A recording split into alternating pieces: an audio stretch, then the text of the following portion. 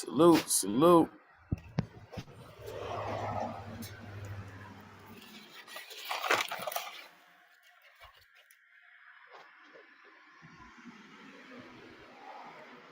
Salute, salute. What's up, everybody? Hit that like button for us, family. Yes, yes, yes. Hit that like button for us, family. Salute.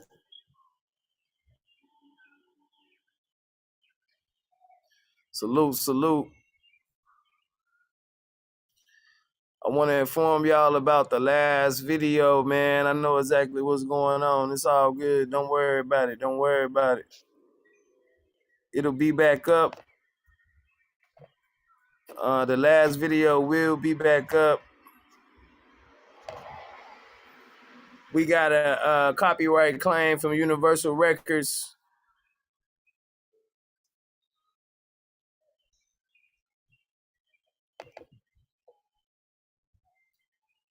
Yeah, we got a copyright claim from Universal Records. Walking Bang Bone, salute, salute. I'm going to throw the link out there. Yeah, we got a copyright claim from Universal Records from Bone's song, Homegirl. So we just going to edit that part out and we'll bring the video back. Ain't no thing, man, but a motherfucking chicken wing, man. Oh, yeah. So I think you can still see the video on the community page, but I don't think it's listed right now. So yeah, it'll be right back.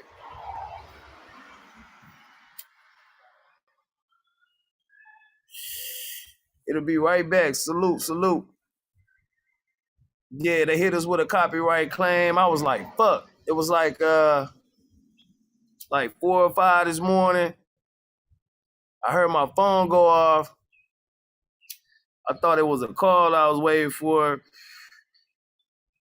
And it was fucking it was Universal. It was a copyright claim. It was YouTube. And they said it was from Universal. And it was from Bone's song, Homegirl. I guess Universal owned that song.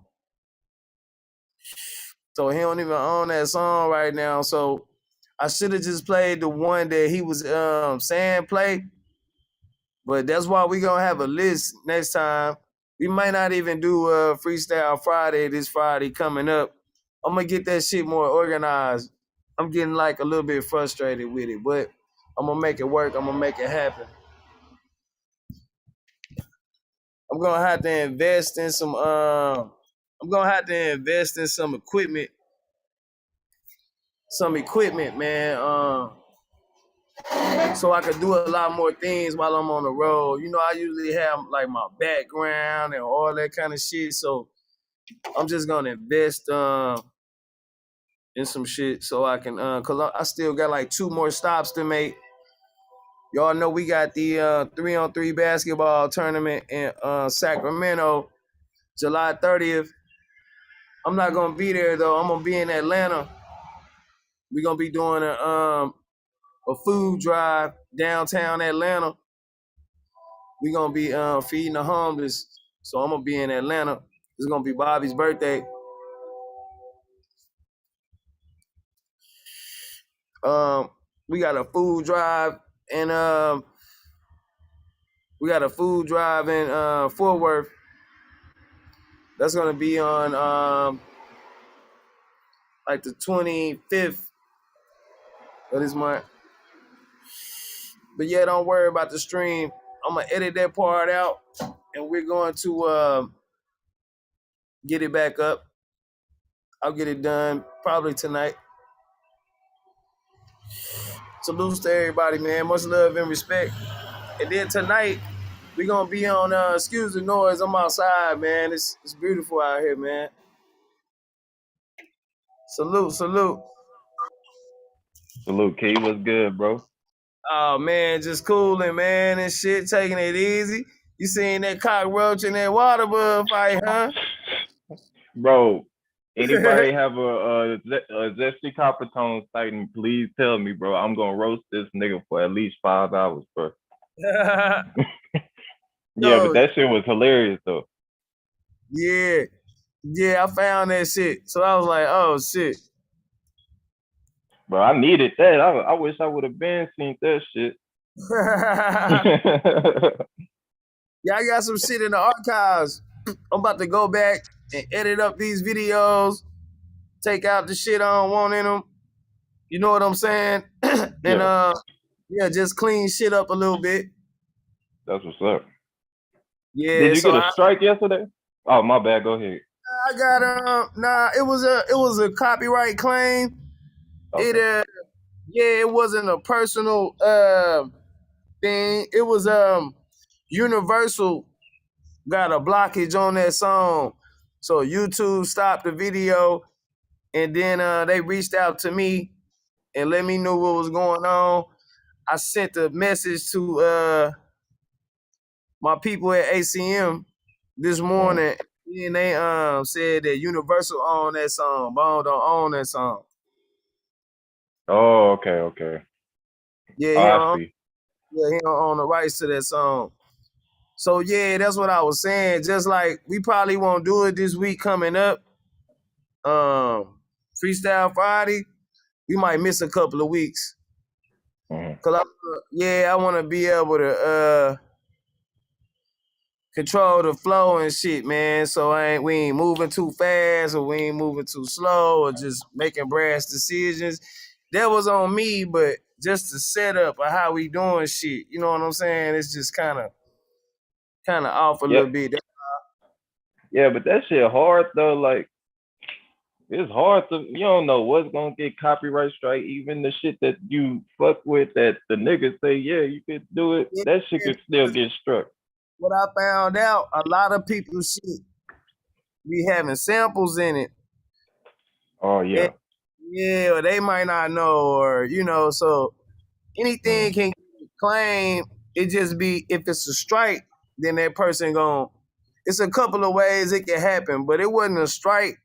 It was just a claim and shit. So I'm gonna straighten it out. I just gotta cut that part of the video out. Like I said, I ain't on my PC, so I ain't gonna be able to then I done got rid of my little laptop I had with me because I ain't need it. It's just extra shit to be carrying around, you know what I'm saying?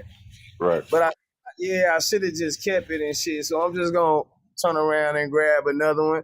I already got like a lot of shit with me, you know what I'm saying? Yeah. Yeah, shit for work and shit like that, uniforms and equipment and all kind of shit like that, man. That laptop was just one last motherfucking thing that I had to have, but I'm gonna have to get that motherfucker.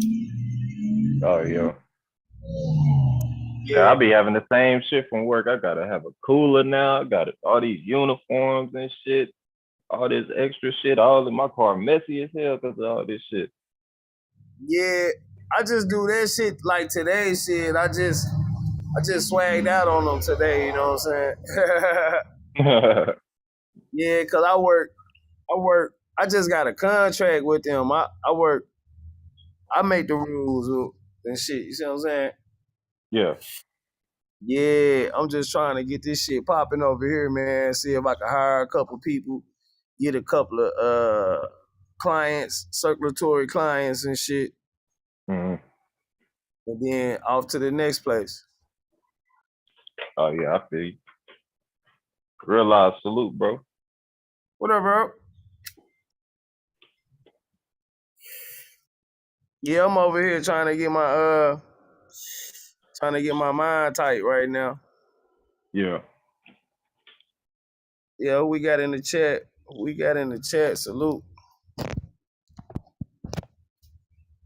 Live, love, life. Salute. Real rap. Salute. Maurice Miller. Salute. Mommy Chula. Salute. Sister Humblin. Salute. Jalen Walking Backbone. Salute. Luminous. Salute. Oh yeah, man, that was a pretty dope conversation we was having last night, man, about that rap shit. Hell yeah, shit. It'd be so many dope conversations, shit.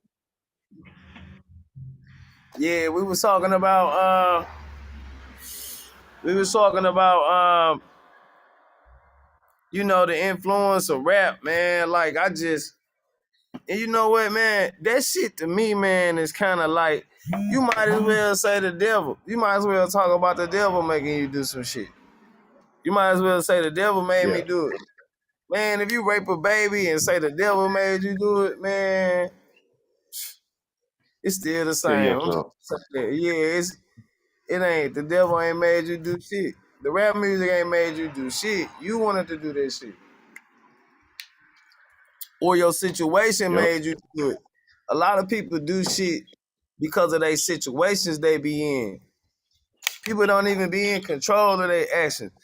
People do shit based on their options. If everybody was doing what they wanted to do, everybody would be living in heaven on earth. Ain't nobody doing what the fuck they want to do. If motherfuckers was doing what the fuck they want to do, everybody would be rich right now. Right? Because that's all motherfuckers want is some money.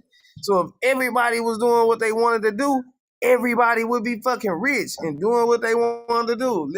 People are motherfucking making their decisions based on their options that they have left. And 9 times out of 10, motherfuckers only get to pick the lesser of two evils. So I fucking understand on some forgive them because they know not what they do kind of shit. You feel where I'm coming from? Hell yeah. What's Hell yeah, good, I Key? agree. What's good, 4-5? What's up, bro? What's You good, can't real life? be preaching Shit. and steady thinking like the motherfuckers you preaching to.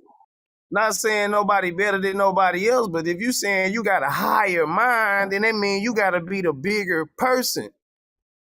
That's what you got up the ladder for, to reach down and grab somebody else. Then boom, they gonna go ahead of you. Then that's how I go, man. That's energy and motion. Salute, bro. Y'all got it. What? I think you bored out, bro.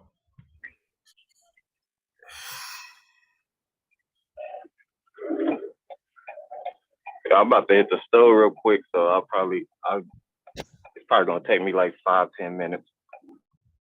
Okay, salute. Hey, you was just talking about energy and motion, right?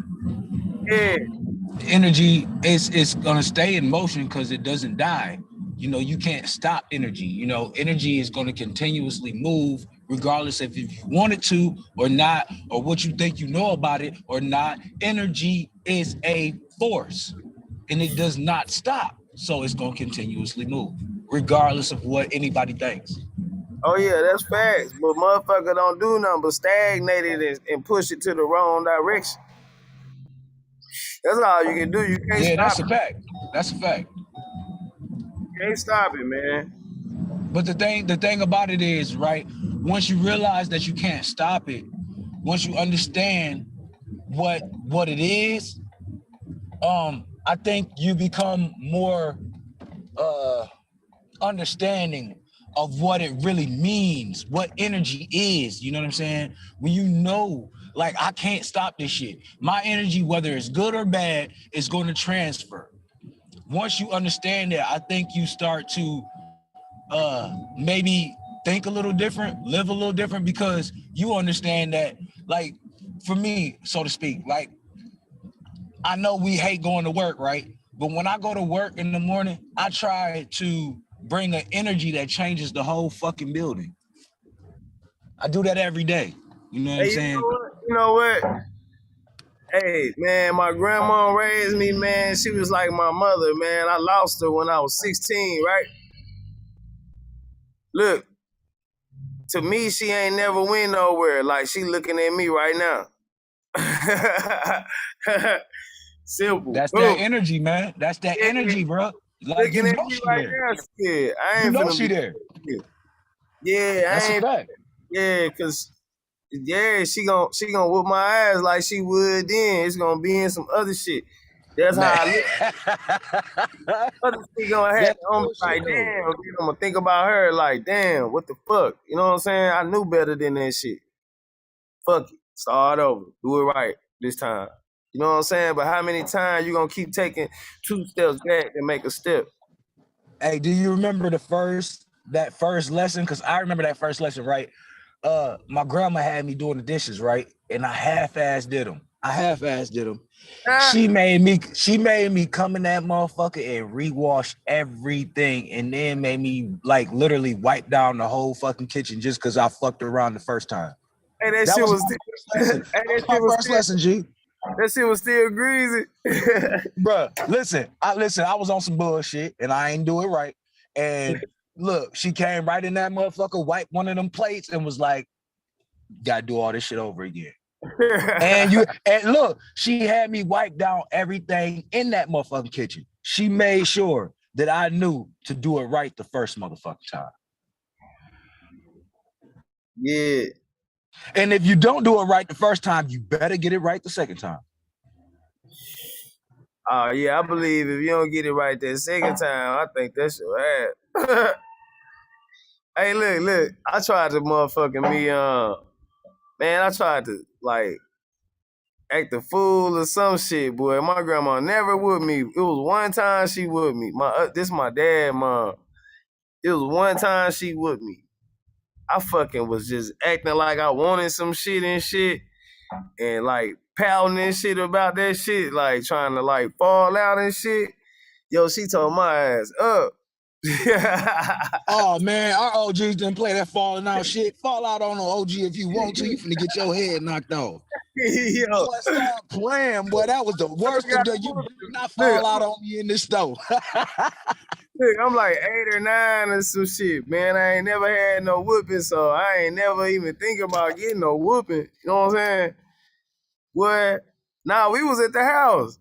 I just was in that bitch tripping on them like, fuck that, I want this shit. Like, y'all gotta get it for me kind of shit. Hey, she told my ass up, boy. That shit got my mind right, boy. I was hurt about that shit for a couple of days. Hey, Key, that's what it's supposed to do. It's supposed to hurt your motherfucking feelings, nigga. I told your motherfucking ass don't play no games. Like, hey, but you know what's crazy though? That pain give you it gives you an idea of what not to fuck to do. Man, like, look, don't do that because you're gonna get fucked up. Pain. I ain't even feel the pain. It was because I was so fucked up over the fact that she was whooping me. And now that I look at I wasn't talking about the physical pain, my nigga. I was talking about the thought. Hey, look, check it out. She let me act the fool for hours, bro. And now that I think about it, it's like me. She ain't say nothing for hours, bro. She just kept saying, all right. And then, boy, I kept fucking with her. And when she snapped, about 8 o'clock that night, that was my ass. Boy, I went to sleep on that shit. I don't even think I came out the room for like a whole day. My feelings was hurt like a motherfucker. Like, damn, grandma just whooped my ass like that. But I played with her so crazy, boy. I had her fucked up that day. On God, I bet she was more mad at you than you was hurt. Because she was pissed off at you. She just didn't really show it like that. Acting like a fucking idiot, dude. Straight up. Bobby Knight. OG, what's up? Grand Rising, everybody. Much love, everybody. Grand Rising. Salute. Much love to everybody, man. Salute, OG. Salute, OG.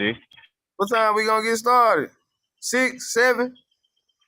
Now, the battle don't start till 9. Yo, I'm waiting on that shit, boy. We got to go out and do exactly what we did last time. About 7:30, somewhere in there. Okay. Oh, yeah, I'm gonna be ready. Mm-hmm. But it was all good. Just checking in with the fam. I'm here. Yeah. Hey, OG, you gonna open the panel so we can come through and enjoy the shit together? Nah, man, I ain't opening the panel for you, nigga.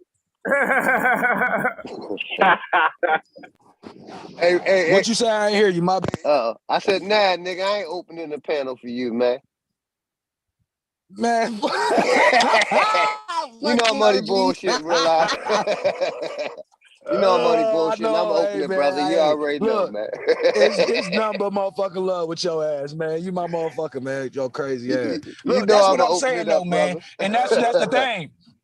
Hey, look, hey, on some real shit though, that's the thing though. We got to get back to understanding, bro. That's who the fuck we are, bro. Nigga, what? You gonna get Joan, nigga, in the motherfucking hood coming up, bro. You gonna get Joan. I don't give a fuck how fly you is. I don't care how good you think you look, man or woman.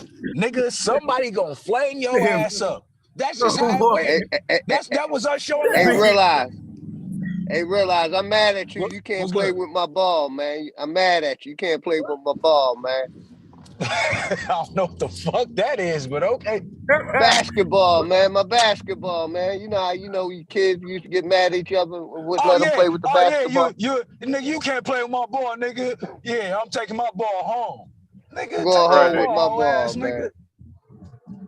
Yeah, that shit used to be funny as hell. Hey, you know what's fucked up is I was always the kid who, like, I didn't have a ball. So when a nigga said we taking our ball home, nigga, we used to jump that nigga like, nigga, you ain't taking shit. Fuck you talking about? You gonna sit out here and you ain't playing. We was some mean ass kids. I ain't gonna lie. Now I think back, like, goddamn. Yeah, Man, we I ain't was. gonna lie. I used to take my ball home, nigga. I was like, fuck you niggas. Yeah, fuck y'all y'all ain't pick niggas. me up. Hey, y'all ain't gonna let me play, nigga. Ain't nobody playing. Fuck you talking about. Right. I realize, What up? you know, what about in '96, nigga? Me and my stepbrother at the time, Steve, nigga. How about we came up that bitch and went from motherfucking Lansing to the D to motherfucking me Muskegon, nigga, Kazoo, hooping everybody the fuck out in '96, nigga, for like 3 weeks straight. It was like, yo, these niggas from Arkansas are killing us on this motherfucking court. What you know about that? Hey, I ain't gonna hold you. In '96, I was boxing, bro. I wasn't even really playing football like that. I was boxing, bro. So I can't even sit here and act like I know what the fuck you talking about, cause I don't. I'm not bullshitting. I was boxing back then, bro. Like in '96, my uncle literally was just getting me into boxing, bro. I just literally had just started boxing. I won Golden Gloves in '98 and '99 and '99. Hey, we gonna have to set you up That's some what's rap up. matches or something, man. We gonna have to find somebody for you, man. Nah, the fuck you don't. Hey, Nigga, I'm a grown ass man. Nigga, I'll chop your head off though. man, too many rounds, man. We'll get you good. I ain't got time for that shit, cuz. Hey, look, I ain't old, but goddamn it, I'm getting there. Goddamn, I'm 37. I ain't trying to fight nobody, nigga. I'd rather sit down and have a conversation, motherfucker. Go get this money, man. Yeah, that's what it is, though, man. Everything, at the end of the day, everything will work itself out if we just stop motherfucking battling against each other. You know what I'm saying? Now, a battle need to be a battle if we rapping. A battle need to be a battle if we capping on each other, if we snapping on each other. But other than that, man, look, time for the bullshit is out. Yeah. Hey, salutes to everybody in the chat. Rashad TSL, salute. My brother Robert Humphrey, salute. Willie Cameron, salute. Kelly Green, salute. Mommy Chula, salute. Love and Light, Kelly, Big Dog. Main Bone, salute. 4-5. Man, cool. Wait. Salute. Luminous. Go ahead, y'all got it.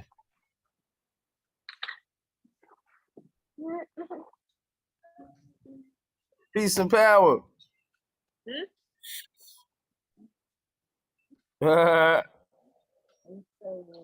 Salute. Hey, can we talk about boxing for a second? Oh, yeah. I've been trying to, like, niggas don't want to talk about this sport. Nigga, what the fuck? We got 5 motherfucking warriors, nigga. Like, for real. Like, I'm waiting to see one of these. I think you bored out, Oh bro. shit. Hey, Key. Man, I've been out in this motherfucking sun, working out, playing basketball, sweating, drinking water. I'm black. I've been working, but Leave that nigga. I think he need to leave that nigga on the motherfucker short end of the stick like everybody else did him. I think it's only one of 3 fights for this man. All right, go ahead and go it's either Shakur Stevenson, it's either Shakur, Tank, or what's the other one? It's one more. It's Tank, Shakur Stevenson, and it's one more. Michael Jackson. Man, nigga, shut up. This nigga Bobby, nigga. This nigga Bobby, man. You get on my fucking nerves, Bobby. Goddamn you, man. You know I love boxing, man, but I just Bobby got the throw out today, nigga. Fuck you, nigga. He got the throw out today, boy. Hey, I know. Hey, look, his antennas is on 100, nigga. Yeah. Yeah. Hey, shout out to everybody.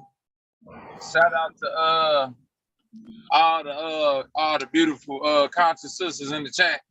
I'm letting y'all know summertime Bobby's in full effect. I got my thighs out.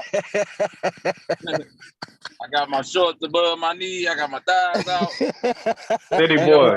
Good conscious energy and righteous love, goddammit. If you want to have a goddamn indigo child, you need to come holler at keynorful, Bobby. The hot boy summer. Your baby gonna come out. Hey, that's crazy. That baby gonna come out with that crown shock that already activated. Yup. Hey, listen. And you gonna know it's activated because soon as that goddamn umbilical cord fall off, he gonna say, all right, go ahead. Y'all got it. God damn it, Bobby. God damn it, Bobby. What the fuck, God, man? This nigga here, bro. God damn. Oh shit! I gotta go to the comment section. Hold on. This is for this nigga here, bro. Oh, shit. Yeah, let me check it out. Oh man, that nigga Bobby. Oh shit. Hey, salute my nigga Key, man. Salute, man. Yeah, man. Shit, I've been outside today.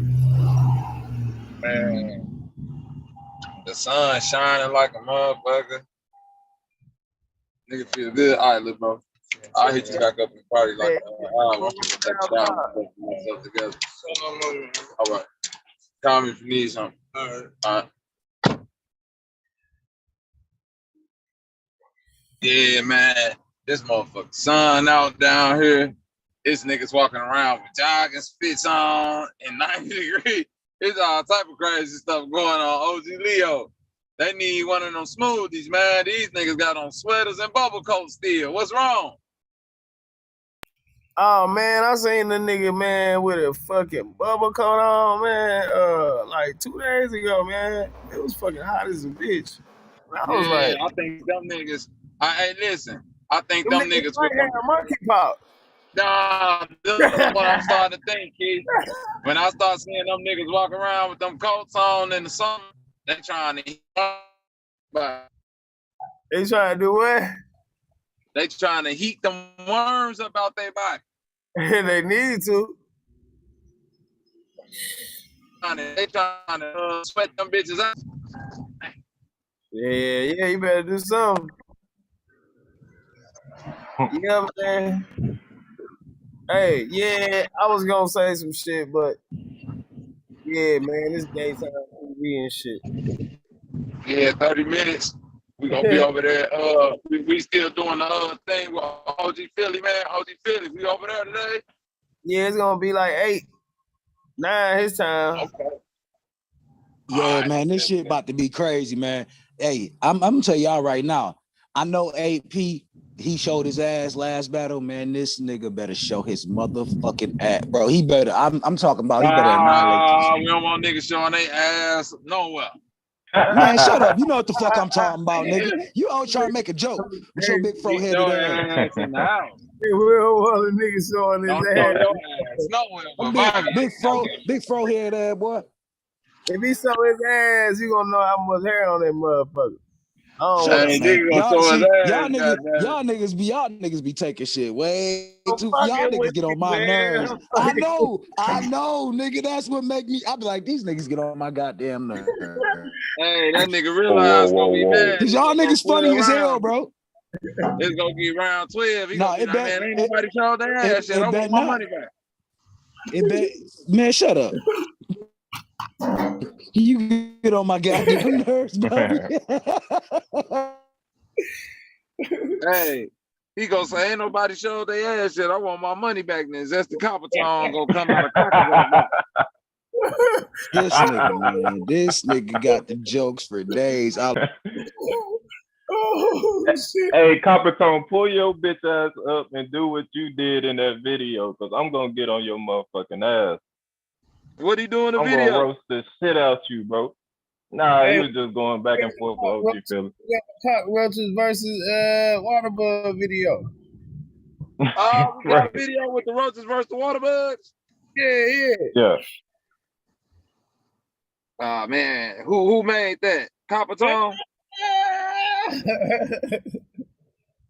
Nah, it was key shit. I had that bitch. In the motherfuckers in the safe, man. Man, the roaches versus the water bug roach war, man. That shit been going on since the beginning of the Copper time. want to battle everybody on that bitch, didn't he?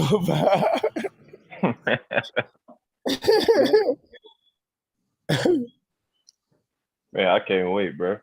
I hope I see this nigga tonight. Hey, I ain't gonna lie though. On Ain't this nobody film. get roasted like Dan Calloway got roasted this week, man. God damn, bro. That Hey, man, nigga who Tariq, roasted Dan he did Calloway? dang bad. Man, Who? listen, Tariq Nasheed roasted the fuck out of Dame, bro. Listen, it was bad, bro. It was bad. Oh yeah. Nah, man. He made a whole video with a goddamn hand puppet and everything. Tariq get it in. I ain't gonna lie. Nah, bro. That nigga Tariq Nasheed ain't did shit, man. That nigga was smoking on the crack pipe with that puppet up his ass, man. Yeah. No, on some real shit. That shit was funny as hell, Bobby. I swear to God, if you a watch that shit, motherfucking you'll laugh, nigga. That shit was hilarious. That shit was We gonna have to see what's up with that shit. Yeah, you a lie. You a lie, hilarious. Joe. Hey, Bob, listen. Bobby always doing, fuck with Dan, impersonations of people, bro. I swear to God, It was bro, hilarious, if though. you I go gotta watch give it to him. Tariq, It bro, was that shit hilarious. was funny as fuck, If bro. OG said That it's shit was hilarious. funny as fuck, It bro. was hilarious. Listen, we know Dame be speaking that shit, you know, this shit, but man, Tariq got on his head, bro. Man, I'm gonna have to watch this shit. Yeah, I'm gonna sit down. I'm gonna sit down and pull watch that shit up right now. I want to hear it, man. That shit funny as fuck, bro. Yeah, nah, I ain't heard that shit right there, bro. these right here, bro. I'm gonna go grab some more stuff. Bro, pull that shit up. I swear to God, my nigga. Somebody pull it the fuck up so we can all hear it again, because it's hilarious. I definitely heard it. It's This funny. nigga, he fried that nigga, bro. I mean, he fried that nigga, bro. Who page is it on? 4-5 or OG, I think y'all the only two people that will be able to pull it up right now. I mean, you I'm can on pull my it up on phone. Tariq shit. Tariq, the one that put it out on his page, man. That shit, I'm sorry, bro. That shit I fucking don't funny, really bro. trust that nigga though. That nigga might try to fucking strike. Me either. Yeah, I don't trust I Tariq heard neither. I heard it on one of Yeah, our don't do it. shits. I heard it on one of our shits. But Yeah, I it heard was it on hilarious. Aboriginal TV. I'll be pulling up. Aboriginal TV. Yep. Yeah, I ain't gonna even play with him. That's why I heard it on Aboriginal TV channel. Hey, shout out to the pimp named Tariq Nasheed, man, for coming out with that Hidden Colors, man, and selling people back their history that they already know. That nigga a cold player for that shit right there. Had niggas buying DVDs and shit. Shout out to that nigga. Hey, shout out to that nigga for collecting $1 million motherfucking dollars and still not opening a museum while he talking about other people. Man. Yeah, him and Umar Johnson, man, they are the forefront leaders of the Black Pan-African Revolutionary Hey, those Hey, you know what's Indian and fucked up? cockroach water You know what's bug fucked mix. up? Hey man, look, we watching all these niggas, man. They been talking all this Pan-African shit, right? I heard Umar Johnson, he was standing on stage in front of all these motherfucking niggas, right? And he gonna say, yeah, this is our land. Da, da, da. I'm like, wait a minute, nigga, ain't you Pan-African? But you talking about this our land type shit. And then you hear this nigga, you know what I'm saying, talking about FBA, nigga, bro.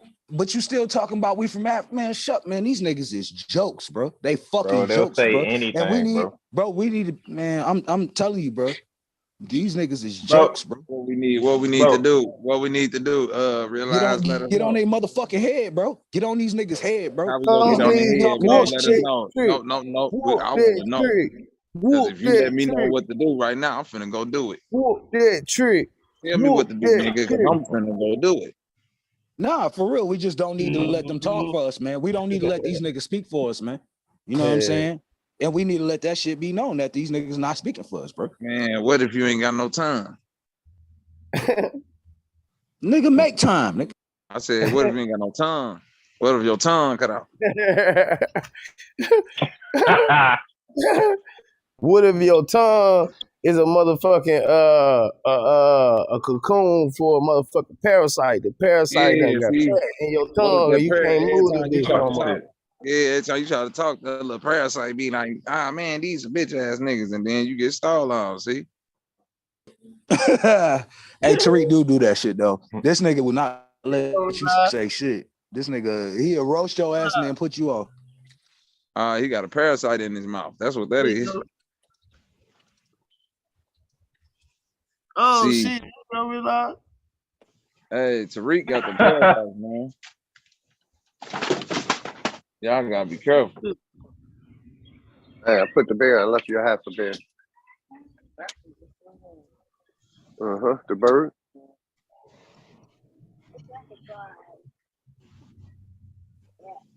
Hey, have y'all been listening to I love you. Empress Holbert lately? Y'all been listening to Empress Holbert lately? Emperor who? Empress Holbert. Who is that? You don't know who one of the matriarchs. Man, listen. She ain't my granny. No, I ain't say that. I just asked the question, bro. What she do? I'm even though I'm being facetious. Yeah, I listen to her, bro. I listen to her. I really want to know she what in the Aboriginal community, Bobby.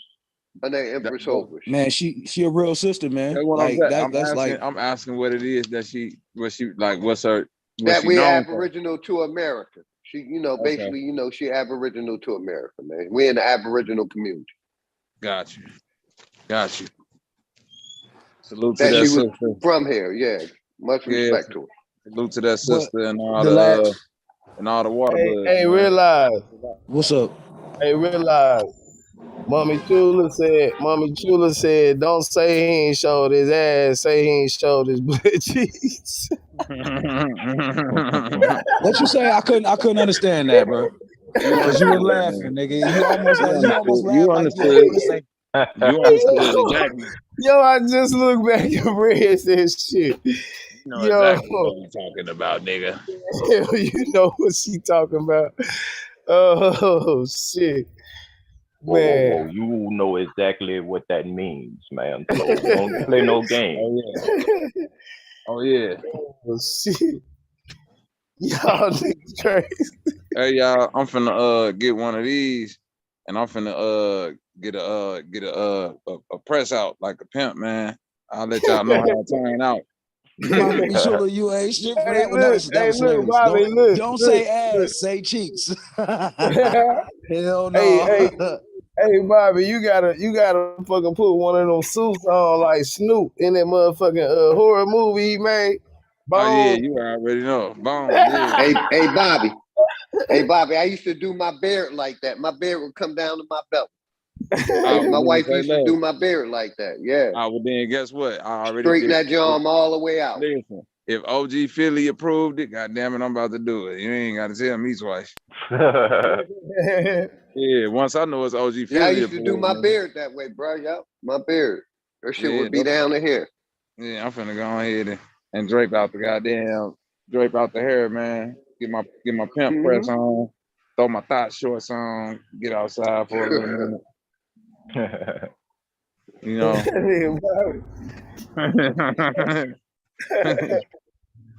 Yeah, see, they keep on wanting to say nigga stop. Don't worry about it. I'll show you better than I can tell you. Oh shit, Jalen. Salute. I'm letting you in now, Jalen. Who that is? Bank Bomb? Yeah. Salute, Jalen.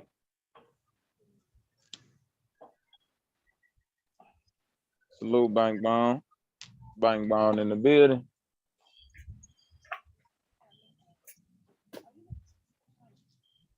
Yeah, walking like a bank bomb. Yeah.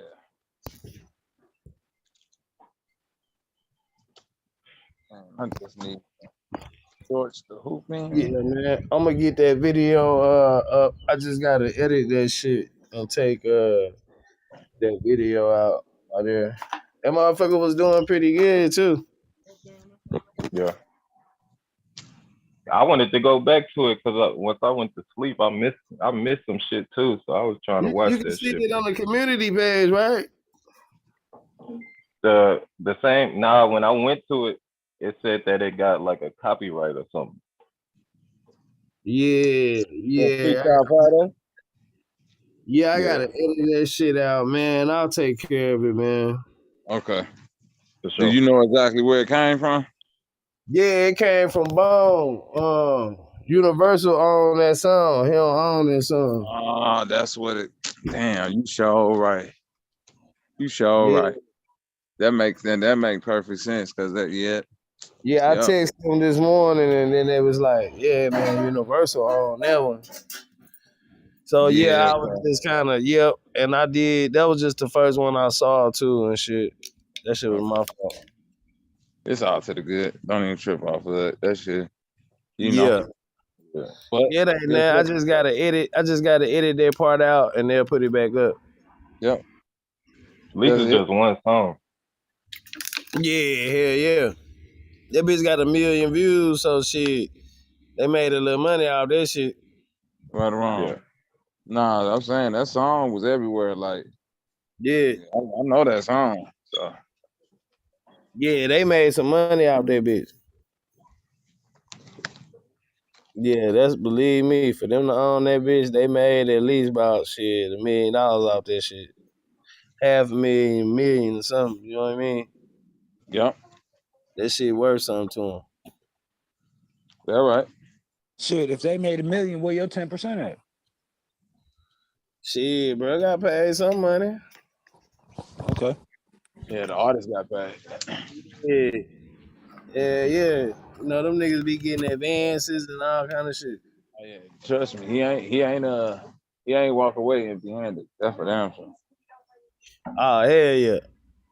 Yeah. Them niggas be getting paid just how you get paid. You gonna get the money, but it just depends on if you get that shit in all hundreds, 20s, 50s, women, studio time, beats. How you gonna get it? Somewhere to live, you know what I'm saying? Right. Yeah, you get it. Niggas always get their money. It just depends on how you collect your money. Because when you come back asking for this number, they gonna be like, man, remember when you was staying with me and I bought you them socks and them fish sandwiches? Right? They gonna be like, man, I bought you 20 fish sandwiches. Then remember them shoes you needed? Yeah, your studio time, man. Then you remember I took you shopping them 3 times? Right. That shit gonna add up. They gonna be like, man. Shit. Hey, I'm gonna fall back for a second. I'll be back.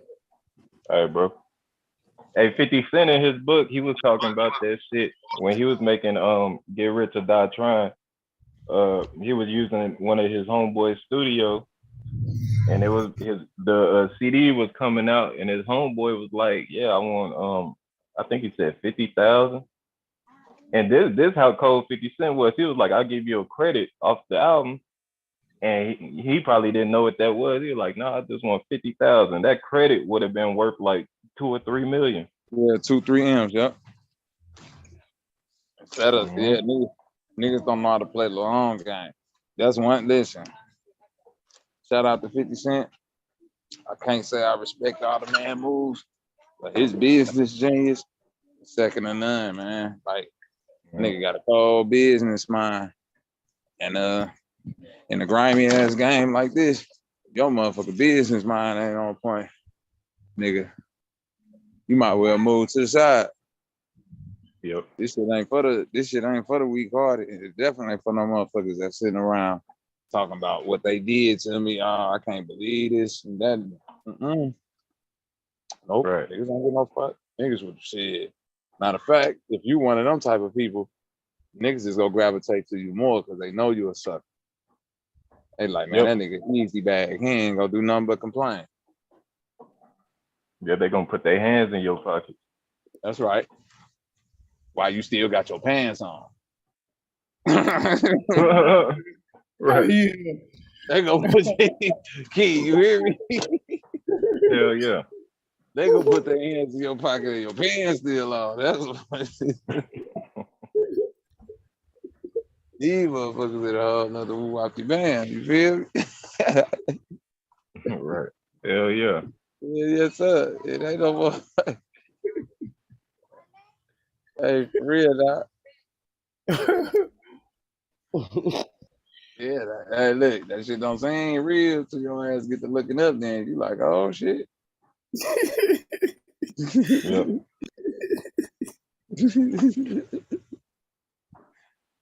Yep. Motherfucking shit be all good, and all of a sudden you be like, damn, how much you said I owe you? Damn, what? Right. Just touch my shit, nigga. Right. The fuck you doing, bro? Guess what he gonna say, man? Don't move, cause you know how much you owe me. You gonna be like, damn, for real? Yeah.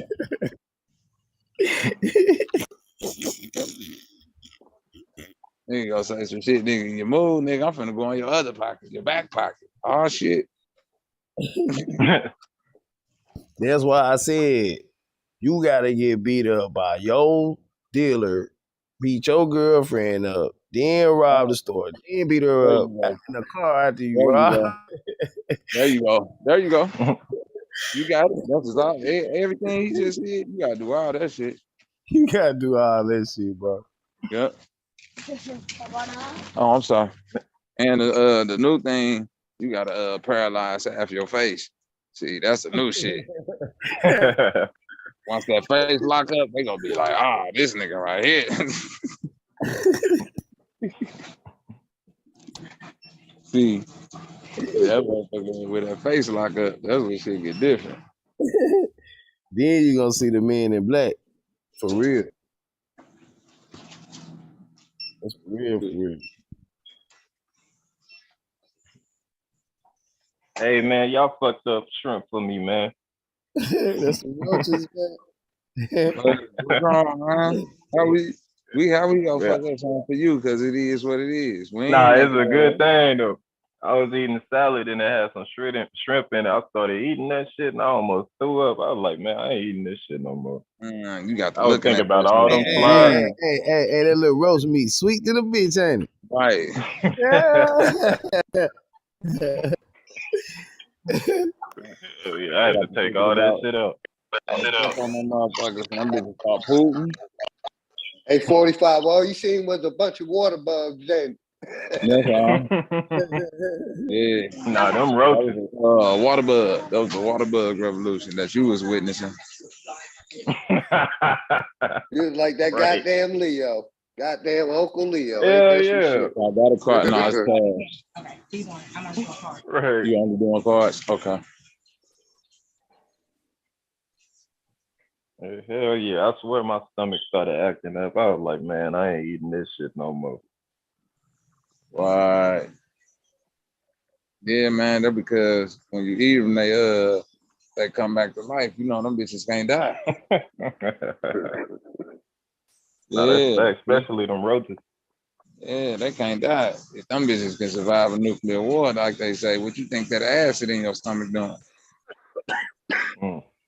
That shit like they get to drinking that shit, they turn into zombies, nigga. Yeah, That should be a movie. man. If they make that a movie, man, that'll ruin the United States. They can't do that. Mm-hmm. That's what I motherfuckers So thinking. That's gonna ruin the whole economic system, collapse some shit. Niggas ain't gonna eat a motherfucking roach ever again. Right. Hey, man. OG, is this some personal shit with you and Capitone? Why Capitone be so fucking angry and passionate when he be talking to you, bro? Because he love OG. You can't tell? Yeah. Man, I Bro, don't if know what something it happened to is, OG, man. he might die, bro. Listen, bro. That's called misplaced admiration, man. Mm. You see what I'm saying?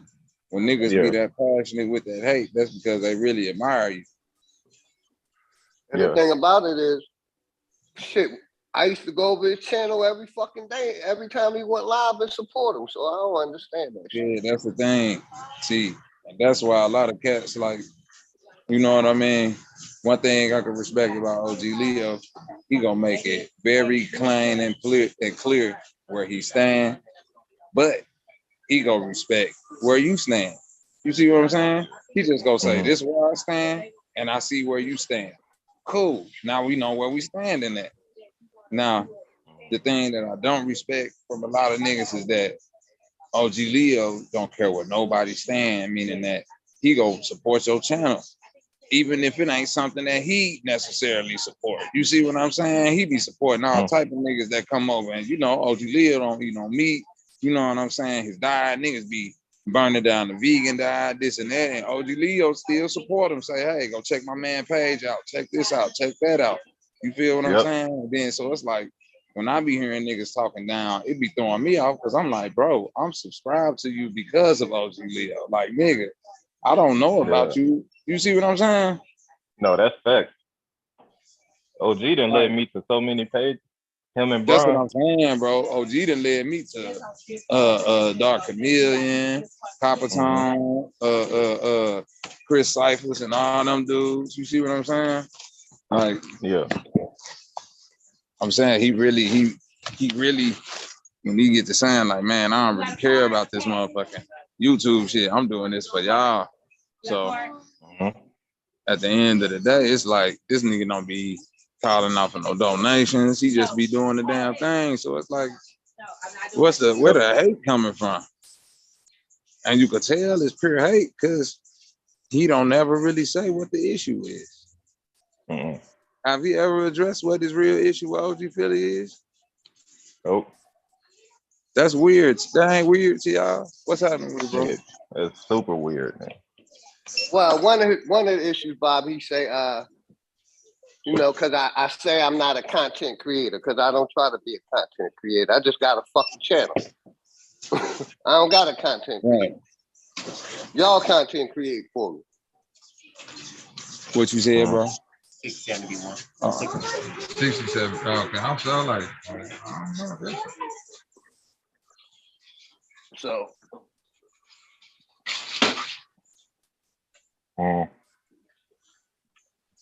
And my thing is like, I love this, like talking shit, roasting shit. I could do this shit all day. So I'm kind of annoyed that these niggas don't hit the link when I'm on the fucking panel and shit.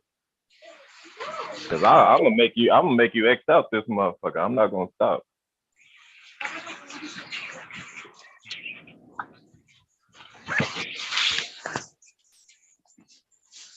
Can't nobody kill my energy.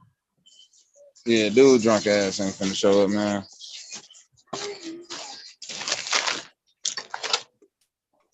Man, but if he do, man, let me get at least 5 minutes just so I can go in on it. Shit, you can have all the time you want with that nigga. Man, listen. Justin Bieber showing early signs of recovery already. Who? Justin Bieber? Showing early signs of recovery already. What happened to him? That worm was in his ear. Look, Oh shit, man. I'm gonna read it. He said that worm was in his ear. Man, you ain't see how that nigga face was moving like a robot, man. I'm telling y'all, man. Hey, listen. I've been getting this download. I really don't. I ain't gonna say I don't care, but I know when I'm getting this download, when I be getting these downloads, I know they real because it ain't like I'm searching for no information. It's just coming to me, and it's like I'm remembering shit. Like the technology that we concerned about, like these machines and robots and like wires and all of that shit, bro. I'm telling y'all, that shit is not what you think. That shit is these fucking worms and these different little parasites that could be controlled on a frequency scale. And every time, and like until we start really looking into like the ancient technology and how they was working with electromagnetism and frequency manipulation, you know what I'm saying? Sound manipulation, vibration manipulation. We always gonna be caught up in some fanciful, matrix shit. You see what I'm saying? We think they go snatch us and throw us in pods and all of that. Man, you already in the pod inside your body and and the shit that's in the pod is the shit that's in your body. You the pod. Check this shit out. This shit say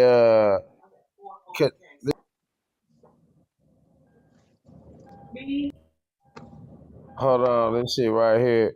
Yeah, this shit say Canadian pop singer Justin Bieber is showing early signs of making a recovery after he was diagnosed with a virus that left half his face paralyzed, according to a surgeon who specializes in face paralysis. In a video posted on Instagram, Bieber said he had contracted Ramsay-Hunt syndrome, which affected nerves in his ear and face. He noted that his right eye was not blinking. Charles Nduka, a consultant plastic reconstructive surgeon in Britain and the co-founder of health charity Facial Palsy UK, said about 75% of patients with the syndrome who receive early treatment, including steroids and antivirals, make a full recovery. Now look, these neurons, I was talking about these neurons being fired up and these dim ones. This is why I was going to this, because that when it say that it's affecting his nerves, that what the nerves are. The nerves are the neurons. It affected his Yep. neurons. Yeah. Nerves, neurons, Nimrods. Yeah, them the dim one. That's Right. them dim ones right there. That's your Nimrod. Think about neurons, Nimrod. How Nimrod was the one that ascended, that was trying to build the tower to heaven. You see what I'm saying? How they say your neurons always trying to build more connectors so they can get to a high stage of consciousness. Oh yeah, see, You know what I'm saying? if you'd have hit them with the light, if you'd have saw Justin Bieber light projecting, he wouldn't have had no light where his jaw and his ear was. It'd have been dark. It'd have been dark. Yeah. And guess what? If they would have did an MRI on his brain, the areas that control that part, them nerves would have been dark too. Yep. Yeah, it'd have been That's dark right. there too. Yeah. That's right. That's what that worm at, that parasite. See, it's moving around. And even though that motherfucker little, when it get in your body, it magnify because your light bouncing around in there. So it's like this little thing, but when the light hit it, it magnify. And it's like, it's projecting on to your consciousness. That mug in there causing spiritual destruction and physical destruction. See, it's shitting and pissing, which is destroying the actual matter or what you perceive as the matter. You see what I'm saying? Creating toxins, cancers, tumors, you know what I'm saying? Itchy skin, dandruff, pus bumps, pimples, all that shit. And at the same time, it's interfering with your light code, your synapses, your receptors, neurons, electrical frequencies. You see what I mean? This is akin to like if a nigga was in the this like if a nigga was in the basement where all the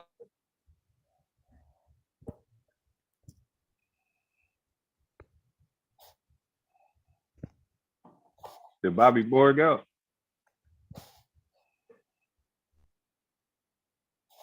you see what I'm saying? Oh yeah, you borged out, Bobby.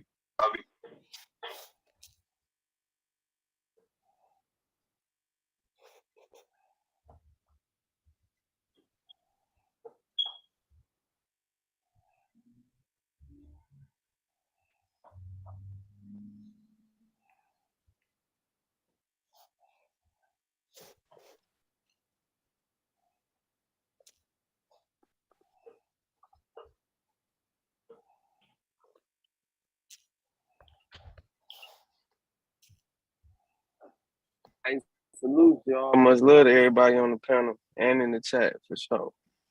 Salute, Jalen. Salute to my brother Grand Rising, man. Much love to everybody. Y'all already know, man.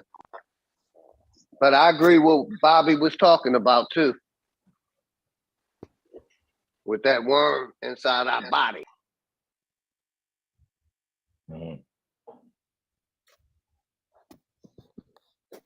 And that shit burn like a perm. Man, look at this shit right here. What that is? Psilocybin pills. Oh no, what the fuck? Who was this? Steve Sachs? Nah, psilocybin.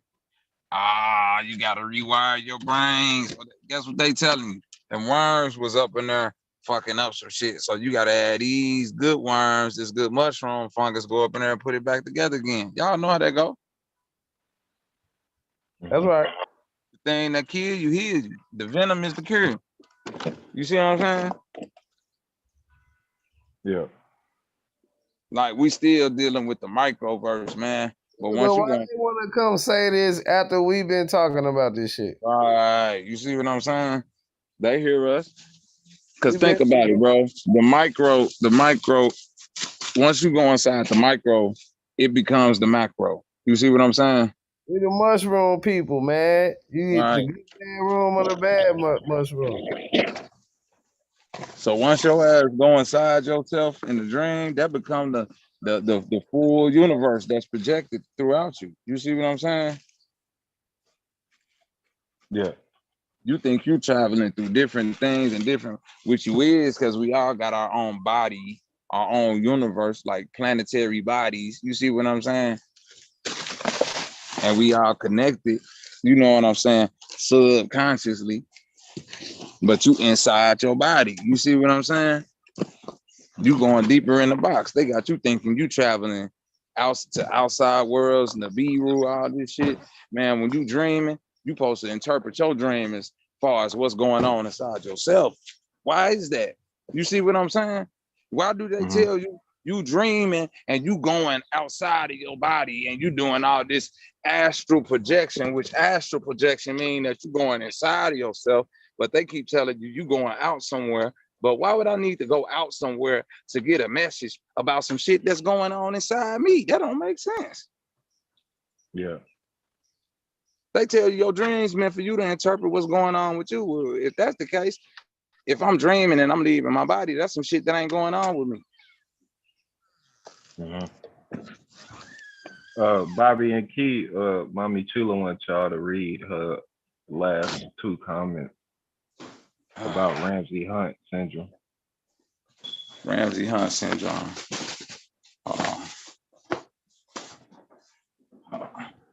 You ready to do this for me, man? Oh, wow. I'm not ready at this current moment, but I got you.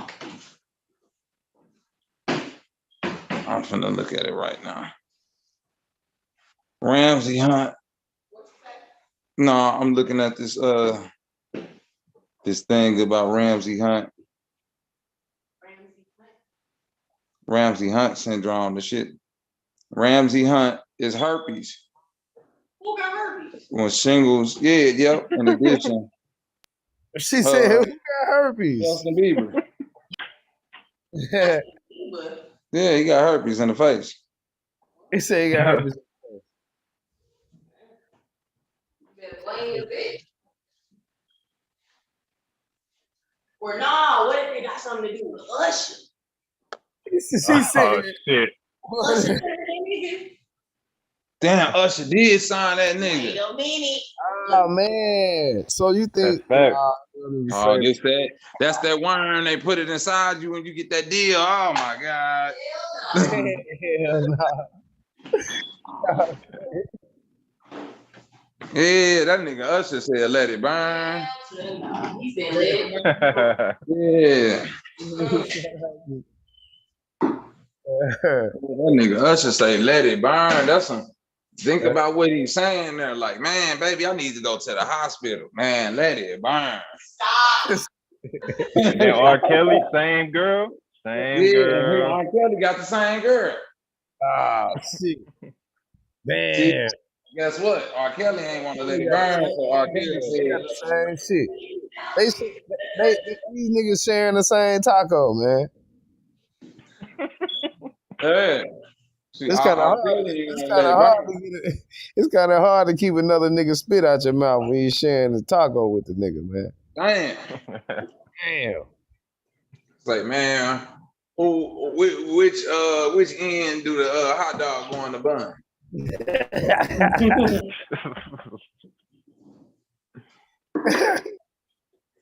Hey, you know one thing as a kid I could never do is drink orange juice or milk after somebody.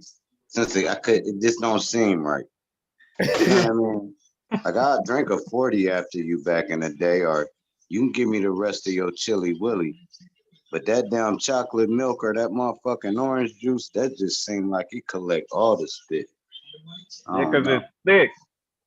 It's thicker. Yeah. I wouldn't drink after nobody, boy. My grandma be like, I ain't drinking no 40, nothing. I wouldn't drink after Listen. nobody. Niggas be looking at me funny when they pass me the blunt and I burn the end. They like, damn, what's wrong with you? Nigga, That's Yeah. what what's you're wrong with you? supposed to do. Pinching that wet shit off.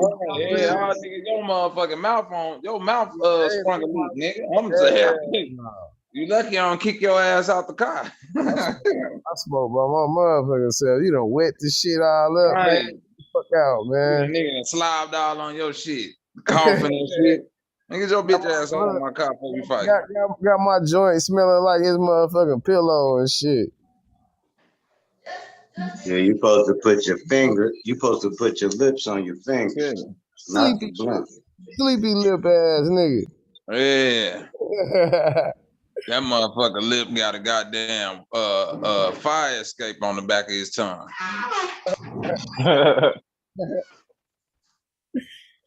Yeah.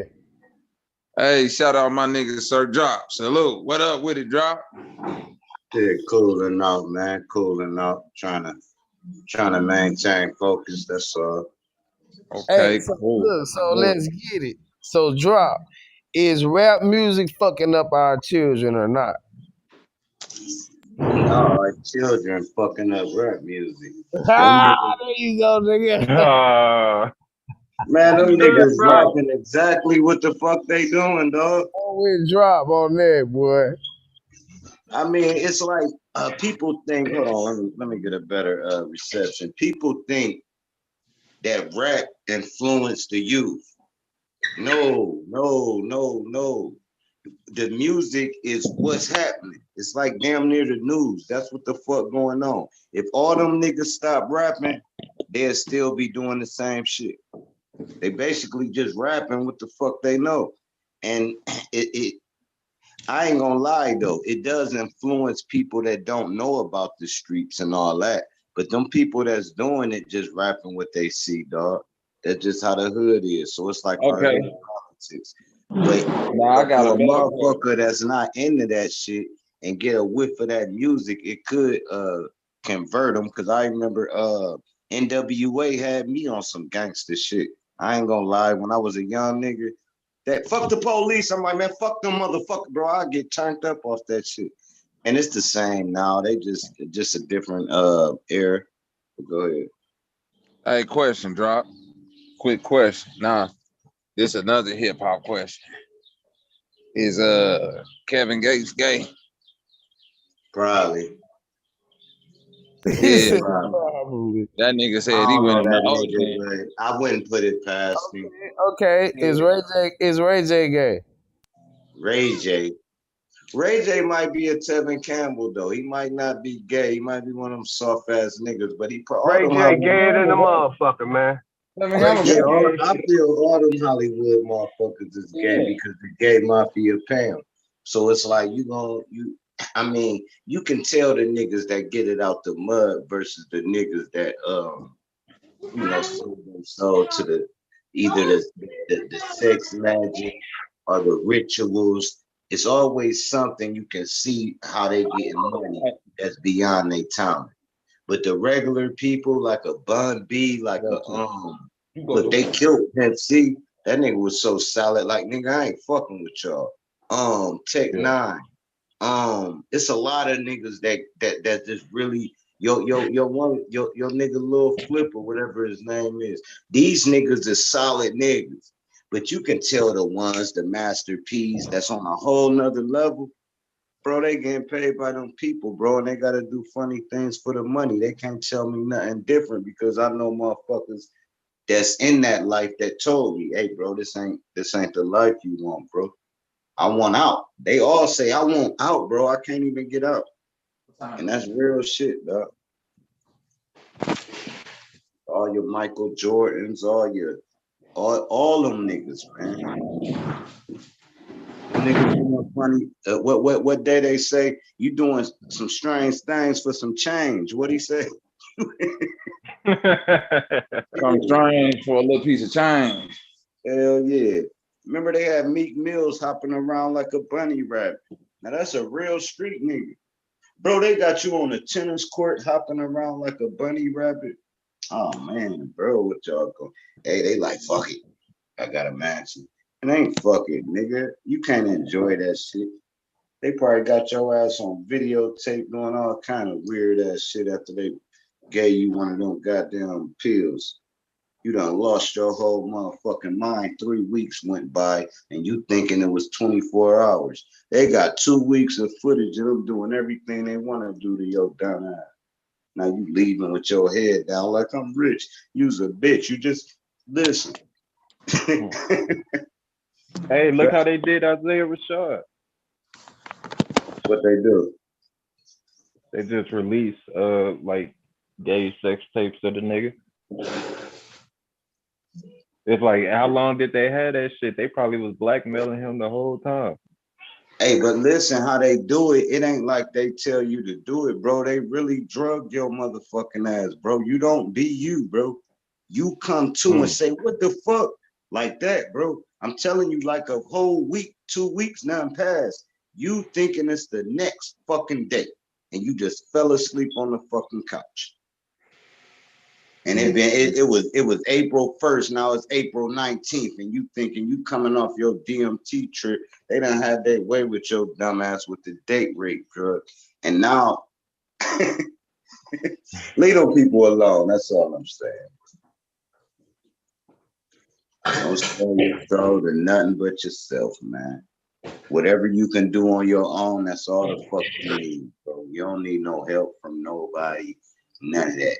If you can't get it, you don't deserve it, and deal with it. Goddamn it, I don't care if you're not on the floor. You don't need nobody to buy you no bed, nigga. Sleep your ass on the floor. You can't afford a bed, nigga. Afford a bed next to it. What the fuck? And if somebody help you, that's on them. But you shouldn't have to ask for nothing. You're supposed to deal with what the fuck you can do for yourself, and that'll keep you moving. But once people start helping you, and now you all dependent on all kind of different shit, bro. Who dependent on you? That's a man. I'm trying to cut dependence off. The fuck? But look, never mind. Fuck this. But drop, that remind me of something like a build that we did like 3 days ago, where homie came, respects to him, I fuck with him, but he was like on some like the elders failed us and shit. And I'm like, bro, after a certain age, you can only fail yourself, bro. Like, I ain't blaming no niggas for what I'm going through. A reason why the elders ain't fail us, because the elders was living a different time. They were living their time. We living in a cell phone era, all this millennial shit. How the hell they fail you when they didn't have the shit you got? They weren't thinking on the frame you was thinking on. They were thinking that, damn, I can get drafted to war. Damn, them motherfuckers won't let us drink out of water. These motherfuckers will kill us if I speak to a white woman. They were dealing with a whole different thing. And for people to say they dropped the ball is retarded because we don't have to deal with it now. And guess who stopped that era?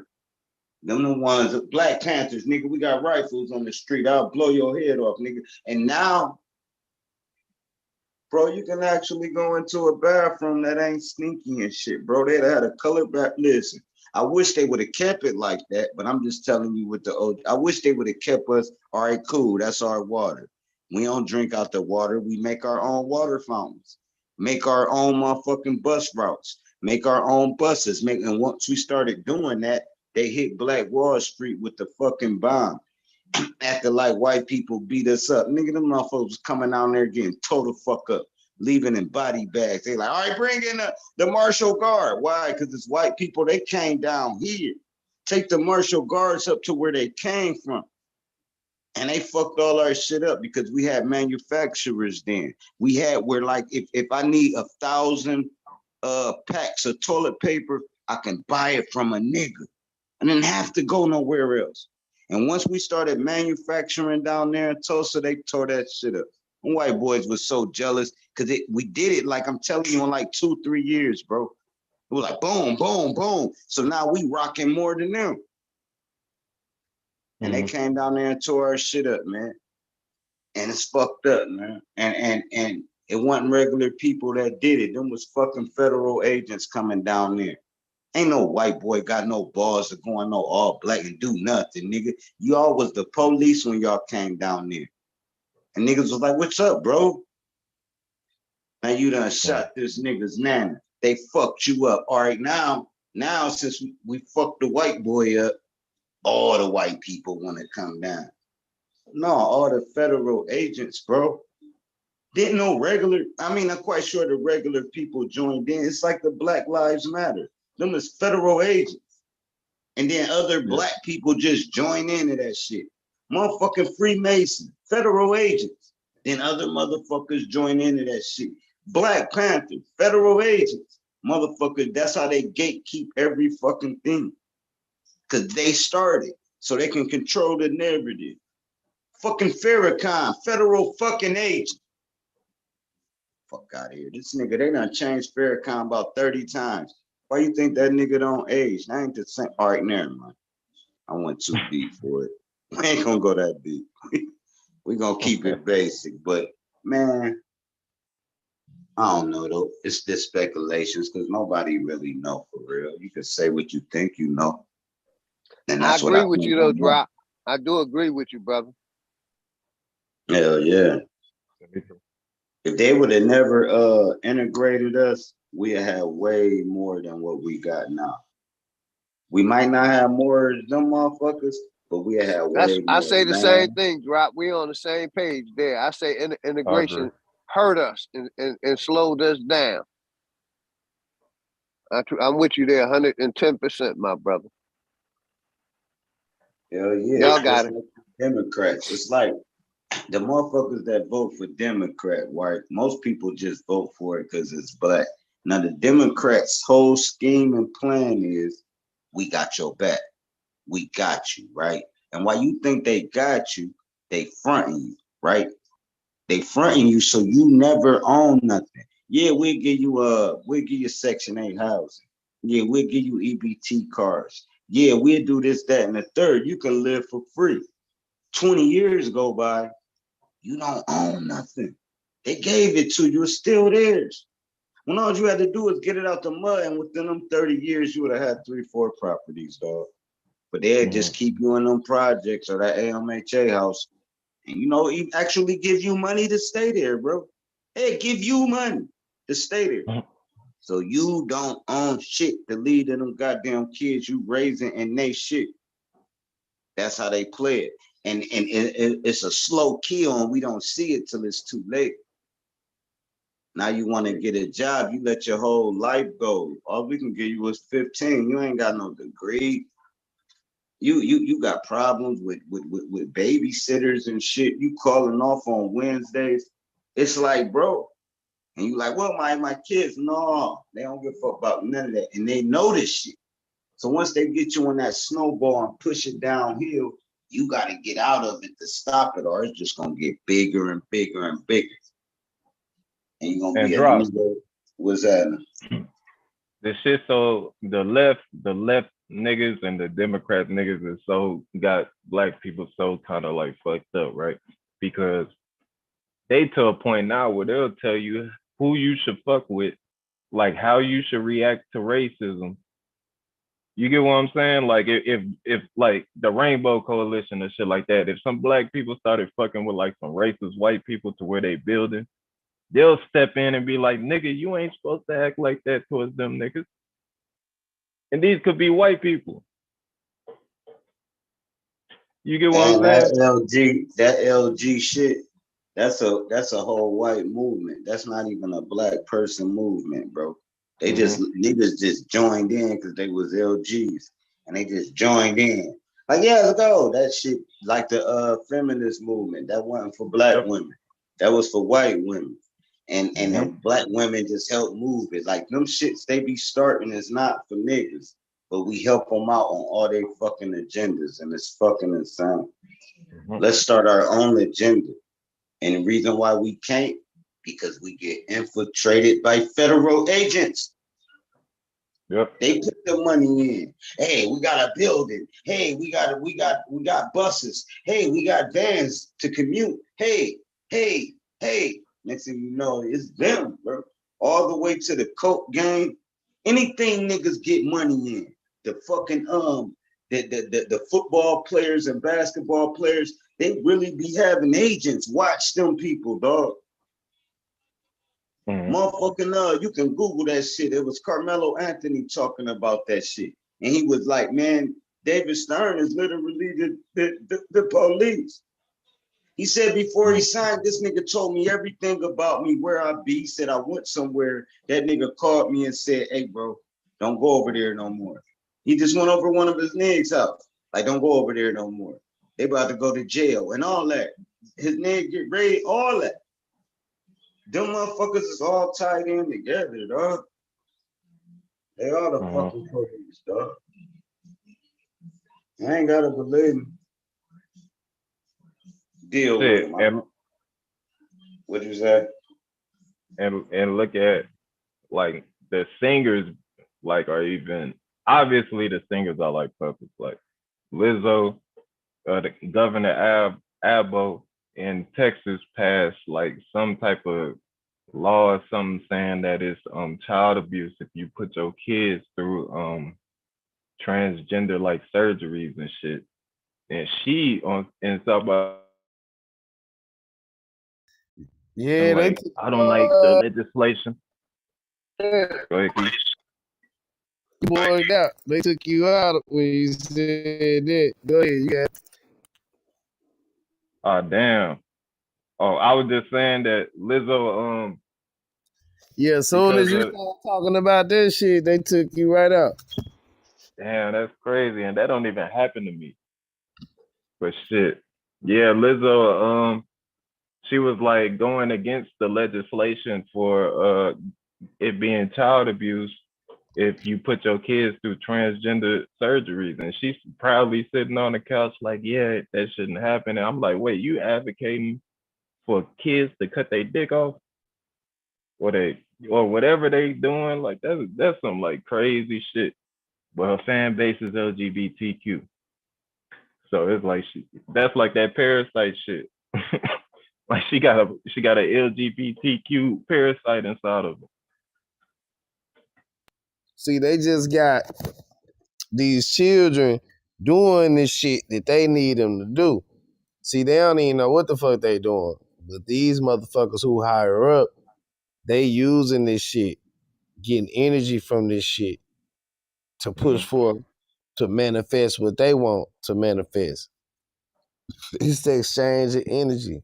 It is what it is. That's how they shit manifested. I just found some shit. Well, now they talking about they found penis pendants in ancient UK. It's from back in the day. Somebody would award for protection and all this kind of shit. You see how sick they is? Like they try to implant shit in people's head and shit. Yeah. And people Yeah, would go with that shit.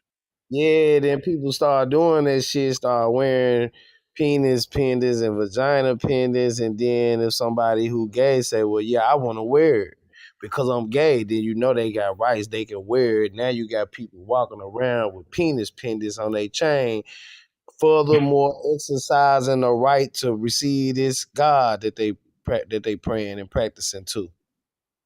Yep. Facts. Still adding to the ignition of this energy, constantly igniting the fire of this energy, stronger and stronger.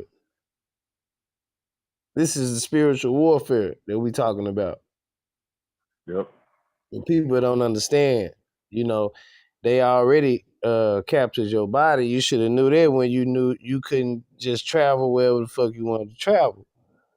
Then they capture your mind because they make you like the shit or get addicted to the shit that they need for you to do to lock you in. And that's it.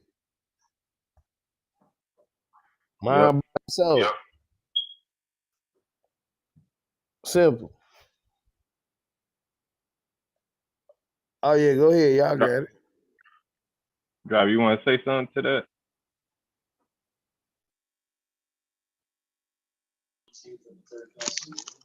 Shit, hell no, not me. Matter of fact, I'm about to go proofread these raps and shit right quick, man. Okay, I got you. All right. Yeah, I'm about to boogie too. I'm gonna go crank up the live on my end, man. I'll see y'all in a little bit. Yeah, you what you gonna do, the pre thing? How we gonna do the how we gonna do it? Do I need to start over or how we do that? I don't even know how Nah, to so you can keep it going, man. Okay. And basically when the John come, you can screen share it. You know what I mean? Okay. Okay, Because that's bet. what I'm gonna do. You know what I mean? Okay. I'm gonna go to Lex channel and screen share and have people on the panel. Okay, bet. That's All what right. that's what we gonna All do. right. All right, All OG. right. Peace, everybody. Much love. See y'all in a little bit. All right, peace, OG.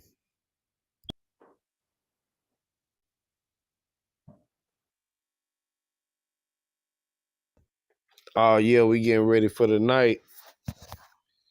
Everybody getting ready for the night, man. So yeah, we'll share the match. For sure. Oh yeah. Salute, salute. Let me check here in the chat. My brother Paul Baldwin, salute. Oh geez, Philly, much love. Sister Kelly Green, salute. Kenneth Powell, salute. Sister Popcorn, Metal Face, Sister Humlet. Salute, salute. Sir Drop, Mommy Chula. Salutes to everybody. Zay.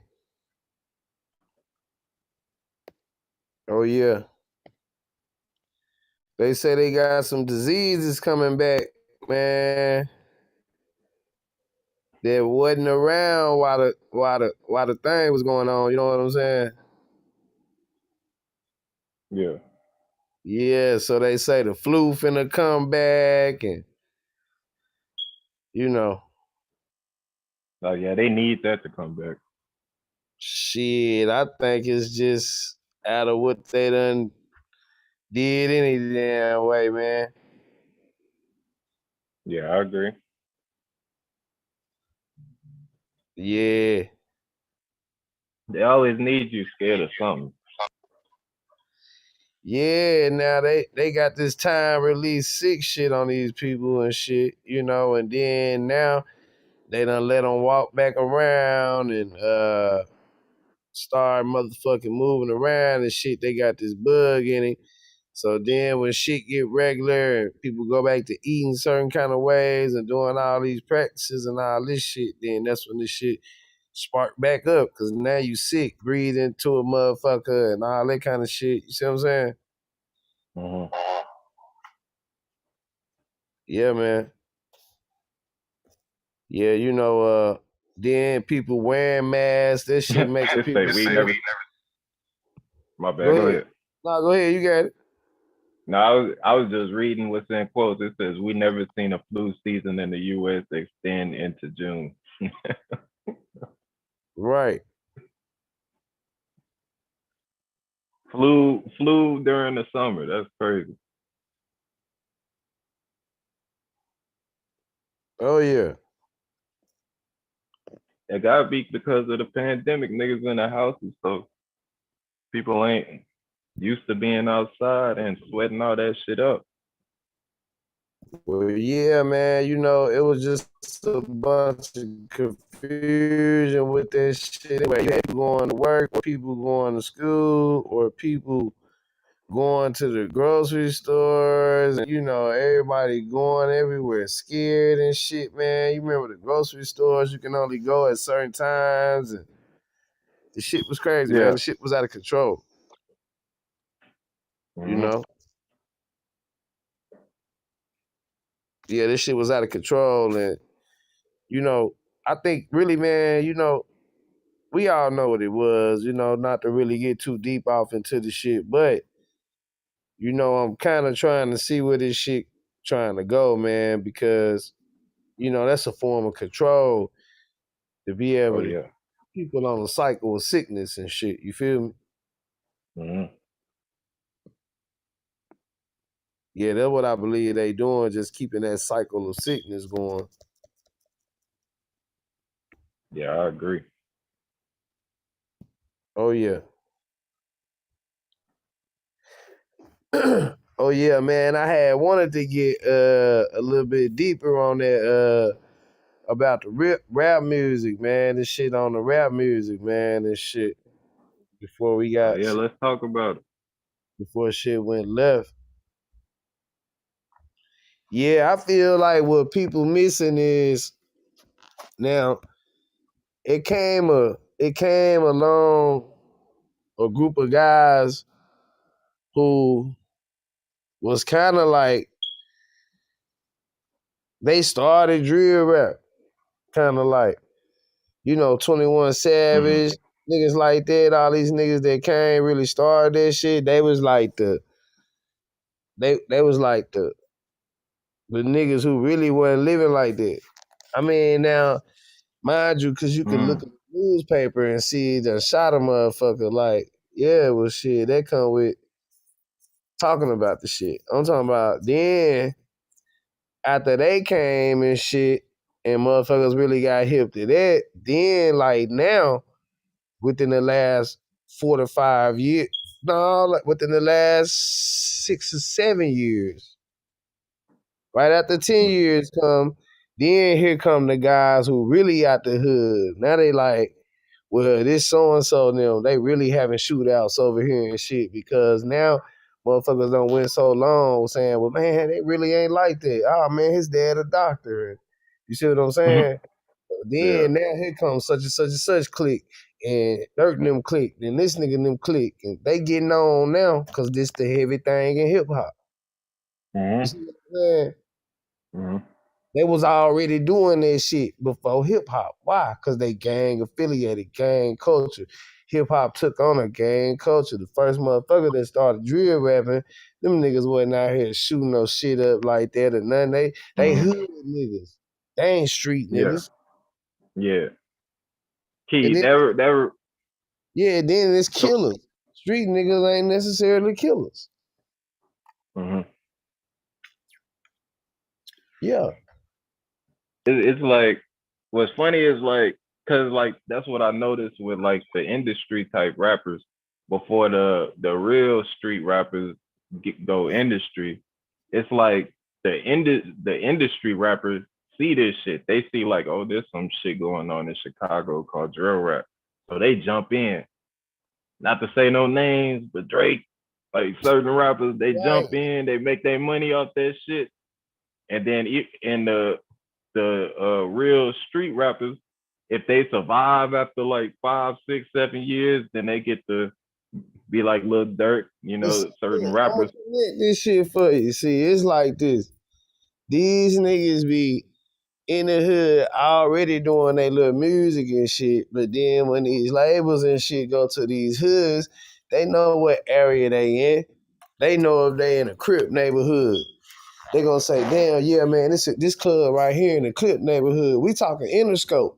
We talking Universal. They in the neighborhood at a bar, this a Crip neighborhood. So then this a Crip neighborhood where they come to this place, scouting talent. Then who the top Crips that's performing with this music shit? Boom, Nipsey Hussle. Boom, WC. You see what I'm saying? Or Blood neighborhood, vice versa. This how this shit goes. So that's how them niggas start getting up. Yeah. Yeah. You know, that shit deep. Them niggas more prone to get the deal because the record company like, shit, they got the whole South Side on lock. They got, rather than let's get this person, fix this person up, hope this person sell a record. We know this nigga finna sell a record. He got the hood on his back. We gonna keep repping his hood. So they continue to buy this shit. Yeah, I use examples.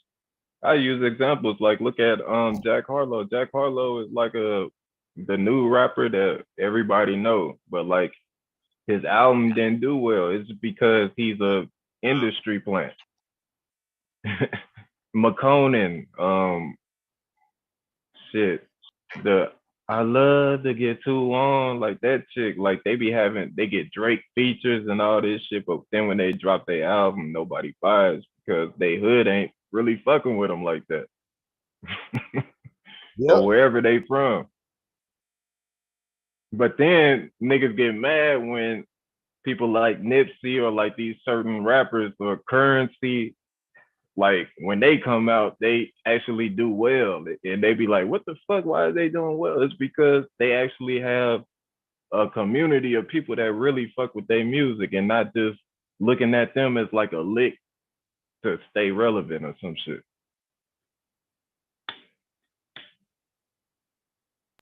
Oh yeah, I'm with you on that, man. That's the difference you're gonna be able to tell, man. It's like hood politics and shit. That's like they gotta do that, man. They marketing when they do that shit. That's like I'm not finna sell chicken in a city where motherfuckers don't buy chicken.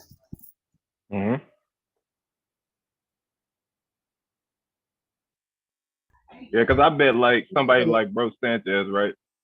Right. Like I bet like 2 or 3 years from now, he can release an album and it actually do well to like motherfuckers is like, who the fuck is Bro Sanchez and why did he sell fucking 15,000 copies? But like such and such rapper that's in the industry, he only sold 5,000. Like who is this nigga? But he created a following. Like he been on YouTube for like 10 years, like probably even more.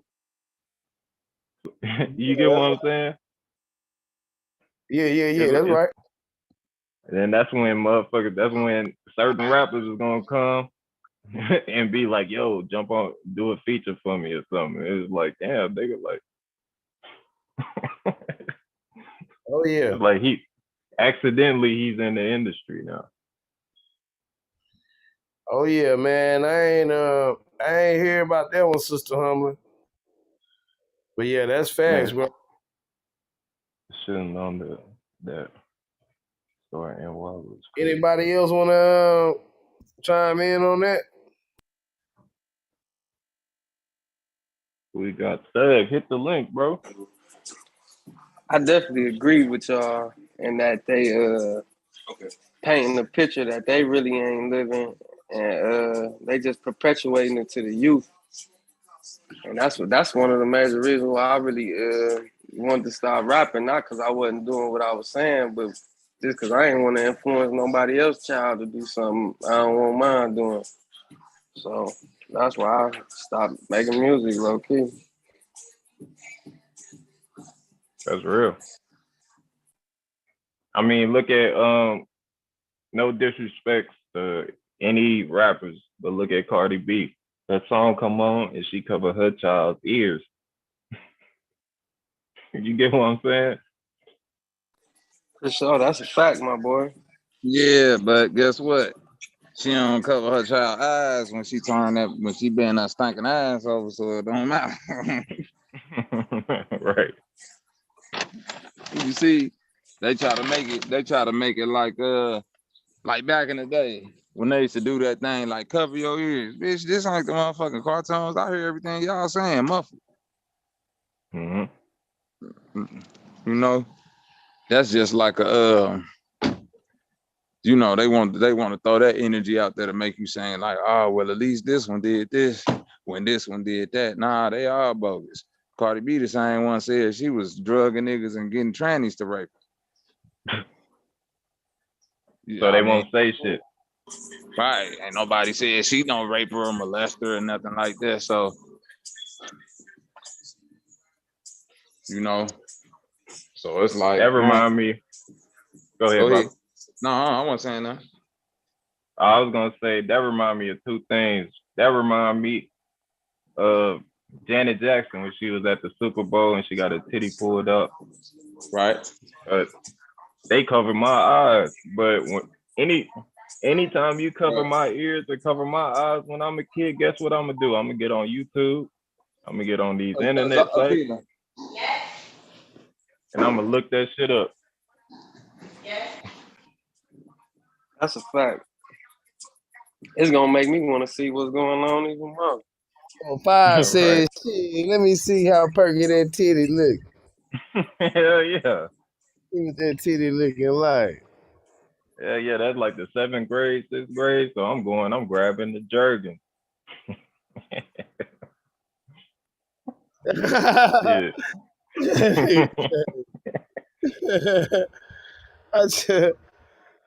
This nigga's crazy. And also, that remind me what Bobby was saying with that Dave Chappelle joke, where he said that if there's a nigga out here serial R-wording dudes, like he gonna be able to do that shit for his whole life, because niggas is gonna, if you do that shit to a nigga, he ain't gonna talk about it. He gonna just brush himself off and be like, ah, shit up. You know what I mean? Like, he don't want to bring this shit up at all. That's why these niggas be coming on panels and yelling for no fucking reason and shit, because they got some trauma that happened when they was like younger and shit. See, what you talking about is when the seal on your Twizzler get broken. See, that seal on your Twizzler. that's like a warranty seal, right? And if you break that seal, your warranty bad. You see what I'm saying? So see, these niggas then broke that seal and now they spoiled and they angry because it's like they like some spoiled food. You see what I'm saying? Yeah. You know, it's funny, but it ain't funny because what you saying is right. They be sensitive because they don't know how to say, man, I got test now. Mm-hmm. Because it's only logical to come to that conclusion. Like, if you sitting here and you could be walking, you can be eating a pizza sitting down, and a gay nigga walk by, and you just get mad to where you don't want to eat the pizza no more. You push it away. Like, that's some weird ass shit, bro. It's got to be some shit that happened in your life that you haven't fucking talked about, or like you ignored, bro. Yeah, nigga touched your pepperoni before. Right. And that's some serious shit, but I like to laugh at shit, so I ain't, to whoever in the chat, like, don't take it personal. Man, nigga ain't get a slice of that man pizza, did he? Shit, the world may never know. Well, if you like it, you better love it.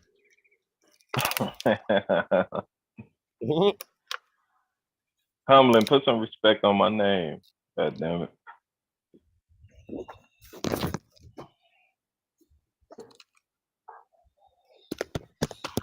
Oh yeah.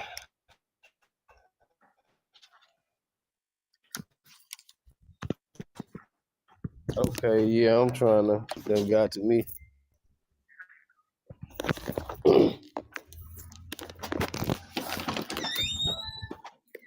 Salutes everybody in the chat. Yeah, I'm just relocating. Yeah, this battle tonight, I think it's gonna be like 8 o'clock my time, so that's still like an hour or something.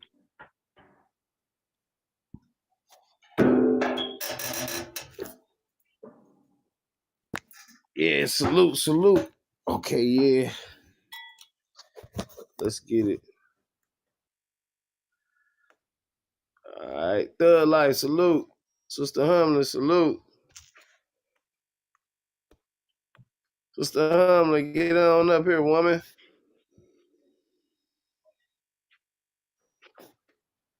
Yeah, I'm trying to get, okay.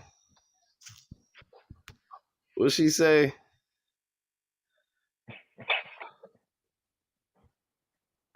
She said of all the moves he could have brought up, he brought up booze from 20 years ago.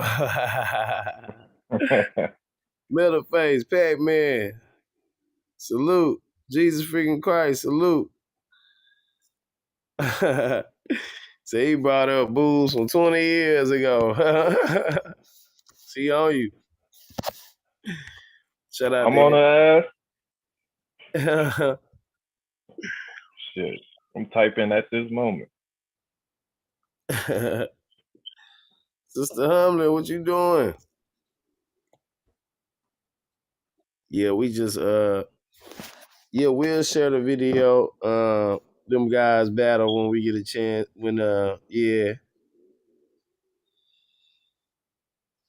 Cause I ain't gonna be able to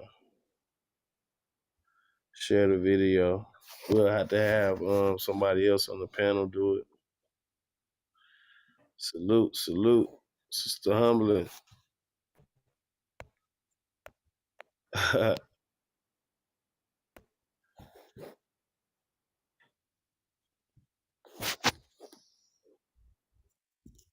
Salutes.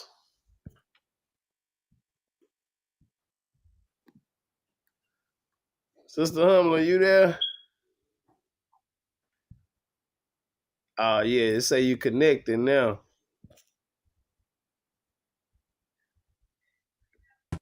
Salutes, everyone. Can you hear me? Salutes, everyone. Can you hear me? Okay. Oh, okay. Yeah, I was just trying to finish up my dinner. But it's kind of hard to eat, when you hit 45, daydreaming from his youth. That's the last time he actually seen a woman. Sister Humlin, I seen you yesterday. You was in a vinegar bath. Apple cider, extra apple. But I hope everyone had a great day. I'm gonna finish eating and then I'll chime in with y'all. All right, man. That horrible food you be cooking.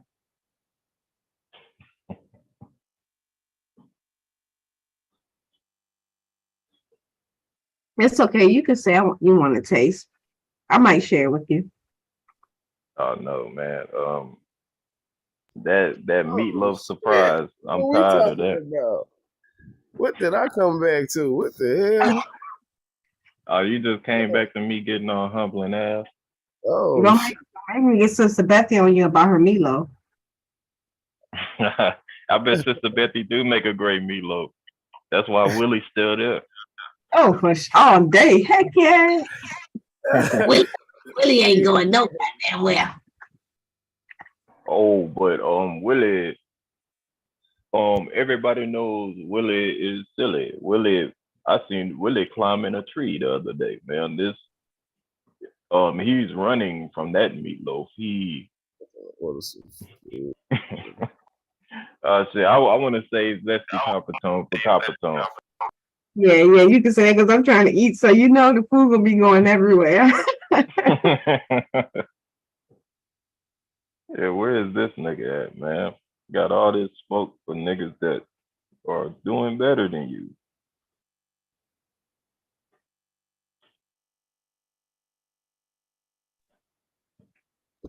Oh yeah. Yeah, that's what I'm trying to do. Get some food too. Hey, I know I'm gonna try to say this as light as possible, but just a moment ago, Key, you were talking about the drill rapping, and I know when Drop was on, we were talking about just whether or not y'all feel like the influence that rap has. And obviously, I know it's a video that we can't share for obvious reasons, but did anybody see the video of that rapper that got that somebody used, a firearm to end his life in the store in New York yesterday? Did y'all see that video? No, It I ain't was seen that. yesterday. I'm gonna put the link in the back chat because, like I said, I know obviously, for various reasons, we can't show it on screen. It's not graphic, but I just wouldn't want it to be reported for strikes for different reasons. So I put it in the back chat, and y'all can take a look at it. I mean, it is just crazy. Then y'all can build on that if you like. So let me get it, and I'll send it send it that way. Give me 2 seconds. Y'all got it. Yeah. Yesterday, Key, I bet you heard about that. FBG Duck got killed. You hear about that shit? FBG Cash. I mean, not Duck. Yeah, Cash. My bad. I think that's his name. I'll know in a second when I pull it up. Because I'm not as that familiar. was in Chicago. Oh no, that was a different one then. Okay. Oh yeah. Yeah, we talked about Cash last night. Damn, I missed that shit. Man, I can't wait till y'all upload that video. Yeah, damn. Okay, his name is Money Gang Vontae, if I'm saying that correctly. Oh, Money Gang Vontae. Yeah. But yeah, it's about to come. 1 second. Yeah. Okay, yeah. I'm looking it up. Yeah, I'm gonna get to it. Sister Beth here to get you talking about her and Willie's meatloaf and grit. You was talking about it. Leave me out. Salute, Chief. That was all 45 talking about your meatloaf. Kills in broad daylight. Rapper kill. You said in New York? Yeah. Wait, yeah, I'm about. Oh yeah. Oh, I mean, I was about to. I found the link. I was just about to send it to you. Yeah, I was just gonna go to it where we can see it without the video. Okay. You said Money Gangs. What? Vontae, Vontae. Money Gang Vontae. Yeah, that's what they have on the thing. Yeah. Vontae. Yeah. Damn, he was from Chicago. Vontae. Yeah. All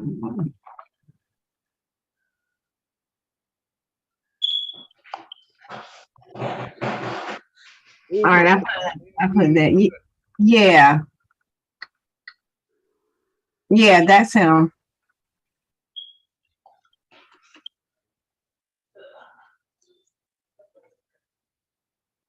I mean, I had never heard of the guy before, but I was just on IG and I saw the video and I was like, oh my. Mote. Come join us, Sister Bethy. We miss you.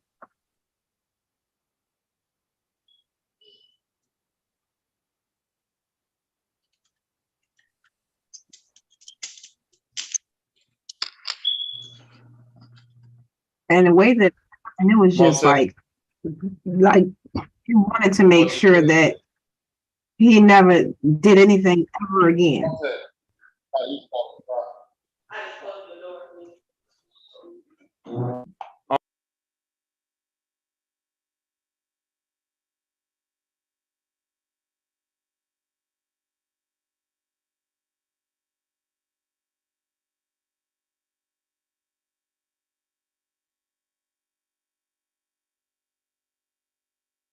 My dumb ass tried to scroll down on the screen like it's like I'm looking at the article myself. Now the Janet Jackson thing makes so much sense now. I understand 45. I understand. It's Yeah, I not was your just fault. talking about something that I went through when I was younger, man. You had to turn that into a malicious, assaultive, combative joke, which I respect. Oh no, it's okay. It's okay. No matter how you try to doctor it, we understand. Hey, look what they advertising though. They got the P Valley sign on top of that shit. Look.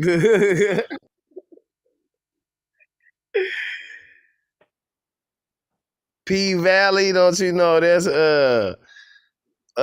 subliminal for PV is subliminal for feminine energy, man. Just P and the V together. Then that A. It's reversed. You see it? The A, you see the V and the A on Valley? One of them got a line through it. There's male and feminine energy right next to each other. Look. This shit deep. I watched the first episode of that shit the other day. I watched half of it. Then them two L's make a square. Put them in a box. Boom.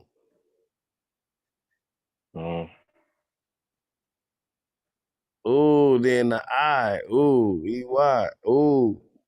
Yeah, that P Valley shit deep. Damn, I'm sitting here reading that shit. Breaking that shit. Look, for 5 seconds. Hey, look, though, look. Hey, man, shout out to those people or whoever, man, for their creativity or whatever. But I can't watch that. You know what I'm saying? Man, you know, my homie was watching that shit. And I was like, damn, man, I can't watch this, man.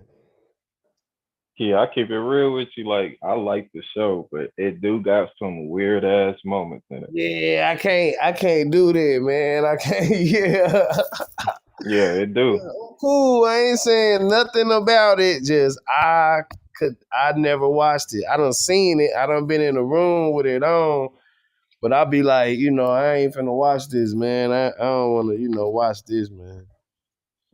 You know, it's cool, yeah, but I'm like, yeah, bro, I ain't, yeah, cause you can't wait. You don't know when that shit finna pop up. You know what I'm saying? Right.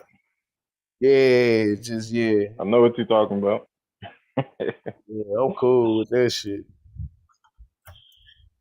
Yeah, breaking that P Valley down, though, that shit crazy. I'm gonna have to do some more research on that shit. I see a lot of symbolism in that. My sister Divine Warrior, salute. Sister Betty, salute. Y'all feel free to join the panel. Salute.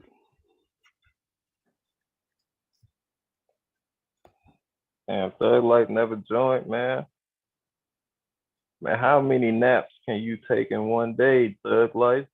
Man, so how many naps? Yeah, I'm trying to order some food real quick. I don't want to turn into Joe Pesci. I need a salad and maybe some fish or something. That'll be dope. Oh yeah, I had a salad earlier today. Man, I'm gonna go to this little town, like where my people from, called Holly Grove. Man, this little restaurant, this shit make the best fish and chicken in the fucking world. I believe you that the Holly Grove name. You ain't talking about Louisiana, are you? No, Arkansas. Arkansas, okay. Oh yeah, it's the South. It's like yin and yang, same shit. It's like northern motherfucking how they tell the story about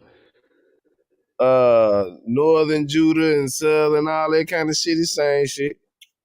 Mm-hmm. Yeah, we right on top of them. We right on top of Louisiana. It's just mirroring. It's the other half. It's, you feel what I'm saying?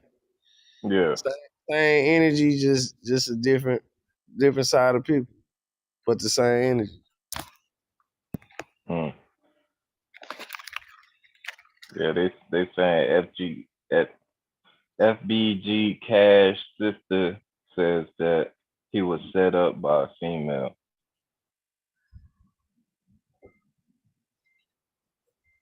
His sister say he was set up by a female. Yeah, it says FBG Cash sister explains how FBG Cash was set up, shot by females.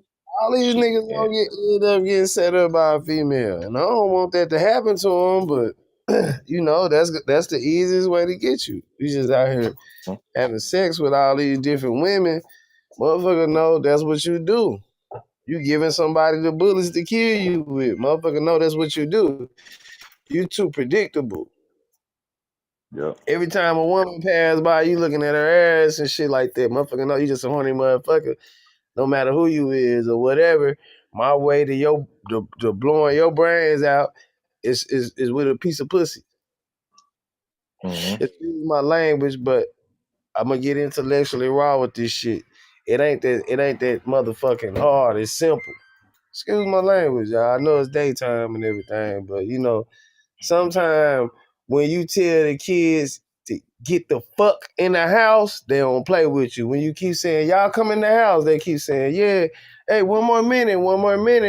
When you ain't got time for that shit, you say, man, get the fuck in the house right now. Pew! They in there. They like, shit, he was bullshitting today. I gotta go, y'all. I gotta go. Right. Yeah. Oh, yeah. Yeah, this shit sad, man, that these, so I wonder, is this you know, is this shit a plan? It seems like a strategic plan to me, you know. Mm-hmm. I don't think well, maybe these niggas, I don't know. The only way all this shit ain't no plan is if all these niggas beefing with each other. Cause there's a bunch of fucking killing going on. Now, if this one died because the last one died, then I get it.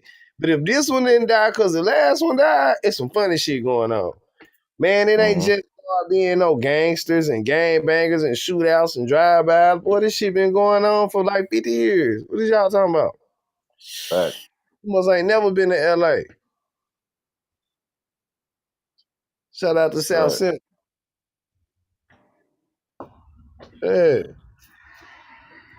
Hey, I'm watching OG stream and Prophet Levy. This nigga done blew like 70 O's already. He coughing and shit, spitting in a cup.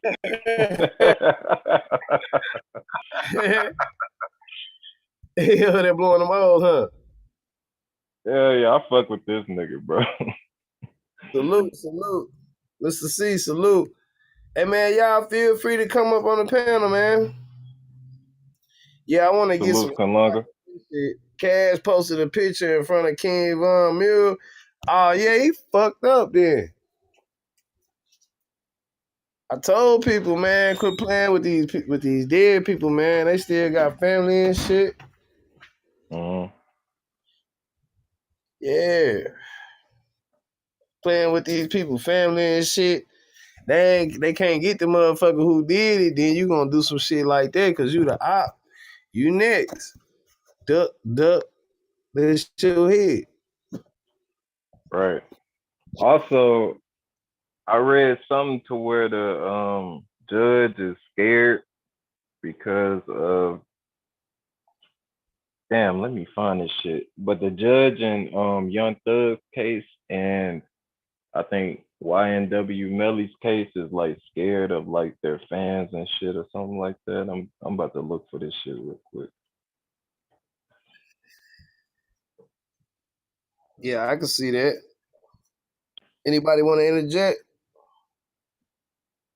Who we got here? Jalen Ninja. Yeah, man. I think that shit is you know, they should be scared. You know, you never know, man. Like one of them motherfuckers might reach out and touch them, man. Especially now that they done said it. They done put it in the ether. Right. Yeah, what you resist persists. So shit, what you running from? As soon as you turn around, you gonna smack that tree. That's what the fuck you really didn't want to run into. I don't give a fuck what you was running from. You did not want to run into that tree. Should have been paying attention. Right. That's it. Indian Red. I think I know who you talking about, Kalunga. I'm about to look this nigga up. Oh yeah. Shout out there. Let me go ahead. Metal Face, Flat Out Fudge, Kalunga, salute. Mr. C, salute. Sister Divine Warrior, salute. Sister Betty, yeah, y'all feel free to hit that link. Fuck it, we'll stream today. Like I said, the stream with Lachey Love from last night. Once I can edit the video, it will be back up, y'all. We're gonna keep it moving. It is what it is. We got a copyright claim from Universal Records for Bones song. They own that song, so I can't do nothing but go in the video, clip that out, just to say the rest of it. And it was a great video, so I do want to save it. So that's what we gonna do. For sure. Salutes. Yeah, it was a lot of good music last night too. Jalen, man, you got to play that motherfucking song again, man. Yeah, best song of the night. Hey, salutes. I'm still with y'all. I'm driving and shit. I'm in the whip. I'm gonna tap in heavily when I get back to the crib. You already know. Oh yeah, man. For sure. We gotta hear that motherfucking song again, man.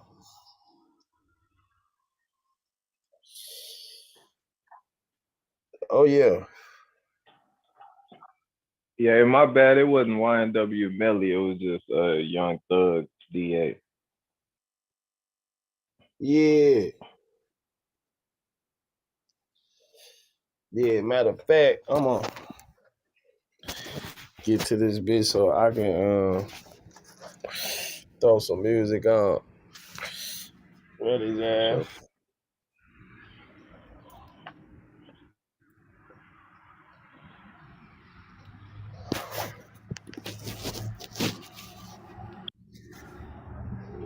Yeah, give me like 2 seconds, man. Y'all got it. I'm gonna go inside. I'm gonna get some shit together so I can put some music on real quick.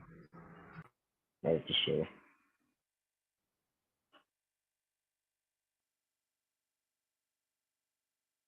She got that Secret Service protection. I'm looking at this Indian Red shit. I remember when he got killed. That shit was so dirty, man. But hey, I don't like talking about certain shit, man. But it's like, hey, you can't get mad at how somebody reacts to something that you say or do. But yeah, That's a fact. For sure. I agree with you, bro. Mm-hmm. Yeah, like this shit real, like with these niggas in the streets and shit.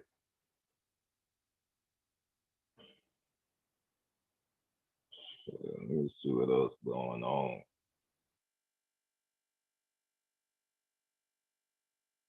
Yeah, that video is sad, bro, cause he like I think he got shot in the neck. So like he choking on his blood. He trying to yell help. Like I was like, damn, this shit is fucking crazy.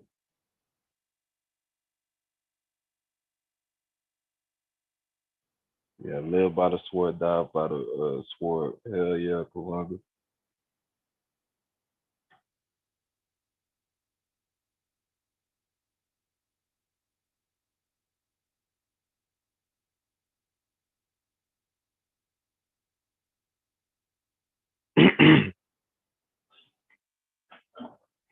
Man, what else we got going on?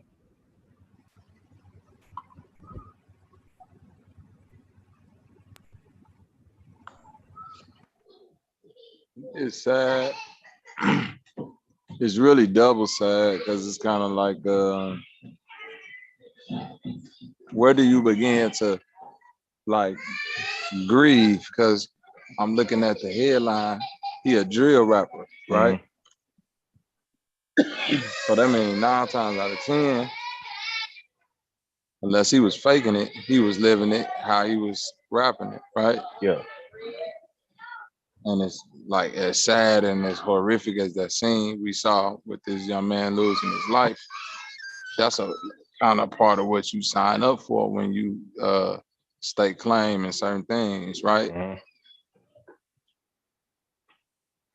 You know, it's like almost like a hazard of doing business. Like if you like look at it like this, bro. You don't go into working on an oil rig think you're gonna die on an oil rig, but that's a possible. Like you got to know that that's a possibility. You can't just think like, oh, I'm showing up to a job to get my check. This job ain't like working at the, you know what I'm saying, working at the grocery store. Occupational hazard. Yeah, it's occupational hazard, Yep. right? You know what I mean? It's like the higher, you know what I mean? Like I don't know the last time Talib Kweli and Mos Def got shot. Right. True.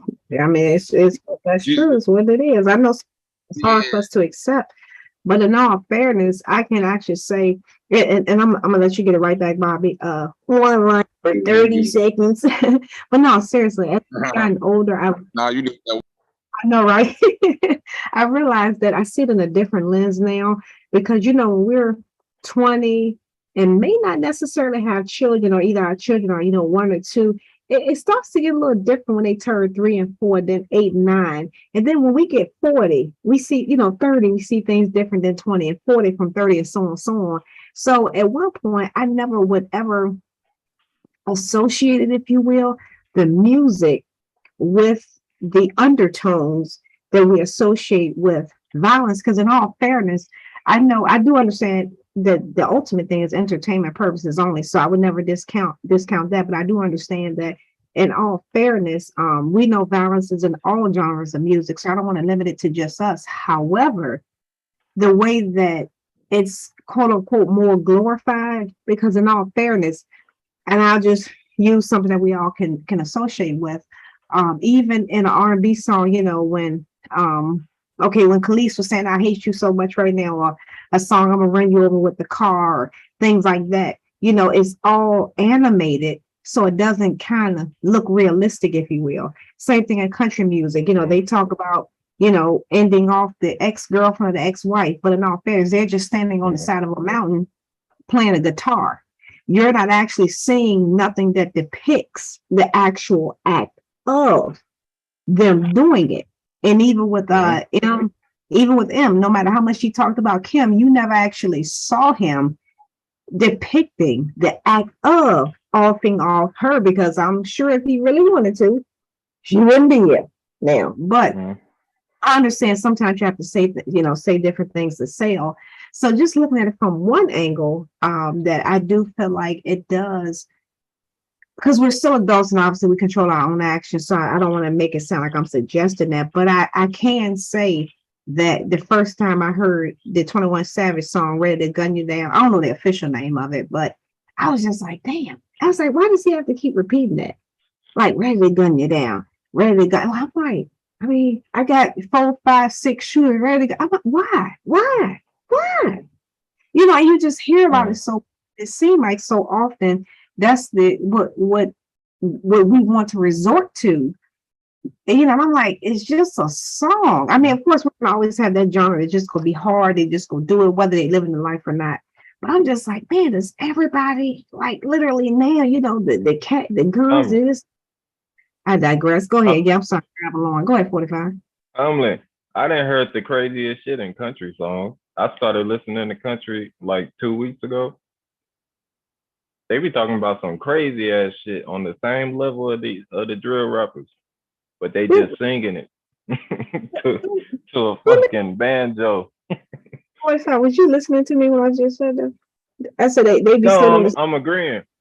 They be standing on the side of a mountain playing the guitar, saying the same thing, but I understand the depictions are different because if I'm acting out ready to gun you down and you're running and I'm depicting as if it is versus standing on the side of a mountain playing the guitar, the visual is different. And you're absolutely right. That's why, I wanted to say, because I'm sure, that certain someone, my nemesis, if you will, when they come back, they would say, no, they do it in rock and roll. And I was like, yeah, they do it in every genre. No one genre is set off, but I do understand that when I'm watching the visual of it, I'm not going to see the intensity in a country music song as I am in one of our songs, one of our videos, I should say. So I can hear it, but it's like, again, he's still standing on the side of a mountain playing a guitar as opposed to, hearing click, click, pop. So, I mean, obviously I'm looking at it from the standpoint, of, the generational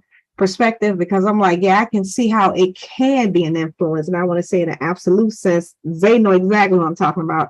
Not saying in the absolute sense, but I do understand now more than ever, especially having to parent the influences that the visual has more so than on the actual lyrics. But yeah, go ahead, 45. You got it.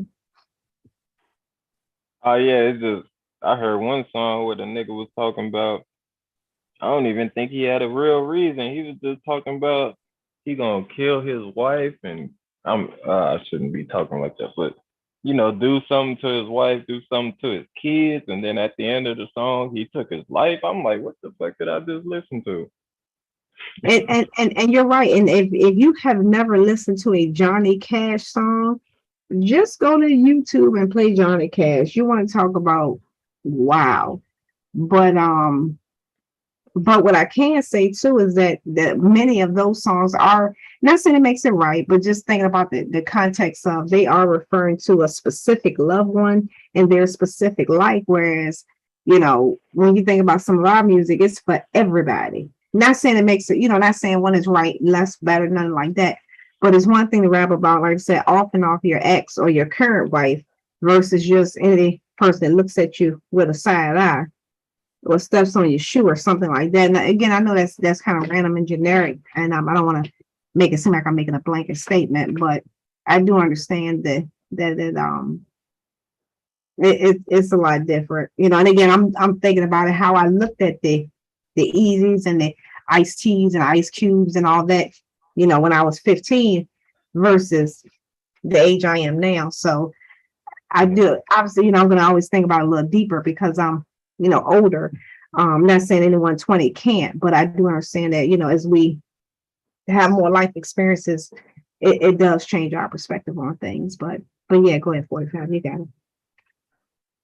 Oh yeah, drill rappers do take it further because they do be like peeing on grave sites and tombstones and shit. Like them niggas be.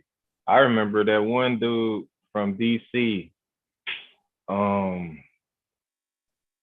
Man or something like that. He like did a whole music video at somebody's grave site, pissed on it and all this other shit, and he got killed like not too long right after. So like, yeah, I was trying to talk shit about country music a little bit, but I ain't gonna lie, the drill rappers do kind of take it another level with the shit. And exactly and that's why, and I always make sure that I include that, like whenever it does come up, when people want to make it seem like it's exclusively rap being violent, I'm like, whoa.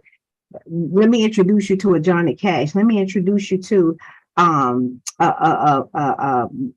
Brooks. I'm just thinking of some random names. But let me introduce you to these. Julio too. My bad. Go ahead, homie. But the one thing too I can say is that, and let's be fair, how many of our country music people like the Johnny Cash and those others who are a little more extreme in their music are not here today, and those who are gone have died of quote unquote natural causes, not because Billy Bob shot Billy Joe. Mm-hmm. I'm just saying it's a perspective, right. So because in all fairness, I mean, as much time as and I just think about Twitter in particular, since that's a little the dynamics of that is a lot different, as than other platforms. I mean, it's like I have not seen a country music. I mean, granted, we know there's been overdoses, there have been different things, but let's be real. Let's put up 1 month. Let me be realistic. Let me put up a year, a 3-year span of rap, of all the levels of rap versus all the levels of country. And if you look at the deaths of those in that genre of music, what is the official quote unquote cause of death on their DC? It's definitely not going to be from that unless their girlfriend or husband, wife, or significant other thereafter, they had a verbal, heated, whatever it may be, and they just got intense versus I just don't like you, or depending on someone's grave or doing that. So now I got to get you back. I'm not saying one is right, less indifferent. It's just when it's more domestic, it's just a little different than I just don't like you. So I don't want you to be able to walk around anymore. I don't want you to be able to provide for your family. I want to take these things from you. So, obviously as a woman, I'm going to, the more nurturing part of me, is going to see it a little differently as well. So, yeah, that's just my perspective on it. But yeah, y'all got it. Well, sister, I look. Oh, my bad. Go ahead. No, you go ahead. Yeah, go, Mr. C. Yeah, this is about point of views. No right or wrong and different. We just talking. Go ahead. No, I was just agreeing. Like, I love everything that you spoke about and everything that you emphasized. And in my opinion, you're absolutely right. You shouldn't have to feel like you have to draw back on your word, because whether other communities have it in their music or not, that doesn't make it right. That doesn't mean that we have to do it. And what we have to understand, it's the young people who listening to this stuff and taking upon the spirit of this music. Think about this. When you get up in the morning on Saturdays, it should hurt everybody's feelings that you cannot play anything new to clean up to, because it don't get that same vibe. It's just the music has just been completely destroyed. Anytime that they make it popular to murder each other, especially young people, these are kids doing this shit, teenagers, people barely, being able to see 30. And the younger generation, they look up to these teenagers and they want to be like them. So it's really just poison. It's really just time to try to get rid of all that. You know what I'm saying? Because go ahead. Go ahead, bro. Go ahead. I was just gonna say my stepbrother is evidence of that. Like he wanted to rap, and I remember growing up for him. I remember being in not daycare, but that after school thing, and defending him and shit from other motherfuckers, and like he wasn't even no like gangster, nothing like that. And I'm not no gangster neither. But now he's making songs about selling this and selling that and sliding on this, and like everybody looking at him like, nigga, what the fuck are you doing? But like he influenced by the music and shit. And no, I'm sorry, Mrs. C. I was just gonna say quick. No, go ahead. Go ahead. An example of this, and I'll just use this because it's something we all can associate with. Just last week, Clifford Harris's son, bless his heart, was recording himself at the House of Waffle talking about, whipping somebody with a firearm. Really? Your private school preppy, sit your little ass down. Excuse my expression. Sit your little ass down. First of all, if you even have a butter knife, you ain't gonna even stab nobody with a butter knife, a pencil, a freaking stick pen. Talk about some pistol weapons. Are you serious? Look at T.I.'s son. They using this to they using this to push the gun law. Key, It you took went the That's words why right all out this of my happening mouth, right Key. now. You took the word right out of my Yeah. mouth because if you pay 45. attention, they use the black community as a crutch to get whatever agenda they want pushed to the point Exactly. they have you know whatever you want to call it, the Neegies, the Native American, whatever. They use us, in their agenda to the point that they're convincing more black people that if they had stricter gun laws, then it'd be less crime. When in reality, the people who's committing these crimes are already felons that can't even buy a gun, and majority of them are too young to buy a gun. So in reality, all that would do would make the people who are, law-abiding citizens restricted to be able to protect themselves. Prime example, New York. If New York gun laws weren't so strict, it wouldn't have went down like that. Because I guarantee you, anywhere that you know that they are prominent for having firearms, no one's gonna go in there and attempt to shoot something up because you're gonna get hit back. That's right. You see what I'm saying? So That's people need to wake up and start paying attention because the goal is to make it where black people are unarmed. You see what I'm saying? Because there's so many different laws, clauses, and things that go beyond that to the point that everybody who's willing to go do the paperwork and the extra things, they're still gonna be able to get their gun. Black people, we're not gonna do all that paperwork. no. You see what I'm saying? So they need to leave the gun laws alone. If anything, they need to lighten up on the gun laws and start pretty much making it where citizens start arming themselves. Exactly. And notice that if they lighten up on the gun law, it's almost like there's no gun law in certain states, like in Texas and shit. Like they either go no gun laws, so like it's like the wild wild west, or they go super strict like New York. Like it's like they do that shit on purpose. Exactly. Yeah, Oh, and I was gonna say just right quick, 45. Sometimes when I be talking, I be trying to avoid certain terms, just for any potential strike. So that's why I was saying Clifford Harris, as Rubber Band Man, as opposed to actually saying, his name. And instead of saying Waffle House, I was saying House of Waffle, just to try to switch You're it up right. a little bit. Because how they just so sensitive. And I was gonna say, speaking of gun laws, Mr. C, and don't quote me on this, y'all, but if I'm not mistaken, I probably should Google it before I even say it. I'm going to say that now. I'll confirm it or adjust it. But is it Kennesaw, Georgia? At one point, pretty much every household had a gun. I think it's Kennesaw, right, y'all? Can anybody confirm that? I'll Google it. But I know at one point, a couple of years ago in Kennesaw, virtually every household had a gun, and their crime was almost non-existent. Specifically in Kennesaw, within those city limits, the crime was almost unheard of because they, like Mr. C just said, you knew you could potentially come into a situation that you might not make it out of. Because if you come in with a little 38, they may have a 45 or something a little bit bigger. So you don't take that chance. So that's a great point. But I'm gonna confirm it. Y'all got it. No, I agree because it's like that in Clarksville, Tennessee, where it's so many. It's primarily a military town for one. Gun laws there, you don't have to have no kind of permit and all that. But as far as like gun violence, it's like almost nothing. You see what I'm saying, compared to other cities. Now I've been in cities to where they have where the gun laws are not as strict and it's still the wild, wild west. But even in those cities, like my hometown where I'm from back in Georgia, it's the wild, wild west. But the people who's committing the crimes, they're already convicted felons. They already, don't have any type of gun rights or gun license. And a lot of them are kids. You see what I'm saying? So they know down there, if they were to, try to make it strict on people who, abide by the law, they're not gonna go for that because they're gonna be like, you're not gonna leave me out here with these, with people who don't give, basically don't give a fuck. Just being honest. Mm-hmm. That's true.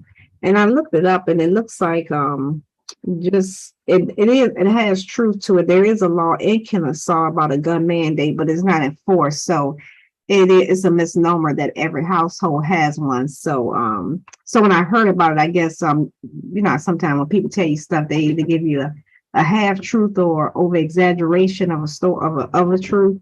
So it looks like when I heard about it, it wasn't totally accurate, but it looks like there is a law for that. but it's not really being enforced. So unfortunately, they're not a crime-free zone. So I stand corrected on that one. Y'all got it. And guns make crazy niggas act right. Like I treat if I get into it with somebody, I treat them niggas like they got a gun, because it's like, what is the point of this shit? Like, it's easy to run up on niggas and jump them and do all this shit to be cool for a second and help your rap career, because we was talking about rappers. But shit, I mean, anybody can get shot. Everybody know that. Like, so like, that's why when Realize was talking about spreading positive energy, which I feel like that's some real shit. But I don't know these niggas out here. These niggas be tripping. So I'm trying to get from point A to point B back to point A. I ain't trying to chop it up, or like if a nigga bump me, look at him and try to fight him. Like, nigga, I gotta get home.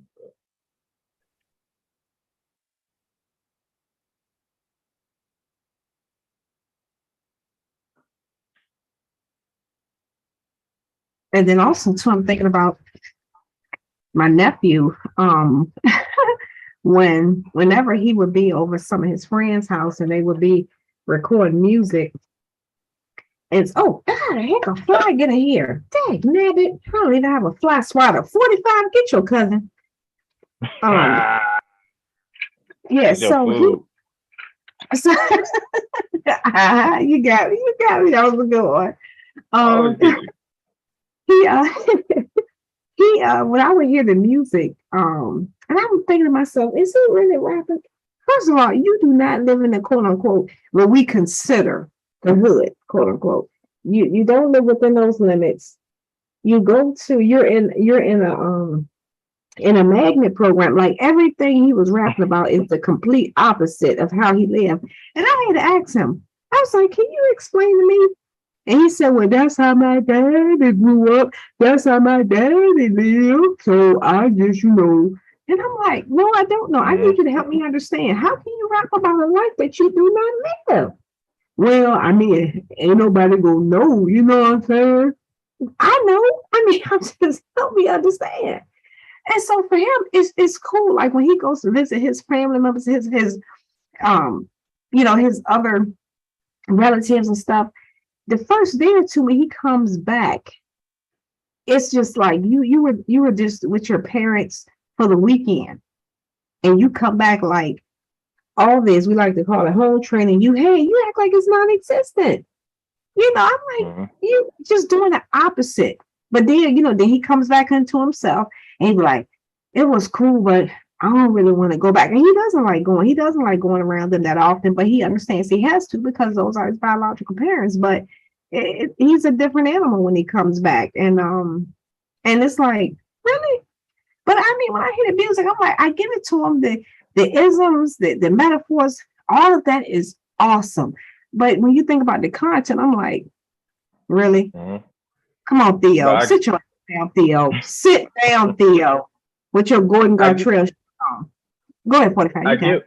I get why they do it, because it get everything that they want. They get faster when they portray that type of like lifestyle. Like, it's hard being the nerd in school, and you smart, you got a bright future, but you ain't getting the shit that you want. You ain't getting no pussy most of the time. You probably ain't gonna get no pussy till you about like 28. And this nigga that ain't no real gangster, he just acted like it since like 9 years old, and he was getting everything you really wanted by like 12. So I get why they do it. But yeah, it goes to what Bobby was saying, to where like niggas ain't playing the long game. They just want the short shit. It can fuck around and cost them their life and shit. Yeah, that is true. And that's, and that's one of the things that it is disheartening, when I hear about things like, what's on the screen now. Even if I've never heard about the young man, it's still disappointing, because I don't know, obviously, if he left behind any children. But just think about now, potentially a mother and or a father. Stop. Stop playing with me in the chat, man. You know, so now his parents, his grandparents, siblings, and other family members are now affected, and anybody who he may have employed, or was, they were getting money together, is now affected by this as well. And that goes along the lines of all the even before now, even thinking about two of our icons, if you will, B.I.G. and Tupac, same thing with them. It's like how and why. And I know that's probably a little over exaggeration, because I know that many people believe that it was more industry, it's deeper than this surface level stuff here. But just even all along the lines, it's just supporting. And like you said, 45. I mean, we just don't hear about, Black Talib, Fairmont, just trying to think of some of the others along those lines. You're right. That's just not something you hear about them. So why is that? When it comes to, Fairmont, when it comes to Black Thought, when it comes to Talib, that just doesn't seem to happen with them. So and you know what, sister, to go along with your point. Oh, my bad. I was gonna say, to go along with your point, like with the Tupac and Biggie situation, when you start paying attention, they kind of made the distance stuff hot, at least on Tupac end, because hold on one moment. Okay. Because with the, like, fast forward to the Young Thug situation. Now that they're putting all these lyrics out here, a lot of people didn't understand it. They had real beef going on. And Lucci got an unreleased song that he's playing now, and it basically got the whole beef in the song, like word for word. And it's sometimes you miss the message that they express towards each other because of the talent. You're like, this shit here is riding. Like, the beat sound good, they harmonizing good on their words. But when you really pay attention to their lyrics, they really talking about an ongoing beef, incriminating themselves, and they making it popular once again to the young people to do that, thinking, I see this person got all the jewels, they got all the women, they hot, everybody talking about them. This is what I need to do in order to get that status, to get the girl, to get the car, to get the so forth. You know what I'm saying? It's just a ongoing cycle. It absolutely is. And I do, when I hear about these things, I do weep, when I think about just seeing, just thinking about Nips, thinking about what's the one, Dolph, it's like, when you see it versus, because obviously with Tupac and B.I.G., we didn't actually quote unquote see it. And I know obviously, people have their theories about that one way or another. I'm just going to put it in the context of being real before anybody in the chat get on me. We didn't quote unquote see it. And I know obviously the technology was different. There was no camera phones, and many, of course we know they had closed circuit TV, but there was no devices to really record them on, and there was no social media to upload them to.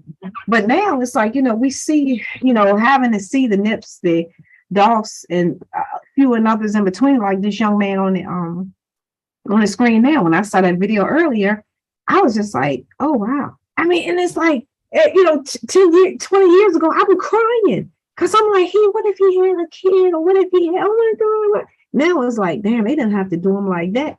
I'm like, damn, am I becoming that bad? Or has it just made me this way?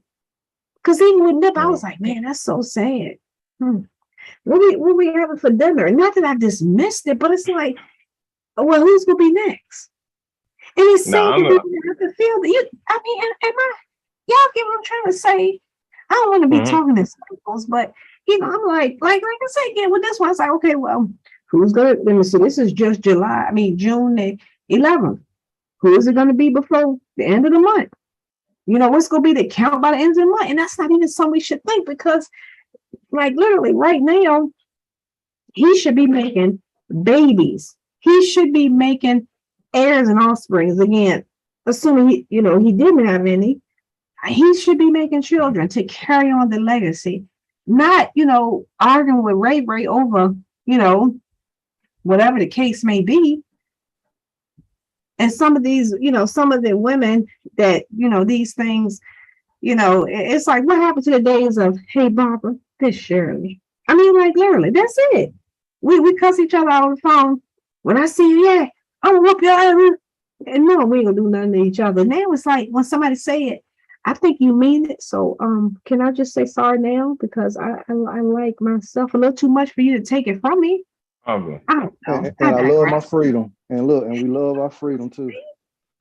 Yeah. You know, like, come on, people. Cause one thing about it, when they pitch in there, you gotta wear them other folk clothes and that nasty ass flow, and it's cold and it's dirty, and they slam that shit. That shit get real then. Yep. Humbling. Keep it real, like, cause I know you in middle school, you was hot in the pants. So and you still hot in the pants, but who would you fucking with, the nerd in middle school? Or was you fucking with the cool guy that had the Jordans on, might have even had a car?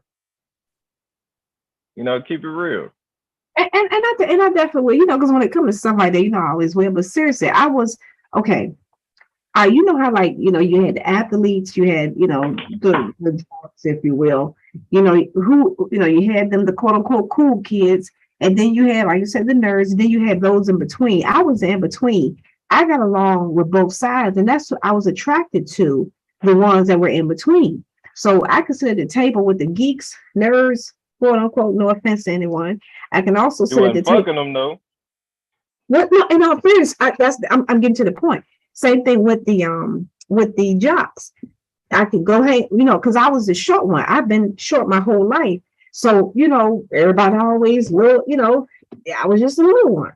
I was the smallest of everybody around me. So I just got along with everybody. But for me, I was always attracted to the guy who was a mix of them all, who was in class, not necessarily straight A's, but not D's and F. You know, that's why you like me. I know what you mean. It's all right. I got anything to say, Mr. C? Humbling, mute your mic. Me too. Oh no, I'm just listening, absorbing up the knowledge. I'm actually trying to straighten up right now because I'm supposed to be going out to dinner with the family. So, and I got to run by the park stuff. So you know how that go. Oh yeah. Shout out to you and your family. I appreciate it. Shout out to y'all. Shout out to everybody on the panel, everybody on the chat. And see, just like what Mr. C said, that's what I love to hear. You know, I would much rather hear about all of us, you know, doing things like that, you know, with our families, with our children, with our, you know, best friends or whomever, not, you know, oiling up the firearm just in case, you know. And I understand that's a reality of life, but, you know, I just hate to see particularly our young people having to live like that. And as I shared with y'all the other day, I don't know if you were listening, Mr. C, but the programs, the after school programs that I'm involved in, particularly because we have a little more freedom with those, you know, and I hear, we were talking on the panel the other day about children and the hope that they have, or perhaps lack thereof. Particularly when we think about the quote unquote inner city. And obviously I just use that term because that's, you know, we can identify it as such. How when I talk to a 16-year-old and I ask him, you know, the typical, what do you want to be when you grow up? And he looking back at me like, I ain't gonna live that long. You know, and it's like, I'm thinking to myself, okay, he I know he doesn't really want to say it, but I know he's going to say it. So I just, you know, I give pause and like, okay, well, tell me. He's still not saying nothing because I know what he's thinking and I know he's going to say it. So then I'll be like, you know, the typical fireman, policeman, doctor, teacher, lawyer. Well, I mean, I don't really know. I might not live that long, or I ain't gonna live that long. I ain't gonna grow up. I mean, I'm gonna be this where I grew up at. I'm always be here all my life. You know, you hear such the things that they feel hopeless and helpless. And that's why I say, how can you say to a 17-year-old, oh, it'll be all right, when you getting it, you know, you hitting the unlock button on your Mercedes, and he's going back to a house. Shut up, 45. And you, you know, and he's going back to a house where he has to make sure his 6, 8, and 12-year-old siblings at least can share a pack of hot dogs. So, you know, it's like, but then when they're able to talk about these things, for some of them, that gives them hope, even if they're not really living that life. But yeah, I hate to say it, y'all, but if you know, anyone listening, if y'all haven't had conversations with children outside of your family, but just some children in the neighborhood, or even if you don't live within those boundaries anymore, if you summertime and you just want to go back and hang out, see the old neighborhood, for those of us that came from that area, those areas, have the conversations with the young men. And I'm telling you, many of them be like, if they say they want to be something, the most frequent thing I am hearing is an athlete, particularly basketball, or they want to be a rapper. But the biggest thing is, if I live to be 21, and again, it's not much I can. Let me talk from a man's perspective, Humbler. I'm gonna do you like the manosphere niggas do the women. Or boys, a boy's perspective, you say? I didn't hear you. I'm sorry. That was good. That was good. But I was gonna say something to Kalunga. Kalunga said that he was banging in middle school, and I know what he's talking about because I went to the second worst middle school in Texas, and in middle school, that's where I seen the craziest shit. That's where I seen niggas get stabbed in bathrooms and niggas getting arrested once school let out and shit. Like once I got older, I ain't see that shit. And to what you was talking about, Sister Humbling, to where I was that same nigga. Like when I was growing up, I just chased the basketball dream. And once I hit 19 and realized, like, okay, like I was first team all district and average a double-double and all this shit. Right. I ain't had no scholarships. I had a 1.7 GPA. So I was assed out. Oh, I'm out bars for days on that one. I'm sorry, go ahead. Go ahead. Yeah. Oh no, I was just saying, I realized, like, even though this hoop dream kept me out the streets and all this other shit, like I was asked out like maybe like a street nigga felt when he was like 11. Like I was like, damn, I'm gonna go to school. Then I went to school for a long time, changing my majors, didn't get shit done. Now I'm like 24, broke as hell. Like, damn, I need to get my shit together. It's so much of a matrix, like just growing up in a fucking hood and shit. Like even the niggas that you say is on the right path, like shit don't go their way neither. Hey, and Eric Deep, you will not bust my ass in basketball, bro. Like, hey, I'm different when it comes to hooping, bro. Like I hit you with a hezzy quickly, nigga. I have your ass in the air. Hey man, don't talk about that hooping shit. But y'all go ahead. I'm kind of rambling and shit. 45 is like the Draymond basket. That's a compliment. That's a compliment. So stop it. No, let me be more not specific, but specific. I'm AI. 45 is like Draymond playing in the finals right now. All talking, just running around in circles. Man, you sound like all the young niggas that I'll be fucking schooling and shit, hitting them with step backs and all that. Hey, it's just all good. I get this all the time. But no, I'm just figuring what you and you're right. And going to that, seriously, 45, many of the young men, they say the same thing. And I'm saying that's what I was telling you the other day. I'd be like, all right, come on, LeBron, come on, Cole, just whatever name comes to mind. Like, and they, believe it or not, y'all, they do smile. Like when you say to them, come on, Kobe, or once you, especially if they don't specify who they like or if they don't have on a particular jersey. I always wanted to be somebody they can identify with naturally. But you're right. They do that step back. They get their form on. You know, they get their hands right. They try to get the velocity right. All of that right. It's like they take more pride because in their mind, they're thinking like, oh my God, this old ass lady saying I could be Kobe. And it's like mentally, it puts them in a mode where they're like, okay, how would Kobe do it? How would LBJ do it? How would AI do it? How would whomever do whoever, you know. And I know many of them now, all they want to do is shoot threes like Steph, at least, you know, the ones around here.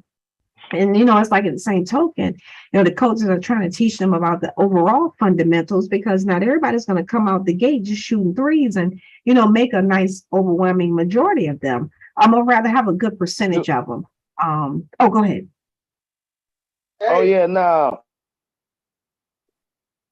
You muted yourself, Keith. No, I know. I was trying to block noise out. Hey, what I was gonna say was, do anybody agree that do anybody agree? Damn, man, this nigga's purposely being loud and shit. Do anybody agree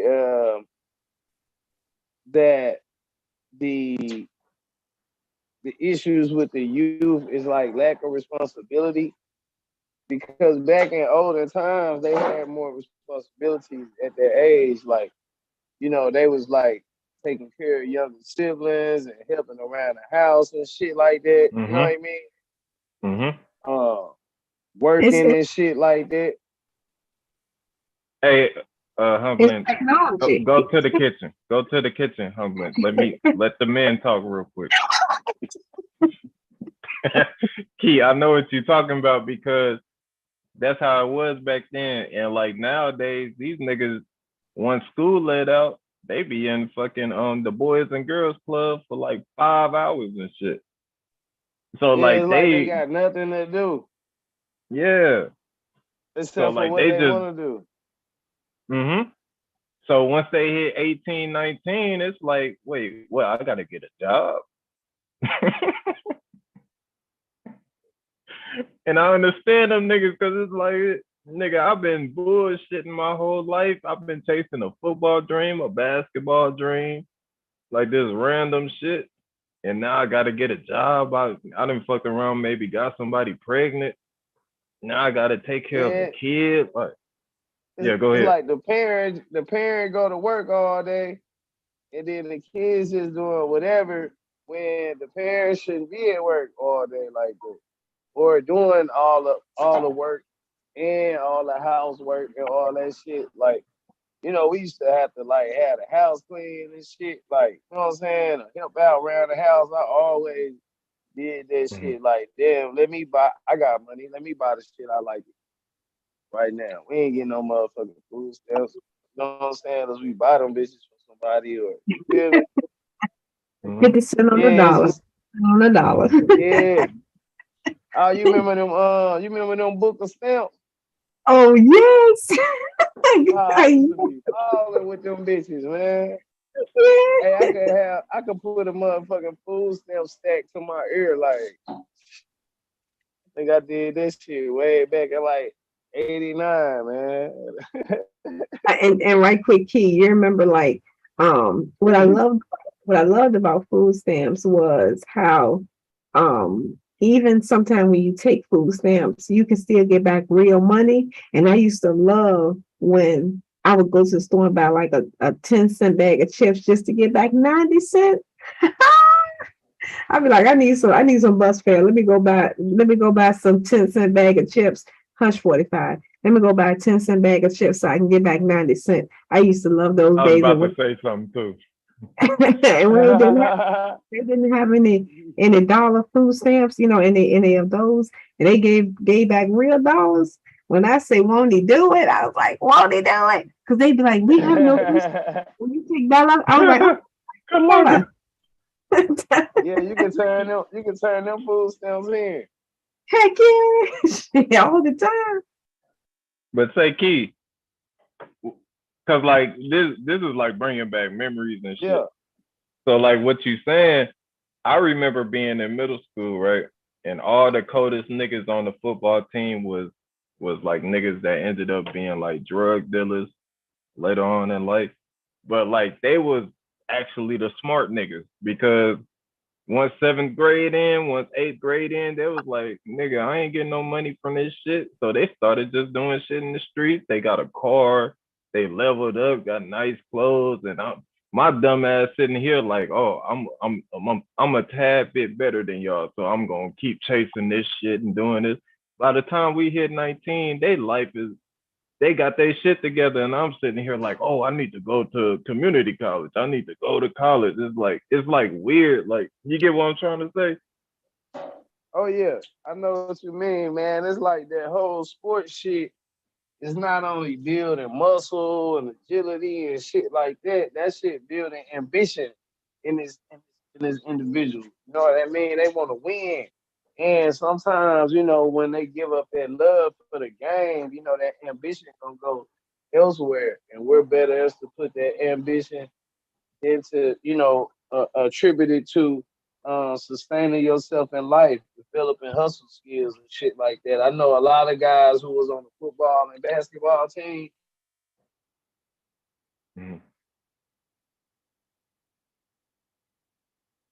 Those was most of the dudes who was hustling shit. Now they was getting their money and shit. Yep. That's facts. I seen it. I was sitting there going to practice and shit, and the street nigga pulling up in a motherfucking Cadillac DeVille and shit that used to hoop with me, and he you know what I mean? Like, he got bang in his truck, all this shit. That was me back in the day, but go ahead. I believe. Yeah, 45 had that. Man, it's humbling. Go to the kitchen and let the men talk. No, I'm fucking with you. Hey, I'm on my 70-30 shit today, goddamn it. Hey, but I say this though, you know, even the people who was, you know, getting to the money back in the day when they were young, you still weren't smart with it. I used to do stupid shit like I go to the club, they know I'm underage, so I pay extra to get in. I try to flex and pay to cut the line, pull the finest chick out the line, get her in there with me. And before I knew it, I was broke. You see what I'm saying? And then trying to figure out what I need to do and how to get back right. So what people, especially young people, we got to realize today, we got to learn how to put that effort into doing everything and depending to, when I say education, not going to a school, but self-educating yourself, learning measurements, learning geometry, learning chemistry.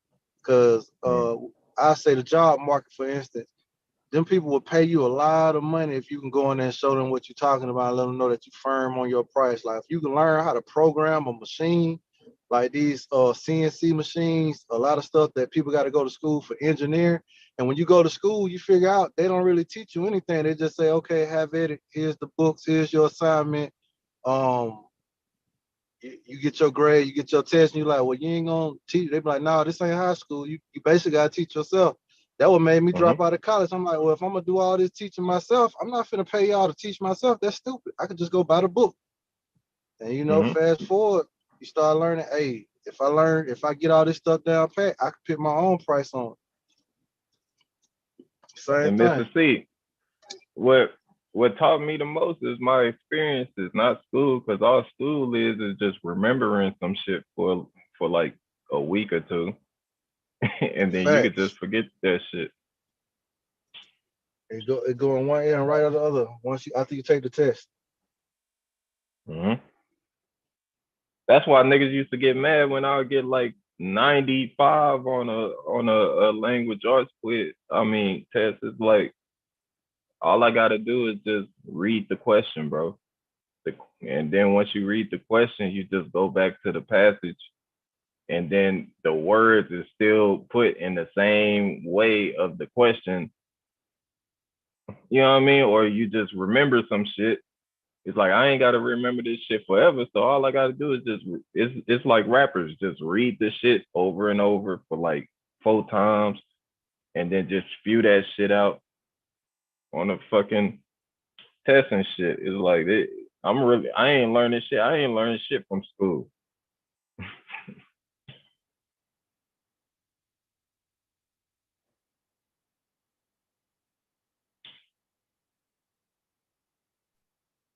Y'all still there?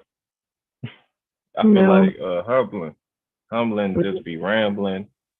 Yeah, I'm here, man. I'm trying to see what I'm eat.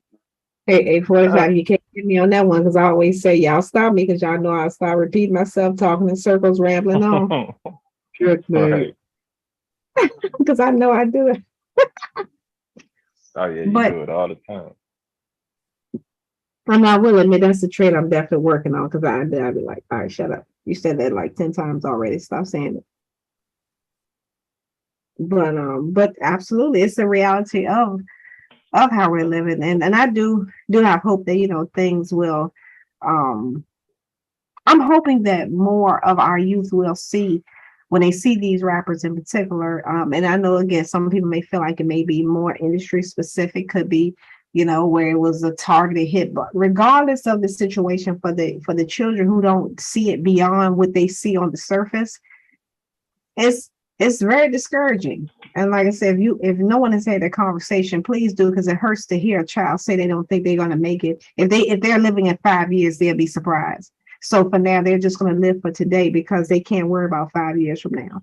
They're not thinking about having children in a quote unquote formal context like we used to, planning. I want to, have 2.3 kids, the big house with the white picket fence, yada yada yada. That's just not the narrative anymore. And again, it's hard to switch up someone who's 17 to say, hey, think about it this way. And they're like, yeah, that's your reality, not mine. I digress. Mm-hmm. Y'all got it. Yeah, to what Kalunga was talking about with the K Flock shit, he gonna beat that shit because he ain't do shit. I'm sorry, K Flock is an K Flock is he's a New York rapper. Oh, he's gotcha. a New York rapper, and he was walking outside of like a barbershop or something, and like the way the feds painted it was that he was shooting at somebody, but some people wanted to like jump him, or like I think they might have shot at him, and he just defended himself. So he gonna beat it. I think it's the feds, so maybe not, but like he ain't do shit. Oh, he's but just y'all got wow. Oh.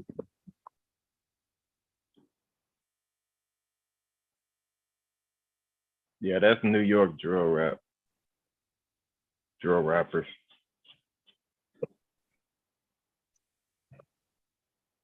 Shit, but like this is something I wanted to ask, because like when I was watching Bro Sanchez shit yesterday, like, because Bro Sanchez be having fire ass topics, but like it'd be weird to me when niggas get so passionate about these topics, because it's like I don't be feeling like the relationship is like rocket science. Like it's just it just go with the flow type shit, and like niggas be like, women need to do this, men we need submission. That's emotion for it. That is not passion. That's all emotion. I promise you that one. But I know the ego won't let them say it's emotions. Which is a synonym of emotion. Trash. What them cups? What'd you say, Keith? Oh yeah, no, I ain't do that. I think I was talking to somebody else. Oh, okay. Yeah, go ahead. Yeah, y'all got it. To me, it's just like I don't like. To me, that shit is like the whole manosphere, woman sphere shit. To me, is the most destructive shit, because it's like y'all be talking about we need to do this as Black people and shit, but then we branch off and create a woman sphere and a manosphere where we just talking shit about each other and say that we fell in each other and shit. Like this shit is like, to me, this shit is the weirdest shit. That's why I be making fun of like 70-30, but 70-30 can take a joke. Shout out to 70-30. But it's just like, bro, like if you with a chick and she don't do what you say, nigga, she don't respect you. Like it's not rocket science, bro. And it ain't her fault. That's on you, bro.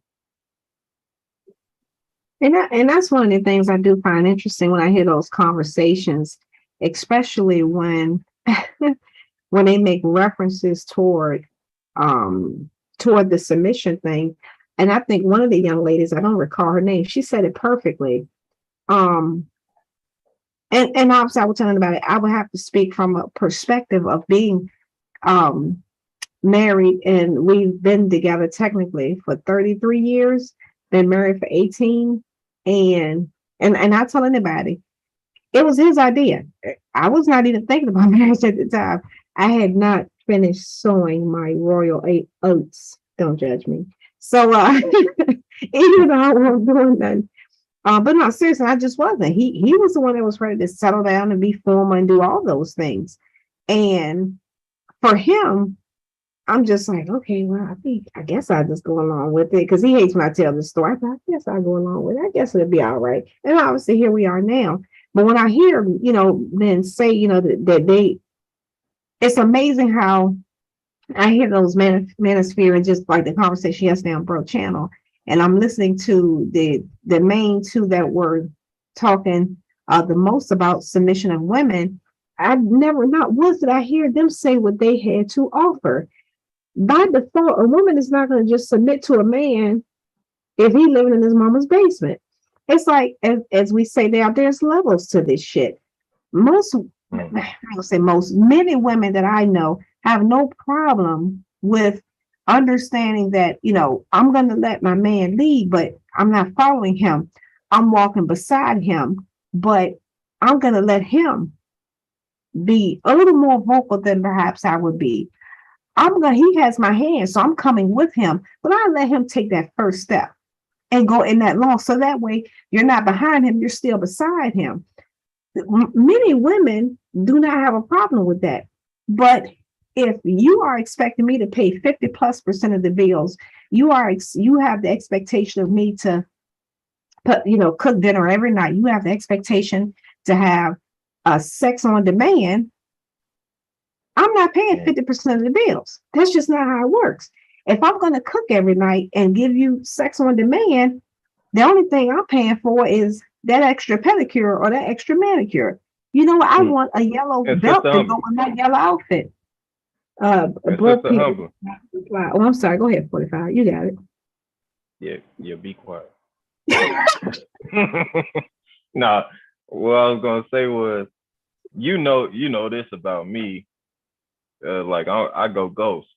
So like when you talk about the 50% shit, it's like I kind of want to just be paying the bills. So like if you do some shit I don't fuck with, I could just leave.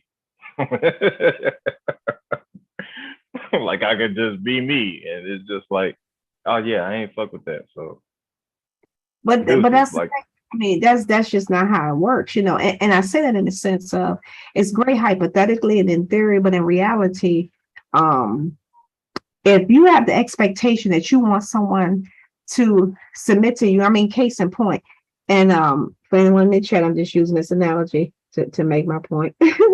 For example, when you're training a canine, and I'll just use them in particular, you have to have what in your hand to get them to submit to you? A treat. Oh, yeah. If you don't have an incentive for them, they're not going to submit to you. But if they know there's an incentive, i.e. that treat, they will. You want me to sit? This human is so stupid. Okay, I'll sit.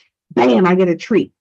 You want me to stand, roll over, and I get a treat? No problem. Because after 5 minutes, you're going to be tired of me anyway, and I'm going to be tired of you. So I'm going to go over in my corner and rest and sleep, or go out in the yard and chase birds and squirrels and bees. I'm going to have to do it for a few minutes. That's the thing. The men are not giving, the incentive isn't there for many men. I don't want to say all, so I want to be fair. But too often, those who bark about the submission are not providing the foundation for that. Case in point right now, the scenario I'm in, it's like, I have no problem with making sure when he hits the road, he has meals for the entire, like when I be on here with y'all, and I only get to see him 2 days a week, and that's most of the time when I may be either in the chat, because he's sleeping, but I understand this is a sacrifice that's being made for the long haul. So I don't want anything like, the one thing, we don't spend time together, we spend an abundance of time together. But because we've been together so long, when he has to go on for 3 or 4 days at a time, it's not such a big deal because we've just been together so long. But I keep myself occupied, obviously, by doing these things. But I prepare the meals for him, and I make sure he has those things he needs. I make sure when he's here, he's able to rest thoroughly. and in the bed as opposed to, sleeping in a cab, in a camper, in the cab and things. But the thing is, he makes sure that I can do the things I do and will have the freedoms I have while being able to maintain, making sure the lights on, blah, blah. At the same token, it's like I'm in a position where I can do as much or as less as I want. But the men who are harping all that crap are not providing that. Again, if I have to get out and work just as much as you, go ahead, 45. 3, 2, 1. Shut up. Oh man, I got a train. Y'all see this? Hey. Shout out to me. No. There's been comments. Lamar said not true, and I wanted to know what part he ain't agree with. But Kalunga said some real shit. He said Bobby explained it best the other day. Oh wait, damn! I'll be putting fucking commas and shit when it don't even. He said Bobby explained it best the other day. Both sides submit when it's time to. It's about cooperation. I agree. You can go ahead, Sister Humbly. You got 45 seconds this time. 40. 35. Okay, I wanted to say some shit too. Like when niggas be talking about, I don't need, wait, hold up, Lamar Copperhead Edward. You don't need a treat, affection, and acknowledgement. Damn. Oh, he's agreeing with you. He probably disagreed with me. But what I wanted to say was, people also be talking about they want like a submissive female, which I understand. But like, I ain't met no baby D ass females. And people be talking about what's the chick? Jada Smith. And like, yeah, she crazy, but but like before though, she was just like the fine movie chick. Like, and like, I ain't gonna lie, I like when a female just walk up to me and be like, hey, I fuck with you, like, and this and that. I'll be like, oh shit, I clutch my pearls and shit. I'll be like, oh shit, okay. Yeah, take my number. Like, I be liking that shit, but I don't know. I don't know about other niggas' experiences with like relationships. Like maybe the chick try to run you off or run on you. So I don't know. But Humbly, you got anything to say to that? I'm sorry. Give me 1 second. That was my husband calling. Give me 1 second. Hold on. You got it for a second. 45. Did not be with y'all. I didn't call you. What you talking about? But whatever. Yeah, when people be talking about, cause like it's weird right now because like how shit is weird right now. There was no question. Was there? My bad, y'all. I don't do this often. But like, my whole point was that like niggas they don't want no alpha female and shit, which is like, I understand it, but it's like, I kind of want an alpha female. Like if she got her shit together, like if you can help me with shit, cause I ain't perfect. Like, why not? Like, I don't understand. Kalunga, what you mean her husband? Like you put two of the same niggas in the same comment. What you talking about?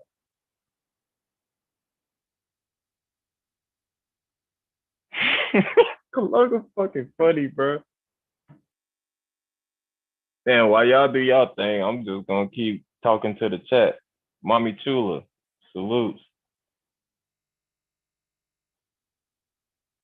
Hey, Mommy Chula, yup, has one U, so, and it's not a real word in the dictionary, so go ahead and use that spell check. Damn, Lamar Copperhead, man. Are you disagreeing with me that X is red and it looks strong as fuck? And it kind of like made my heart skip a beat, bro.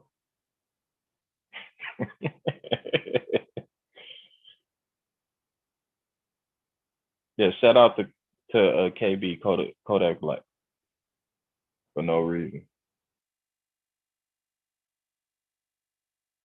What's new in the news? I mean, like, the only thing I didn't, because we niggas, so like we pay attention to Okay, nigga you can hush now. 45, my number one hater. You can.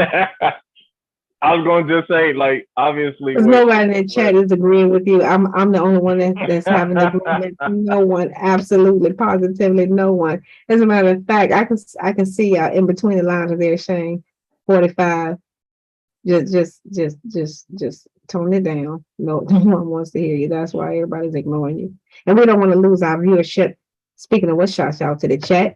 Shouts out to those interacting with us. Man, if shut you up. have not Shut up. donated I've been to shouting at. Shut the up. podcast, Get your mic. please donate to the keynorful podcast. $ key Norfolk 1984. Y'all know the Cash App via the app on your phone. Hamlin, be quiet. Also, You just did what I've been doing. you can email him at keynorful@gmail.com. Any questions or concerns you have, please send him an email. Shout out to the beautiful Divine Warrior, the beautiful Mommy Shula, the beautiful Don Go Trees, to the kitchen, woman. and all our ladies. Who else is with us? Shouts out to Zay Kalunga. I'm gonna get 70, that.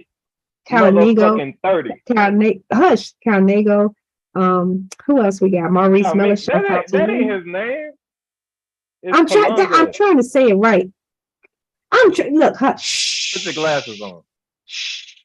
Shouts out to Lamar Copperhead Edwards. Shouts out to you. I think I got all my beautiful ladies. And ladies, as we know, Divine Warrior, please feel free. Mommy Shula, all the ladies, please feel free to come up so we can remind the person that's online, i.e. 45, that when it comes to submission, as by default, women, and of course, we have y'all thinking that we're submitting. No. We're just letting y'all think that because of the Cal Indigo. Damn, that shit sound better.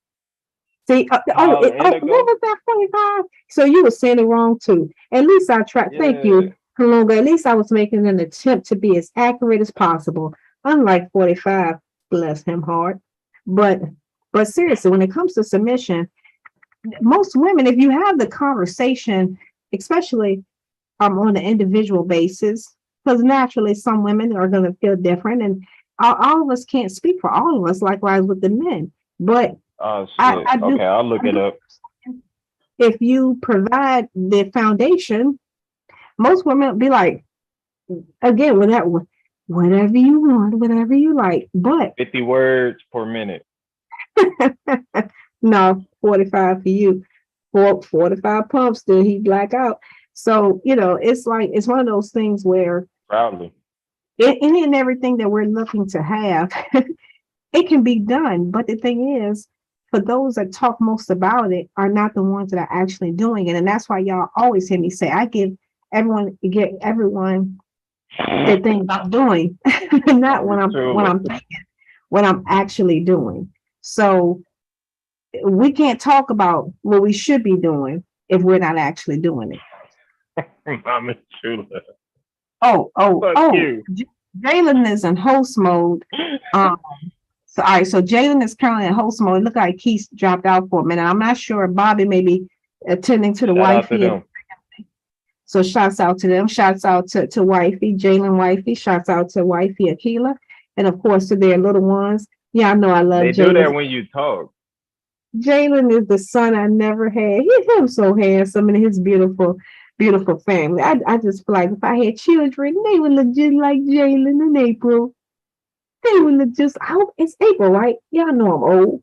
It's April, right, Jalen? I don't want to get wifey name wrong. Yeah, it's April, and I appreciate you for sure. I was like, yeah, I don't want to get wifey name wrong. Jalen, don't trust her, bro. She did. No, yeah, so that's why I got so much love and respect for Jalen. I mean, he just him and his family. Y'all have no idea. It's just so beautiful because as I always say, and forgive me, y'all, for repeating myself, but Jalen I tell everybody, when they want to talk shit about the young folk, I'm like, again, no, there's Jalen, there's April, there's their children, their family. There's Like 45 black. yeah, there's Jalen and there's April, there's the family. And they holding it down like Jalen is doing it. Jalen is the type of example when people want to talk about submission, a woman will have no problem because Jalen makes it very clear he provides for his family, but he gives April the freedom. And again, I know I don't know their situation specifically, but just you can tell. So what you talking about right now? No, you on point, Sister Humbly. Exactly. When they come, that's one thing from the first day. You can tell that if Jalen is the type of man that a woman will submit to in a context because he's going to let her be free. He's going to let her, be able to live her dreams and fulfill that. But he's going to make sure the foundation is there and not put demands on her because she's going to know her role. He's going to know his. The children are going to be taken care of. She's going to be taken care of. And it balances out perfectly. So again, men, women generally don't have no problem with submitting, as we like to call it. But again, if you think I'm gonna pay half the bills and do everything you want to do on demand, you got to pick a side because it's not gonna work that way. Heck, I'm gonna have you. Right. If I'm playing 50, we already know you come to the table with nothing, so it's all good. Right. And I'll be the first one to say, you got dang on right. That's right. I like being able to just ride around all day and just wander aimlessly, teach twice a week, go to the Boys and Girls Club 3 days a week on my own disposal. I love it because guess what? I can still keep the light. That's right. Got a couple of packs of chicken and wings to be exact, and some hot dogs and some pork and beans, and that's right. That's right. I don't have no problem with that. I tell y'all one thing: get like Jalen. Yes, girl. Yes. He having baby girl. He be having baby girl braiding his hair not because she have to, it's because she wants to. We've seen him on camera. Get like Jalen. You want this woman to submit? Holler at Jalen. He'll fill you in on it. That's right. Look, I got a few lessons in the bag for him. I'm sorry. What you say, Jalen? Oh, nothing. I was just backing you up saying, yeah, I got a few lessons in the bag for him. Exactly. That's right. And the thing, and Jalen, you what, 25, right? 26? I'm finna be 25 in August. 25, exactly. So, and listen to how he talk. He ain't saying no, fuck these bitches, or these bitches ain't shit. None of that. And wifey has nothing but love and respect, and she makes it on. This my man. That's right. I hold him down. He hold me down. And it works out perfectly for them. And them children just as adorable. They were picking strawberries last week, y'all. Half the numbers then went down, man. Humbling. The numbers is going down the more that you talk. I think somebody else must have went live. Okay, I'm gonna be quiet now. The numbers is going down. Oh no, don't blame it on them. No, I'm fucking with you. 45 online. But yeah, okay, I see kids back now. So, but as far as our children are concerned, see, we picked up one, hush 45. As far as our children are concerned, I do know that many of them are falling forward. Well, I shouldn't say falling forward, but they are positioning themselves in that manner. And I really wish they would see beyond the right now and just have hope within themselves for the future to be whatever they want to be. Again, whether it's an entrepreneur, whether it's a scientist, a doctor, lawyer, whatever the case may be. I just have that hope. I just have that hope. Y'all got it. I'm gonna mute for a minute so that way y'all. Do we got it? Yes, I'm gonna be quiet. Hey, well, I'm about to snitch. Kalunga said let her cook, and then he said, I mean build, not cook. That's hilarious. That's right, Kalunga. Thank you. And to all those in the chat that agree with me, thank you. It's my beautiful divine warrior. Thank you, Mommy Shula. Jesus freaking Christ. Thank all of y'all so much. I know sometimes, I do be rambling on, but I appreciate y'all for listening. That really means a lot to me because no one else listens to me. I even get on my own nerves sometimes. So thank you all for listening. We do be cooking. We do be having great deals. And I'm glad that, people are either informed, enlightened, entertained, educated. What's edutainment? Y'all know I can never say that word. But when I'm in class, I do be pronouncing the words correctly. I don't know why when I'm on here with y'all so much. But yeah, but seriously, guys, I know that collectively we all are doing things within our own individual right.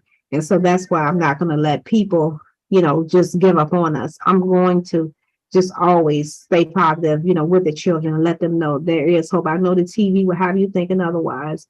I know when you see things, imagery on TV, it will, the GFs, for example, the Mike Brown's different situations, you lose hope, but I need you to be the next whoever, whatever. And let's just not succumb to the streets. So I am trying to change that narrative of the kids as best as I can from I may not live 5 years or I'm going to live the next 50 years, 100 years and be whatever. Entertainment. Thank you. You got hard shell? You got hard shell taco? Oh, it looked like we lost. Oh, okay, Jalen, he got a call. Okay, cool. Yeah. So Oh Lord. yeah, but go ahead, y'all got it. And please, anyone, feel free to join the panel because again, thank you so much. Yeah, I'm here. Thank you so much. I'm glad you love my I'm voice. here. Thank you. But yeah, please feel free to join. Please feel free. I know Keith just put the link in the chat. We'd love to have your voice. We'd love to have your Key. She done drove us into like a bunch of trees and in a ditch. We damn near dead. Oh, yeah, Please take the wheel. I'm just grabbing some food, man. Shout out to everybody out there. Much love and respect. Let me see what we got out there. What's in the chat? Let me see. Check this chat. Yeah, I got kicked off for a minute, man. Hey, Columbus, salute. Salute, Divine Warrior, salute. Mommy Chula, salute. Oh, yeah. Lamar, salute. Oh, yeah, man. I'm just grabbing some food right now. Making a little stop, man. Peace and power to everybody who's rocking with us. Jesus, freaking Christ, salute. Oh, yeah. See what we got out on the panel. Everybody loves it. Wait, let's be friends. Hold on 1 second, y'all. Shit. Oh Lord, man. Humbling just spilled the whole word salad. Humbling, you still there? Don't hate. That's right. I sure am. Don't hate. I have unlimited data. I can talk all day and all night. That's right. Don't hate.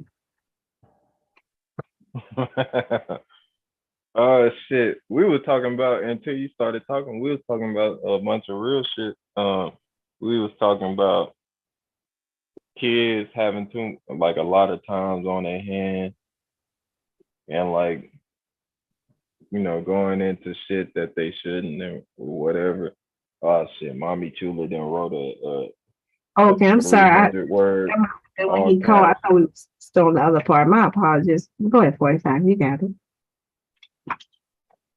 I'm gonna read what Mommy Chula said. As a strong, opinionated, free of drama woman, oh shit, she That's said okay. I I'll can read. and will say I am humbly awaiting a man to be submissive to as long as he is mentally confident with himself and respects and holds me, I would hold him. Drop a bomb, Becky. Thank you, Mommy Shula. That's all women.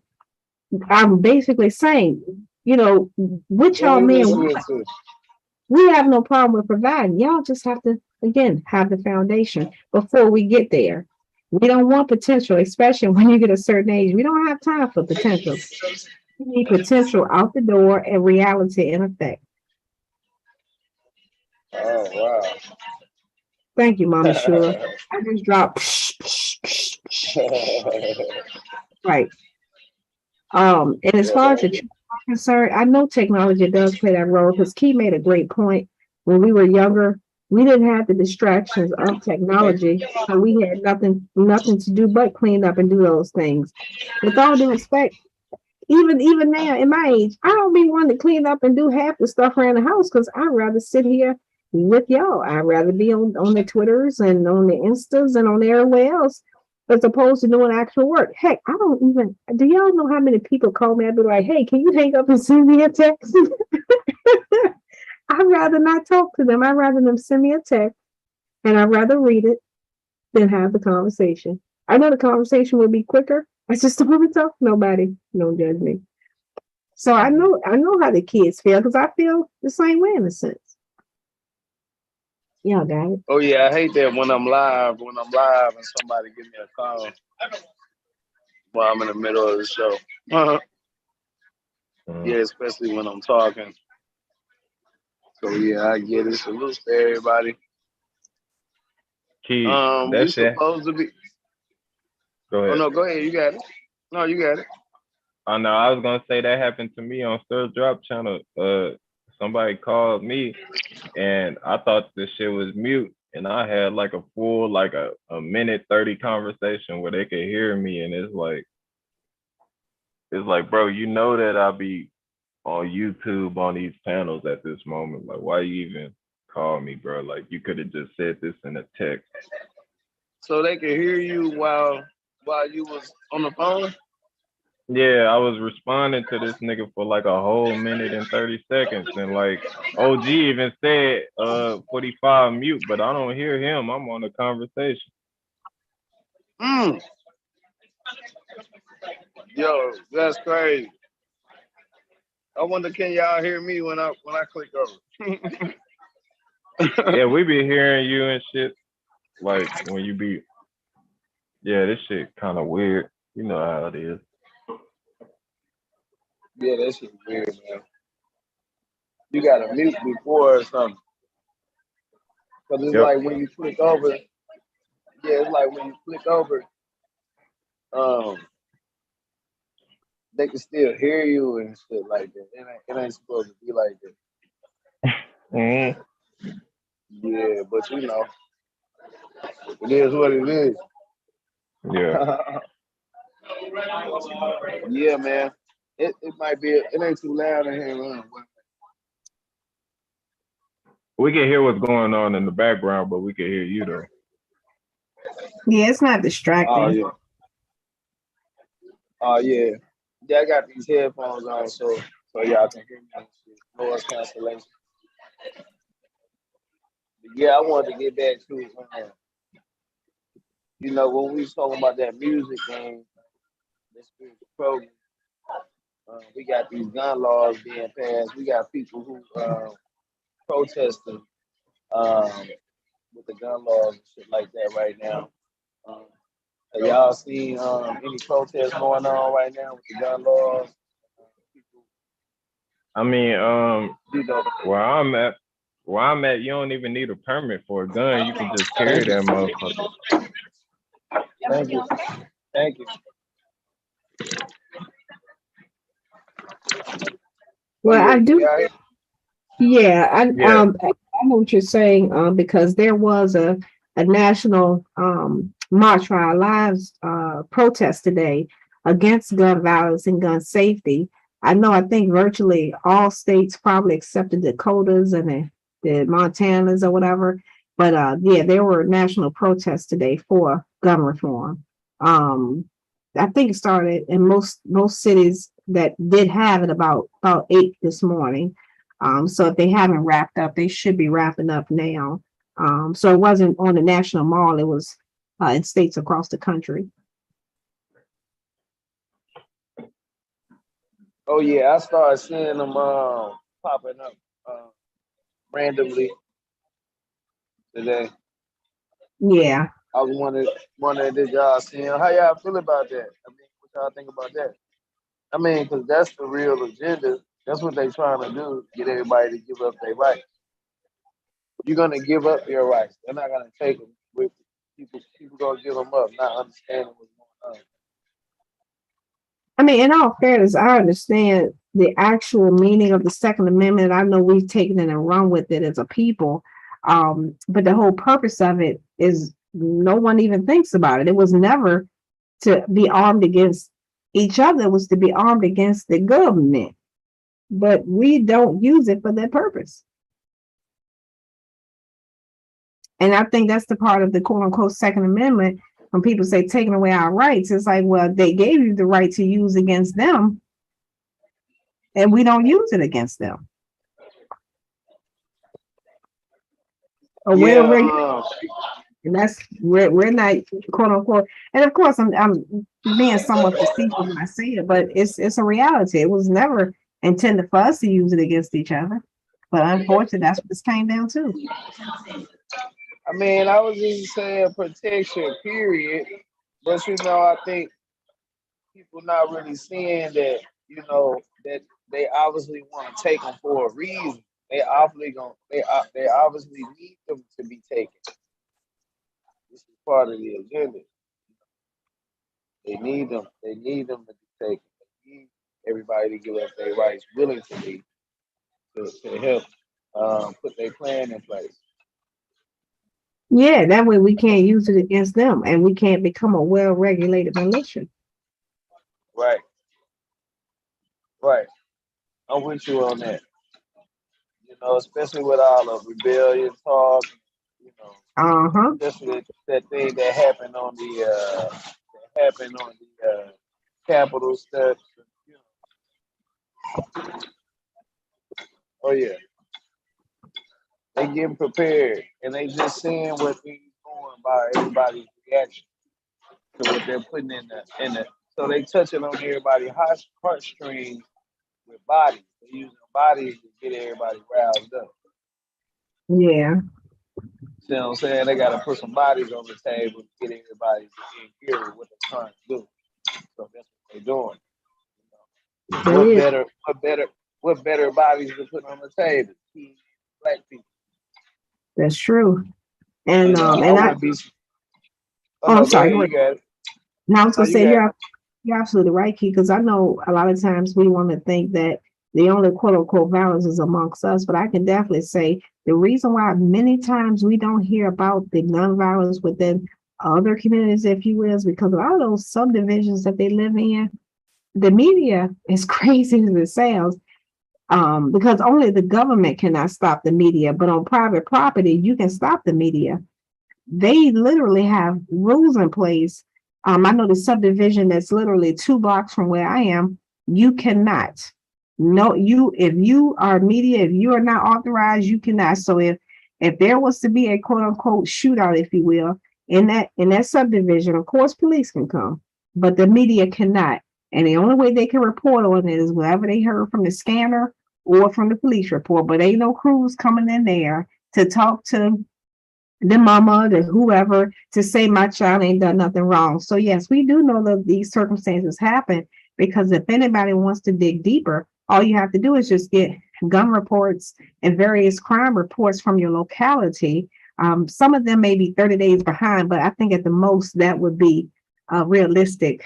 But you can request, and many times, depending on your locality, you can access it online in virtually real time. And you can see, like, oh man, there was a shooting on that street. What?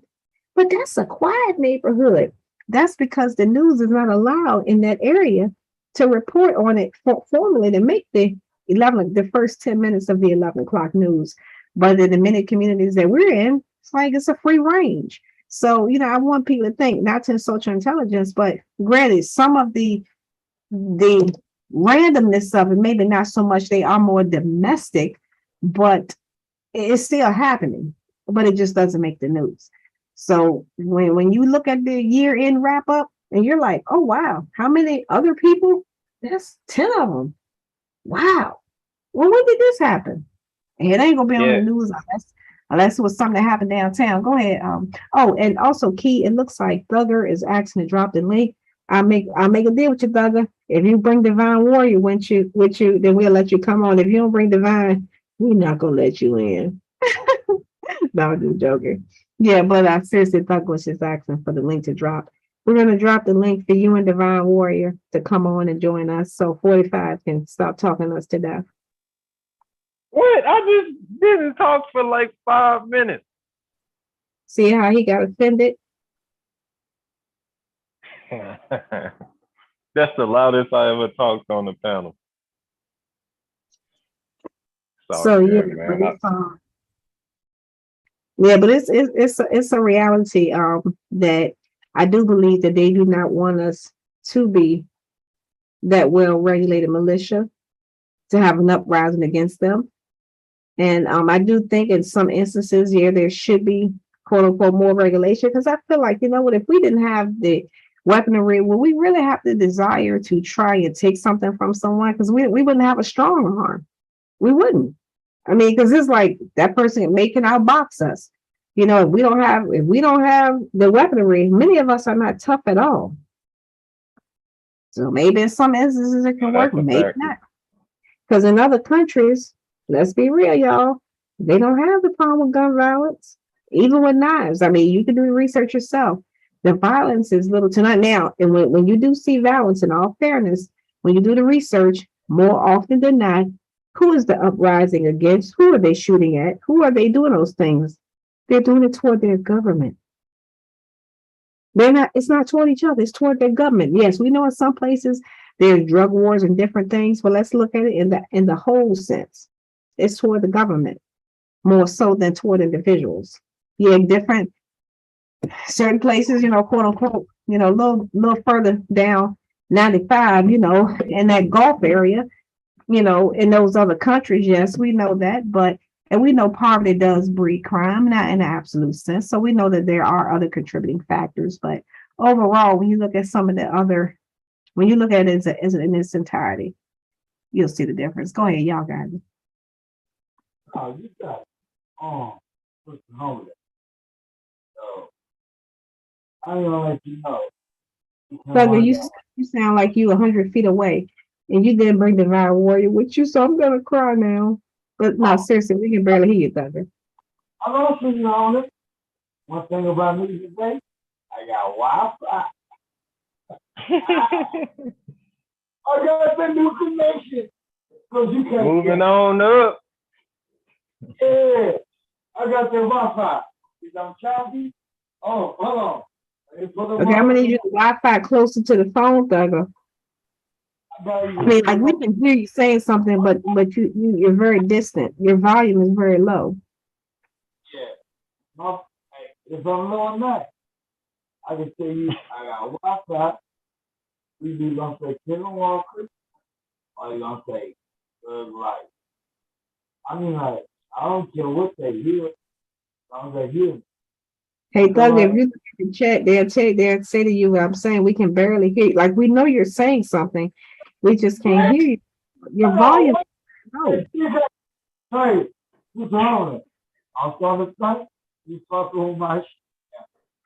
Nah, Thugger, you is like kind of far, bro. Like it sounds like you yelling in the bathroom or some shit. Yeah. And while Thugger's getting it together for us, shouts out to Rizza Lopez, Kalunga, the beautiful Divine Warrior, the beautiful Don Treese. I'm sorry, Don Treese here. I feel like I'm seeing double. The beautiful Mommy Shula. Who else? And all those in the chat. Shouts out to you. Donate to the keynorful podcast. The $ keynorful 1984, and email key at keynorful@gmail.com. How you got together, Thugger? Oh yeah, salute. But like he say, I'm getting what happened? Oh, I even did 45 right now. Oh, 45. What the fuck is on right now? What'd you say? Exactly. You can't even what the fuck I say. It still sound like I'm in the rush.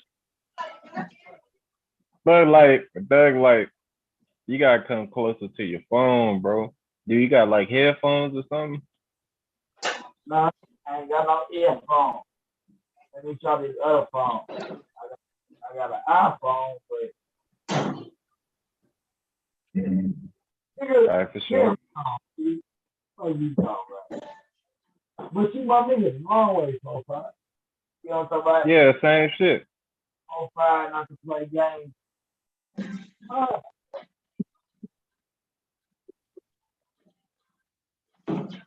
Yeah, Thug.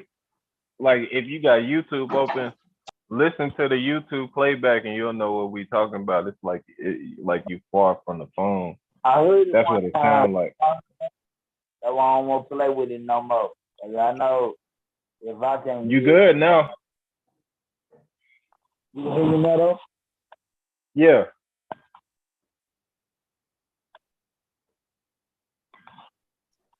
Go ahead. Can you hear me now? Yeah. All right, that was up. Real nigga shit. What was you saying? I really want to say shit. I ain't gonna lie. I just clicked on. So I don't know what the fuck going on or nothing. I know for five, he been here. So, yeah. So what you going with, my brother? We was talking about a bunch of shit, Thug. Like we was talking about the gun laws. We was talking about how like kids nowadays they got a lot of time on their hands, and it's not like back in the day. And they like, you get what I'm saying? Like it's like different and shit. It influenced them to get into shit. Okay, the gun laws. I ain't gonna lie. When I was growing up, it wasn't no gun laws. You had to be 18 years old to get a shotgun in Texas. And after that, you had to get a gun license to do anything you wanted to do. But now, in Texas, everybody got a gun. You don't have no gun laws. You ain't got no shit. I mean, like, if you got a gun, all you got to do is tell them you got a gun. As long as you tell them you got a gun, yeah, that's your gun law. Okay. After that point, you know what I'm talking about? After we switch from everybody got a goddamn gun law to the teens got guns in Texas, because I don't understand it. Because if you tell me a teenager can get an AR, that means ain't no gun law. I thought it was just shotgun. So it's not shotgun. It's ARs, shit, AKs, anything with a rifle. If you in Texas, you can get a motherfucking rifle. No bullshit. You just can't get a handgun until you 21. So that means, I'm gonna tell you what that means. That means that every nigga that feels some type of way that's 17, 18 years old, hey, they gonna feel that way out the muscle. When I say out the muscle, I mean out the motherfucking muscle. When the white boy did that shit in Buffalo, I mean, like, yeah, the nigga was 18, right? Yeah. And nigga bought some guns. Nigga bought some guns that I don't have. That's what I'm trying to tell niggas. Them two guns that he had, I got one.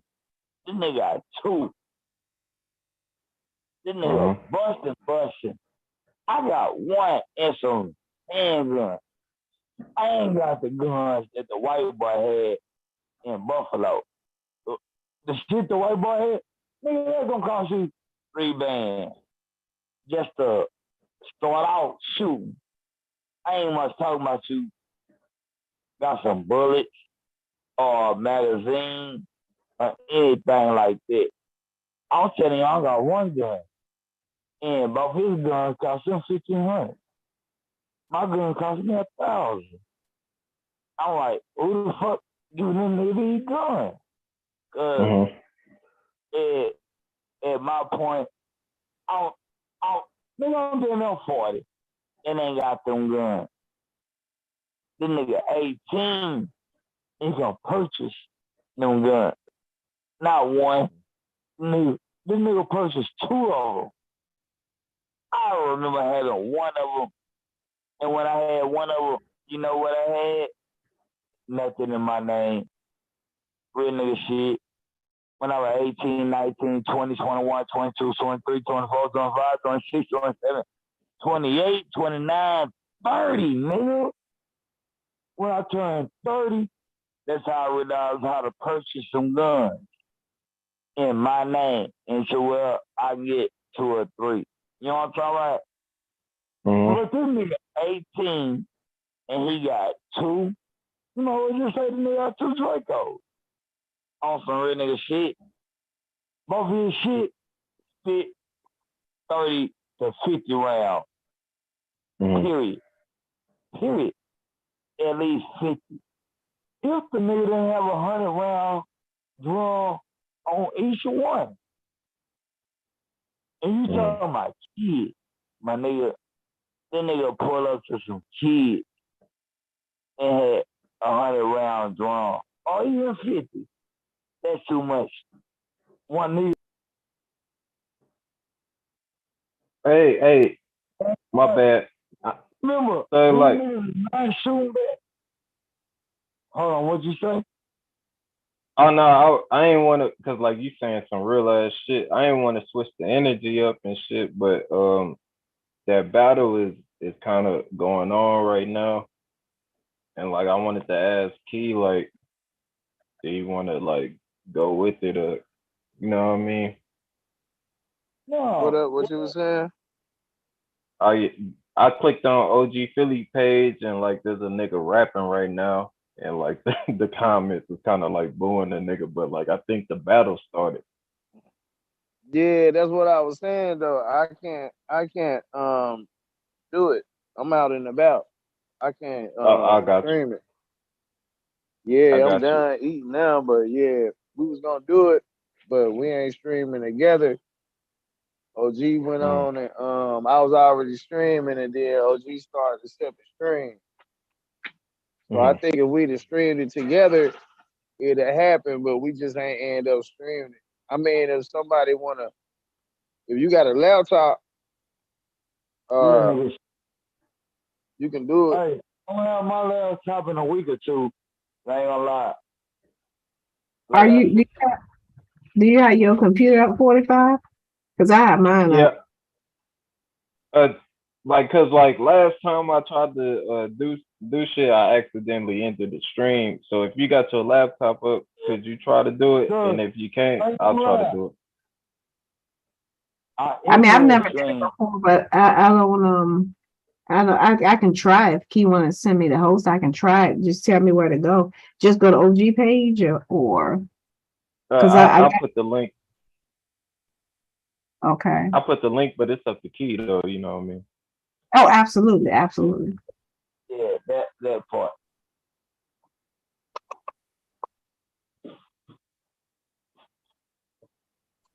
Oh yeah, you can screen share. I'm just trying to take care of some shit real quick. Okay.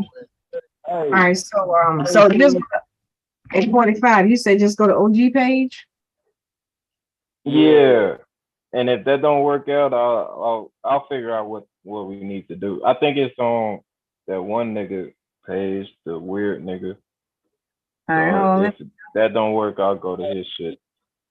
All right, well, I've never did it in the background, so hold on. I woke up sleeping, and your ass woke up sleeping last night or whatnot. But at the same time, send me your page because I always be up at 7 or 8 o'clock in the morning because I gotta take care of my mama. So if you ever go to sleep, just send me that page, and I'll make sure everything's keep copacetic. Anything other than Oh that. yeah, most deaf.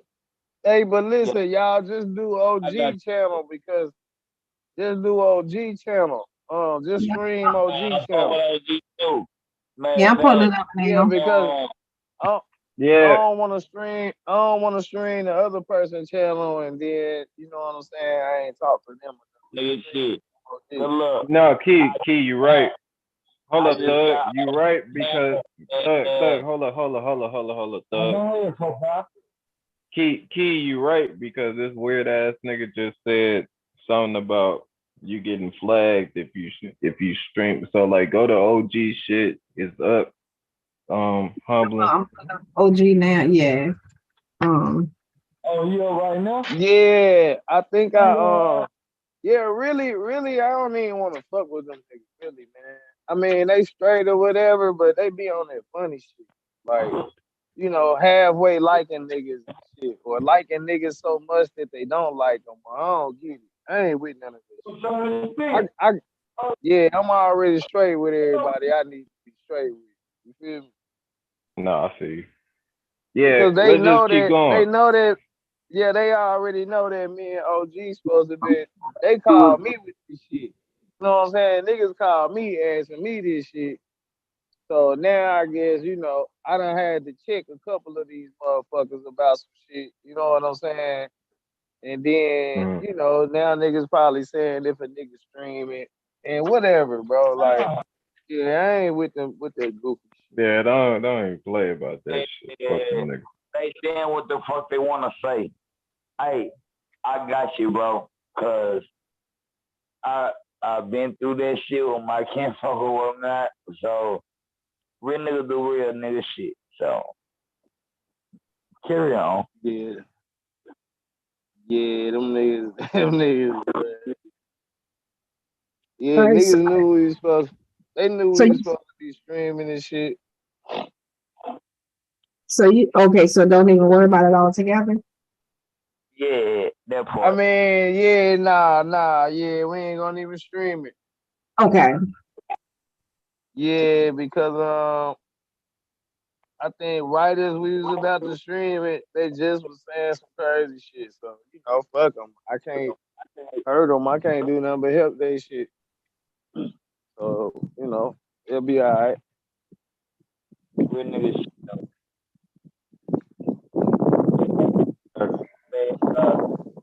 I got a speaker and some more shit. I was just trying to figure out. Yeah, nah, I was gonna.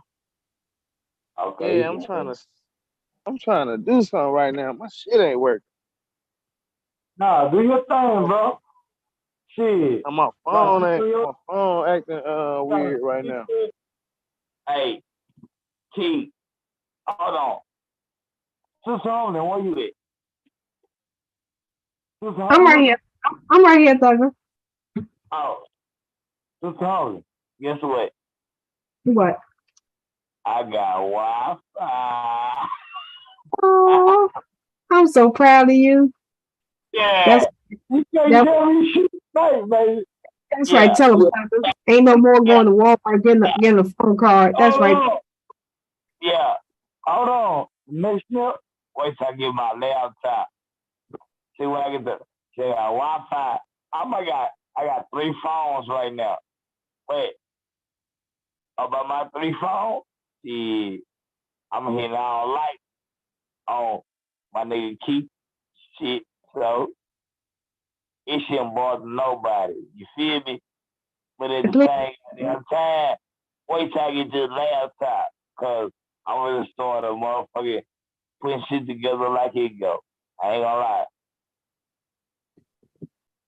Now, Thugger, please tell me you don't walk around with 3 phones clipped to your belt.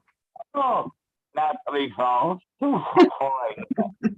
I got my phone. Hold up. I mean, I'm still kissing Walker. But I still got Thug like phone too, so y'all just fucked up. You know what I'm talking about? I push like on both phones now since I got Wi-Fi. Y'all can't tell me shit. Nigga got Xfinity. That's right, Wi-Fi. Just so y'all know, anybody in the chat who's wondering, just last week, Thugger had a real dial got mail, and he's now upgraded to broadband. So we're proud of him. So let's give him a round of applause for going from you got mail dial up to broadband with no wires and no phone cords attached. Woohoo! Drop a bomb, Becky. Goddamn. These represent wild here. Oh, goddamn. We got to start from somewhere, Miss Humbling. You know what I'm talking about? Everybody can't ball like you ball, baby girl. It just come off the top. I'm just telling you straight up. Everybody can't spend Willie money, man. Yeah. That's right. That's right. Because I keep. That's why Willie spent all this money on me. Because I keep comparing with meatloaf and grits with sugar. Everybody out there, Sister Holy and TT money. Man, in fact, what Miss TT at? You know I'm talking about TT, right? Oh yeah, Chief. Chief was in here with us a little earlier, but I'm not sure where Chief at now. So if she's listening to us, we'd love to have you up. And I'm still waiting for the beautiful Divine Warrior to come up and join us. And Mommy She don't fuck with you like that. Divine Warrior. No, who that was the other night that talked to us? Because I ain't heard her voice for the first time. Was it Divine Warrior? Somebody was her. It was her. It was another young. I think Miss Kelly came on too. I believe. Yeah, she did. Okay, yeah, because I remember when I woke up, that's what I remember hearing her talk. Yeah, and I went back and listened. Yeah, so I do remember her coming on too. The replay. Kelly, the vibe. Matter of fact, everybody that know to be on the chat and just popped up. Pop up again. We all love y'all, baby girl, on some real nigga shit. And freaky shit. We, you know, we understand our women out here. We ain't on no, yeah. We already got I know I got mine, but you know, mine still let me talk to y'all like I'm single or I'm not single or whatnot. But you know, she just in the background. She know who a nigga is. So anything other than that, hey man, just like I'm pretty sure most of the women on here got males or husbands or whatnot. Me too. I just don't represent it, but I represent it at the same damn time. You see how the yin and yang come? Yeah. I don't, but I do. Just in case. This nigga funny as hell. Just, hey, profile. Fuck you, nigga.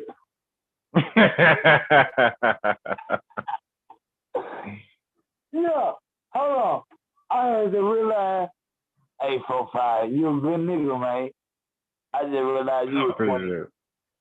I thought you were like, I ain't gonna lie, I'll give you your ass by like 32, 34. Oh yeah, you sound like Humblin. Yeah. Humblin told me the same thing, man. Yeah. Nah, I'm sorry. What did I say? Only just like the young niggas.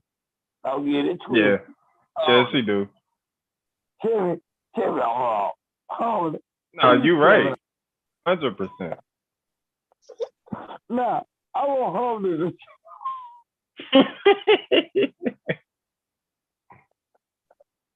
Holy. Yes, sir. Yes, sir. I didn't hear you. Say that again. Do you like your men, John? Oh, I like them to have money. Exactly. Y'all niggas got money. See, you got a shot. Right, yeah. Come on, man. You got a shot, folks. Yeah, it ain't. Hold on. She don't get none of my money, though. Hey, well, look, you know. They do have to be over 21. That's a must. They must be over 21. I got all that money. Hey, man. Hold on. One second, Thugger. One second. One second. Y'all got all this bread. Don't get it twisted. Give my boy keynorful or something. Y'all got all this money. Look, yeah, hold on, Thugger. 1 second, because Key isn't here.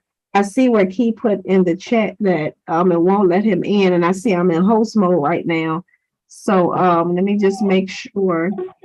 I see. Let me. I'm gonna try resharing the link and see if, for the sake of argument, just see if that works. Key. So give me 1 second. Hold on, Thugger. I'm gonna let you make it. All right, hold on. Is that so far in the back chat with you? Yeah, let me know. No, I'm right here. Ain't no hate about it. You know what I'm talking about? But if I'm so far, I'll be in your back chat. What you talking about? Hey, it go down in the DMs, man. She could tell you about it, but I told her not to, so she won't. So far, I spoke with you the long way, my brother. Say, look, you know, other people stand out there in San Antonio. Hey, look. If anybody come to Houston, keynorful, Bobby, anybody, hey, I got someone to lay your head at. Don't get it twisted. You ain't gotta get no. Oh, that's real. No hotel or no none of that shit. Oh, you fuck, you trying to fuck a bitch. I'm gonna let you do this thing. Also, a nigga shit. That's just G nigga shit. But at the same time, look, I might be in San Antonio in about a month. So I need the same motherfucking respect. Oh yeah, bro. We got couches now. You ain't bougie to a couch, are you? So don't even want to get it twisted with me, bro. I got you, bro. I want some real nigga shit. Like, if you're Houston, hey, nigga, I got you. Don't even want to get it twisted. Nigga, we think I'm playing, but I'm out here. I got a fuck bill. You know nobody but me and my mama. That mean I got 2 or 3 extra rooms available. Yeah. Hell yeah. I don't search niggas or none of that shit. If I gotta search your motherfucking ass, you don't want me to be in my house. Really. Right. Yeah. But so far, I promise you a long way.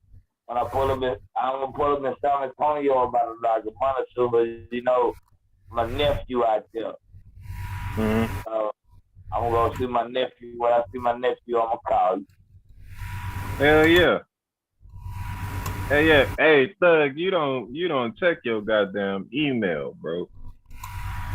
I didn't put you on to the fire stick and some more shit. Say, what you guys told me I can motherfucking I can copy and paste, nigga. Thugger, hold on for 1 second. Hey, Key, I tried to submit the link. I hope I did it correctly because I'm not used to doing it. So let me know if that works for you, Key. I'm sure obviously it's probably the same link that you posted, but I just copied it from the since I'm on a PC, I just copied the link from the taskbar. I'm sorry, from the you know up there where the website address be. So hopefully that'll work for you, and I'll be looking for you to come back in. Was repeated. No, I was talking to Keith. We're trying to get him back on. He said that it won't let him on, so I'm hoping that the link will let him on. Yeah, because right now, just the 3 of us. My email is K Walk. That means KWALK 8484 at gmail.com. No, we're talking about the Zoom link. We're trying to get Key back on with us on the panel because right now it's just me, you, and what's his face on here right now. So we're trying to get. So I'm hoping reposting the link will get him back on with us. You sure all right? It's just me, you, and 45. Yeah. All Bobby on this motherfucker. It's just me, you, and 45. Yeah. Bobby, if you're listening, you better be massaging wifey's feet. Y'all know I can't do it without you. What y'all guys doing?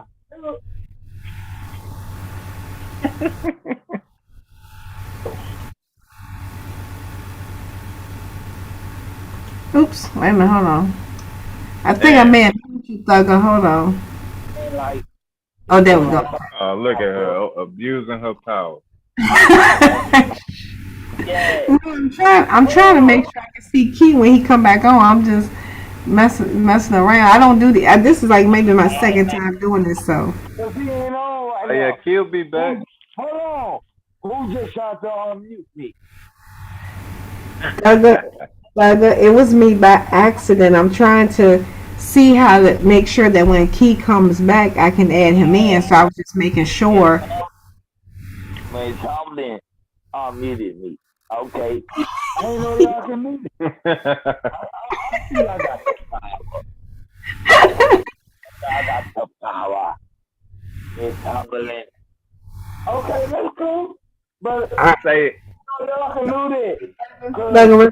Thugger, we're gonna pause for 1 minute for station identification. Thugger, hey, just. Thug, We're gonna you sound like far away again, bro. We're gonna pause. Thugger, Thugger, just a minute, Thugger. He is not here. We have to be mindful of that, Thugger. Just 1 second. I want to thank everyone for listening to the keynorful podcast. If you have not, please donate to the keynorful podcast. That's $keynorful 1984. And you can also email Key with any issues or concerns, subject matters, topics you may like to see the panel to discuss, or you'd like to join us and discuss. And his email is keynorful@gmail.com. So please donate to the podcast. As y'all know, Key does a lot within and for the community with the children. And we definitely know that it's important to him and it's passionate to him. As y'all know, he does a lot with cancer. And I can't think of the name of the organization, so please forgive me. But I know Key has it on his community page. They have some things going on with the Cancer Foundation that he's a part of. So please know that any donations you make are going to worthy and wealthful causes. Thank you, Metalface Doom, $keynorful 1984 for the Cash App. As y'all know, is very passionate to him, particularly when it comes to the children and when it comes to cancer. So he is active with those foundations because we've had people involved in those foundations on the panel with us in the past. So please feel free to donate. And again, those donations do go toward the help worthy causes. And again, we do appreciate you all for listening. Thank y'all so much. So I just want to give quick shouts out to Metalface Doom, Slimmer LDP, the Beautiful Divine Warrior, Jesus Freaking Christ, Kalunga, I forgot how to pronounce the last one just that fast. And please blame my mind, not my heart. Who else we got? Riza Lopez, somebody named 45 Black. Let's see who else we got in the chat. Don't want to leave anybody out. Thank you all for listening. And as always, I hope you're either informed, enlightened, entertained, and all in between. Edutain. I can never say that word, but y'all know what I mean. So we definitely enjoy you giving us your time and interacting with us. So we do not take your time for granted. So I hope you all are enjoying our commentary. I hope you're enjoying anything else, all in between. So I know Kian as well as 45 and Thugger, Bobby, and all of us that be up here, we do appreciate you. So it's never taken for granted. With that being said, I know that Key will be rejoining us shortly, so we will get back to the build. And again, thank you all for listening in to the keynorful podcast, One Love podcast. We do appreciate your viewership, your listenership, your interaction, and all in between. All right, go ahead, guys. Y'all got it. Oh, yeah, we got it. Oh, look, I was appreciating all of that until I realized I ran out of drum. So, somebody needs to mail me something. No, I'm just fucking around, though. But everything that Sister Homely just said, yeah, that's real talk. You ain't talking about that, you a bullshitting ass nigga. That's all I'm like, but carry on. Okay, and it looks like we got Pac-Man. Shouts out to you. So I know earlier we were talking about, just to get back to the bill, we were talking. We had several different subjects, Thugger. We were talking about the impact that the music is having. Boo, I got a new topic. Okay, that'll work. Hold on, nah. Go with you, old boy that's doing rap shit. He said that he forgave Brother Polite for his allegations of pretty much being a pedophile. Hold on, which rapper? I don't want to say his name, but the nigga that's doing the battle rap. Hold on. How you forgive somebody for being a pedophile? First of yeah, I'm gonna say the P word from now on. Please use the P word, and let me just pause for a moment, and please understand this is commentary for entertainment purposes only. This channel does not in any sense condone, promote, and anything involving anything regarding small children, well, children in general. This station, this podcast does not condone that. So anything that's said is only commentary based on opinion of the said individual, not the keynorful podcast. So anyone listening currently or in the future, please understand it's just commentary, thoughts, point of views, and perspectives. It is not encouraged at all. So these are all perspectives. So please choose your words wisely, gentlemen. Go ahead, y'all got it. This is what I'm saying. Sister Humbling, would you forgive a P word? What's a P word? We are. R. Kelly, Thugger, the allegations against R. Kelly. Yeah, that's the P word. So we ain't gonna play like that. But 4-5. What I'm trying to tell you, what I'm trying to understand is, okay, everything. Hold on, we're gonna start with R. Kelly first. Okay, R. Kelly. All right, R. Kelly did what he did 20 years ago. Allegedly. Go ahead, Thugger.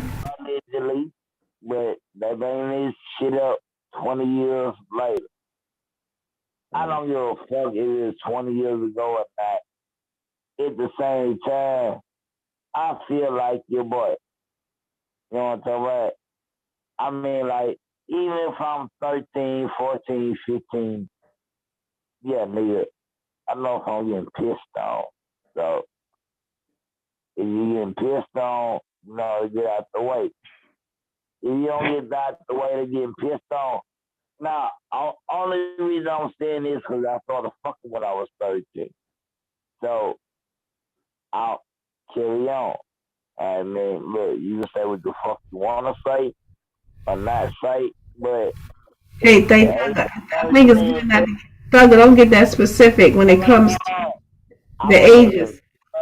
Man, decisions at 13.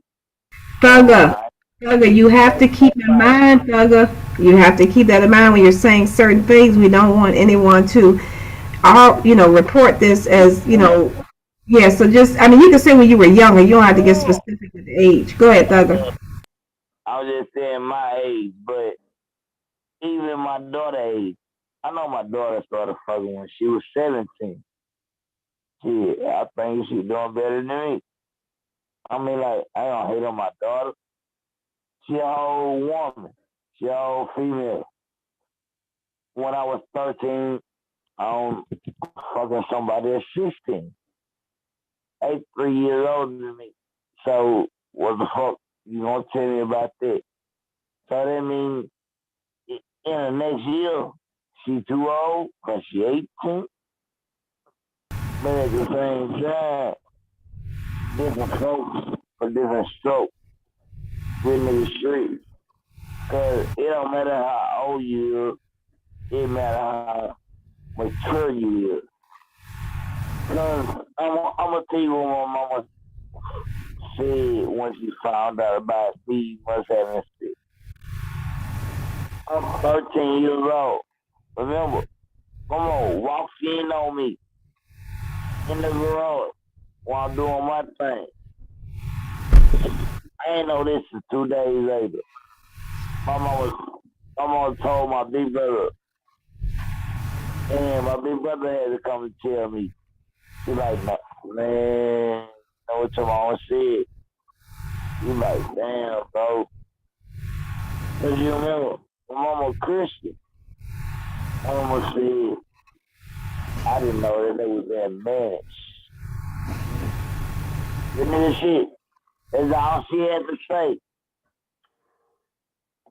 I mean, like, she ain't tell me nothing more, nothing less.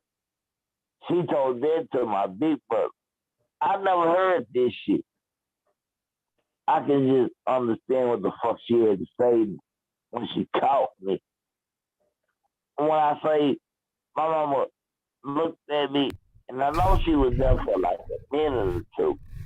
I'm talking about in the where was like in the oh, it's some different shit to me. Like when my brother told me this shit, that was the end of it. it wasn't no. I had to sit down and man, that shit. It wasn't on nothing.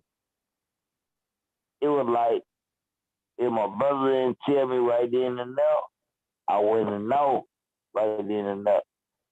Matter of fact, my brother judged the rest of my outcome of my life after that. And I wish my mama did. Cause she had no outlook on this shit. Hey, Thugger. Hey, Thugger. Yeah. Thugger, can you hear me?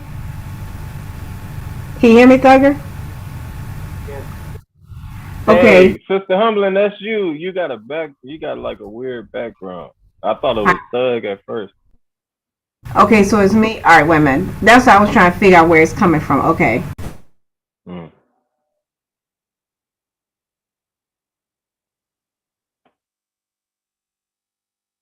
Good, baby girl.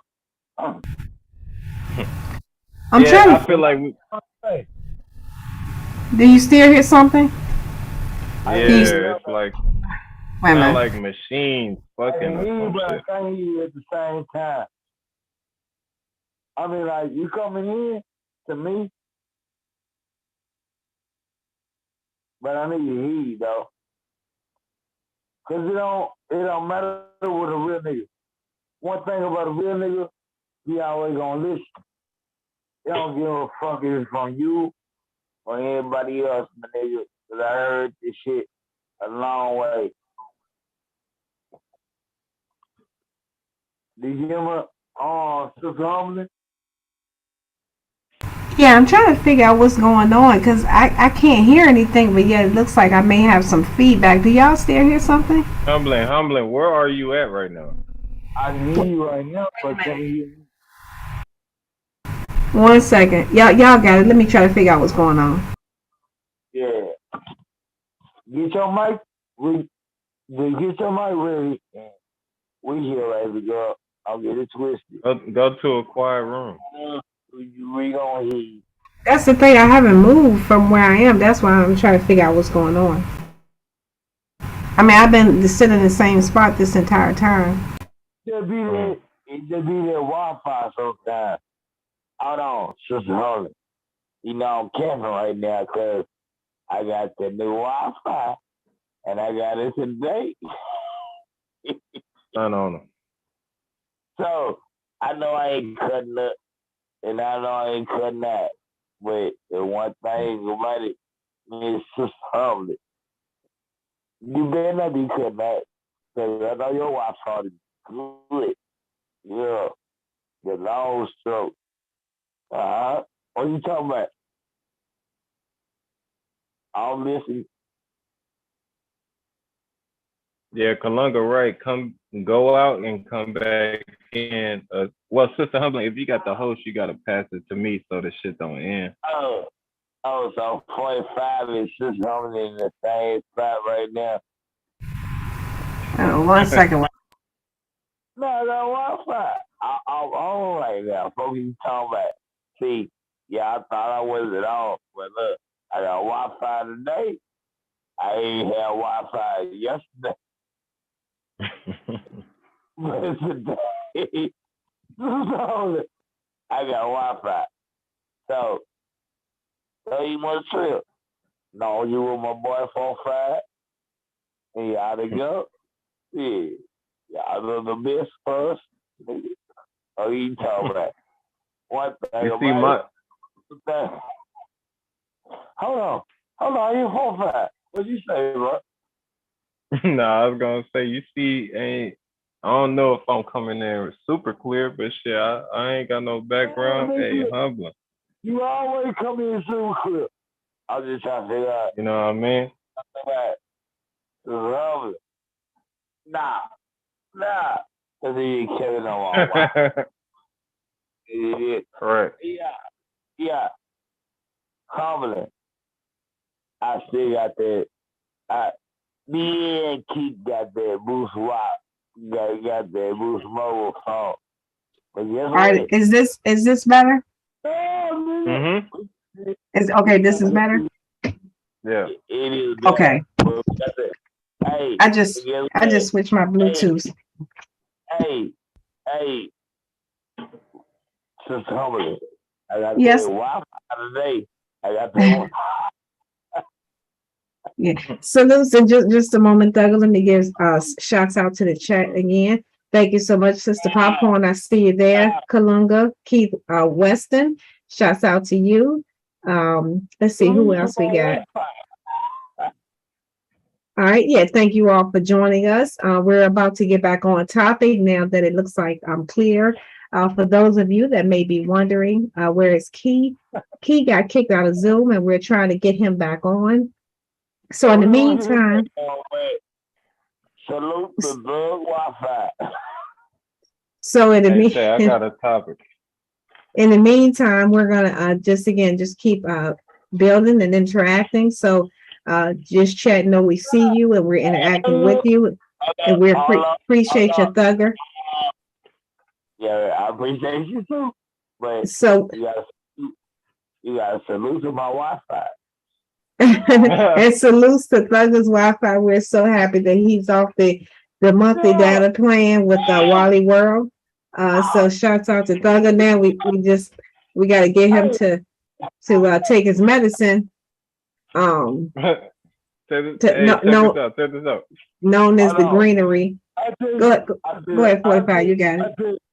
I just pop me a pill, and oh no, we wasn't talking about pills. We was talking about something that requires a lighter and looks green. Hello. You just told the people that I got to take my medicine. I just talked to the people.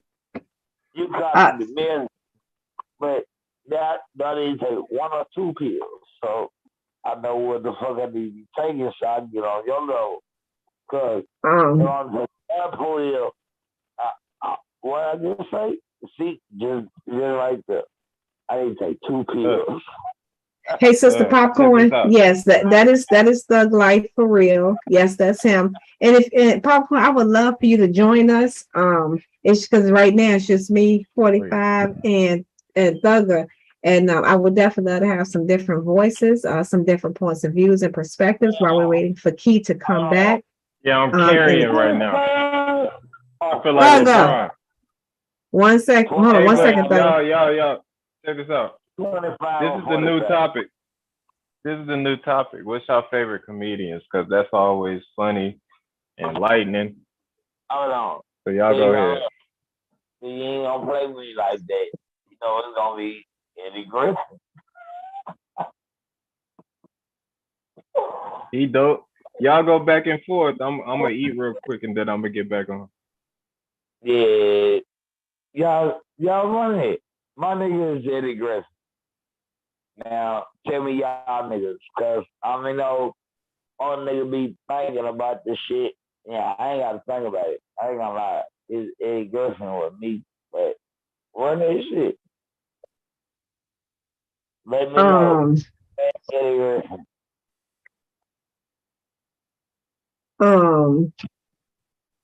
Okay, Sister Popcorn said she would love to join us, but she's about to leave. I totally understand that. Anybody else in the chat, would you like to come up and join us? Because as y'all know, it's just right now, just me, Thugger, and 45. So we're definitely going to have some different voices, some different perspectives, because we want to keep everyone entertained and engaged. So we don't want to drifting off. Comedians. What do you think? Who's your favorite comedian?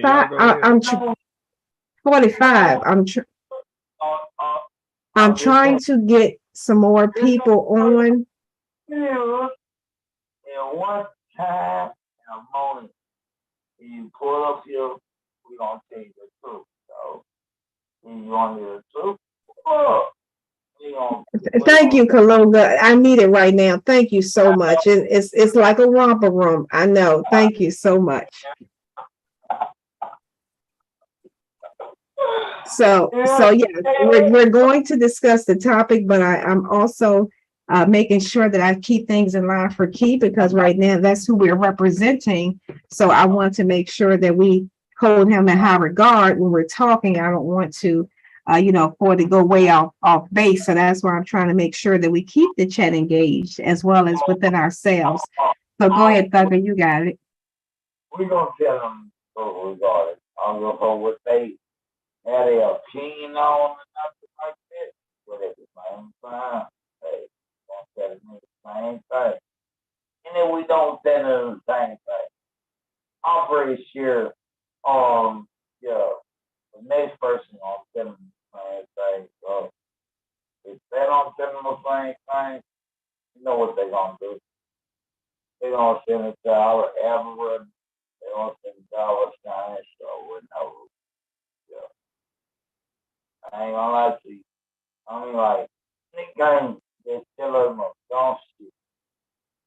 You understand, baby girl? Like, I talk with baby girl. And I mean, you think baby girl fuck with me out here because on some dumb shit?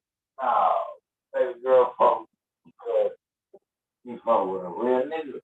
So, real niggas do real nigga shit. Big girl.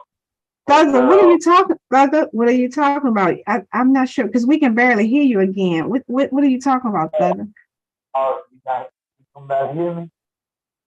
Like we can hear that you're saying something, but we can't hear you clearly again. I'm not sure what happened. All right, what's the last thing you heard? My bad. That's the thing. I can hear words, but I couldn't really hear all that you were saying. Damn. Can you hear me now? Yeah, that's what I'm saying. We can hear you, but for some odd reason you start, and it could be maybe something going on with Zoom since I just had an issue, so I don't know. Maybe if it's transferred to you, but I mean, but what age time can hear me now? I mean, what age time for females can hear me now? I mean, like, yeah, it's all for it. Yeah.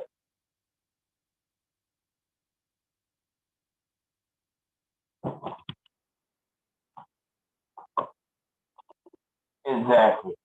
I'm gonna go where I mean out, brother. When it comes down to female chick. okay, it looks like Key has rejoined us. Thank you, Black Jesus. Key, you got it.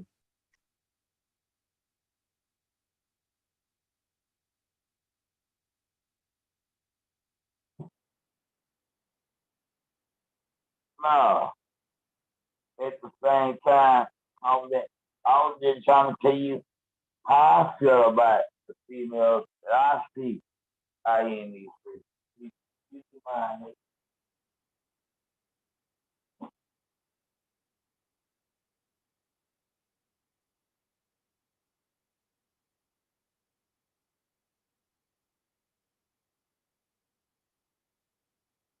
Oh, Miss Homeland, I'm talking to you.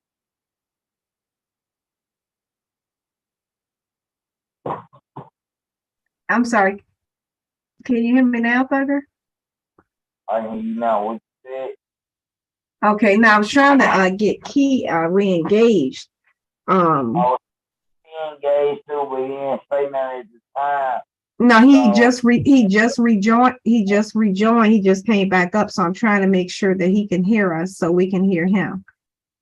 Okay. That's how I say, yeah, just a second, Thugger. No, we good. What's good, Keith?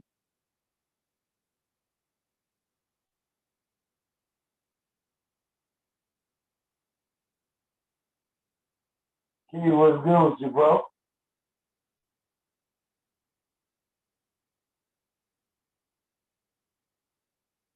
Yes, Homeland. Okay, well, I think he'll come back. Yeah. Yeah, so yeah, he'll come back to us. So go ahead with what you were saying, Thugger.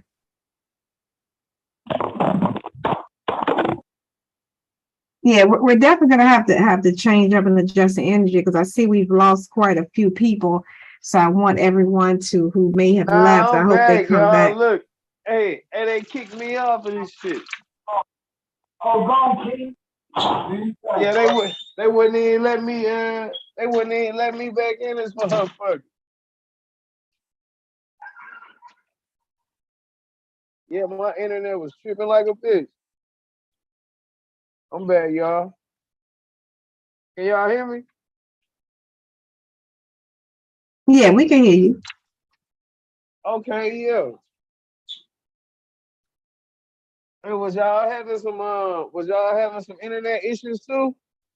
I know I was having some audio issues for a minute, and I know with Thugger, it sounds like, you know, he's a little distant, so like we can hear what he's saying a little bit, but then it's like he sound like he's like 100 feet away. So I know I know that we all look like we've been having some issues a little bit, but now that you're back on, it looks like my audio is back to normal, so it looks like we might be fine now. Yeah, But you yeah, know it was what? You acting a know little what's weird. crazy? You know what's crazy? So I was just calling, like I was just going to do something, right? So I was just it's only right down the street, but I was calling the lift just now and shit. And it's kind of like it's like somebody hijacked my motherfucking phone or something for a second. Cause the dude who was coming to get me, he was like,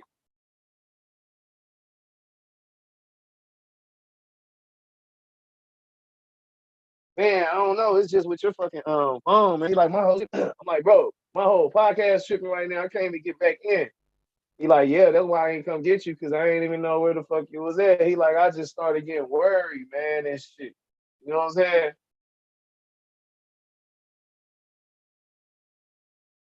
Yeah, that's what I thought was so weird. I was like, you know, when you couldn't get back But yeah, we on. back now. What's up with you? Got this?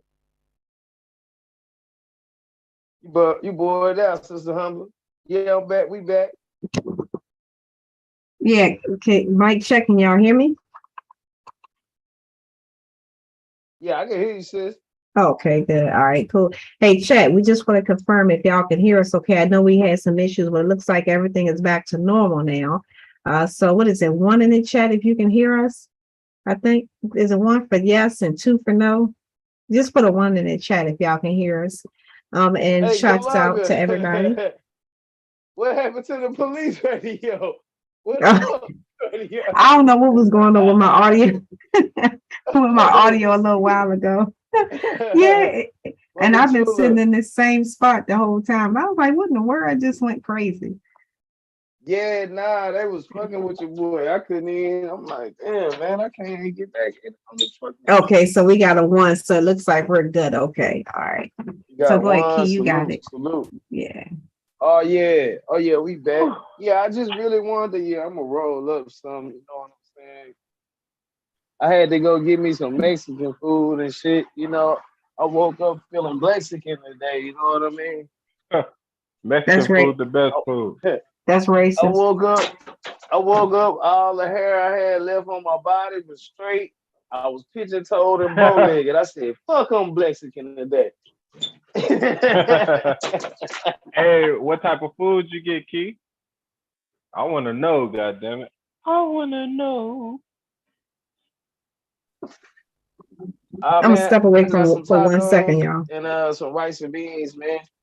Oh yeah, you got it, sis. Yeah, I got some tacos, some rice and beans. I had to go meet with a client, man, and shit. So I was kind of trying to wait. And this person in my referral program, so I know we was gonna have to talk for at least 20 minutes, 30 minutes. So I was like, shit, I'm gonna sit down and eat me some. I was gonna have a drink, but then I said, you know what, man, I'm gonna go home and drink some water. You better than me. Bro, I'm like addicted to water. And it was one point in time where I couldn't even drink water, bro. I was so used to drinking sodas and shit, alcohol and shit. I would not want to fuck with no water, but I forced myself. Then I figured out that it went down easier room temperature. Shit, I drink like a gallon of water every day now. If I don't drink a gallon, I drink at least a half. I'm about to get like that because I ain't got no choice with my job and shit. So, Yeah, I know I found that I got more energy, man. Once I drink that water, once I get fresh air and hit that sun, I'm like charged up. Ready to go. I know what you mean. Yeah, but if I drink like that alcohol and shit, see, like drinking all that water and shit, not drinking alcohol, I can stay up late. I can go to sleep fucking with y'all like 4 or 5 in the morning, but I could be right back up at 8:39 going to work, get ready to go out for work and shit. You know what I'm saying? That alcohol, that shit put me on my ass. Yeah. And shit, I got my niece is Mexican and black. My sister and her husband just had a baby. And I've been at the food truck, the Mexican food truck, like a motherfucker. I learned Spanish. I learned Spanish off the food truck. Me disculpo porque aquí es inconveniente, señor. Right. I was like, tortas. I want the tortas, gorditas. That shit be good as hell, though. Quiero coger, mi amiga, muchos besos. I'm just talking shit. Salute to everybody. Much love. We back, man. I was going through some issues. I'm like, damn, they done took over my whole phone and shit. I don't give a damn. They ain't gonna hear nothing on that bitch, so have at it. That's what you like to do with your time. That's fine. Kalunga. All I heard was 10-4 in the background. Yeah, Kalunga crazy, bro. Yeah, but we realized that humbling is the feds. You know, but still love it though, but man, humbling the feds, man.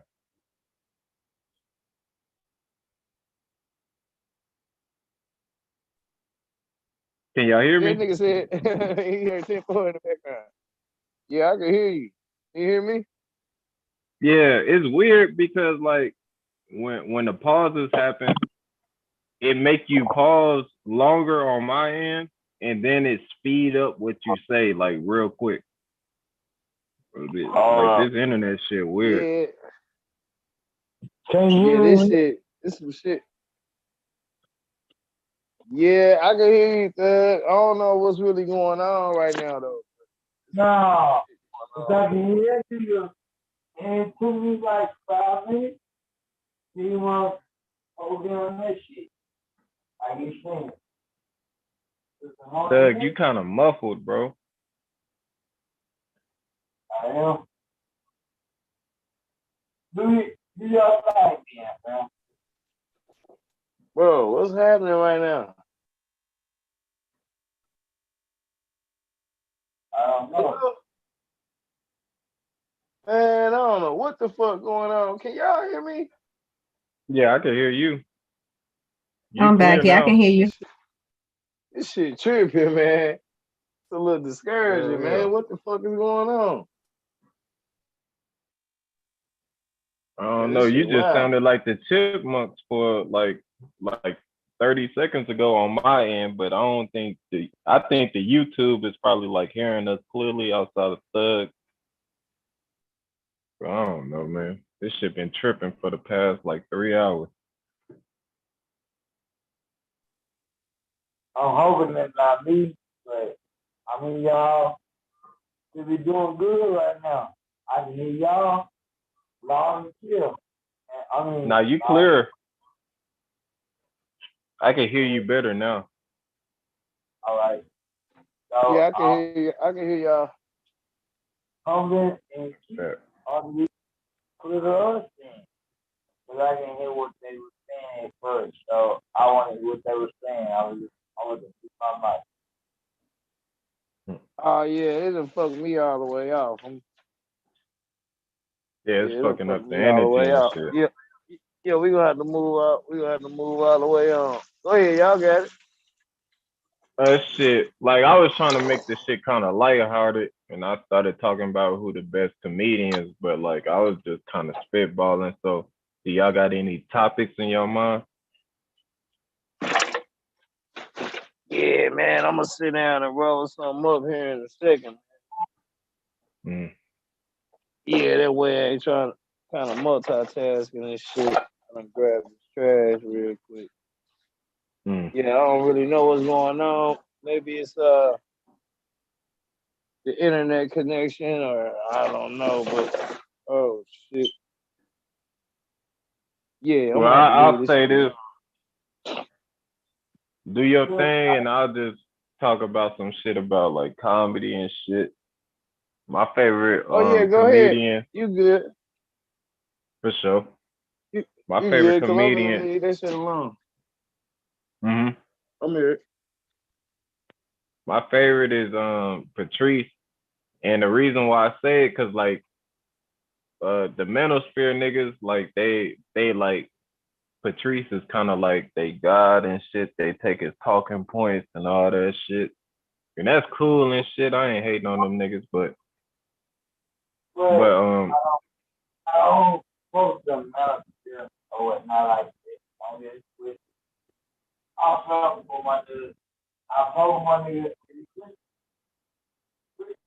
Thug, we can't really hear you, Thug. Your shit all the way fucked up. Yeah. Yeah, you might have to go out. You might have to go out and come back in. Yeah, get some headphones, bro. You don't got no headphones? I ain't got no headphones. I'm on my phone right now. So. Yeah, they done fucked the whole internet shit up. There go Bobby. Bobby, Damn, take the flow, bro. I was gonna tell y'all just end the stream, but then shit, like I couldn't even get back on YouTube like that. Yeah, I was just about there when you came on. I was like, hey guys, enjoying everybody, but we might as well go ahead and end it. This shit locked me out. This shit locked me out my own Zoom. Then it wouldn't let me back in. Locked you out. Yeah, I'm trying to get back in. It was fucking with the voices, the connection, all that shit, bro. I couldn't even get back in. I was hitting the Zoom link and it was telling me some crazy shit. Oh shit, I just seen Ninja Humbling's face. Yeah, I did that for about 2 minutes. I took it off now. Hey, Key, we might need to switch the ending all the way around. But man, we been talking about these worms and them niggas little, they can get computers, them niggas be in all types of places. So we need to chill out. Yeah, them bitches be getting in computers. These worms. Y'all don't be seeing them little bugs crawling on y'all phone. Call them mics. Y'all don't be seeing them little mics be coming out the ear hole and shit. Thank God I don't. Laughing. I see that shit on my phone. He ain't lying. If you set your phone down in the wrong place, man, motherfucking look, creatures can live in there because it's like a warm environment. Yeah, that battery be getting warm. It's like okay. Let me say this to you, 4-5. You ain't never seen nobody get some shit living inside a place, eh? Oh yeah, my grandmother used to. Her whole house was infested with like little ass roaches and shit. Them motherfuckers do like camp up in like electronics and shit. So I know what y'all talking about. Okay. That's what I'm talking about. So if the little insects do it, what you think the worms doing? See, y'all, they keep on saying wetware and you know what I'm saying, bioengineering, man. Okay, so watch them ear holes. Yeah, no, that's true. Yeah, y'all got it though, man. I ain't trying to switch the energy.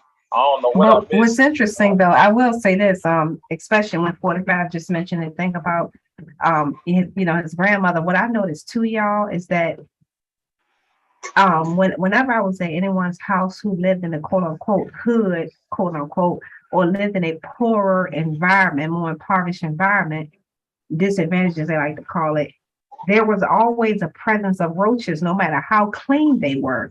However, when I went to my relative's house who had them good government jobs and them good factory jobs who, you know, lived in the quote unquote nicer homes and nicer, you know, community subdivisions, they didn't have any roaches.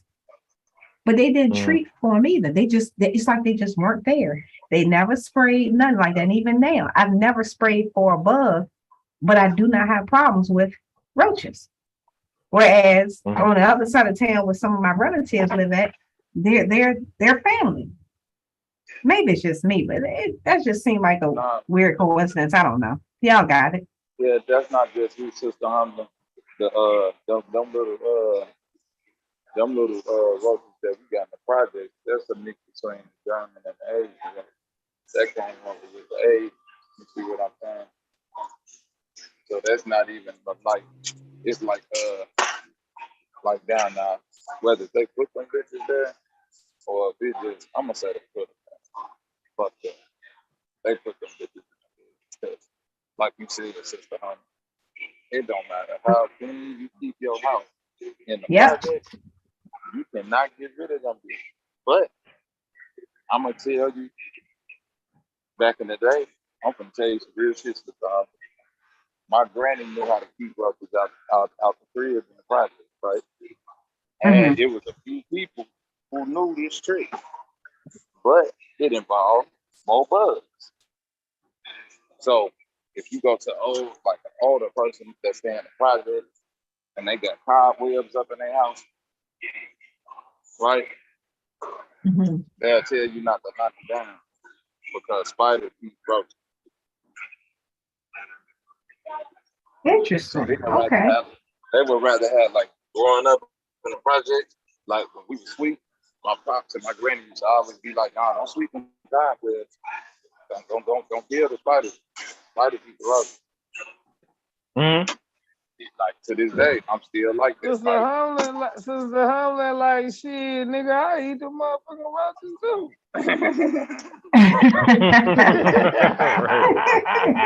Now that's fact. That's fact. You do.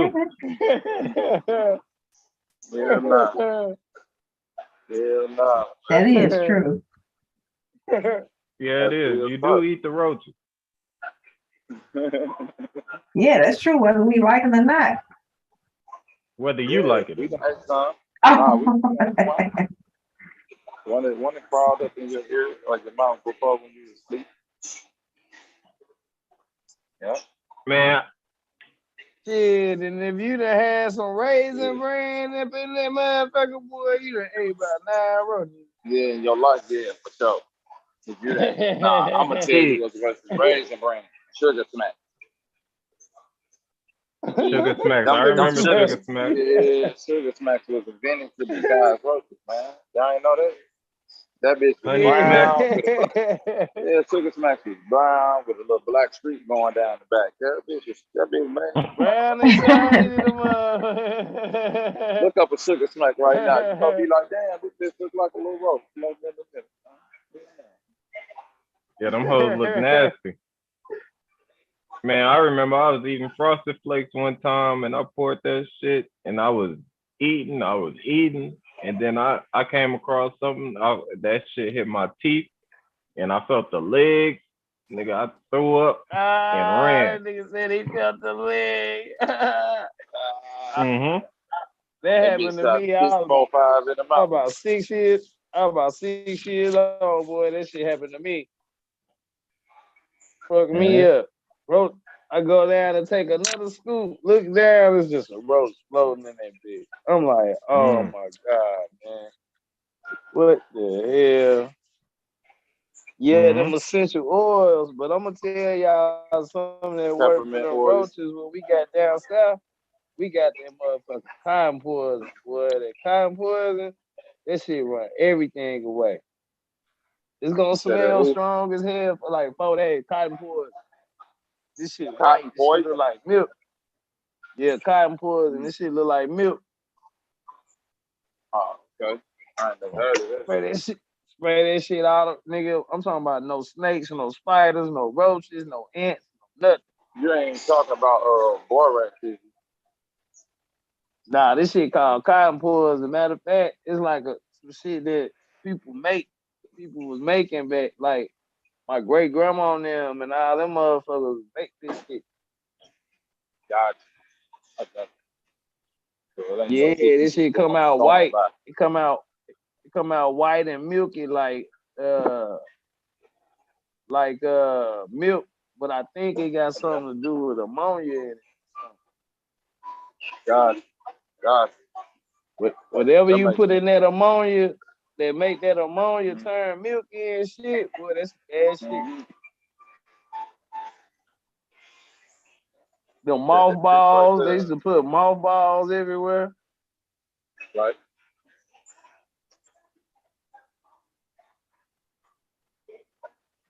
Hey, Salute.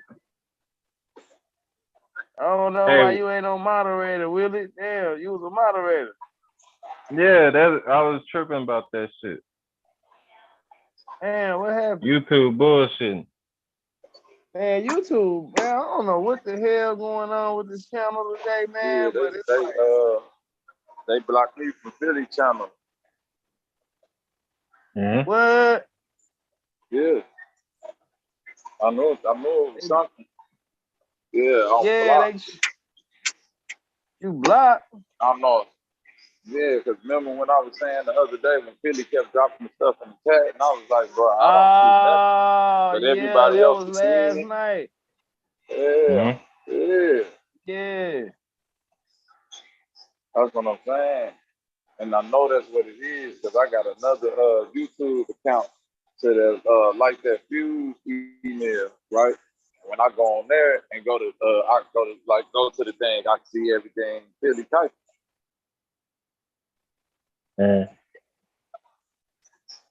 So that means that my account, my Bobby Knight account, that's blocked, right?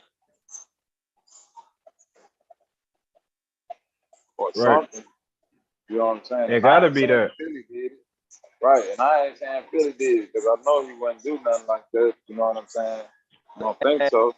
I'm just saying there's been a lot of funny stuff going on. It is.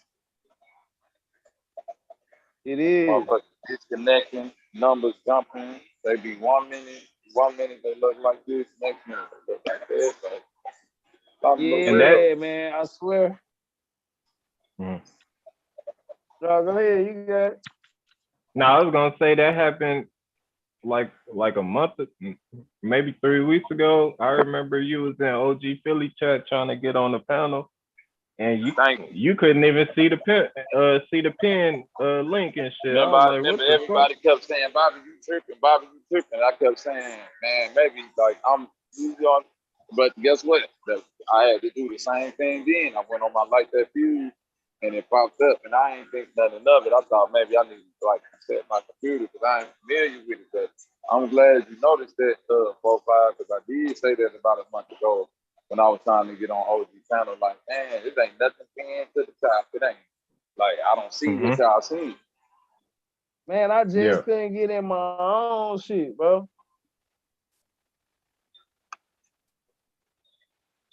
You say you can't get in your own shit?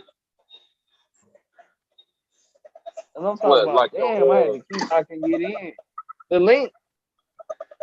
What it working? It kicked me off the Zoom, so I had to jump in.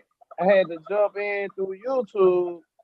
So then I kept hitting the link that I had. It wouldn't let me on. But Sister Humbling posted it finally. I could get on. Hey, 4-5. You watch anime, bro? I be trying to get into that shit. One day I'm gonna fully get into it because I'm very interested. Yeah, this is this anime called Parasite, man. Right? And it's about these parasites, these little creatures that fell from the sky. They crawl in your ear, right? And they'll eat a body part, and whatever body part they eat, that they're like that, you know what I'm saying? They gain energy and they start controlling you more, right? So, like, of course, when they get in the ear, the first thing they eat is the brain, so they can control the body, right? And like once they like get you, they like you know, you're dead, but they can kill other people, you know what I'm saying, make people whole spread, you know what I'm saying? And the more like they get absorb people, the stronger they get, right? Mm-hmm. And the one dude, like the shit was trying to get in his ear, right? And he kept dodging, but it got in his hand, right? And when he got in his hand, the pain was so much he fell asleep, like he was shot. And when he woke up, he thought it was a dream, but it wasn't a dream because it had ate his hand. But it was his hand. You see what I'm saying? Mm-hmm. So it's like it was his hand, and then 1 minute his hand started talking to him like, "Hey, nigga, I'm the prayer, so I keep him to do this and this." And he was like, "Hold on, what the fuck?" Like he thought he was tripping. And the thing was like, "Nah," you know what I'm saying? But then you realize, like, hold on, if I kill myself, then I can kill it. Then the thing was like, all right, well, hold on, don't do that, because then if you kill yourself, you go kill me. So the thing was like, damn, I really tried to eat your brain, but you was too sleep. So I had to eat your hand just so I couldn't die. But now, this is where I'm stuck at. I'm your hand now. You see what I'm saying? But don't trip. Like, I could kill you at any moment, but at the same time, you can kill yourself and then still kill me. So we gonna have to kind of work together. And basically, it was kind of like the parasite began to like understand, because this way comes in good and bad parasite. See, the parasite didn't even know. The parasite was supremely intelligent, but it really didn't know why it was doing what it was doing. You see what I'm saying? Mm-hmm.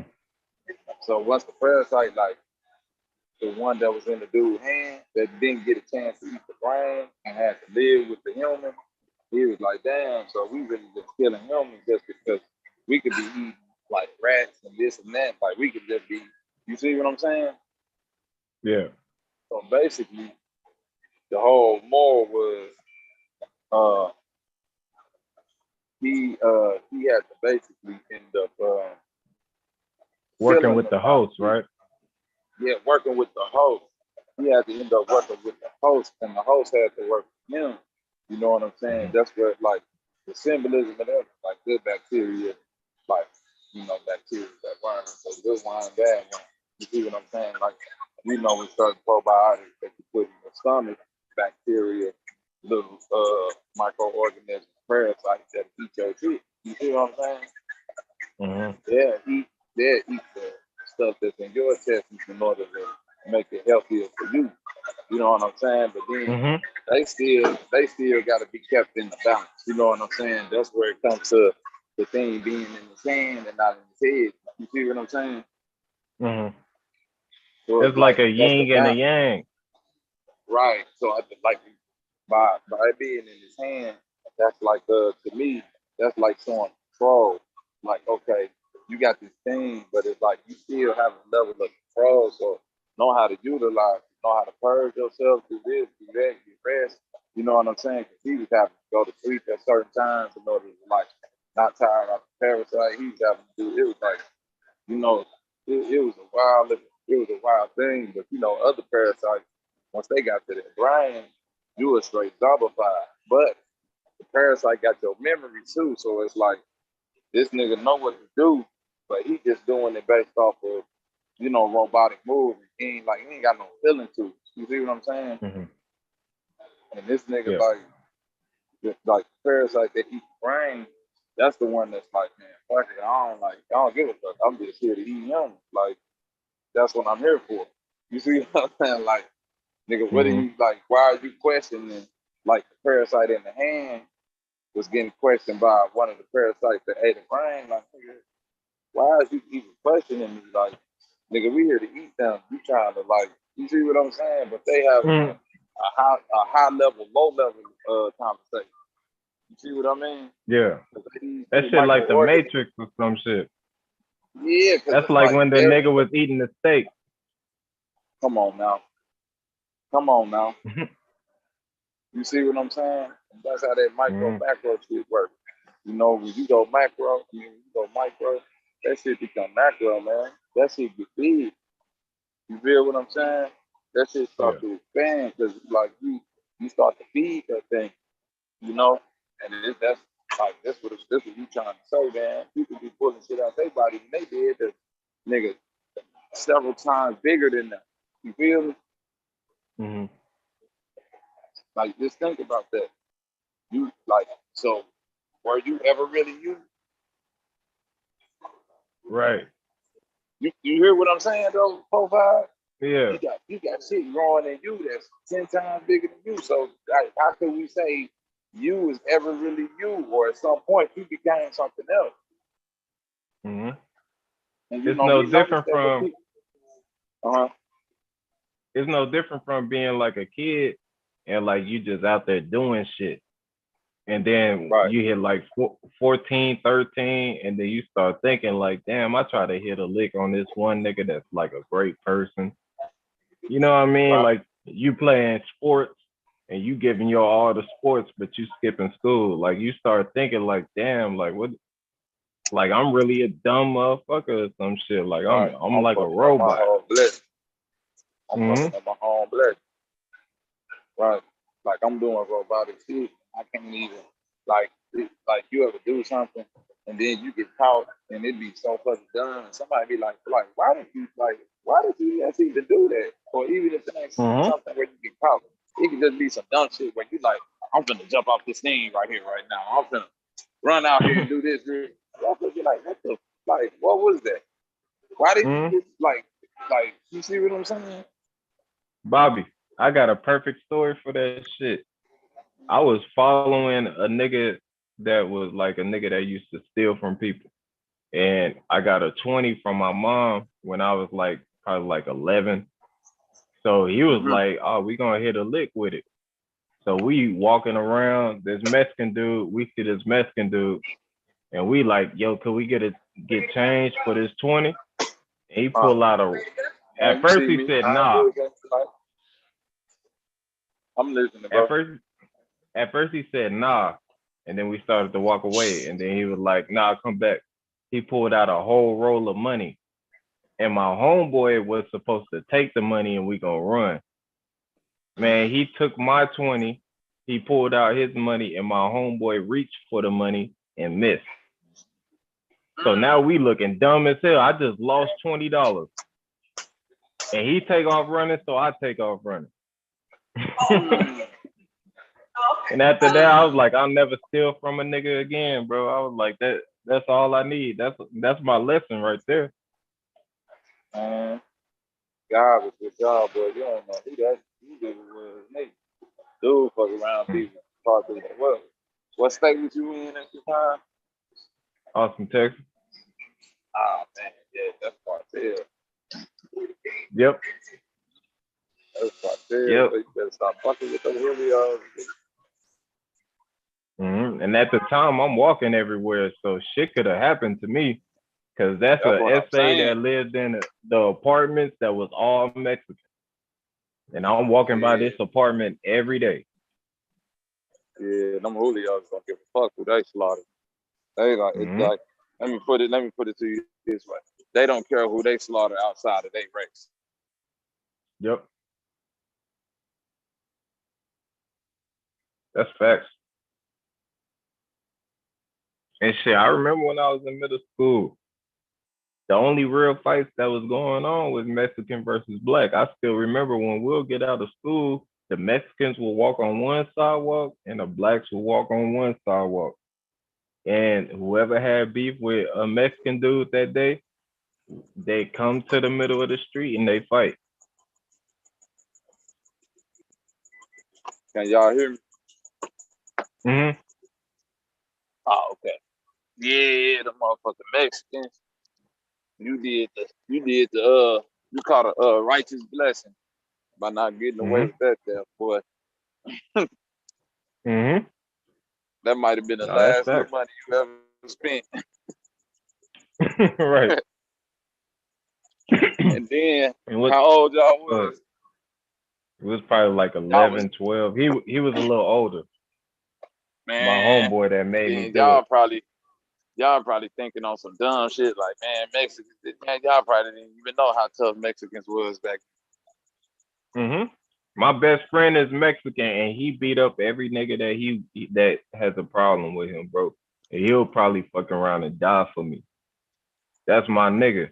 But like at the time, like it was like Mexicans was the weak motherfuckers, and like They was the weak motherfuckers. That's what I'm trying to tell you. Is fuck around.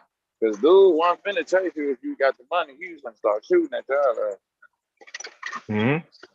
And my Mexican homeboy, like, I ain't trying to put him out there, but like, he was the Mexican nigga that was on the AAU team hooping. Like he had respect and shit.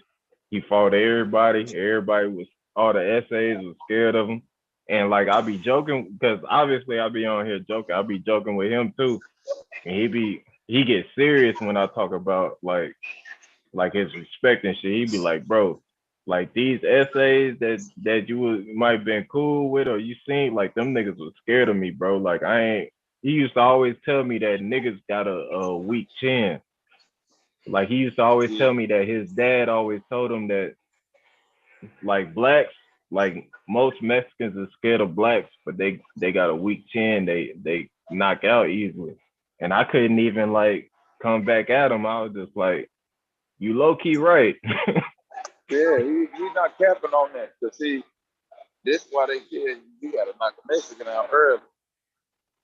Because if you don't, man, you in for it. It's hard to get on the ground, boy. Yep. That's motherfucking bad. Yeah, that's true. That's the only nigga that when I was going through shit with the manic shit and all this shit, he was the only nigga hitting me up. All my black friends that I fuck with, they didn't give a fuck. They was like, hey, Justin then went crazy. Yeah, because they got a different level of pride when it comes to respect and shit like that, and honor, you know. Because hey, Bobby. they, go ahead. What's up with it, bro? Man, boys making them color value videos, boy. Who is that?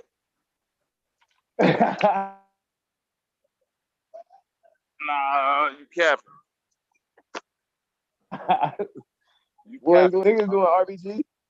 Who coming with the RBG? Man, no cap, man. Man, no cap, with bro. Who I want to know? Who coming with the RBG? I see. Cause look, I ain't mad at who come with it. I just want a motherfucker to get my nigga Key his props. Right. Yeah, I saw that shit today, man. I saw that shit earlier. I saw a dude, Ace Maceo. He doing the color value and shit. Ace. Yeah. Hey. Who is that? Oh yeah. You know, when I get in the stats and shit, I get to seeing, because I'm trying to look at these stats. I'm trying to see why these numbers keep changing and shit too. Like, these motherfuckers taking like 200 views. I'm like, damn, the shit already went down. Like, so yeah, I gotta see what's up with that shit. Yeah, because I see one thing, then I go to sleep, wake up, it be showing me that it was more views, but the numbers down. I'm like, damn, how is this even possible? That's how YouTube works. Say, yeah, man. So yeah, that's just why I just try to keep that shit moving. You know what I'm saying? Yeah, you gotta keep that shit moving. Just keep throwing rocks at that motherfucker. Shit, I done seen YouTube channels have 10 niggas in the chat, and then once they end the video, that shit got like 2,000 views. Yeah, I done seen that shit too. Yeah, like this shit be weird, but I'm telling you, I don't do nothing. I don't buy videos. I don't monetize. I don't do nothing. This is straight organic, and my shit be doing weird shit. This what they already doing with mine, so I can just.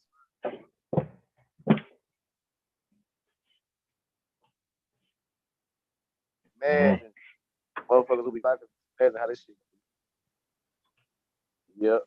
But I know once I get my Facebook back, I got a strong problem with my Facebook shit. This is what I just stuck with. Because I was fucking with people personally. Like, Maurice Miller, salute. I don't know, Willie Cameron, man. I don't know what happened with that, but yeah, I gave the wrench back. I don't know what happened in that situation. I ain't never seen Willie Cameron in the chat and he didn't have a wrench. That shit was weird as hell. Yeah, that shit was. I had to look again. Like, what's that? Yeah, salute. Yeah, man. Yeah, Bobby, I seen that, man. I'm gonna have to show it to you and shit. It's all good. It's all good. What's up? Y'all still there? I can't hear nobody. Damn, for real? Nah. Yeah, we Y'all there? is. Okay, I hear y'all now. Damn, that shit was. Man, I thought my phone died. Oh, Man, bro, what this the shit been hell? happening all night. This You shit been been getting happening like all night. dropped in the sound? Yeah, bro, just dropping out, dropping off. And you know, I don't never have no connection problem. I'm telling y'all, bro. Listen. Yeah, I got Don't get Wi-Fi. spooky. It's Wi-Fi. Look, It's 2 Wi-Fi's here, nigga. I got full internet on my phone, nigga. Like, don't get it's spooked, y'all. But listen, if we could talk about going inside the machines, downloading the conscious, right? Walk with me on this, man.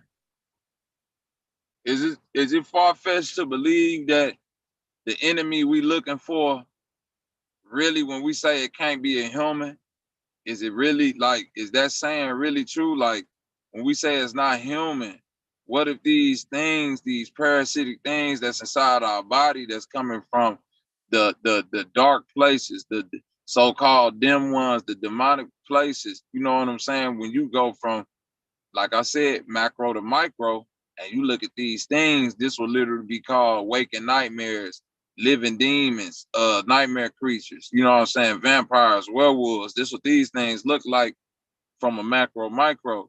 So I'm saying, if like a person was infected with some of these things, microscopic macro things or macro micro things, do you think like they could be subconsciously controlled? Because this stuff is tampering with your actual brain function, waves, light code. And I think when we say that, man, the shit that's going on the earth can't be done by a human, I think that saying is right.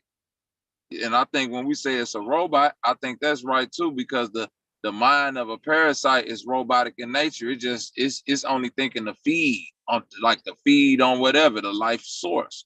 You know what I'm saying? A life force. And think about when we keep talking about these things and what their ultimate end game is, it's like just to suck on your life force. That's a parasite, a literal parasite. And how they call humans a parasite, maybe because of the parasites that's within us that's controlling us. And it's like the nature is going against us because we ain't reading these things from us, and it's causing all of this destruction because they're the ones that's like possessing people. full of demons, man. There you Yeah. go. Yeah. So I think it ain't too far-fetched when we look at these things, like what's going on with the YouTube, like what's going on with these Zoom chats, and we've been talking about, you know what I'm saying, some high level, like the shit we've been talking about. We ain't the biggest channel, you know what I'm saying, and I know everybody on YouTube that's building on deep shit, they going in and they shit is valid, but it's like loyal, being like his background, hitting me with the download that he hit me with. And now I'm trying to figure out, like, damn, why did he even come out the blue with that? And now all this little microscopic shit is happening. Y'all follow me? Yeah. Oh yeah. Oh yeah, I'm with you. Worm. Yeah, Bobby, I feel like it's like an ideology needs a body. So they create propaganda so you can fit it. All these people could fit inside of a body and be controlled by a mind. You get what I'm saying? There you go. It's All like, these peoples. Think and about now, this. I'm finna fuck you up real quick before you go ahead. I just got another download. When the motherfucker come, right? When the demon come and take over your body, it's one thing, but it's many things. And guess what they say? We are legion. You ain't never heard that? wait, it went out for a little second. Say that Oh again. yeah. Oh, them worms. They don't want to get this download across. Y'all hear me now? That motherfucker opened the door for 7 more. Yeah, I can y'all hear hear you me now. now? Yeah, I said his friends in here. the term we are legion. You heard of that term? Yeah, I heard Legion. Yeah. Yeah, like in the Bible, when it say the person became infected with many ill spirits, but the ill spirit was one spirit, but it was many, and it said we are legion. Legion, like legion. Like leeches. Or leper, or leeches. You see what I'm saying? Yeah. Slithering things. So think about like when we even hear, like when you even see movies where they try to depict it, it's always like a bunch of little slithering, worm-like serpent creatures attacking the body. They all getting in there, and then they speaking as one, but it's a many of them. Mm-hmm. Which one?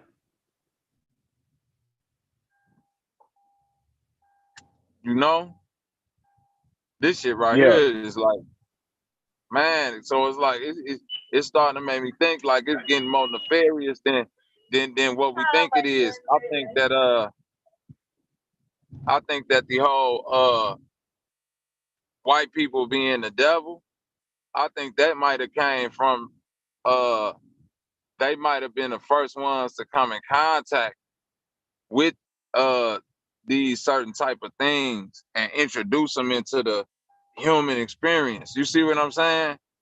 Like the movie, y'all remember that throwback movie, The Thing, Kurt Russell, when they was in Antarctica? Nah, I was born in '95, Bobby. Man, all my 80s babies and people before then remember this movie. It's like John Carpenter or what's my man name that make all the motherfucking weird, disgusting monsters. But anyway, Cronenberg. It's a movie about these scientists in Antarctica, and they find a little like a little nematode creature, a little worm creature. And the worm get inside the people and start like motherfucking changing niggas into like they arm and become like a fucking knife. And like he just like ripping people's heads off and like go from one person to the next. But the thing that's so cold about the thing, once it got into the first person, it adapted so quick. By the time it got into the second person, that bitch knew how to like hide amongst the people. So it was like it started picking up like, oh, I ain't know that. I didn't like, so it was like the thing, like you didn't know like if you had it, he had it, because the thing was playing along and you had to start doing things to determine who had the parasite. And the one thing that they had to do to determine if somebody had that parasite was put some fire around it. Cause that bitch was horrified of fire.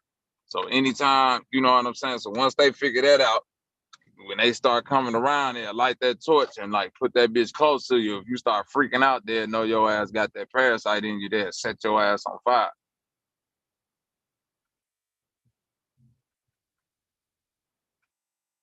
I know I'm just rambling on, man. That But remind me of that. Goddamn. Go ahead. That remind me of that movie. Like a motherfucker. But now, What Bob. was it, Jalen? Yeah.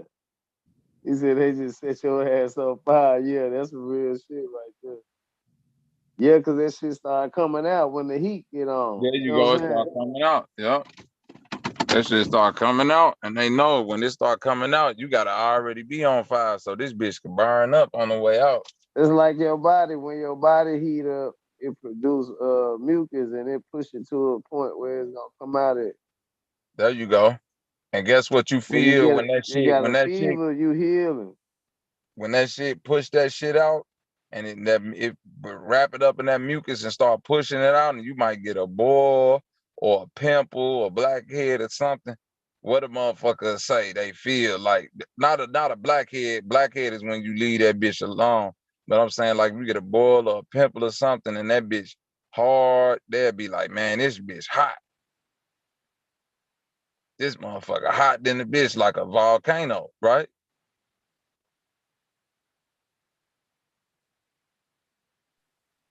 Yeah. That's what the volcano is. The volcano ain't nothing but the earth Persian. You see what I'm saying? Pushing all the bullshit that's in the earth up to the surface to get it up out of it. Oh yeah, that's it. Yeah, it's all processes, macro, micro processes, man. We can't get away from this shit. And the minute we try to like act like it's something else, that's what we gonna be doing for failure. We don't want to keep repeating the same processes. Was you finna say something, Humbling? I knew somebody finna say something. Though. They can tell, when they see you, when they say your energy ain't right. You know, your stomach hurting, boy. You looking funny in a motherfucker. You ain't your full self, or this shit in your head, in your private area, in your chest. You see what I'm saying? Mm-hmm. Oh yeah. This shit fuck your whole energy up. Go ahead, you got it. Hey Bobby, when you had mentioned when you made the biblical reference, I know that that's one of those things, because we quote unquote we cherry pick the Bible for our convenience, and I noticed that's one of the things you don't hear too much about. But when you mentioned legion, I always wanted to dig a little deeper into the fact that the legion was actually the title of the person as opposed to their name. There you go. And I've always just wanted to have the dialogue with someone, just to, because it's kind of like if Jesus,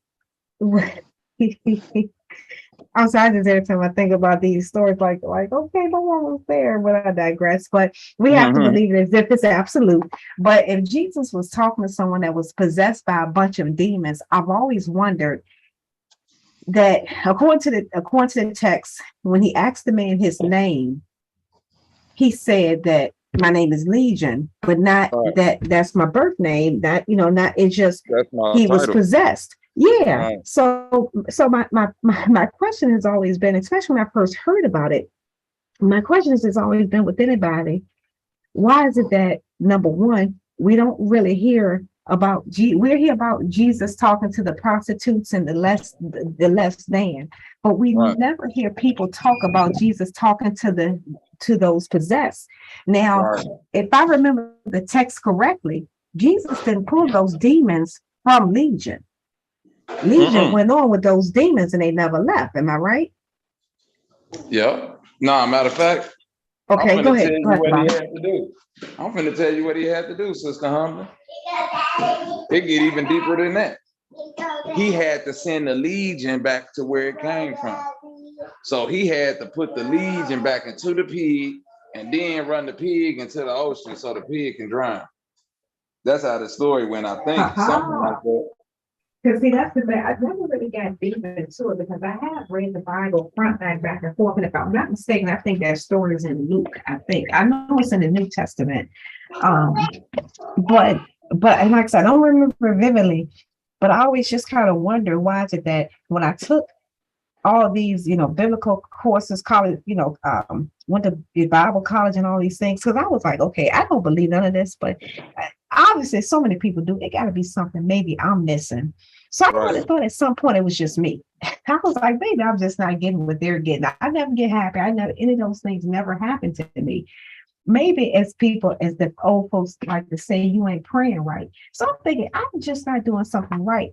But that Legion thing has always stuck out to me. But no matter what class, the Bible college, the Bible study, church, not I have never heard anyone talk about, even on the internet, all those YouTube videos.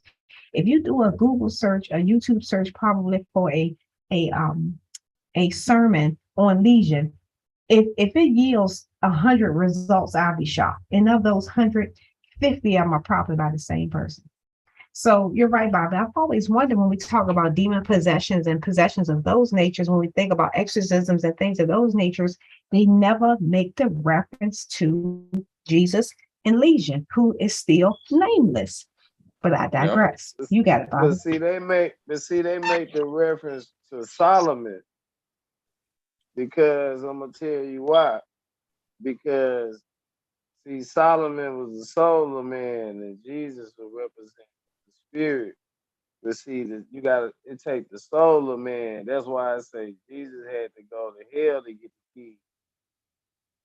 See what I'm saying? It take. See, Solomon deal with many spirits. Hey.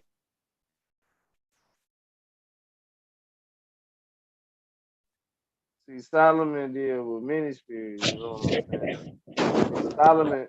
Solomon went through every spirit. See what I'm saying? That wasn't really Jesus's thing. Jesus was a master of all things, but then the master of the soul of man is Solomon. Solomon is to take the soul of man. Spirit deal with spirit. That's why I say you gotta live in spirit. Your spiritual self have to take over more than your physical self in the physical realm for you to get to this type of consciousness. This is why gurus they say, man, they always meditate, man, they live in the spirit. You know what I'm saying?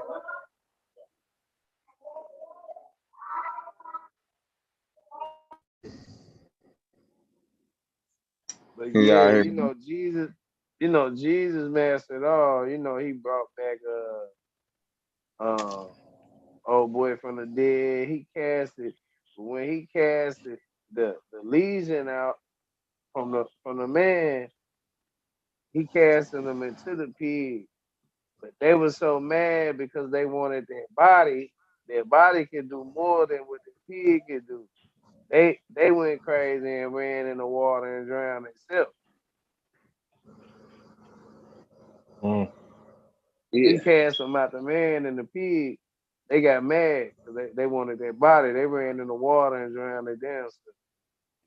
Yeah, that's all how it go. Yep. And guess what? That's still talking about life. Okay. So listen. When we take, now listen, my thing is this. Taking the Bible literally is the trick of it. Once I start to kind of like understand personification and how things are explained on a human level, right? Jesus was a healer, correct? He was a builder and a healer, a carpenter. So if the legion, to my knowledge, sounds like a disease, right? An infection. He putting an infection back in the place where it came from, this pig, right? It's literally showing you like this is where, when you think possession is some type of what they say, evil spirit, because the spirit is the breath, right? Spirit is breath. Think about what I'm saying. Spirit is breath. So it's literally, it is an evil spirit. If you literally got something else inside of you breathing.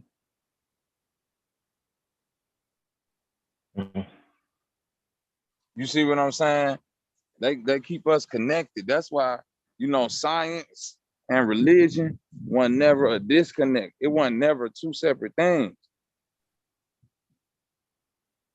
That's true. For the exception of the shape of the earth. Go ahead, Bobby, you got it. Right, you know, and you know that's I mean, but then when you go to all the religious text, that what they telling you. It got four corners and it's on four pillars.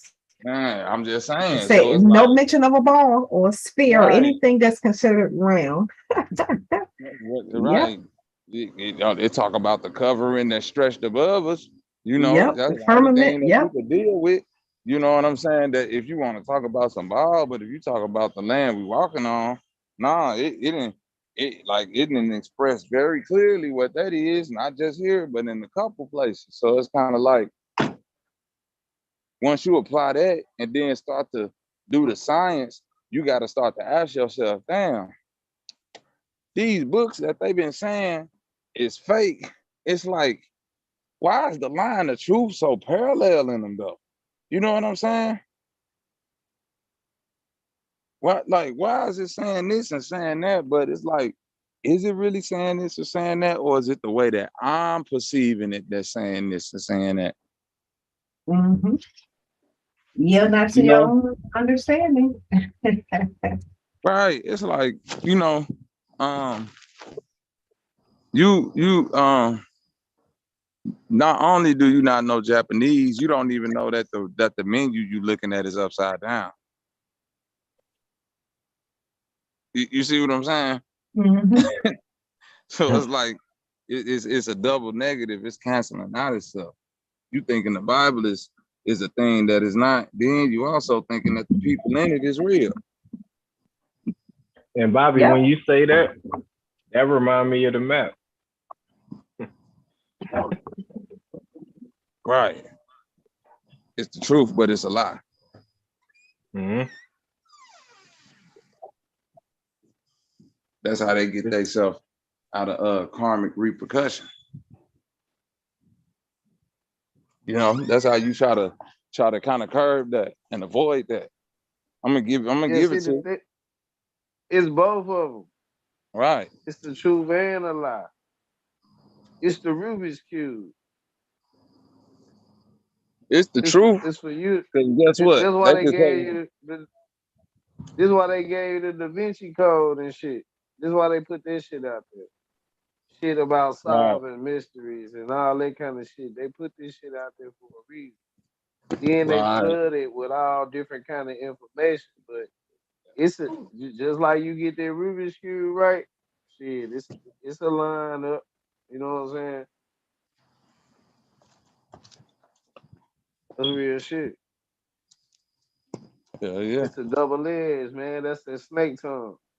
And Talk when about people perceiving each part, they picking good and bad parts. They ain't getting all the good parts.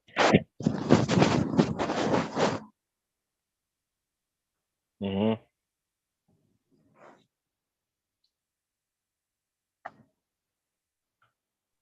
Oh yeah, y'all cooking, man. Yeah. Y'all Hey, cooking. and with that shit I was saying earlier, I did steal that. I ain't gonna lie. I stole that from Dolo. But like he was right. Like it's like if they got like an agenda they want to push, they create some propaganda. They let the people create the body. They all go into it with their emotions. Oh yeah, LGBTQ. Like yeah, I was getting beat up when I was a kid because I was gay and all this shit. And then once they all feel the body, they say, hey, 11-year-old should be able to go through transgender surgery. And they be like, yeah. And they go with it. And a lot of them niggas don't even believe that. Yeah, but that's called sucking the energy. Hey, then I'm gonna tell y'all this shit real quick, right? Now, this fucked up. Now we talking about inversions, right? Man, it was already the different kinds of people. Nigga, they done made a whole nother kind of person. We thinking about creating other races that's gonna rub us out. Nigga, they done created a whole different type of being they could call a transsexual and put them ahead of us. Am I lying? Mm-hmm. Nope. They done put them ahead of us, created a whole nother race of motherfuckers and put them motherfuckers ahead of us. So now they got more rights than we got. Like what the fuck is transgender rights? Like they that didn't ain't no even hate to them. exist. So we already been 3/5 of a man before. Think about what I'm talking about. Now we done already been 3/5 of a man and all this shit before. Now we got a whole nother human that's in front of us already. That's some deep shit. And anybody can be that human. Right. No, that's the thing. Nigga, I could say right now, I could be like, yo, I'm transgender, and I can enter the WNBA. I can hoop on females right now, and I can be like, hey, I want 100,000 for my contract. Nope, nothing. Nope, nothing. I need physical separation. No. These are both me. Thank you for putting those away. Kitty, you might have me straighten up my bed.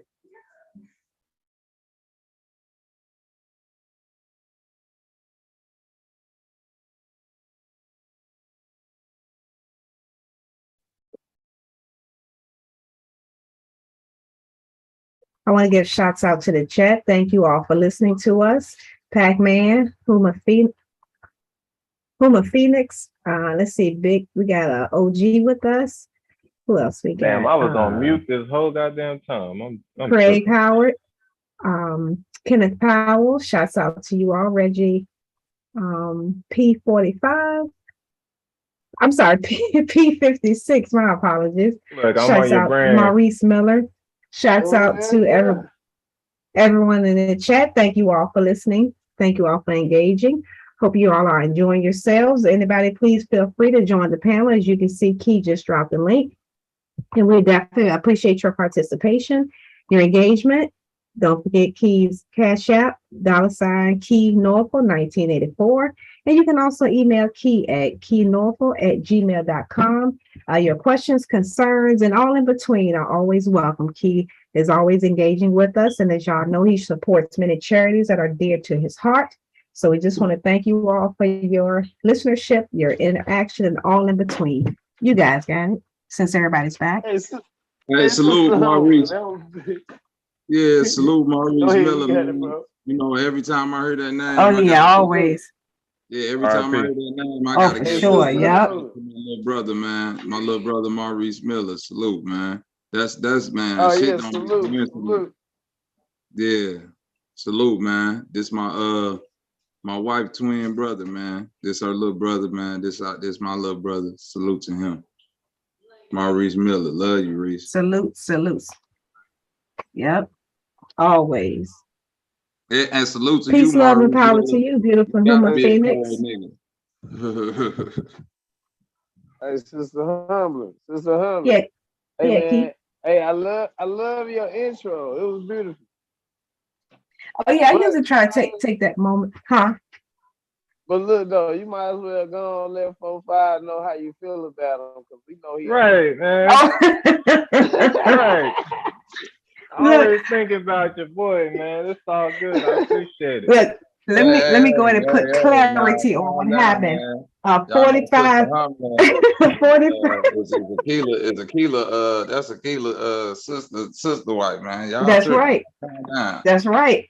Aquila is my woman crush Wednesday every day. So y'all back off. That's right. If she wasn't with Bobby, that's right. That's right. Just let you know, 4-5. You can admire from afar. That's it. Admire from afar.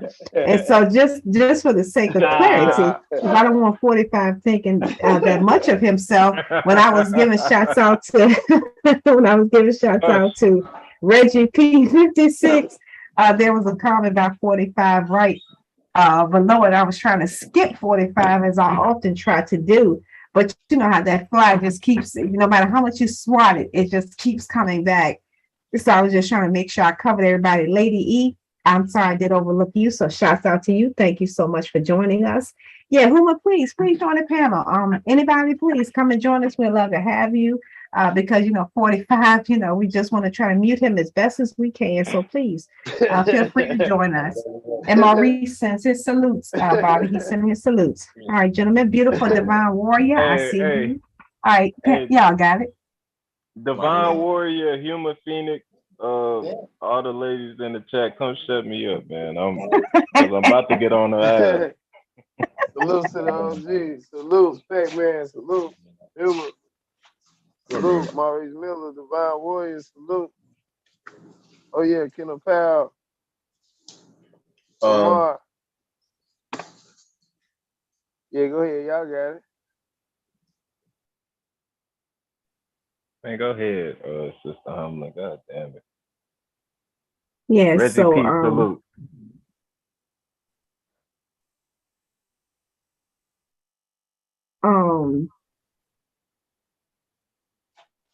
Yeah, it was so funny. I was just looking at a story. I don't know if y'all heard about it, about someone that had gotten beaten, as per the story, beaten to death by some young men right outside LBJ school, and they're trying to say it actually happened on the campus, but according to the report, it did not happen on the school's campus.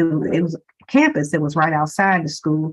So it looks like they're trying to put something on LBJ who had absolutely nothing to do with it. So it looks like, unfortunately, 3 people that resemble our complexion has been arrested for doing something to someone that doesn't quite look like us. So it'll be interesting to see how this all pans out.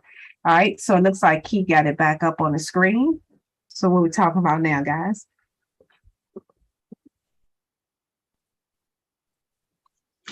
Sister Hummer. Yes, you saying sir. that some people at outside LeBron James school robbed somebody or something? They according to the story, they beat them to death. It doesn't say what it was about. It just literally popped up on the phone, popped up as a notification for me. So yeah, so it looks like people are talking about it, making it seem like it happened on the actual campus, but this was a situation. As a matter of fact, these people are too old to be attending the school anyway, but they're 19 and 20 and 21 years old. So obviously they're not enrolled in the school, but it looks like it happened right outside. So don't know all the details, but yeah, just popped up on the phone. So all right, I see the transhumanism. So where are we going with that, guys? This is mine, right? Human Phoenix can't see the Zoom. Damn, you can't see the Zoom link. It's right there. Watch your tone, 45. Watch your tone when you address anything about beautiful ladies. I ain't mean it. Hey, I didn't mean nothing by it like that. It's just it's there, so like that's making me question YouTube and shit. Oh, I know. I was just just always as I talking always shit do. to me. Yeah, it's That's all right. good. I got you back in line real quick. See, I got that power. See, ladies, I got him. He think he has the control, but he does not. I don't think he does. Him shortcomings. Oh, hey, don't make me turn this. Hey, you always capping, man. As always. That's right. That's what I do best. Shouts out to the chat again. Can't say it enough. So thank y'all so much for enjoying us. Y'all could be anywhere, but y'all choose to be here on the keynorful Nation One Love podcast. So thank you all for being with us. And as always, we appreciate you. We value you. And come on and join us. Interact with us. Because we're allowed to have 45 sit in the audience. So please feel free. Come on up. Man, where the fuck is Copper Tone, man? We're going to talk about transhumanism. No, for sure. My bad. Now let Copper Tone, let him stay wherever he is. And maybe he can come out tomorrow. So yeah, where you want to go with this, Key? Where you want to build on this?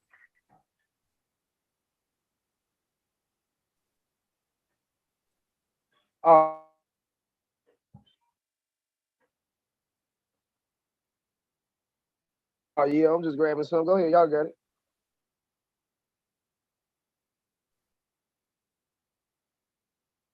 Hey, Human Phoenix, do you see that link?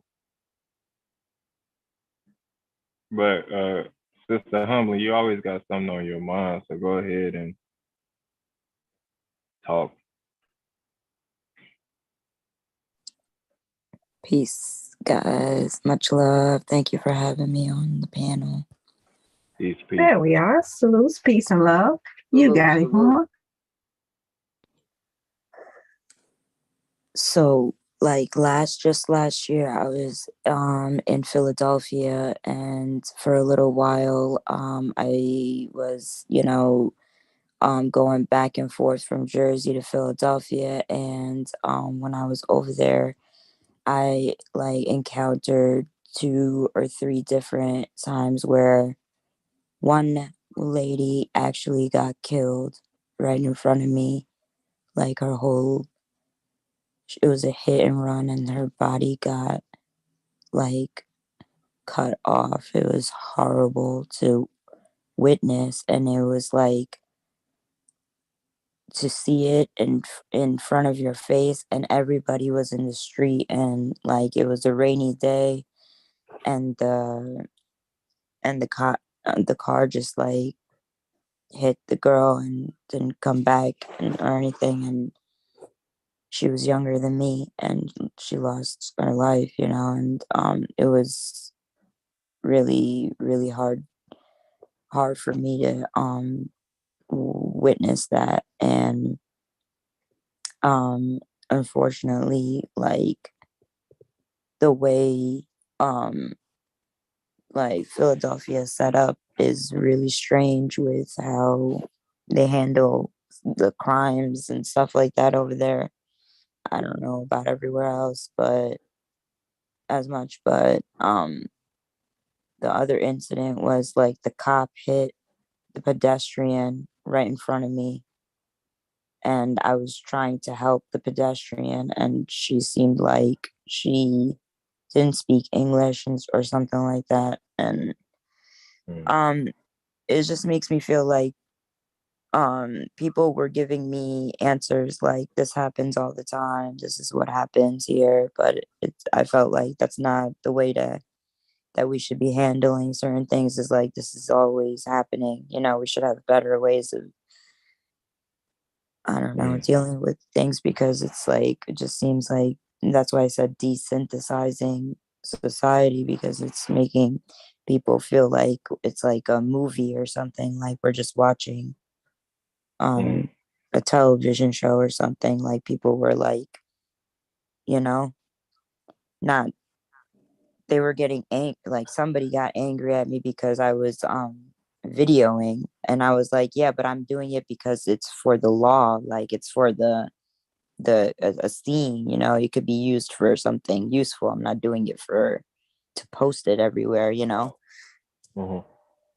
So it's just like people's brains go everywhere, but it's like the thing is like a girl that's like so young just going in her car, and she lost her life. Like she like, do these streets have to be like this close? Like, do they have to be set up like this? Why don't we put more effort into the community, like where people are staying, and why is it set up like certain, like there's liquor stores, and then there's dialysis buildings right around each other. So it's like really deep, but it's just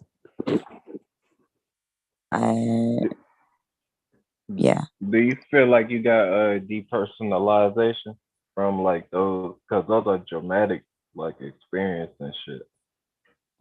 Yeah, like if it happened again, like I would be even more like mortified. I would feel even more towards it. I wouldn't feel like, oh yeah, this just happens all the time. I feel like really awkward when people, I feel different. Like, am I tripping? Like, is this supposed, am I the only one like thinking like this is not supposed to be? Like, there's people around me who are saying I was drawing, like that's what they use they use this word drawing in Philly as a slang word. And I'm like, what do you mean? Because I could be a lawyer or somebody like that. And they were saying, because I was yelling at the police officer who hit the pedestrian, I was like, I wouldn't know your number, and I was trying to get her information. So, you know, the lady could press charges on the police officer. She doesn't need to have a job like today, you know. She could still be working. She doesn't need to be, but she'll get compensated before this lady who was pregnant, and she hit a pregnant lady in the street because she didn't stop. It was a 4-lane stop signs there, you know, you had to stop at each. She just ran through the stop sign and hit a pedestrian and crossing the street right in front of me. I was sitting in the car. I saw the whole thing. So I ran to the police officer and I was like, I want your information. I was videotaping her and I was like, you shouldn't be having a job. Why are you driving like an idiot? You know, you're a police officer. And people who around me were like, why are you, you know, like causing a scene, yelling at the police officer? I'm like, this is what y'all should be doing. Actually, you live in the city. I don't. That is very disheartening. I mean, but you make a great point. Yeah, we desensitized. Older ladies, older women with like children were like threatening me on Juneteenth. I was over there around a whole like community, you know, and they were like, she's like threatening to fight me, and she actually put her hands on me and my property and stuff like that, and asking me not to come back to the area and this and that. And I'm like, you're a mother of like 5 children, and you're practicing violence on Juneteenth, and the next day is Father's Day. I'm like, really? Like, I have to tell you. So I was like, you just, you know, there's like been occasions. That's what I was trying to tell. You know, I got rudely interrupted by Sister Bethy. I'm tripping, but you know, it's okay. I'm learning and growing through things. What'd you say, Keith? What happened? Our humor was just talking about something that she witnessed. Just certain things I go, things I go witnessed and went through, you know, from last year during the virus and stuff. Since now, it's been like, you know, certain events that recurring events, you know, that it's like, are we gonna just keep letting it happen, or are we gonna learn something from this and get through it the other side?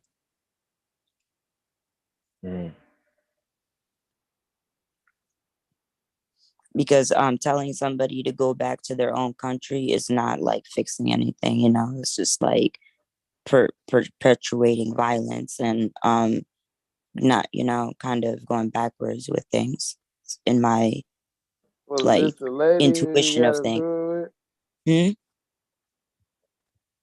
What'd you say, Key? She told us.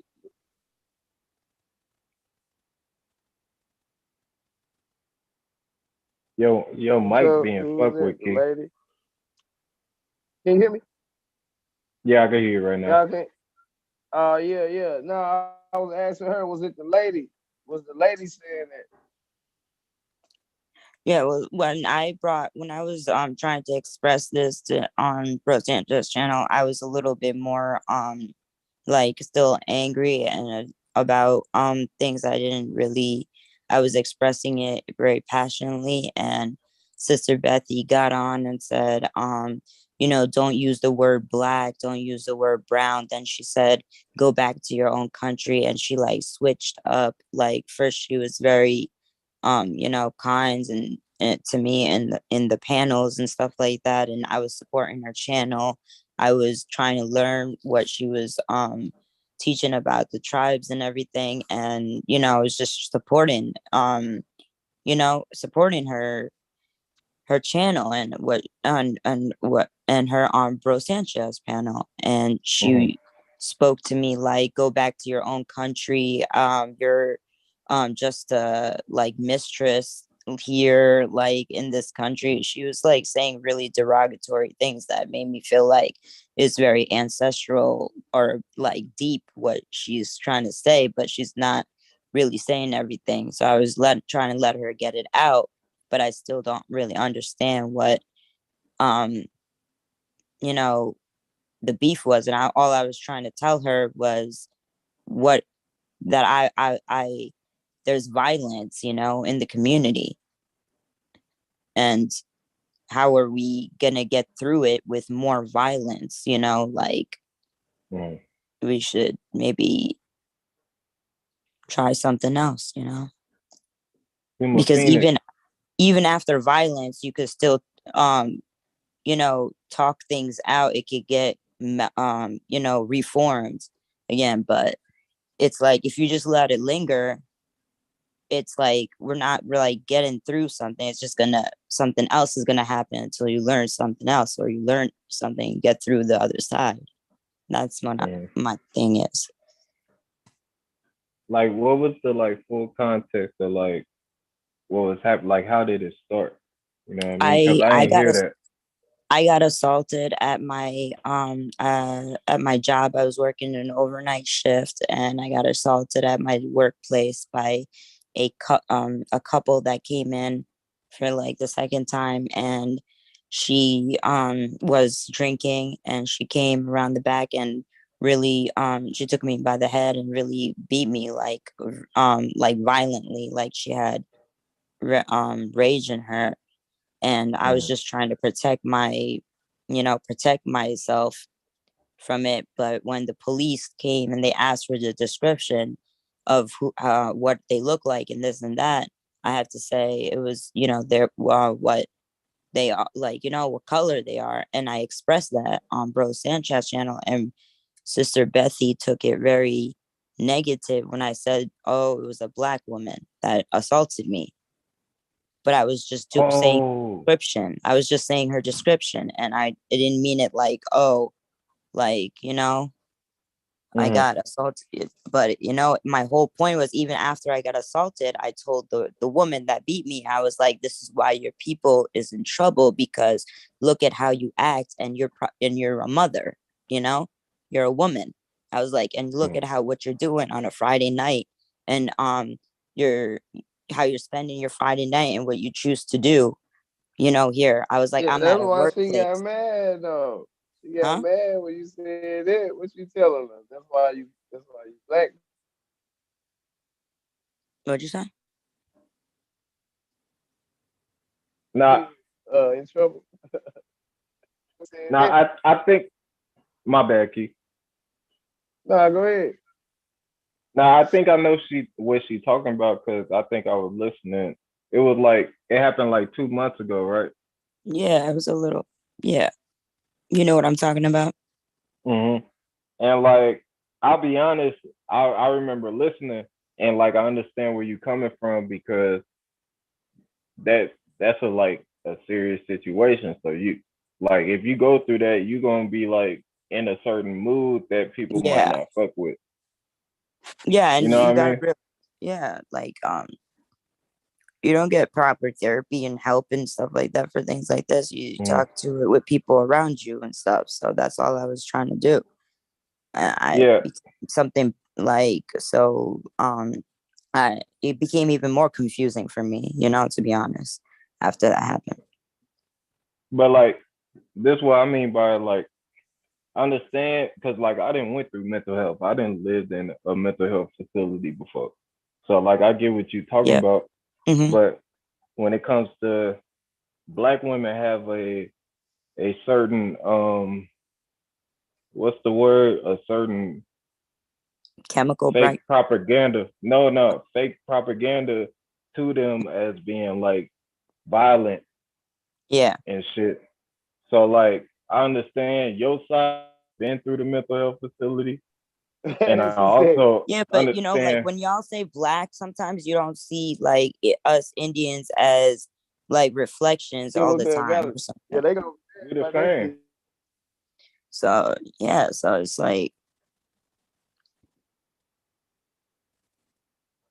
But what I'm saying is that I truly get, my name's both sides, so I'm in the middle. I get both sides.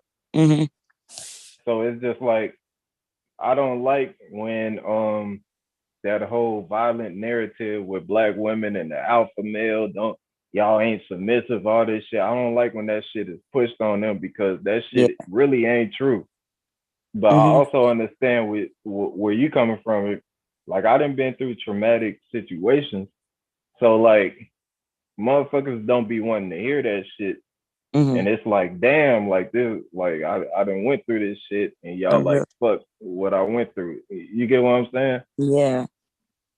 So I feel like we gotta just understand both sides type shit, like, cause you done went through some real shit. But it's like meeting in the middle with understanding too. Like I'm on the same plane with, I want to come to understand you, you know. But if she doesn't want to be, you know, even understood by me, you know, she doesn't want to even meet me halfway to understanding her, then I can't really do anything about it. I gotta stay where I'm at with, you know. Yeah, I didn't hear the Sister Bethy part, so I can't really I'm speak pretty on sure that part. Yeah, man. So it is. It's okay. I mean, you know, it's all love at the end of the day. I'm not tripping. I understand more about myself, and you know, just how people can still, you know, I it's like, for me, like when with women, like I try to, you know, it's a reflection thing, like, you know, with any type of anybody, like I try to feel intuitively feel things more than go by the color of your skin, or, you know, of where you're at, of things, you know. So it's never like that. It was just, you know, if we just understand like mental health and things like that, like in the medical field, and how it's set up for certain things, you know, and there is a big understanding I have about things. So I felt like misunderstood when I was, you know, when I even spoke about it, you know, it came out wrong. Yeah, I feel what you're saying. Like, cause I remember that day I was like mowing the lawn and shit, listening to Bro Sanchez, and like they were talking about something that was like different, and like you probably just went through that situation, so you called up kind of distraught, and you was talking about what you just went through. Yeah. And like, I ain't gonna lie, I had the same feeling, like, to where like, man, like, no disrespect to you, but like, fuck that shit. Like, we talking about this. But like, I get where you coming from though. Like, I don't, cause I was even in the chat saying that, so I didn't mean nothing by it. Like, if you seen it or whatever, cause I understand where you coming At from the end with of that the shit. day, it is like what happened was what happened. I can't take back what happened.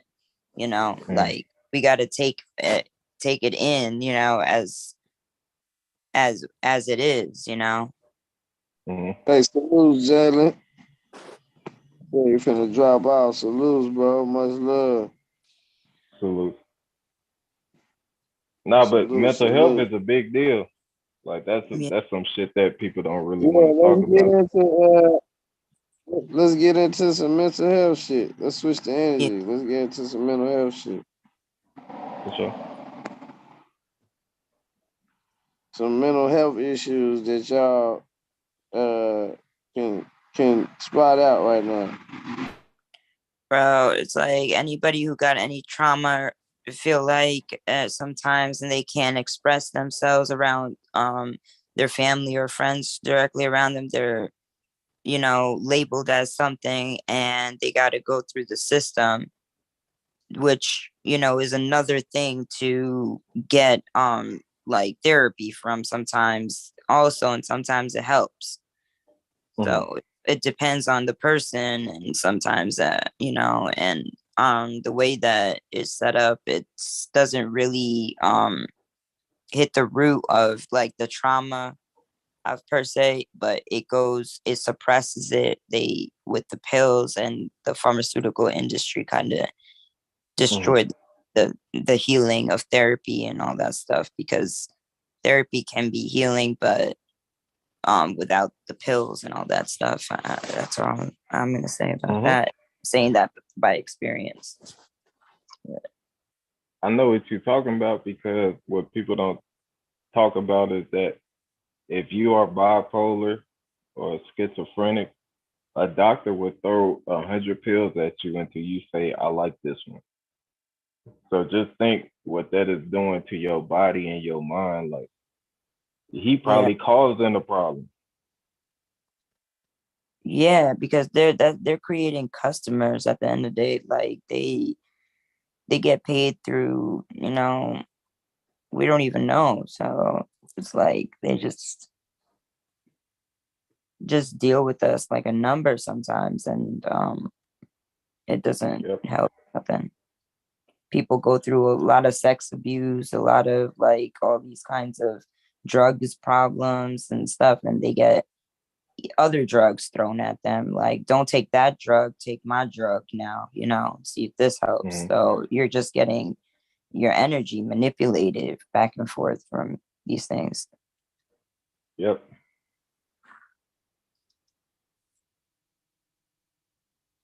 Oh, that's facts. I witnessed that shit.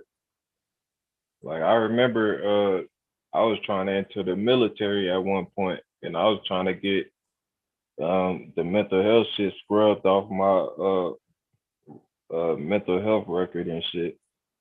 And this nigga just kept throwing drugs at me. You like, take this. And then if I came back like, this shit makes me dull, or I don't like this shit, well, take this. And after like 8 months, I'm like, bro, I done took like 20 medicines. None of them work. Right. Like, I was better off when I wasn't taking these shits. Like, yeah. And then when you say I'll take some holistic stuff, they'll be like, yeah, you could take that too, but take this drug too. Oh, Bobby Knight need to be let in, Key. I'm in the building. Salute. Okay, my bad. Salute. Go ahead, Bobby. What's up with it, sis? What's going on, Bobby? Man, I can't call it. What's the word, man? What's good? We talking in the therapy department, mental health department. That's what we talking about. Oh man, worms on the brain. Yeah, like we're talking about how the doctors give us pills to suppress the root trauma of things and don't really hit the target with the trauma sometimes. And it depends on the person if you get help from services or not sometimes, but because the services, right? You know the service that you need. Yeah. You know what I mean? So it ain't that like this like with the doctor, a lot of times, because they tried to tell me to go like for anger man this back in the day. And I'm like, man, I don't have a anger issue. You see what I'm saying? A management issue, maybe. You know what I'm saying? But I don't have an anger issue. You know what I'm saying? Because like the thing about it, they try to make your emotion invalid. Like, nah, I should have been angry right there. You see what I'm saying? Yeah, exactly. Right. Like, now how I managed it, I'll give you that. But for you to say like anger management, like, nah. I'm supposed to get angry right there. And sometimes I'm supposed to smack the motherfucker. Y'all, you see? You know what I'm saying? But this the world that they developed us in. Like, with like it's yin and yang and everything. I remember good bullies and bad bullies. You know what I'm saying? I remember some bullies once you stood up to them, win or lose, they was like, man, I fuck with you. Yep. You ain't no punk. You come rock with us. My stepbrother just went through that. He was getting in a fight at McDonald's with somebody, and the bully was like, hey, fuck all you niggas, all his homeboys. And they got quiet and shit. And my stepbrother stood up like, nigga, fuck you too. Like, what's good? And they fought. And after they fought, he dapped them up. He was like, bro, you got heart. Like, I respect that shit. Hey, Yeah. that's the point. That's the bully is there to see who go step out the fold and separate themselves. You see what I'm saying? We got participation trophies today. Nigga, wasn't no trophy for participating back in the day. You didn't win nothing. Do some more work so you can win something. You see Hey what I'm Bobby, saying? that's what congeniality was for. Mm. I came in on the tail end. I got a phone call, so I came in on the tail end what you were saying about participation trophies. And even though we didn't pass them out to everybody, that's what congeniality was for. So we used to have it. We just didn't call it participation trophies, but that was pretty much what it was. Congeniality contest. Yep. Mm-hmm. Yep. Yeah, so I don't know what y'all were talking about, so that's why I had to. I just heard that part. I'm back.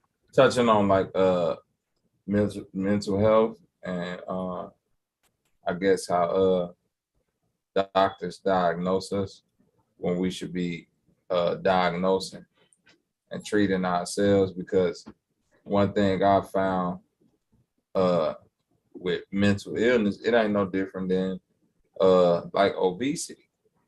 The more and more you put the real work to the back burner, the harder it's gonna get to get that fucking weight up off of you. Mm-hmm. You know what I'm saying? And it's kind of like these doctors is the same doctors that's like selling you the diet pill. Like, hey, this one to burn the fat this way.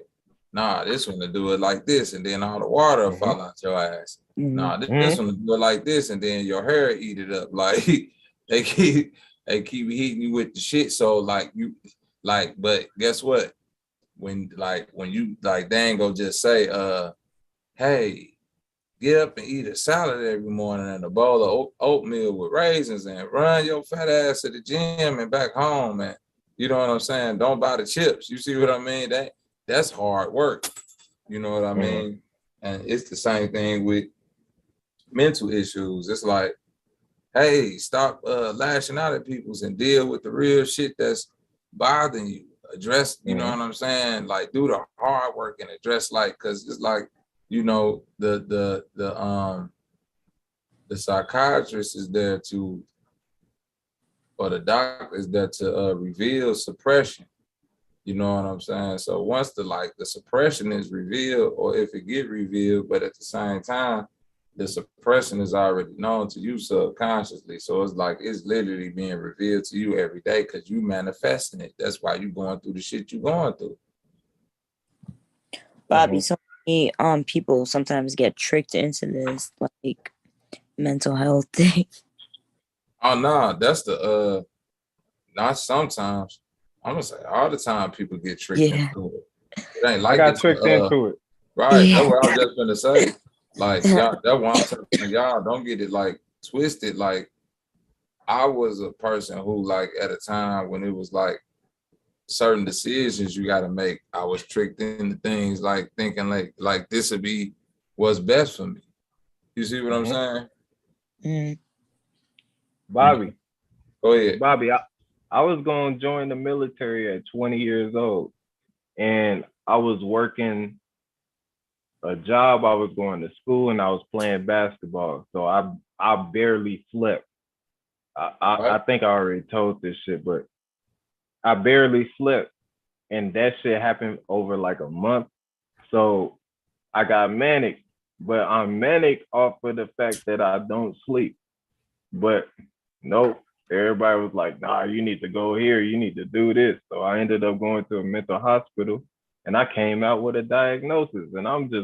And when anybody that been in there, if you don't take the medicine, you're gonna be there your whole goddamn life. So you better take the medicine. And once I got out that motherfucker, I had a diagnosis that kept me from joining the military, which is something that I wanted to do. Like, I got tricked into that shit. It's like now I'm sitting here trying to scrub this shit off my shit. You get what I'm saying? It's like, yeah, because it hinders Can you you. get it scrubbed off of your shit? Like, can it ever go away? Like, once they diagnose you? money. Money. Because it if you got stops. money or connection. Because you go into if you go into a job place and they know this stuff, right? Like that you get diagnosed and all that. I didn't got not hired because they looked at my mental health record and it was like, nigga, you had anxiety, you got diagnosed with bipolar and all this shit. And I'm like, nigga, I don't even take medicine, and I'm like, I don't even trip off of shit. Like my mental health is very fine. But nah, they just looking at that, they be like, nah, I can't hire you. Nah, you can't join the military. It's a game. Yeah, it's the exact thing that you want to do. They prevent you like from getting there or something. That's what it feel like when you're in that situation sometimes. Yep. Yeah, shit is not fun. That's all I know. It's like, does everybody have to go through this shit?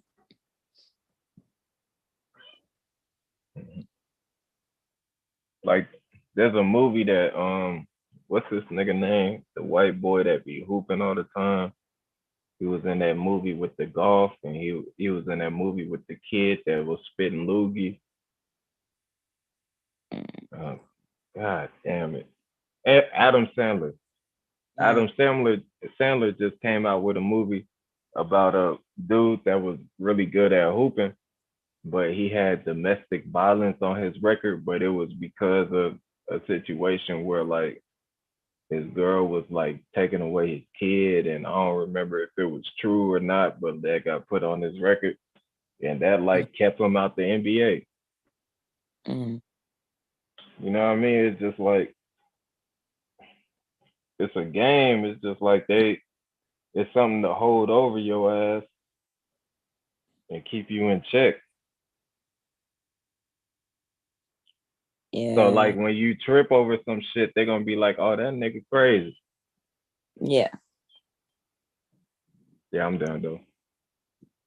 I can't stand the one people who are like, "Oh, are you taking your medicine? Did you take your medicine?" Like, where do you people come from? Did you take your shit? Right. Right. You could be the most level-headed motherfucker in the whole group. Right. For real. But when you trip though, it's like, he ain't take his medicine. This shit crazy. Yeah, people trip all day long, but you trip one time and have an episode, they'll be like, "Oh, you got to go to the hospital for like as long as they keep you there." You know, when the fuck you gonna be out of there? Yeah, that's why I be so even killed, because I didn't seen the craziest shit in mental health facilities. I didn't seen them motherfuckers. Oh yeah, forget about it. That's why I said that's another thing to heal from after, once you go in there and you see the certain people and meet certain people and you see how it's set up and what they got people on. It's like, oh my God, like this is a whole different trip now. Like, yep. I remember like you can't help but feel like, is this like meant for your life, like for something stronger or something more, because it's like really feels like some kind of like X-Men like shit where they're in a facility and the X-Men, they're all getting their powers stronger together and shit like that. But we're not doing that in these facilities. They're like taking things. Yep. I remember I was sharing a room with a nigga that was like a suicide dude from the military. I don't remember what they called, but like he was the nigga that like risked his life every day, like on some suicide shit. And he was in there. He couldn't go to sleep unless he took like some powerful like medicines to put him to sleep and shit. I'm like, damn, like this nigga is really going through some shit. Yes. I didn't see niggas talk to themselves. Schizophrenia. People have a lot of people with schizophrenia, and people who have seen things like the people who say that they've seen ghosts or spirits and stuff like that. They put them in a whole different facility to be studied on, and I don't know what they extract a lot of information from you, but then they don't give you the proper therapy for a lot of the stuff. Because doctors won't admit that they just throwing shit at the wall. They don't know what the fuck going on with your mental health. No. They just trying to make money off your ass. Yeah, they don't get training for that. That's what Kanye West was saying too when he went on that TMZ interview thing, is that he went into the hospital because of 2 pills, and then then he got put on like 7 psychotropic drugs by the time he was discharged from the hospital. Now you go from 2 pills to like 7. That's crazy. I remember when I first got diagnosed with anxiety, they gave me Klonopin, and I took Klonopin. I couldn't even hear my thoughts. Like, I didn't give a fuck about shit. I was ready to die over dumb shit. It's like, shit, what's fucking me up is these pills, not my brain, my nigga. For real. It's crazy that they let people drive and go to work like on these things, to me. Because it could really make you like zombied out. And I tell people, some people like don't, like when you take it 2 weeks straight, like some of these pills, like your hands will start shaking, your writing will stop, start having bad handwriting. And there's a lot of people walking around scared to admit that they got diagnosed with bipolar, schizoaffective disorder, schizophrenia, anxiety. Yeah. Because of what people would think of them, because they know if they say that shit, you the crazy nigga now. Yeah, and all everybody on medicine, and it's like also going in the waters and in our foods and stuff. People are working on the medications and stuff like that, and there's more than half of America is on like medicated, while the other half probably isn't. So it's like one half is just putting the other half on medication to like balance things out. I don't understand.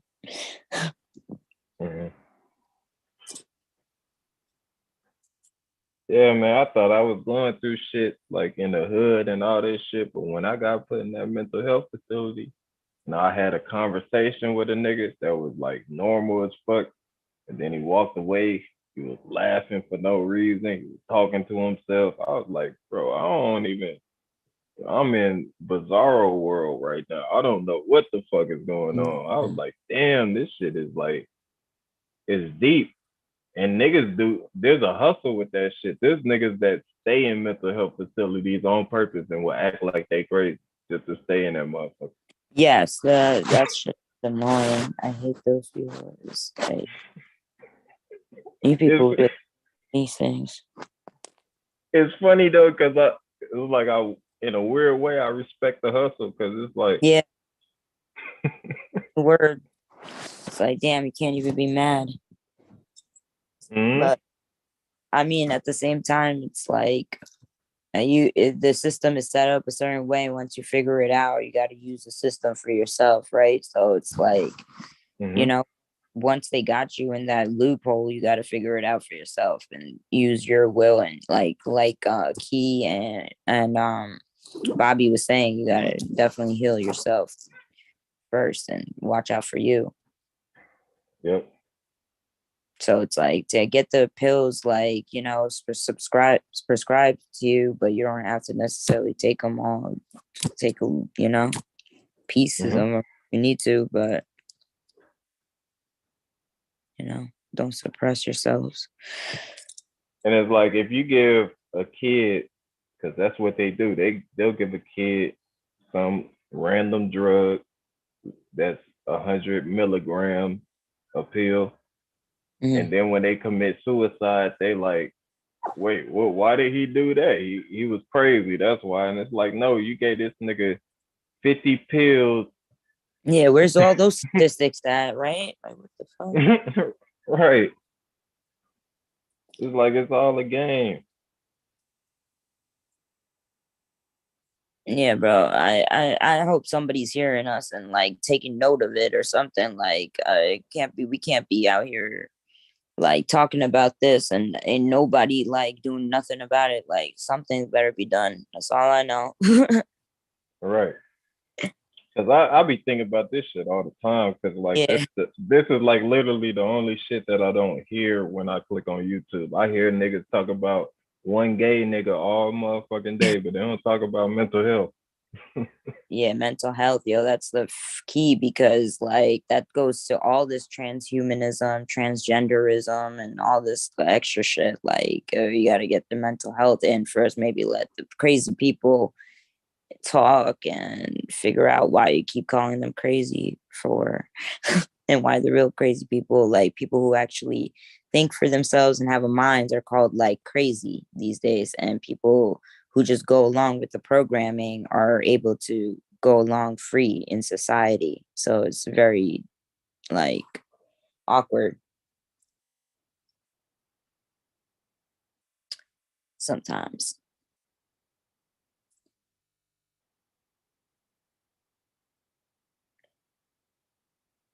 Everyone done left the room.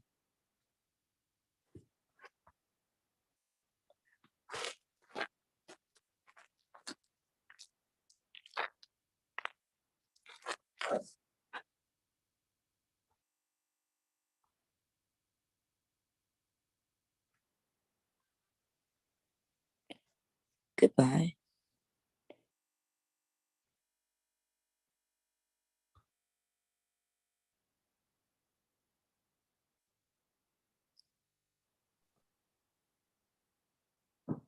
Yeah, I'm not sure what happened. It looks like I came out and went back in without even touching anything. I'm gonna get to thank you for letting me get on, and I'll be supporting. All right, sounds good. All right. Peace and love. All right, take care. Okay, peace and love. Hey, Bobby, it looks like it's just you and me. I'm not sure what happened to Key. And I think 45 ran out of minutes and or data. It looks like 45 is back. Woohoo. Damn, there's I Key. Dropped He's out. Back. I didn't say it. I just said like a 5-minute spiel.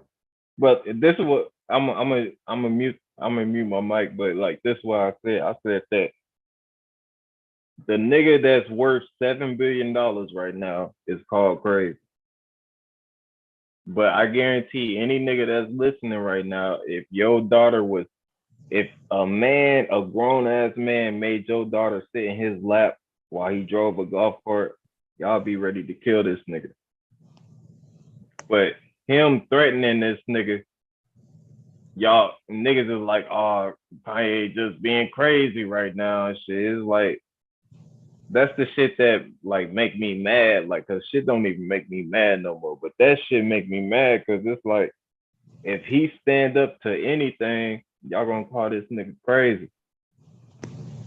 But y'all got it. Oh yeah. Oh yeah, I just heard him was saying everybody left the panel or something. Yeah, it looked like it kicked us all out except her, and at least it brought me back in. I didn't touch anything. As a matter of fact, I'm actually putting some lotion on my feet, so I wasn't even touching it, even the mouse, even rolling the mouse around. So I don't know how that happened. Yeah, it looks like it. Yeah, I got kicked out. That's crazy. Yeah, I really don't know what's going on tonight. But say what have y'all went through that's like some mental health shit, whether it's y'all like family or y'all.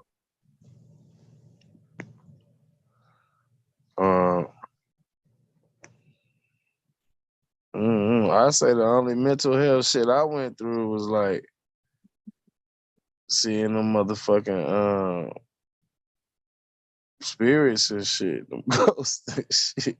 You know what I'm saying? I had to get control of that shit. That shit had me fucking tripping. I believe in that shit too. Yeah, it's just about, knowing how to correlate shit, man. I ain't know what the fuck was going on, so that shit had me fucked up. I watched this movie, The Ninth Gate, man, and motherfucking nigga, all kind of weird shit got to happening, bro. It was like, yeah, it got deep in this motherfucker, boy. Like, there was some real spooky shit. And look, I wasn't the only person seeing this shit. So I'm like, you see this shit? And motherfucker like, yeah, I see that shit. And I'm like, man, what the fuck I'm looking at right now? You know what I'm saying? And they telling me. Yeah. And I'm like, wow, man, this shit's really going on here, man. We gotta get the fuck out of here. Yeah, it was this we was getting this business, man. It was a gas station and shit.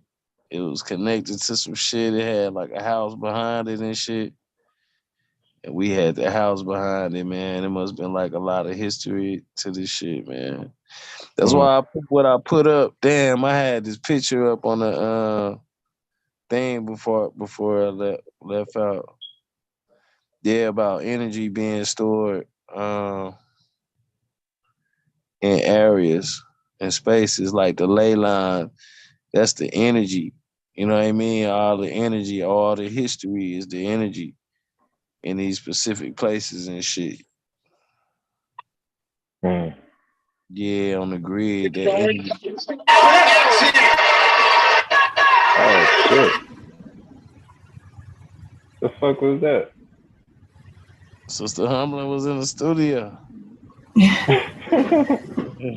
Yeah, I was shutting down my computer, and it looks like when I unpressed mute, it looks like something was playing in the background. Yeah, so He was over there hitting that Tina Turner real quick. Yeah, but going back to what y'all was just saying about mental health, 45, the analogy you was giving, I was trying to follow you, but I think I may have with my phone went out there, I may have been too far, so I didn't quite hear all you were saying. But one of the things I try to practice every day is that, and y'all have heard me say, is for the sake of my mental, for the sake of my health mentally. And that's why I laugh so much. And that's why, like, even the interactions that we have, 45, for me, that's healthy.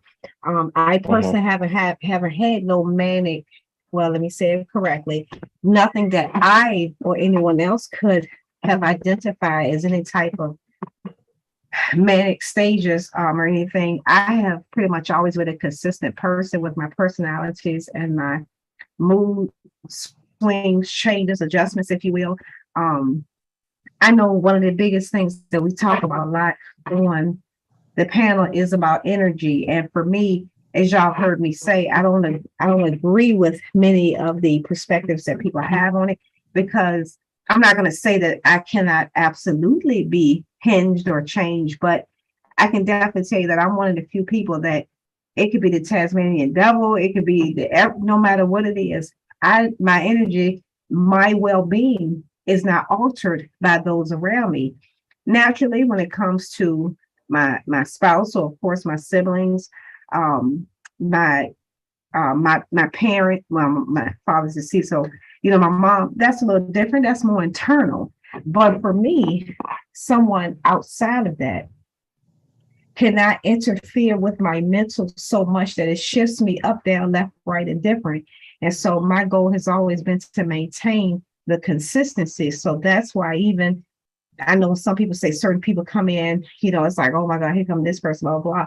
I literally just, my way of coping with anything is just to mute them and just have them being white noise in the background. And so that way it does not hinder me. And so on my daily life, go ahead, Keith. Yeah. Nah, go ahead. I was talking to somebody else. Y'all go ahead. Gotcha. And so even in my daily walk, that's one of the things I try to always make sure of is that no matter who I encounter, how I encounter them, that whatever they're going through, if I can't do nothing to help you, I'm gonna make it very clear and keep it moving. Same thing with myself. When I think about my personal relationships, work relationships, and all of that, I'm always cautious and careful with what I absorb. I'm not going to take on the problems of other people if I know I cannot do anything to help the situation. Yes, I am that person that's not going to ask you, are you okay, if I don't plan on offering help of some sort. Generally speaking, you kind of know some people's situations, either that person is maybe down in the dumps because they lost a loved one. This person may be financial issues. This person may have that. If I know I cannot offer you any help, I'm not going to ask you how you're doing, because to me, I think it's insulting to ask someone how they're doing if you're not going to be in a position to offer them some type of help, whether it may be financial, obviously based on your situation, or some type of guidance. Even if you can't help, you can always offer them some type of, hey, this is a resource that helped me at this point. And so that's why I'm always willing to be that person. But literally, I'm telling y'all, I don't care what the situation is. I just, for me, it's hard for me to understand how can someone 30, 40, 50, 60 years old, for example, be so impacted by someone that's just maybe having a conversation that just may be around them. They may not agree with them, but to let someone take you off your square, that I do feel like that is a disturbance, if you will, in the health of your mental. So for some people, it is chemical. For some people, it is just simply their environment.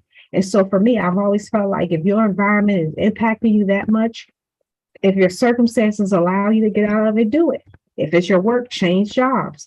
Obviously, we can't get rid of our children like that, so you got to deal with them. But if you're in a relationship, even if you're on legal papers, get out of the situation. I've had girlfriends of mine who have left their husbands because it was toxic for them, and that was what they needed.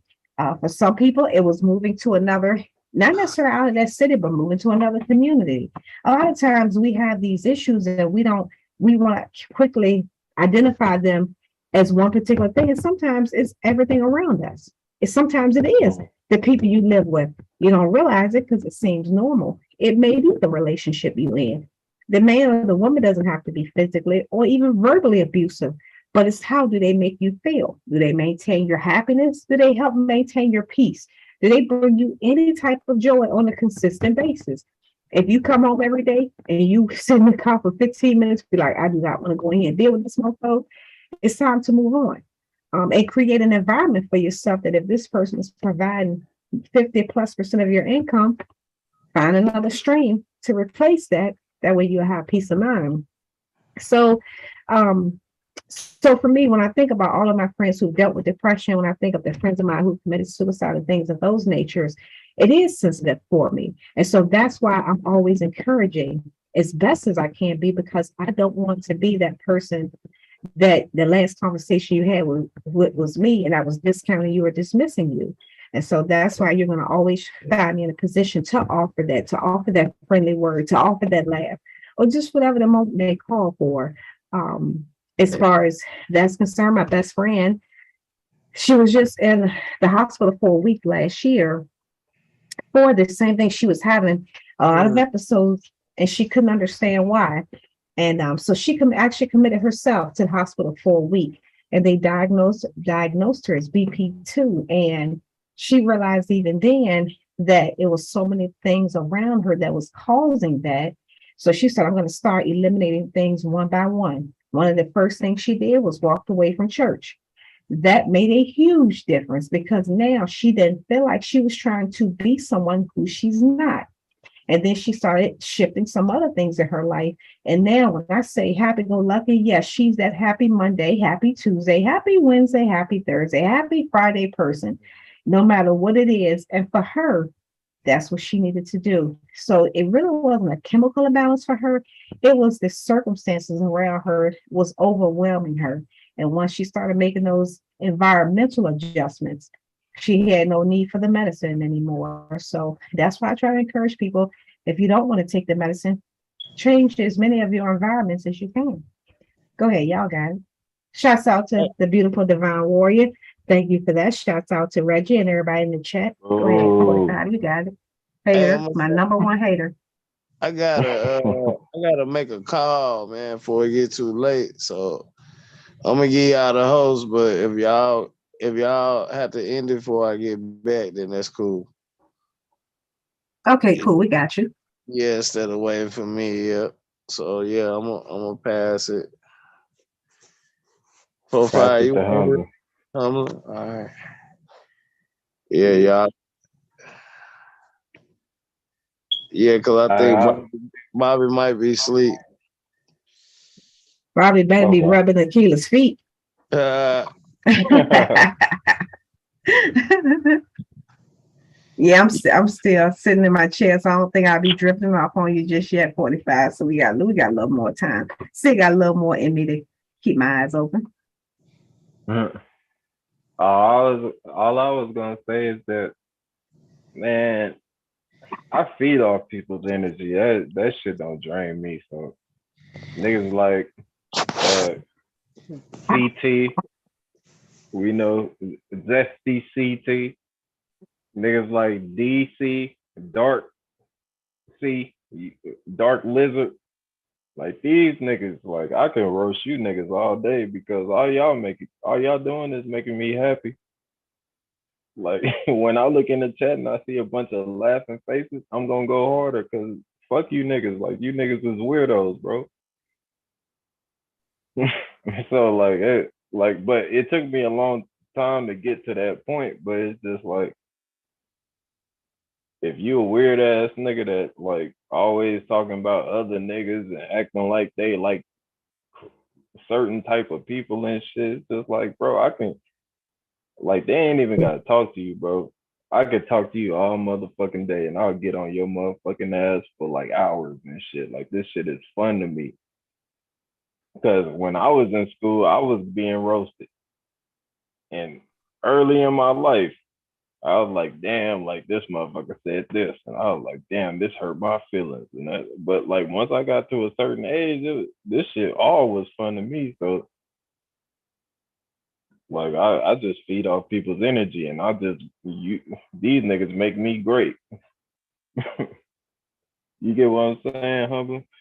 I do. And that's what's so interesting for me is that I just like I said, for me, I just don't feed off of anybody. I literally just maintain the health of my mental on a consistent basis. So that's what I'm saying. Like, of course, if someone is gleeful and happy, I'm going to maintain that. But like I said, if you're in a pessimistic mood, if you're blaming the world for everything, and it could very well be the world's problem, be the world's issue that maybe, you feel like you're against the world. Like I said, I'm just going to do my best to encourage you. But literally, whatever is going on with you, once we exit each other, whatever was with you is going to go back with you.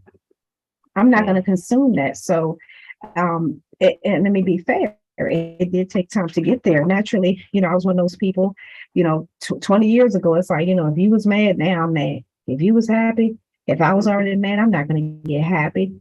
I didn't, but I realized that in order for me to keep a level of blood pressure, to keep from having the heartaches and the anxiety, I made a conscious decision, an executive decision for my life. And that's to be consistent all the time. Not not low. So no, I'm not that happy Monday person, but I'm not that, oh damn, it's Monday person either. I'm like, okay, it's Monday. So it that's is what why it is. it is what it is. And so like even with you, with me and you picking back and forth, like literally, I've never once been offended because I know it's in good spirits and good hearted. And then everyone, they have the right to feel the way they feel, but that's how I am in everyday life. If I'm not laughing, I feel like I'm not living. And that's why it's important to me to laugh. It's important for me to engage. It's important for us to have that balance. So, it just definitely works out good. Am I going to say I don't get upset? Of course I can't. I can't say that would be an exaggeration, but case in point, today when I was leaving from the gym, I'm riding, all of a sudden I look and it's a line coming across my windshield. I'm like, what the hell? I just got my windshield tinted a month ago. So to see a rock has hit my windshield and the line was just spreading like, I was like, well, damn. And finally I get home and I look at the nick, and the nick was literally as big as a pen, like the head on the pen, the tip where you write it. And I'm thinking to myself, so this little pebble that hit my car is now going to cost me potentially $300 to $400 to replace. Obviously, I'm going to do an insurance claim, but obviously I'm going to have to get the window retinted. But thankfully, me being proactive, I asked the person that tinted it, how much would it cost? And he said, if you have to replace the windshield, I do it for this amount. I'm like, okay, well, that's fair. So I'm happy at least it won't cost that much. But just the cost of the windshield with the insurance, it's like, okay, hopefully it won't be no deductible. I don't know, because it's a quote unquote specialty windshield because of the lining at the top, because of the sensors and stuff it has in it. So I'm like, wow, they actually built that into the windshield as opposed to let it being glued to the windshield. But I digress. But at the same token, I realized getting mad about it was going to do nothing but increase my anxiety or increase my blood pressure. So I was just like, okay. After I had just filled the tank up, which was another, well, let me say it correctly. It was between a half a tank and a quarter of a tank. And it cost $80 to get it back to the F, So I was just like, yeah, I'm going to need somebody to pay me to, play with my feet. And, because yes, the gas get expensive, but seriously though, so I do think it's important. That's why I try to encourage everybody, whenever you feel overwhelmed, if you're feeling like your anxiety is high, if you feel yourself worrying a lot, I'm not going to be the one to say, oh, go pray and go do this, do that. No. What is it that causes these things the most, and make adjustments accordingly? If, like I said, if you're married, you've been married for 20 years, and at this moment he ain't or she ain't making you very happy, find some hobbies. Like, you know what? Okay, I'm going to pick up bowling. I'm going to pick up skating. I'm going to pick up bike riding, just something that's going to keep you away more often from that thing that's shifting your energy, and it will put you back in a leaning toward a healthier mental space. And you'll realize sooner than later, it was the best decision you could have ever made. For some people, it may be, watching television. For me, that's my happy place. Is, put me in front of the TV, give me Living Single. Don't judge me, The Golden Girls. Don't judge me, The Nanny. Give me, what else I like watching? All Rise, Black Lady Sketch Show, Abbott Elementary. Now I'm so addictive to that. And 45. That's what she said to you last night. So, it's like those just one of the things that I try to do to maintain that balance of the health of my mental. Go ahead, 45, you got it. And by the way, just want to give shouts out to Keith. Thank you for the platform, giving us the opportunity to build, cook, and express ourselves. Thank you all to the chat for listening, for engaging, for watching. Divine Warrior, shouts out to you, beautiful. Let's see, Reggie P56. I'm going to get it right this time. Thank you so much. Shouts out to you. Kalinga. God dang, Navi KK.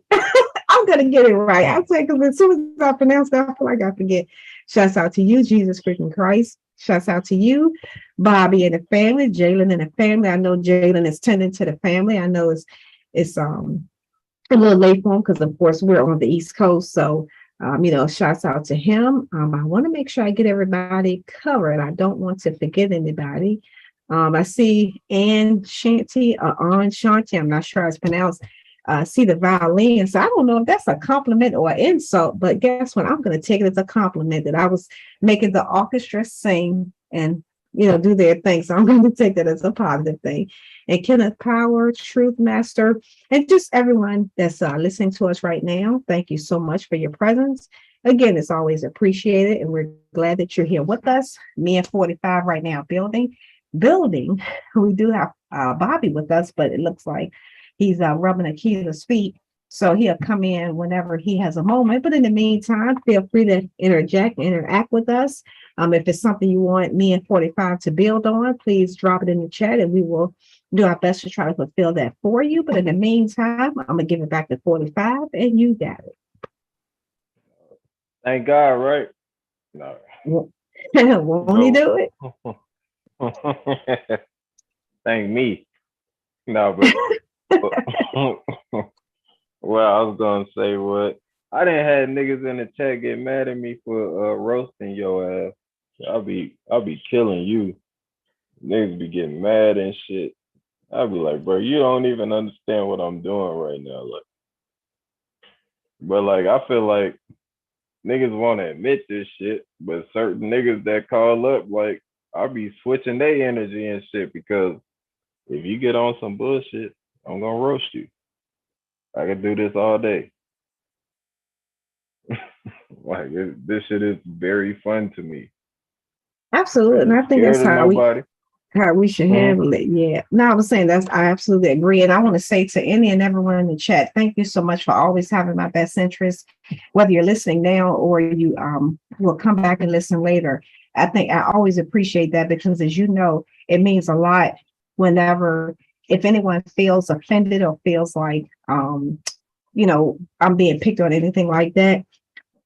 I'm not one of those people that's going to say, oh, I'm a big girl, leave me alone, da, da, da. No, I appreciate that, because if it offended you, even if I'm not offended, I still appreciate that and will value it and acknowledge it if I see it. So if you don't see a response from me, please don't take like I'm ignoring you. Because a lot of times I'm in the house church, I'm back and forth, it's like literally I'm doing things in 100 different places. But I try to always make sure I engage. So when it comes to me at 45, it's a healthy balance. As you know, anytime he, come from me, I always get him back every time, whether it's verbally or in the chat. But please don't dismiss it or discount it as disrespect, because it is good humor. And if there is ever a time I did feel offended or disrespected, I definitely would address it with him. Obviously, to the side, I wouldn't do it in front of everyone, because I wouldn't want it to be perceived as something wrong. So so I look at him as the little brother I never had, and he can't afford me, so that's why I can't be offended by it. Bless him heart, So that's why we pick with each other. We try to bring a little humor in, a little bit, again, out of respect when we're building, just how we do a little shots here and there. But other than that, it's always been a level of respect and always a level of love and admiration. So with 45, as far as I am concerned, it's all good over here.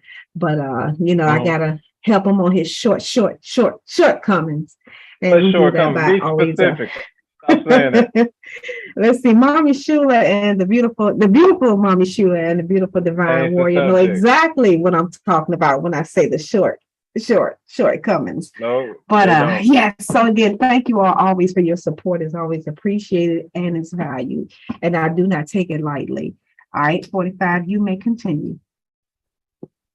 I'm 6'1". I'm not short, and ain't nothing short over here, so ignore her. Mommy Tula, did you just that's make not what she said. That's not what she said. Who is she? Oh yeah, a good point. There is no she. Name. You may continue, 45. No, you said that's not what she said. Name a name. Shouts out to the beautiful Dontrice. I see you there. I think you couldn't name a name. Okay, all right. So, running. All right, hold on. It's kind of a tongue-in-cheek thing when you say that's what she said, or sometimes men may say that's. I mean, women may say that's what she said when you're talking to you, and men may say that's what he said. It's basically like we're insulting you by saying that whatever you're saying, that the women you've dealt with are saying these things. So the women say that you have some shortcomings.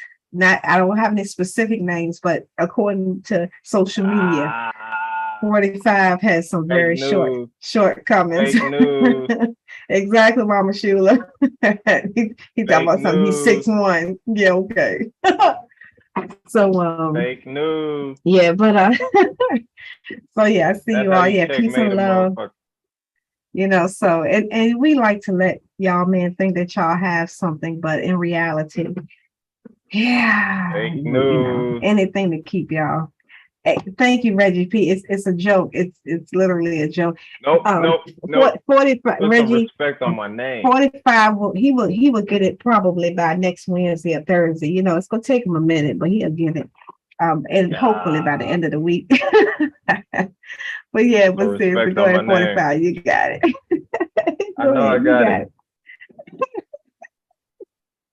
I said put some, hey, you see, fake news like a motherfucker. I said, hey, put some respect on my name. And she got quiet. So, Mommy Chula, did you make a fucking a Talladega Nights joke?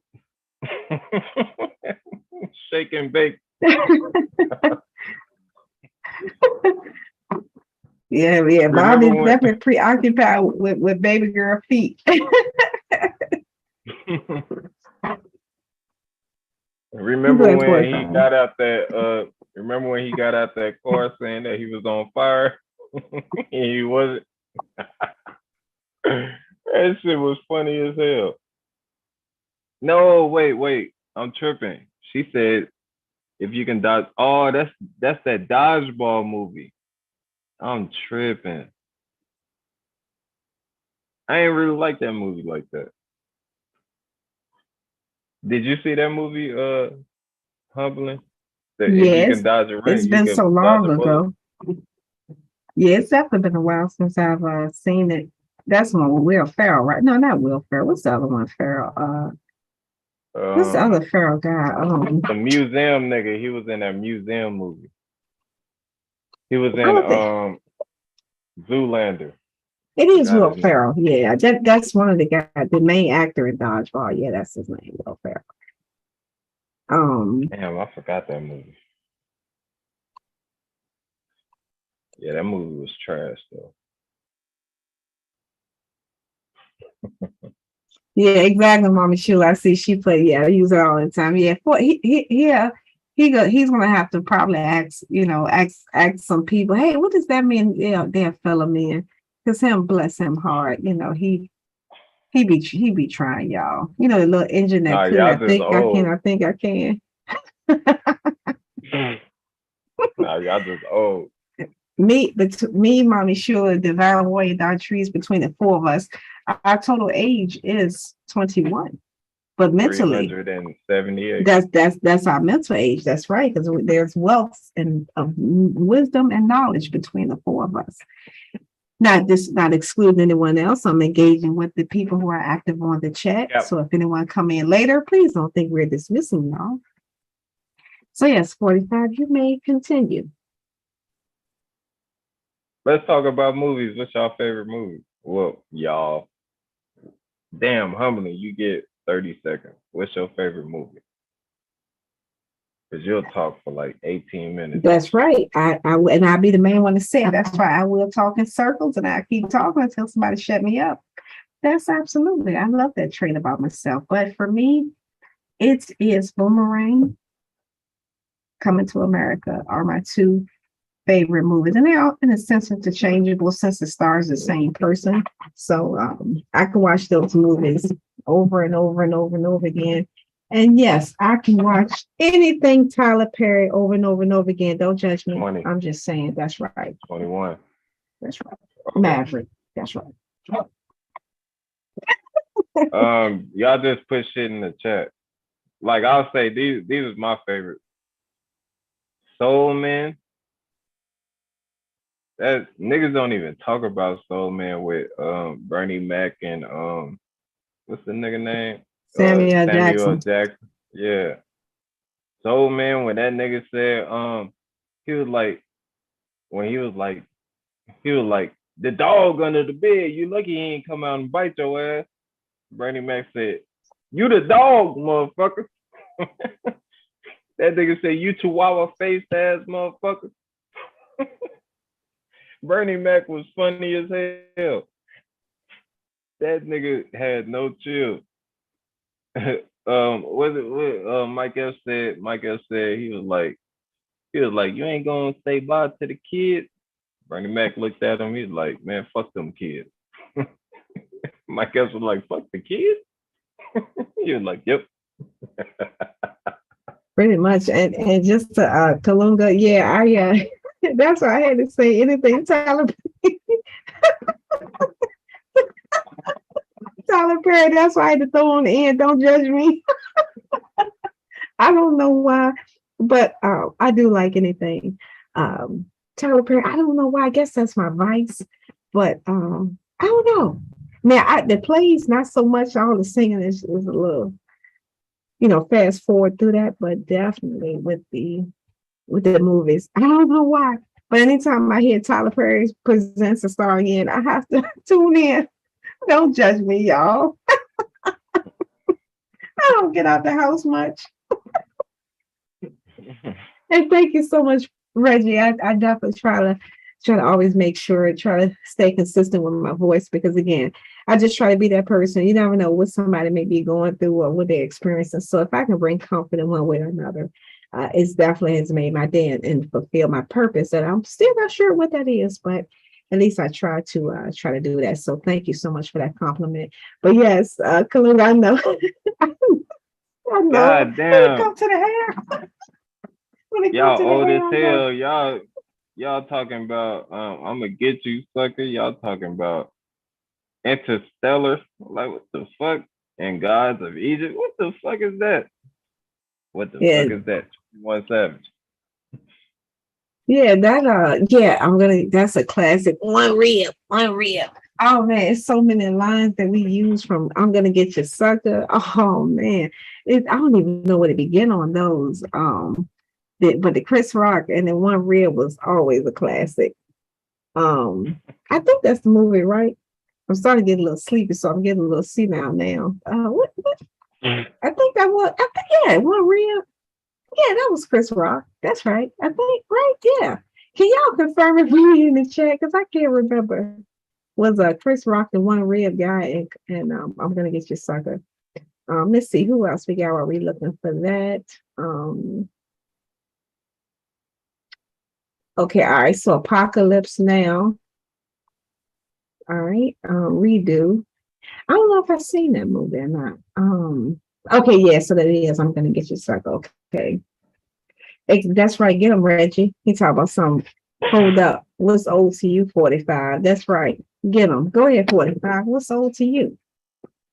Yeah, Man, okay. anything So that didn't come out in above 2005. So Step Brothers, that's hilarious. When he was sitting down with the other dude and he was scared to sing, and he started singing, and old boy was like, man, your voice sounds like a mix from Fergie and Jesus. He started getting gassed up. He was like, oh yeah, yeah, it sure do. And then when they went into their room with the bunk bed, they was like, hey, 45. Man, we got so Okay. much room. Okay, We got so much room for I'm gonna have to stop. activity. I'm gonna have to stop you for just 1 second. I'm sorry, guys. I have to pause 45 for just a moment. Bless him heart.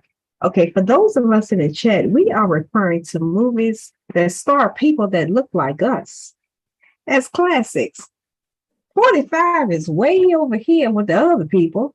And Well, sound funny. I don't give a fuck. I'm gonna try to get him back. I'm gonna try to get him back, y'all. He started good with Soul Man, so I'm gonna try to get him back on that line, y'all. So y'all bear with me. Okay, We're gonna get 45 back. Okay, we gotta cater to the black people. Okay, that's right. Black That's people right. unite. Okay. Well, what was that movie with Bernie Mac and the white boy, the tall white boy that act like Good one. No, not good one. Be Good. Hold on. Because it was a redo his of daughter an older was getting movie. married. Yes, it was a remake of another movie. Hold on, it's gonna come because it was Ashton Kutcher. Yeah. It's gonna come to me. Good dad. Guess Who? That's it. Guess Who? Yeah, Guess Who? Yeah. When he because it was a remake of Guess Who's Coming to Dinner. That's the movie I was trying to get out. Guess Who's Coming to Dinner? Okay, go ahead, 45. You got it. When they was in front of all them women, and like Ashton Kutcher was telling Bernie Mac what he was gonna say, and Bernie Mac was acting like he knew what he was gonna say, but he didn't.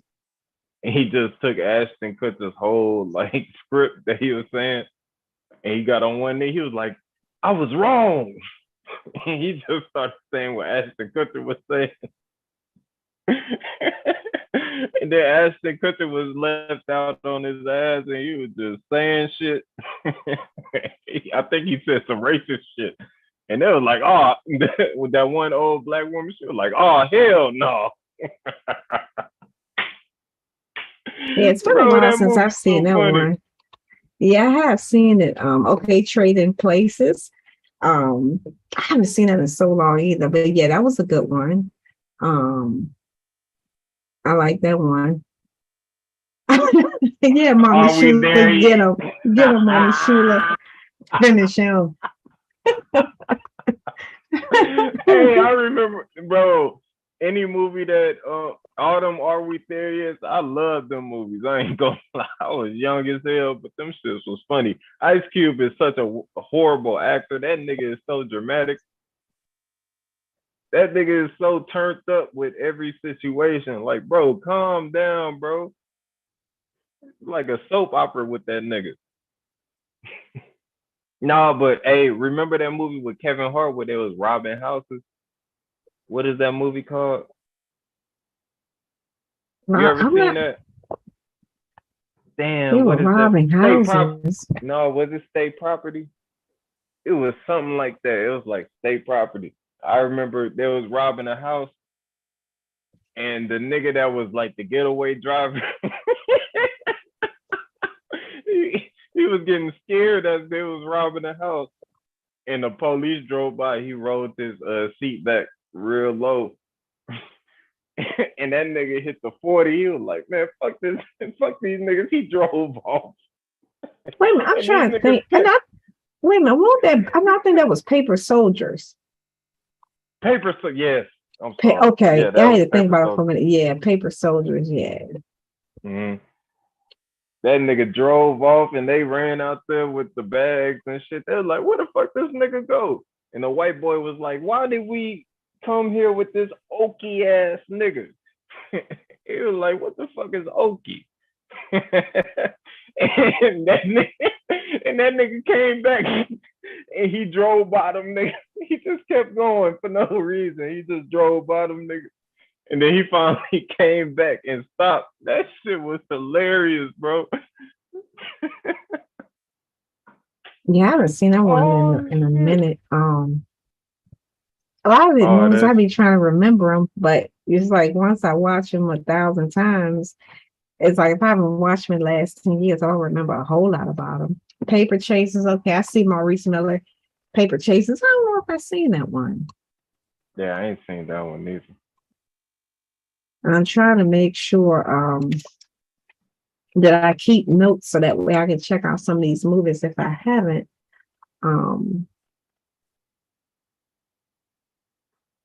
So yeah.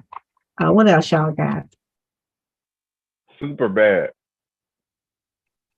When old boy had to sing to them gangsters, them gangsters made that nigga sing a slow song, and that nigga was singing as hard as he could.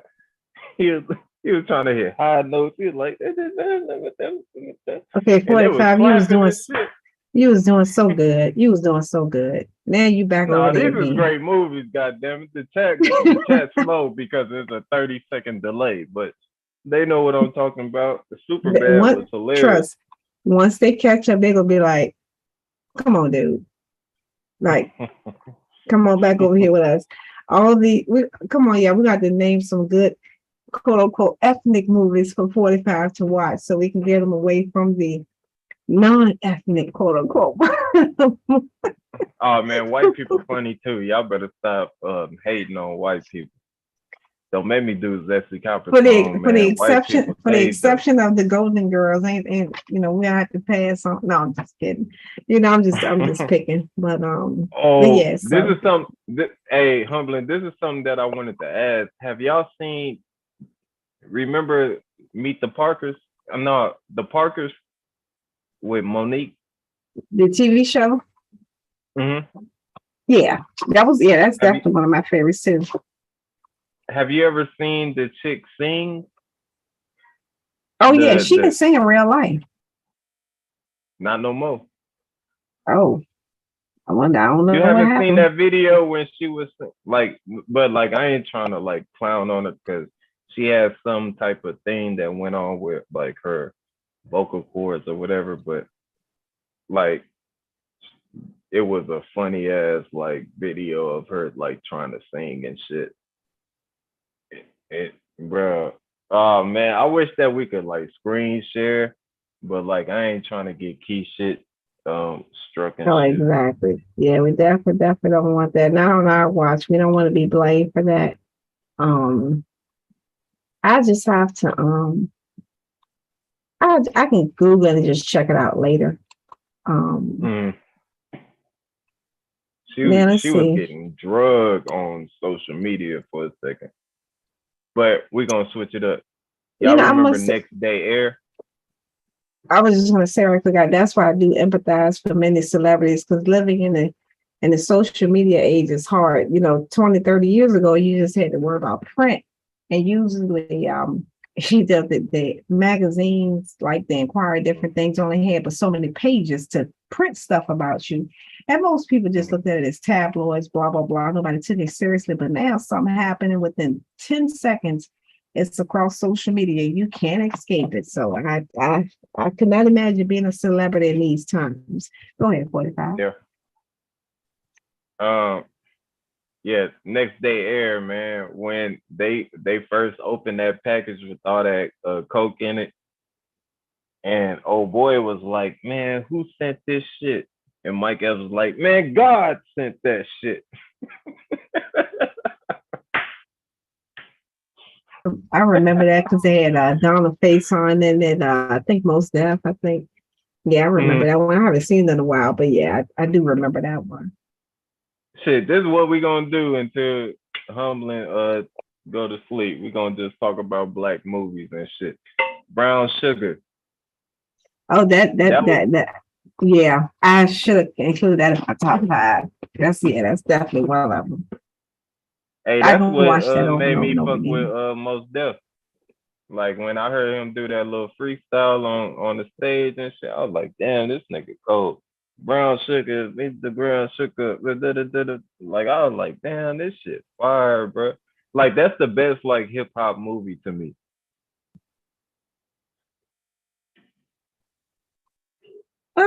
Well, for you, yeah, you're right. Because if you want to be technical, for those of us that are a little older than you, but still within the times, would be How High probably would be more of our classic. But I can't take I can't take nothing away from Brown Sugar. So you're right about that, because How High is definitely a cult classic. But I love Brown Sugar. That's definitely one of my top 5s. That's definitely one of the movies I can watch every time it comes on. I mean, I have the DVD, but I'm just saying when it comes on TV, even if it's with commercials, I can still watch it over and over and over again. Yeah, How was funny. Then you got 8 Mile. Did you like 8 Mile? I mean, I watched it just because, because of M, but it's not something I bought the DVD for. I can, even watch a second, third, or fourth, or fifth time. So, to me, that was just more about his life. But yeah, that's not something I can watch it on repeat. Oh, House Party. You said House. That's old. Okay, that's original. Yeah, exactly. Thank you, KK. Thank you. I want to say a Kalunga. Yes, I got it. Yes, House Party, and Class Act. Those are classics. They're cult classics, and no matter what their time, that's another movie. When they come on, I can watch it over and over and over and over again. Never get tired of it. I wish that we saw more of that today with with those type of movies being made, because it definitely got those, especially those of us over 35, 40, definitely got us. Don't Be a Menace was another classic. Yes. Absolutely. I'm like, whatever, like those movies, even the straight to DVD, I just so wish that we still had them movies. I miss those type of movies so much. I mean, of course, the ones we have now are good, but those type of movies there, they worked up. They were the thing back then. I seen Don't Be a Menace before I seen Menace to Society. And Kalunga say dope with ASAP Rocky. I remember that movie, but I don't remember it being funny. Like, I was just like, this is a corny ass movie. But you might be talking about a different movie, but there's also a movie called Dope that was like released in like 2017 or 2018. Okay, I don't think I've ever seen that one. And I see where Kalunga put the House Party is going to have a series coming to HBO Max. I would definitely be looking out for that for sure. So I will be looking out for that, because again, for me, you can never get enough of House Party. So it would be interesting to see who's going to be starring in that, and if they're going to have Kid and Play as the parents or something. So I'd definitely be looking out for that. I got some best Dave Chappelle skits on the Chappelle show. I think Rick James, those were to me the most classic. It's almost like that just trumps everything else. So I don't even know what else anybody would say, but of course, we'll wait for the chat and see what they have to say. Oh, it's so many. That's true. It's so many. Because with Rick James, you got Rick James, you got Prince. Like the Rick James shit, the funny parts of that shit was the fuck yo couch, nigga, fuck yo couch, when he was putting all that mud in that white couch. And I think the main reason why with for me and most people be Rick James is because of the personality of Rick James and the things he endured. Prince was kind of just stationary. It wasn't really a lot with him, if you will. So to me, yeah, definitely, I mean, it was good mocking him, but to me, it's just the charisma, the character of Rick James, because I mean, he's just known for, I'm Rick James, bitch. But it's like with Prince, what can you say was one of his isms, Okay, and Living Color. No, I'm sorry, Living Color. I'm sorry, Living Color. I'm trying to think. Did I see that movie? I'm gonna have to look. It's not a movie, it's a sketch show. What are you talking? No, that's what I'm saying. No, hold on. She didn't put in. That's because if you heard me, I said in Living Color or Living Color. So that's why I was trying to get clarity, because I know the show, but I wasn't sure if there was a movie named Living Color or if she was talking about the show with the Wayans. So since she didn't put in, so I wasn't sure. Not trying to take it too literal, but I just wanted to be Clayton Bigsby. Yeah, I completely forgot about that. That's true. The blind, Maurice Miller, the blind KKK member. Belly. Okay, so she was talking about the show. Okay, thank you, Don Treese. My apologies. Yeah, I wasn't sure. Y'all need to stop sticking together, man. Oh, always. I'm not Don Treese, Divine, Mommy Shula. Don Treese. You should never have said, met you ladies. Tumbling, shut the fuck up. I never met you ladies, but y'all are my soul sisters, in addition to Sister Sunset. And I do not want to leave out anybody, Sister Popcorn, and all the sisters that engage with us. Let me just be fair, because I don't want to leave anybody out. But yeah, everybody, that's how I feel. So that's why, like I told y'all, I never met Sunset, but that day when the old boy was trying to come for you, damn right. So anybody, I got your back, sisters. So if I'm listening and somebody come left, right, up, down, or in the chat come left, right, up, down, I got you. I never had to meet you before, but y'all are my sisters. We are one. One is she is one. That's right. We'll always stick together, because we gotta be a full force against these men and their shortcomings. So absolutely, Belly, New Jack City, Paid in Full, those are definitely cult classics. Absolutely. So yeah, Living Color. What's the clown name? Homie the Clown. Damon Wayans played that perfectly, and some of the other characters, Wanda, Who else? Because I think many times when we No, I got a show. I got a okay, go show. ahead. My Wife and Kids. Yes, that's Remember a My Wife classic. and Kids? Yes, I definitely do. That was a great show. It stayed on for about 5 or 6 years. It's even in syndication right now. So when the reruns come on, I definitely do try to watch that. I'm not sure, Kalunga. I don't think he did anything wrong as far as 45.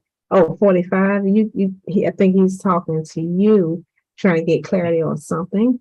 So yeah, go ahead and Nah, My Wife and Kids, my favorite. The funny, obviously Bobby Light, when Cat Williams played that character, that shit was funny. But when Junior, he played a song, right? And he started dancing. Like, man, oh man, I wish we could screen share, but we can't. But he started dancing. He put his hands in the air. He started dancing. That shit was funny as hell. People was breaking character and shit. Oh man, I love that show. Martin was great. Jamie Foxx show. Remember when dude? Oh man, what was that dude from that one TV show? The older dude.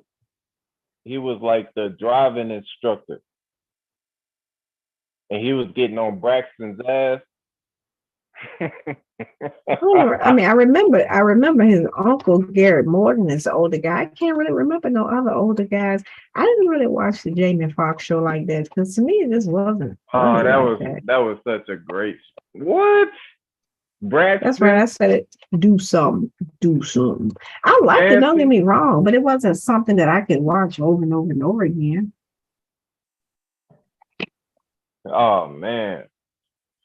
Old boy Braxton said something in that driving class, and he ran up to Braxton and tried to stop his momentum on the desk, and he fell. Everybody started laughing like motherfucker breaking character. He was all in Braxton's face. Oh my God, the Jamie Foxx show, that's like so disrespected and shit. But that was such a funny ass show. Yeah, and I did like it because it was definitely different. But like I said, it wasn't something that every Tuesday night or whatever night it came on, I had to be in front of the TV to watch it.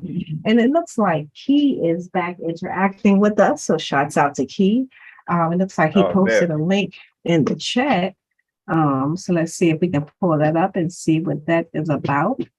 All right, so while I'm pulling it up, go ahead. Okay, he's referring to, it looks like, I'm going to read the headline for everybody. It says, per KXLY.com, police, 31 members of white nationalist group arrested near Coeur d'Alene. I'm not sure how to pronounce that pride event. And it looks like it was a supremacy of the other people, the white supremacy rally in Idaho, it looks like. And looks like 31 people were arrested. So just reading the story. Again, I'm not sure how to pronounce it, but it's a town or a city in Idaho, and it says 31 people affiliated with the white nationalist group Patriot Front were arrested in downtown Coeur d'Alene, somewhere in Idaho, Saturday.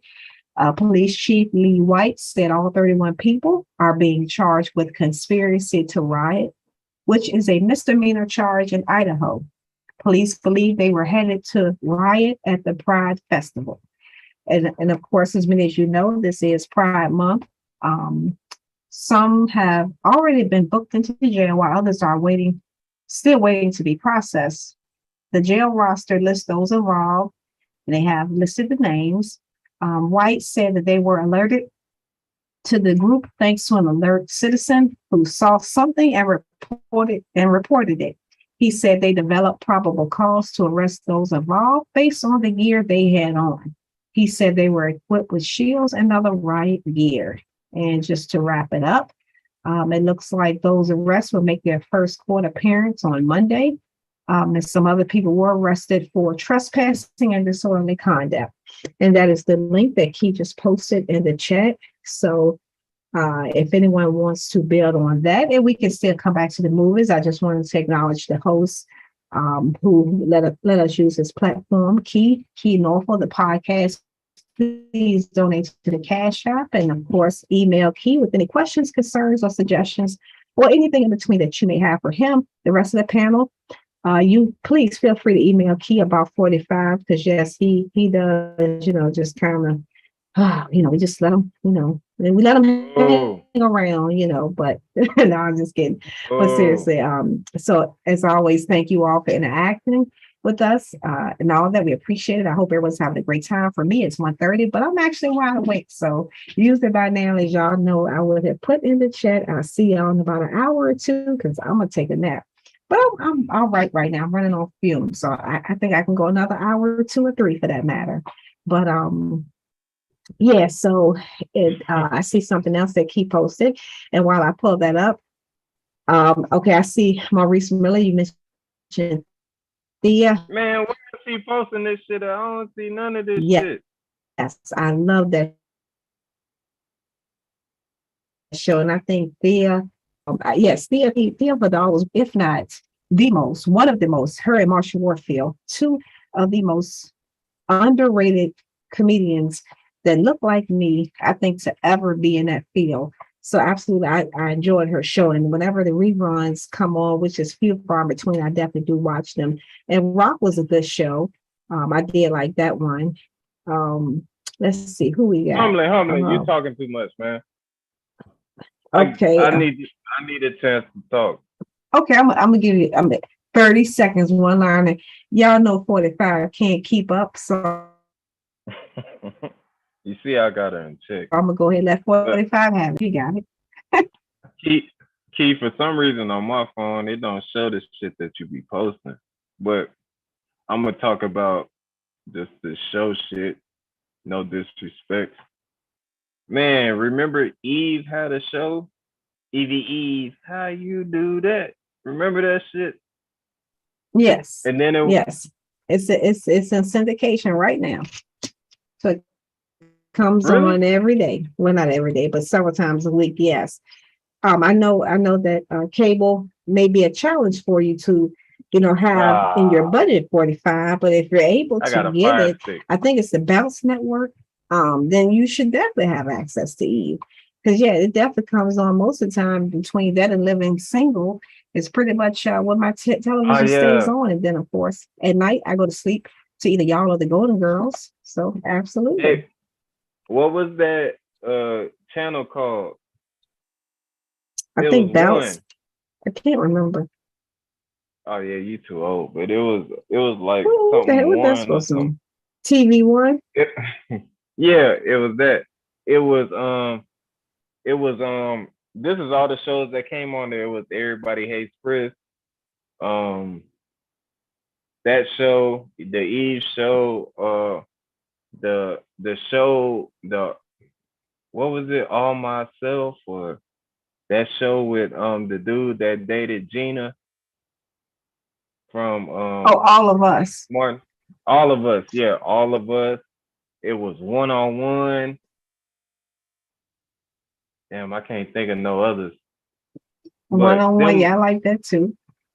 Yeah, One-on-One was dope. That was the first time I heard the D's nuts joke. Like when I heard Ray J say D's nuts, I was like, what? I was like, I'm gonna use this forever. But that was a great ass show with Penny Proud Daddy. Yes, and the Proud Family, that's another one in my top 5. So it would be Boomerang, and Coming to America would be number 1, followed by anything Tyler Perry. Hush, Kaluka. Don't say nothing about TP. All right, and then Brown Sugar. And of course the I don't know, lost my train of thought just that Maybe Kids. Oh yeah, We Don't Die, We Multiply. That's another classic. And I'm going to pause for just a moment to acknowledge the link that that Key posted, and he posted, and we can build on this for a minute, and of course we can come back to the movies. Chat, this is great. I'm definitely loving the interaction. But I Key don't know. I posted, see what he posted. it's in the YouTube chat. Oh, Yeah. I thought that was the link. I told y'all that 45 was a little slow. Him short comments. He can never keep it up. I mean, keep up. All right. So he posted the link about LeBron. He's setting his sights on owning an NBA team in Las Vegas. And I'm just going to read a little snippets from it. And I know many of you may have heard about it. If you have not, I'll just read a little bit of it. Yes, the king, the Billy Goat, known as LeBron, newly minted billionaire in basketball. This is as per CNN.com. Newly minted billionaire and basketball star LeBron James has long expressed an interest in becoming an NBA owner. That is correct, the GOAT. And he reveals his plans in the latest episode of the talk show, The Shot. I want to own a team. Quote, I want to own a team. Yeah, I want to buy a team for sure. I want a team in Vegas, end quote. James said in a promotional video for the show ahead of its airing on Friday. He later shared the clip of his Twitter feed along the caption, quote unquote, speaking it into existence. Geez, get it together.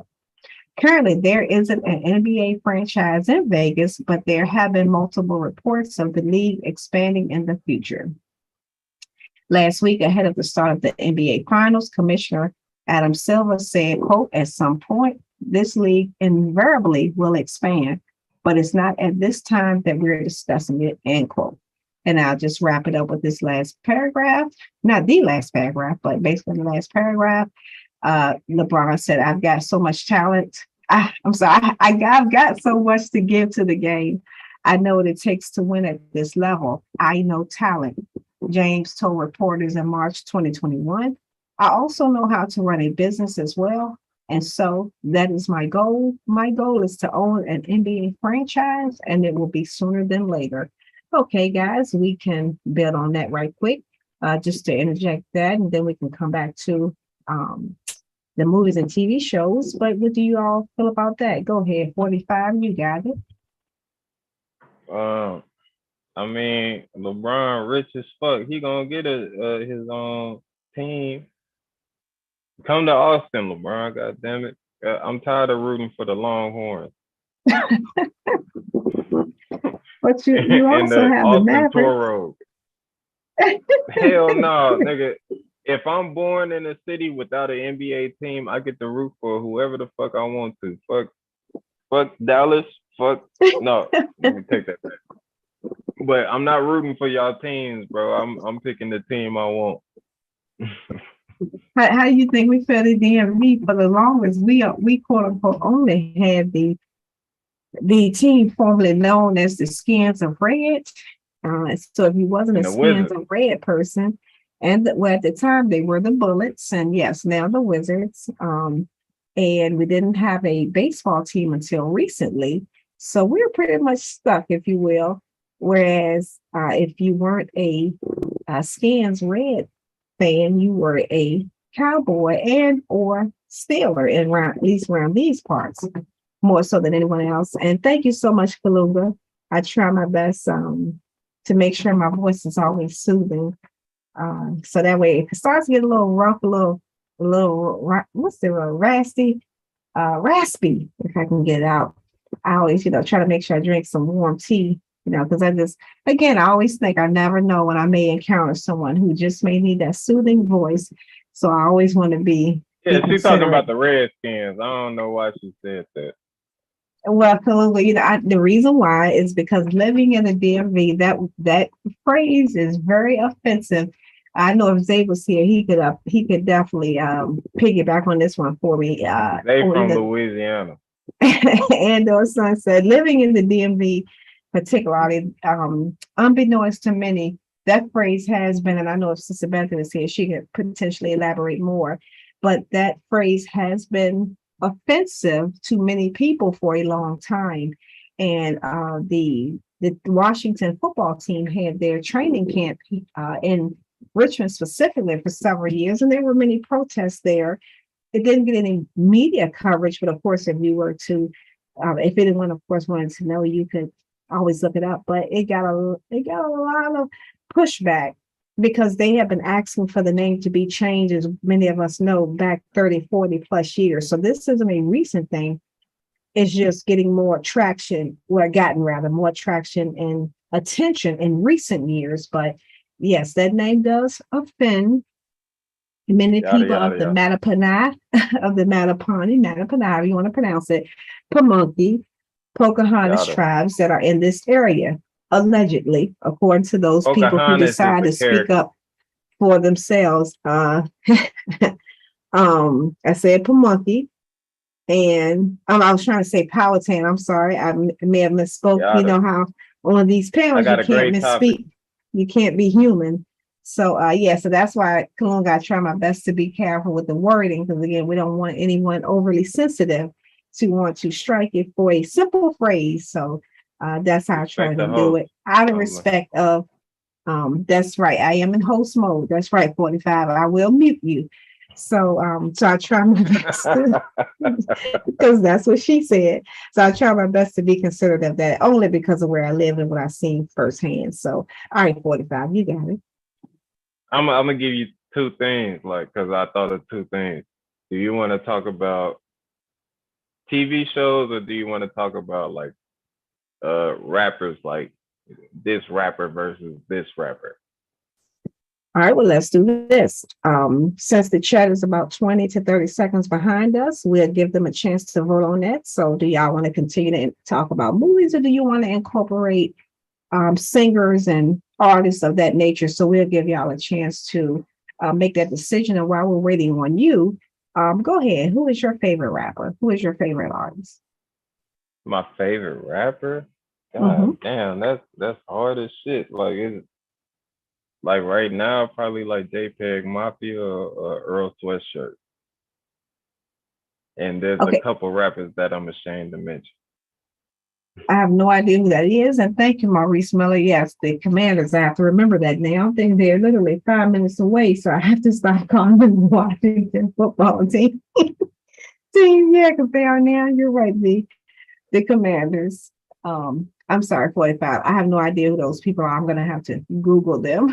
But who are they? What songs they make? Maybe I may have heard them. JPEG Mafia makes songs. Earl Sweatshirt, bro. Kalinga, stop it, bro. You listen to battle rap. I'm disappointed. But Earl Sweatshirt was with Odd Future. He rap about, like, I don't know, man. He's like a metaphysical type rapper. And JPEG Mafia is a because I'm tired of listening to this drill bullshit, bro. So I'm listening to weird niggas. So JPEG Mafia makes rock and roll rap type music and shit.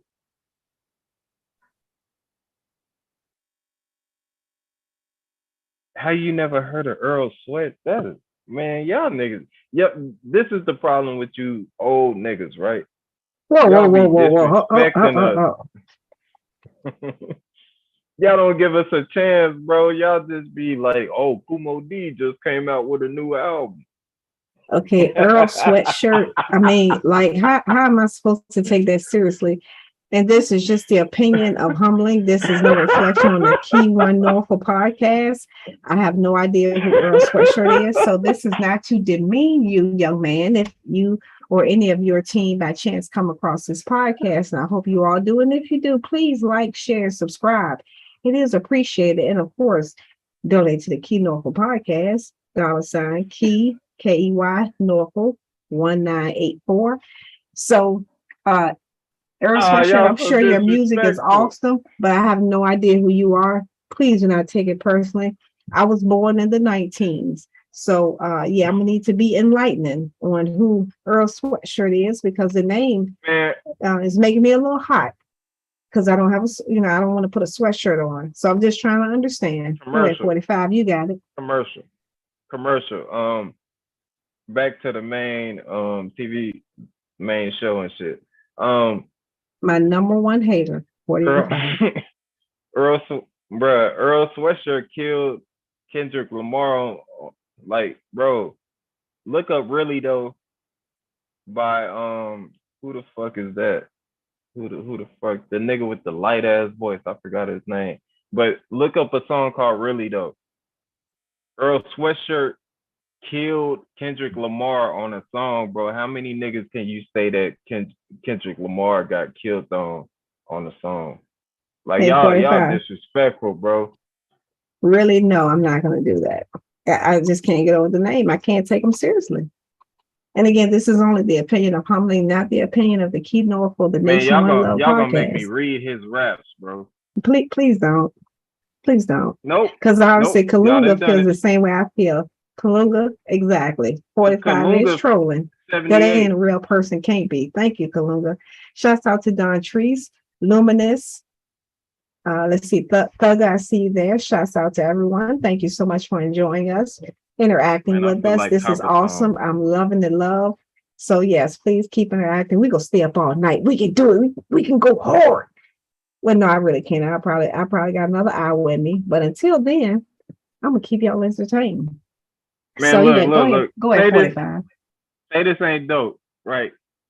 Earl Sweatshirt say, I wish a motherfucker would, Brown. I had to put my foot down so I could pop in the clutch. Your hate. Oh man, this nigga used big words. Never mind. I'm too drunk for that. Yeah, he says drunk, but ladies, we know those shortcomings. He can't even pronounce 4 and 5 syllable words. No, I've been drinking. It's just a little bit of sips, man. I'm not drunk. I'm just Yeah, sipping. that's what he said.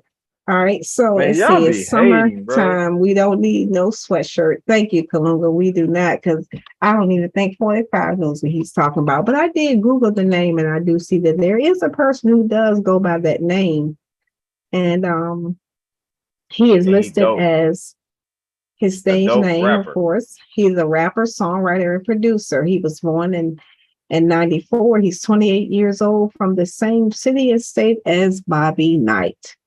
So, of course, How this his is the shit don't moment I make wish sense, Bobby was Luminous? here, that he could maybe, enlighten us a little more. But, Oh man, yeah. done with the commercials. Man, Luminous and Kalunga, y'all niggas is funny, but fuck y'all, bro. y'all just anybody under 27, y'all just like, man, y'all don't know nothing and shit. Like, man, Hey, Kalunga, Key is not currently on with us. He should be back on shortly. He had to take care of something. So that's why you have 45 talking our ear off, and me trying my best to keep a balance so that way none of us will literally burn our ears. So Evil Pimp, I'm gonna have to Google him. Never heard of him before. Who is that? 45? Do you know? Evil Pimp. What the fuck? Hey, what the fuck? An Evil If you Pimp? know an Earl Sweatshirt, I can't see how you don't know Evil Pimp. I don't know who Evil Pimp is. I'm just saying. You trying to get into the chat? I mean, into the Zoom shit? As of now, I do not see anyone in the waiting room. By the way, do I need to post a link? Please feel free to join us. Because as y'all can hear, 45 does not know how to press the mute button. Devils. So please feel free to koala bear to join. If you would like me to drop the link, if anyone wants to join, just let me know and I will drop the link, and you can come on with us. But yeah, 45. Yeah, no, I'm killing it right now. Stop it! I'm killing it right now. I got the chat laughing. They fuck with me. They just don't want to admit it because no, they're laughing at you, not with you. Soothing. No. Okay, I will respect that. I will respect that, Reggie. Your wish is my command. Humbling always trying to kill my confidence, but it makes me stronger. Like I feel like Christina Aguilera, like when she made that song with all them women. Okay. First of all, I'm gonna make a manosphere version of that. If you're going to make a reference about Christina, ex-Tina, and make a reference about a song she had with those other women and not reference the women and the woman whose song it was. Eve. It was Eve and Lil Kim and like somebody else. Y'all had a woman in power song and shit, and I'm gonna make a manosphere version of that shit. Black Jesus, please help him.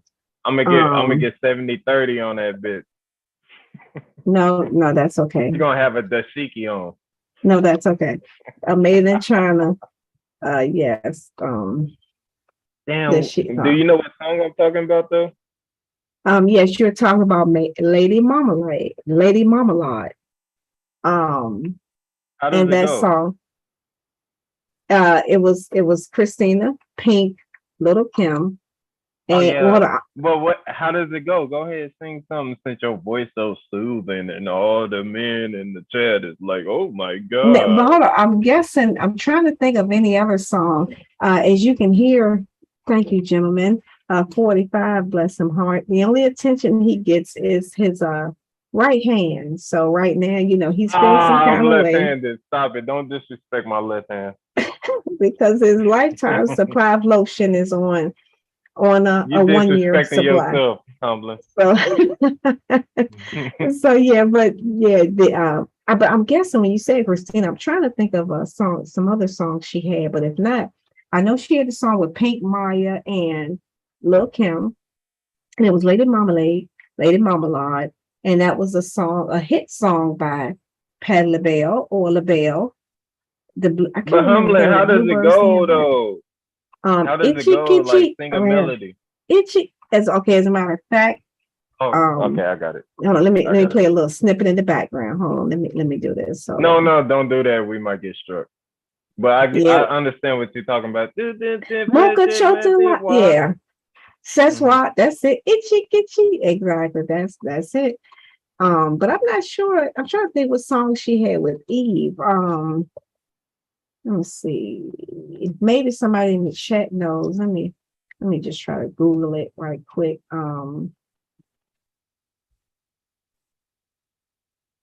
Man, Kalunga, how you gonna say respect your elders, man? Like, nigga, I respect my elders. I be on this bitch as a young nigga arguing against young niggas. Like, nigga, like, why the fuck you blaming elders for your downfalls and shit? Man, y'all better put some respect on my name, like Birdman. God damn it.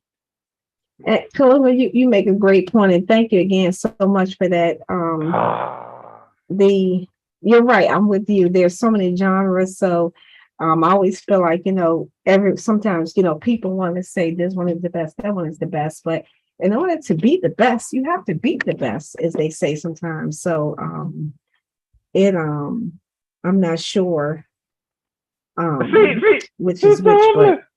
But this is what I be talking about. Like, do you feel like I disrespect you, Sister Humbly? Hey, Kalunga, let me just go ahead. I want to thank you so much for that. I do appreciate it and I do value it. Again, I'm trying to sound like a broken record, but I am one of those people. I like everyone to know that I appreciate things, and I never discount it. But with 40, you're about to get blocked. No, Kalunga, we're not going to do that. 45, AKA, or rather BKA, my number one hater. And he, bless him heart, he has a lot of shortcomings, and, we try to give him a little attention around these parts on the keynorful, the Nation One Love podcast. I'm joking, Reggie. I don't take it serious. As y'all can see, he doesn't have no friends. So we do our best to engage with him, and we make him feel important. Because if it wasn't for the keynorful Nation One Love podcast, right now he would just be, laying on the bed. Him and Gracie should be looking at him like, I really wish he would get a life and go, watch a movie or go skating, go bowling. Just get out the house, because trust and believe, Gracie got some things that she want to do, but she can't, because every time she turns around, guess who's looking at her? And that's 45. So we give him the opportunity to, laugh and engage with us. But if we could mute him, we would, because he would just talk to himself on mute in the in the waiting room. He wouldn't even know that he's on mute because he just talks so much and he never shuts up. So Kalunga, I do appreciate you looking out. But yeah, but in all fairness, we do. It is, just some dry, sarcastic, dark humor. But I've never felt disrespected by 45. And if I had, I definitely would have addressed it. So that's why, if you notice, we throw punches back and forth. And so it's definitely all good. And if I was offended, I definitely, would just say, all right, I'll talk to y'all later. Man, I'll she's go. just talking. But she just keeps talking. Like, it's just that's like, right. I'm like, man. And she just that's like, right. This is your voice right now. And y'all, if I could do this, I'm eating a strawberry shortcake, and 45 Black is a hater, even though I love Yes, him. my number one hater, to be exact. I literally love him. That's right, Luminous. I want him so See, bad. watch this, y'all. See how I just did that? See, with 45, we have to mute him sometime because he just rambles on and on and on. And I'm gonna go ahead and unmute him so he can come back, because I guarantee y'all he's still talking to himself like he does when he's in a room by himself with just his left hand. Me? Oh, you muted me? I just made a great joke and you just muted me. When did you mute me? Because I'm going to just do it again. Yeah, I told y'all. That shit hurt. That's the first time I've been muted. No, fuck that See, shit. I'm man, he go cry in the car, y'all. He go cry in the car. And yeah, y'all got it. I just want to talk about strawberry shortcake and meatloaf, and I love making meatloaf. That's my favorite dish. No, but y'all got it though. I'm still talking though, because I can't stop talking. I ramble. So, oh yeah, Gracie, that beautiful dog that 45 Black has, he has you hostage and you should come to me. Oh yeah, but when I go to 45 Black's house, I love hanging out with him and Gracie, but I don't talk about that in the chat. Oh yeah, y'all got it. That's you. That's all you do. And everybody be like, oh man, Sister Humlin's voice is so soothing. And the same shit they said about Zay. So they calling you Zay. And I'm okay with that. I'm not offended by that at all. Because, of course, as y'all know, one of the things that it shouts out to Zay, I don't know if he's listening. If he is, please comment. If not, please feel free to join. With 45, bless him heart, he's one of those people, how like you'll be at the cookout and you enjoying the potato salad, and then you look up and you be like, oh boy, here we go. That's 45. That in a nutshell. No one says stallion, maybe pony, maybe mule, but definitely not stallion. Yeah, so again. So yes, I give you that one. I give you that. So from time to time, yeah, we have to, just let 45, just do what he does best, and that's talk to himself, so that way he can enjoy the conversation, because that's the only person that actually listens to him. Every time I bring up Zay, niggas be like, oh no, you wilded. Dislike. No, hey, that's why I fuck with Zay, because they got a voodoo on niggas and shit. Like, anytime niggas get to talking all tough on panels, and this ain't to you, Kalunga, but you know what the fuck I mean. Anytime niggas be on panels talking they shit, I bring up Zay. Niggas like, oh, I thought that was a woman. Hey, what the fuck? You thought that was a woman? And I will say this, and I definitely don't I thought that was interesting. I always shout out to Zay. I thought that was interesting because Zay, he was dropping jewels on us, and then all of a sudden I'm like, how did we get here? Because at the end of the day, it's like, we all going our own separate ways. And I thought that was very interesting. But when it comes to that, I don't really say much. I just let people have their moment. But I was like, can we get back to the matter at hand? Just, focus on the bill. But Hey, to each his own. Nah, So Kalunga, you confused. Nah, you not. Damn, it's crazy how words make shit sound some type of way. But Kalunga, it wasn't just one nigga. yeah, And it I'm gonna was leave it at that. yeah, it Go was ahead, sister. yeah, it was several. I'm not sure if you were on those chats, and you're right, we definitely don't have to indulge, but just out of respect and consideration, but it was a couple of people, Kalunga, that did indeed kept bringing it up, and I'm just like, okay, can we get back to, like, he's dropping jewels on us, like, can we get away from it? But I digress. But yeah, that's why I said, Reggie, shouts out and respect to Zay. Yeah, we definitely don't want to, want anything to much come love to across as Zay. being Like, I ill. fuck with Zay. Yeah. I don't give a fuck So what so we're any definitely salad definitely eating don't nigga want to think.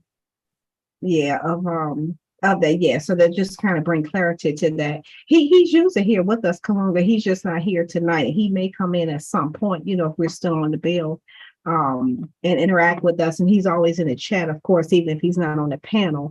But yeah, definitely a brilliant mind. You're absolutely right. And that's why for myself, I was just like, okay, for me, and obviously I know I'm not a man, so I know men may feel differently, but I'm just sitting here like, how did this take left? Exactly. You're right. Let's definitely move on.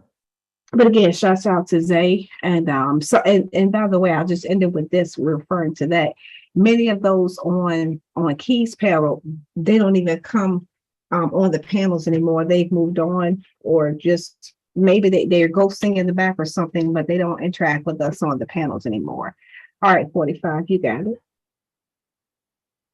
Yeah. Yeah. Like when that Zay shit happened, like that was the first time I called up, because Bobby was like 4-5 call up, and I was like, God damn, I ain't never called up to a. Well, I called up the OG Philly shit one time, but it was just like. Oh, so I need to blame Bobby for this. Okay. Oh, I'm sorry. Nah, I thought it I was was on just mute. I thought I was on mute. I'm sorry. Go ahead. for like 2 weeks. Nah, like really took like a month and a half. Like that was the only nigga everybody was talking about, and I was like, what the fuck? Like this shit is weird. Like this is the conscious community, and we talking about one gay dude every day. Yeah, so I thought it was interesting myself, but yeah, this yeah, so thankfully, all has been solved, all the misunderstandings and miscommunications, and now, everyone, for the most part, seems to be back on one accord. I know I like it because I love when everybody's here, because that week or two when it was a little distractions there, everybody was trying to figure it out. We were all missing each other. Then finally, when everybody said, okay, I misunderstood, I misassumed, miscommunicated, I assumed, blah, blah, blah, we got to figure it out. So now everybody is back on one accord. Correct. Yes, the commercial is over. All right. So what else y'all want to talk about? What else y'all want to build on? I'm definitely enjoying the lightheartedness of it since it's so late, but we can always get back on serious topics. So what y'all got? What y'all want to discuss? Go ahead. I mean, first, I want to say Kalunga, it wasn't a week, bro. It was like literally like a month and a half.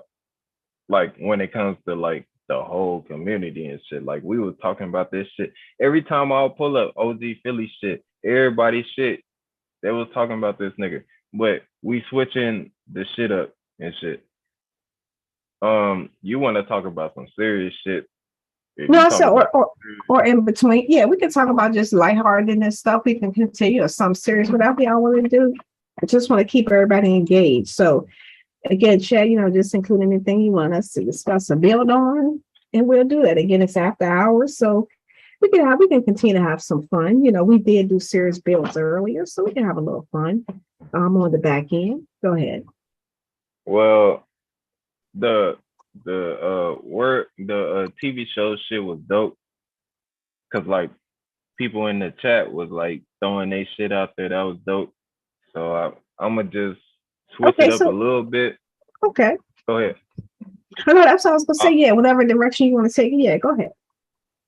Yeah, I was gonna say like comedians and shit. Like what comedians you fuck with? I know people gonna say Cat Williams, Mike Epps, probably like Corey Holcomb. But like, who y'all be fucking with? My favorite comedian of all time is Patrice O'Neal, because that was the only nigga that I heard say some outlandish shit, but at the same time make the person that he was talking to laugh, that he was debating. Yeah, you tell us that one more time. Yes, we've heard that about 400 times. Since you're on the panel about 10 times tonight. So yes, we are not just picking with you. Yeah, I'm just picking with you. No, but seriously, he definitely to me was one of the comedians that bought a range that I just don't feel like he ever tapped into it, or well, at the time, of course, we didn't have the social medias like we have now. So I'm sure if he was still alive, more of his content would be spread around, and he probably would be on those levels. Exactly. Yeah, if he was still alive, Kalinga, you're absolutely right. I do believe that he would definitely be for many people that on the Mount Rushmore, as we have to, as many people like to hold people up in their top five. Absolutely. And I'm just saying, because he would be considered unsung by many because they are not familiar with who he is. And many times when you say Patrice, by default, many people think a woman rather. So I agree. For me, it's Earthquake. And I know I mentioned this a couple of weeks ago. If you have not seen his special on the Flicks of Net, please watch it. It's going to have you in tears. It's going to have your sides hurting, your cheeks hurting, all four of your cheeks hurting, and have some tears rolling down your eyes. That special is extraordinarily funny, and I thoroughly enjoyed it. He had me laughing from the beginning to the end. So for me, DC Curry, Earthquake. I do enjoy Cat. I definitely do enjoy his material. I do like Kevin. And of course, for me, my all-time for me is Chris Rock. He is the number one for me.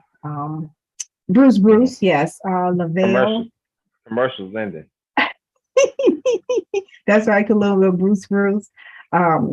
And that's pretty much, and of course, the hometown hero, known as Wanda Sykes, is going to always be there just because she looks like me and she's from the same place I'm from. So those two reasons she would always be held there. For me, not so much with Dave. As for some, I do enjoy his content, but for me, I can take it or leave it. Go ahead, 45. You got it. Oh yeah, Dave Chappelle is a beast.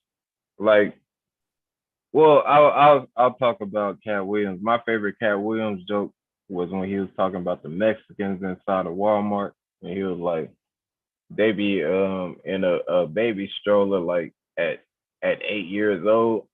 He was like, they be in that motherfucker like, push it faster, ese. He was like with a cigarette and a sidekick. That shit was funny as hell. Now, Cat Williams different, and I agree. Like the last comedy special, I ain't really fuck with it like that. But like, I was just happy to hear the nigga do a stand up and shit. But go ahead, Humble. Let's see that. All right. So Luminous said Chris Rock Fedline. Hell yeah, bro. He is so trash, bro. Oh no. Thank you, Kalunga. It's cracker ass cracker. That was Chris Rock. Now we know that the term had been used prior to, but not the CAC. And then oh man, of course I'm doing a brain freeze. But I know when it comes to CR, many people, you either like them or you don't. So Kalunga make a great point. I'm not sure, Reggie, when you say fluffy, my apologies. I'm not sure what you meant. Kevin last saying it was corny. Yeah, I've heard many people say that. Yeah, definitely Don DC Curry. Let's see who we got. Yes. Richard Pryor for me, Maurice, even though that was pretty much, I was still born within his era. I obviously was too young at the time to understand it. So even now when I look back, I don't know, maybe in another 10, 20 years, I may find it funny, but Richard Pryor just never did it for me. But I don't discount his talent and all of that, but never. Same thing with Red Fox, just never did it for me. I don't know why, but Yeah, Red Fox funny as hell. well, I would expect you to say that. I mean, Mr. Lefty, but I'm just saying. Robin Harris, yes. Look. Baby Kids, that's a classic. Yes, he is. Look. Kevin Hart and Chris Rock are not funny no more. I don't know why. Kevin Hart is funny in interviews and interacting with rappers, but for some reason with his stand-ups, he be trash. Chris Rock be trash too, like lately. Like he been trash. Like obviously bigger and blacker than ever, or whatever that shit was. That was funny, but like that shit old as hell. Well, that's because it was made 20 years ago, so of course it's gonna be old.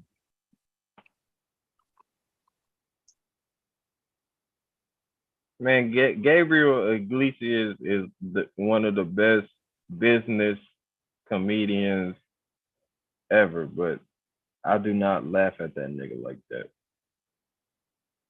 But I think Reggie is Mexican, so he's biased. So no, I'm fucking with you, Reggie.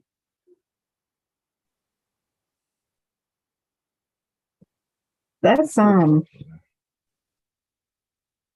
exactly Kalunga, bless him hard. Man, you know, I get them hoes, but them shit's like lectures, man.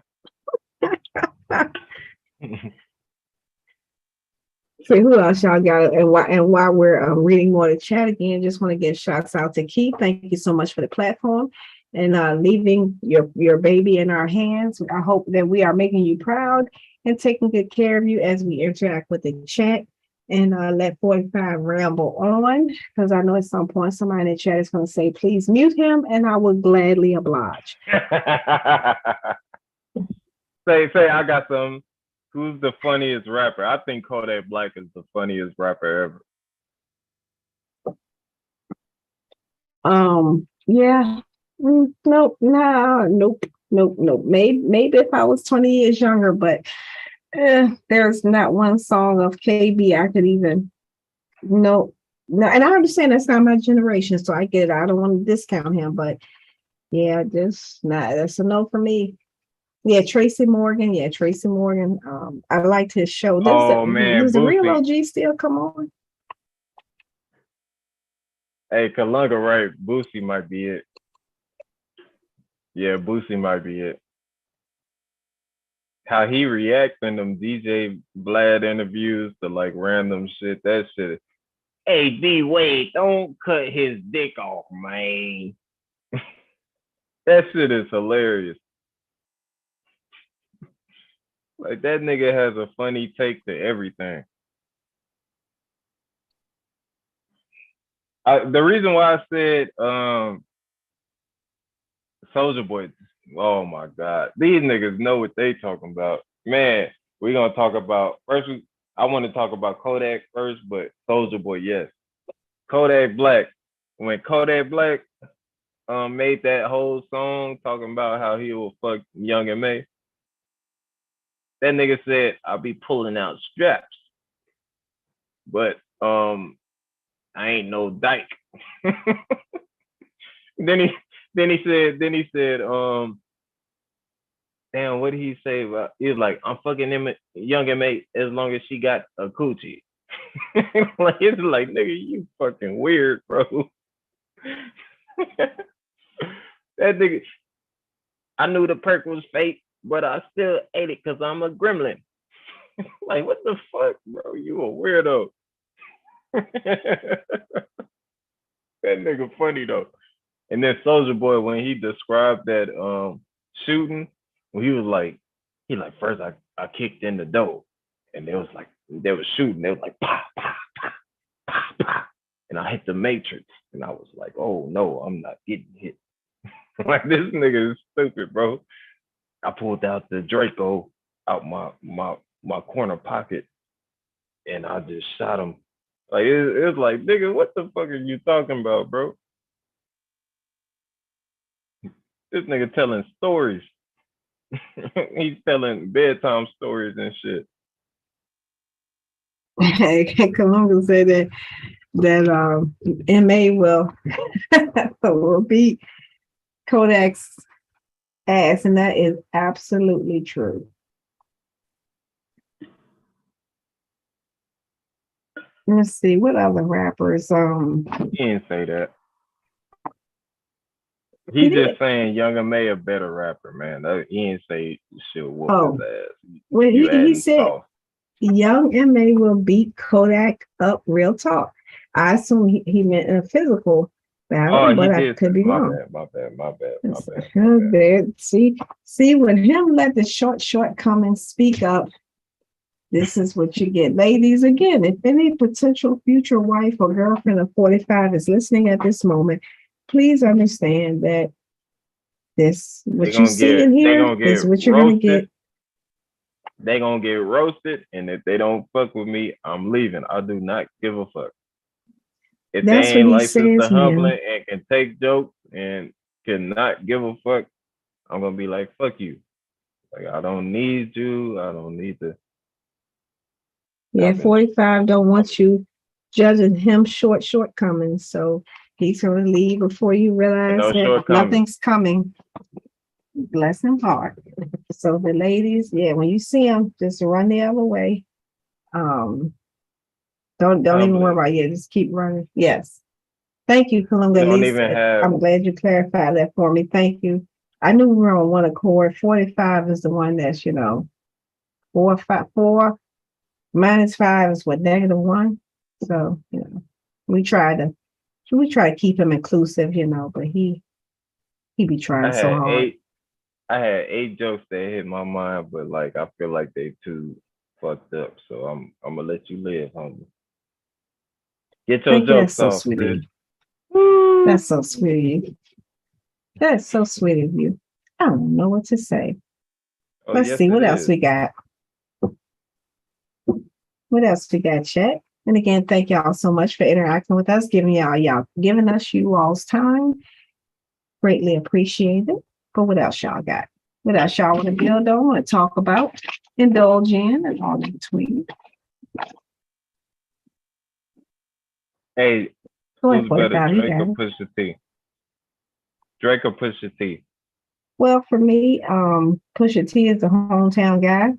And we know that he actually does write his music, whereas with Mr. Certified Lover Boy has been alleged to not so much. But I understand there are two different styles. So for me, I cannot give a comparison because it just wouldn't make sense. Obviously, we know that Certified Lover Boy does have the commercial success, whereas Pusha T has not had that on that level. But to me, I just can't compare the two. But obviously, you can in the chat. Y'all got it. Okay, I ain't gonna lie. I knew y'all was gonna pick Pusha T. But y'all know that if we ask like DJ Academics chat, they're gonna be like Drake. That's why. Well, and of course that's to be expected because people are going to look at it from the commercial aspect and the successes that Drake has endured.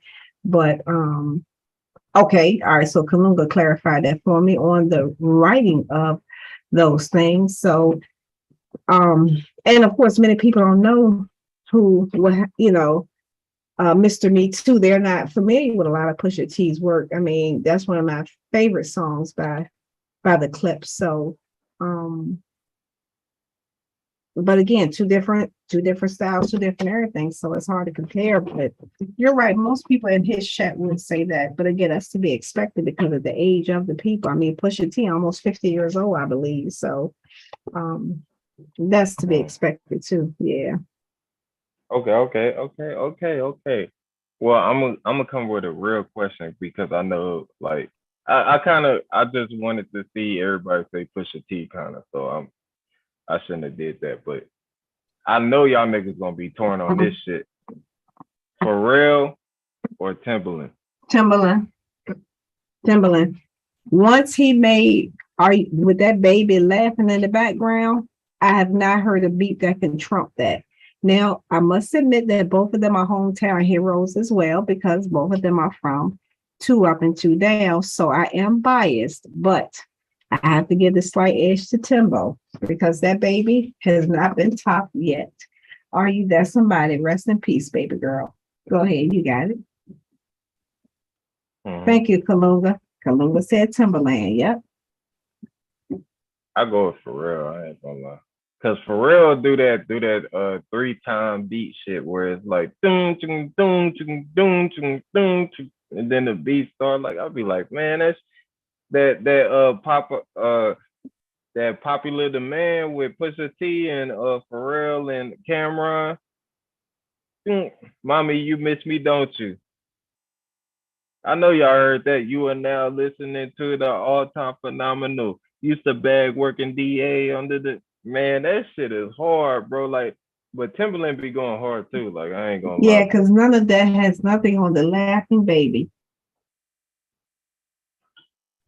Think about it. That to just be sitting there making a beat and you incorporate a giggling baby in the beat.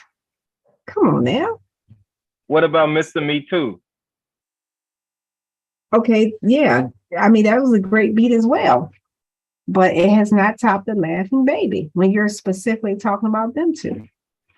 So it hit me with another one. Now, again, you know, I know we're giving opinions, but I'm telling you, the laughing baby has not been topped. And most people don't even realize that the baby is laughing until I'm like, you ain't never hear the baby laugh. And they have to go and listen to the song and be like, oh shit, there is a baby giggling, laughing in the background. But Mr. Me Too was definitely hot, exactly, Kalunga. Yeah, Me Too is definitely hot. Can't take nothing away from Pharrell's talent. But for me, I have to give it to Timbo. What about Grinding? Yeah, I got you. I think I'm topping you right now. Like you talking about the crying baby. That was beautiful, but no, laughing baby. The laughing, yeah. Yeah. Okay, so he said best beats go to 3-6 Mafia. They have some definitely classic. Project Pat, it to me is underrated. Gold Teeth Love. That is, I love his songs. I know you sick of the sicker when you see the rims flicker, the pink dripper, ice in my range glitter. Yes, and I know that that Project Pat is one of the artists that Keith hopes to have an interview with pretty soon. Please do not quote me on it or hold it against Key if I misspoke, but I do believe that that is one of the people I did hear him mention, Project Pat, and I definitely, I love Project Pat. Look, they dope. All them niggas, Tommy Wright, all them niggas is dope. But Pharrell be tapped into some shit, bro. Like, it's hard. Like, I'm gonna switch the subject and shit. But they all great. But let me think of some other shit. And ladies, while he's thinking of something, just notice how his ADD keeps kicking in and he be switching his subject. So just understand, if you do decide to be in a relationship with 45, just understand you're not going to get long. Nothing is going to last very long. Go ahead, 45. You got it. I like how you just diss me in the intro and just be like, go ahead and talk. But it's all good. I wasn't this. No, not at all. No, this. I was just, enlightening my ladies, letting them know. Shouts out to all my ladies, of course, as always. Go ahead, 45. You got it. All right. Was Lil Wayne's Young Money a failure? I know niggas might say yes, but remember this. Lil Wayne had Gutta Gutta. He had T Street. He had Kid. He had what, Corey Guns. He had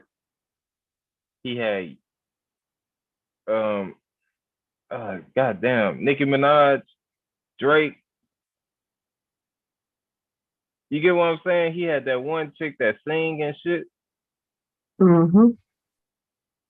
But people be acting like Young Money didn't do shit though.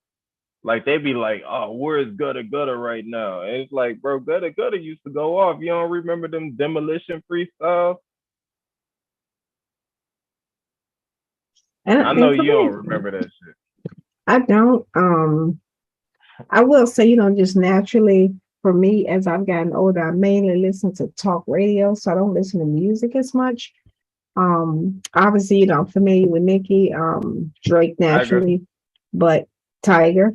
Um, but I think when you think failure, success, obviously, you know, Drake and Nicki would say otherwise, but some of the other artists who didn't reach those plateaus would say yes. But I know recently it's been in the news reported alleging that Wayne sold the masters. I know that that was reported on several sites, Revolt TV being one of them. I recall that. So I'm not sure how the artist felt about that, but I know that can be, you know, impact them in the future. But I don't think it was a failure in the context of how he started and what he wanted it to become.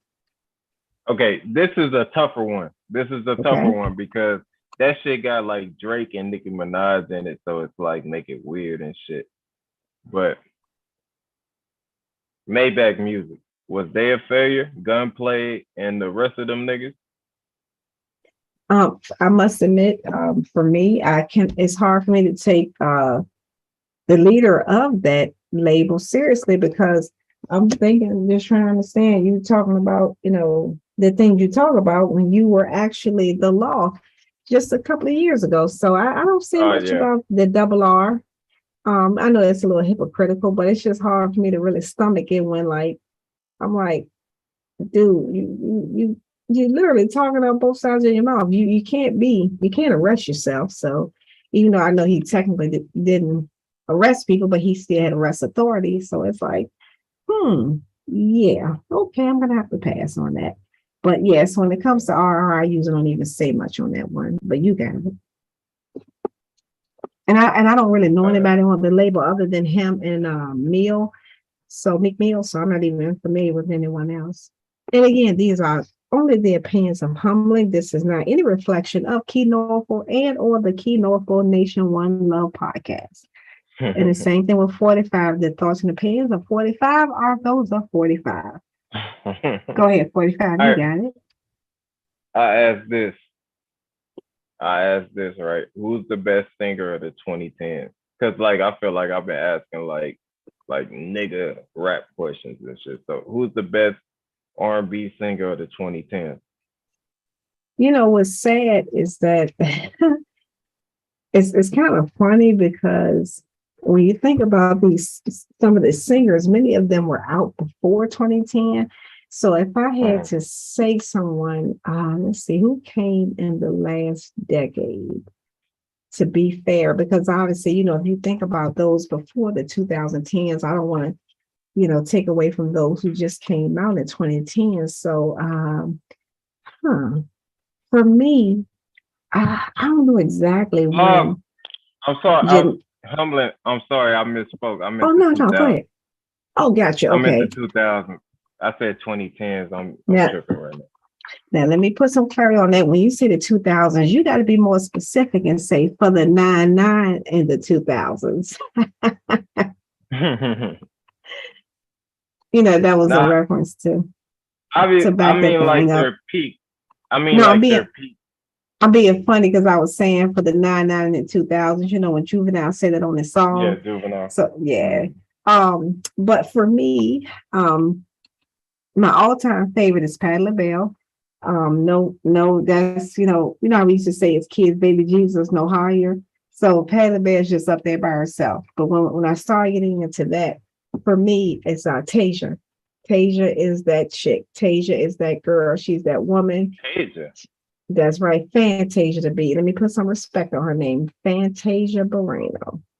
Why you call her Tasia like you know her or some shit? The hater known as 45 don't realize that we call her Tasia because when we feel like we can relate to her, we feel like we know her based on how we know her through the media. We do want to get more personal, and that's why we call her Tasia. But I don't want 45 to be in him feelings because him's so sensitive. So let me go ahead and say it. Fantasia. No. Yes. Oh, let me talk in my calm voice. No, I'm not sensitive. I'm just saying R. Kelly Oh yeah, is the he's best passionate. of the 2000s. He's the best. Feeling on your booty, feeling on your booty, your booty. That shit was fire. Step in the name of love. I believe I can fly. Like, yes, R. Kelly is a weird nigga, but when it comes to just the music, he's up there with Michael Jackson. I said it. I don't care.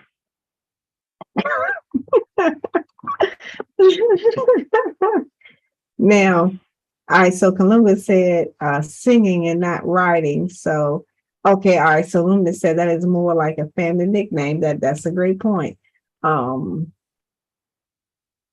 What? Monae is R. another Kelly is one. not that good of a singer. Oh my God, Columbus should be arrested for his opinion. He should go to jail and he should go to opinion divorce court or some shit. Like, man, bro, are you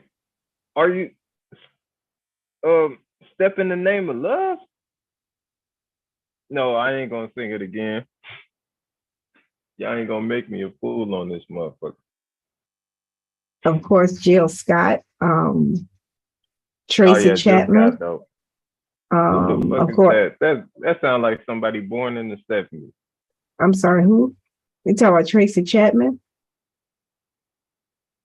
You've never heard of Tracy Chapman? No, man, that sounds like a Oh my senator God. from the 40s or some shit. You in a fast car? Oh boy, indie. She's an indie singer, indie type singer. She's not really in the genre of R&B, but ask Mama and them about Tracy Chapman. Trust that. Yeah, she's one of them women. She's that chick. More so, of Wait, course, 90s hold with on. Indie Fair. Oh man, the chat got me fucked up. Bounce, bounce, bounce, bounce, bounce, bounce, bounce. Now I ain't trying to be rude, but here with a good bit. Come on, man, that shit was hard. That's great singing. He's a genius. I'm a flirt. What? I'm a stripper. No, not I'm a stripper. What is stripper? I'm in love with a stripper remix. That is beautiful singing. He's singing about bullshit, but it's beautiful. Hey, Kalula, I just want to just throw in right quick, him getting very emotional, passionate about the chaos. So I'm gonna go get me some tea and I'll be right back. Y'all got it. Man, Tyrese had a lip ring, man. No, Tyrese could sing. He was straight, but it wasn't that crazy. All right. How about this? Who? Because I already have a name in my mind, but I want to see if somebody gonna say it. Who is the worst singer that got great singer accolades? And I have a feeling I'm gonna see the name, but I want to see it.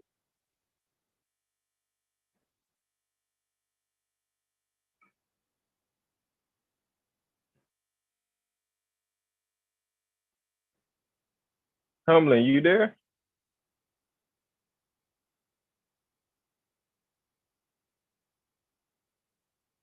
Yeah, Damn, somebody Humlin, I told y'all 45 got ADD. I told him I was going to get some tea.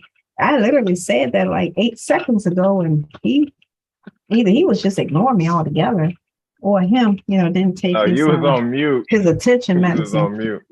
I'm sorry. No, Kalunga, don't take the easy way out, bro.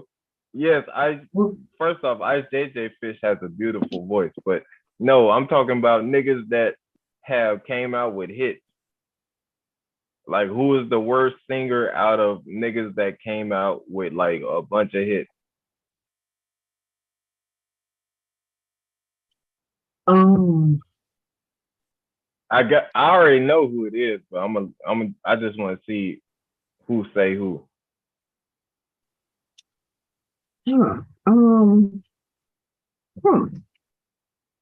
I'm drawing a brain freeze right there. Fuck it, Jamie Foxx.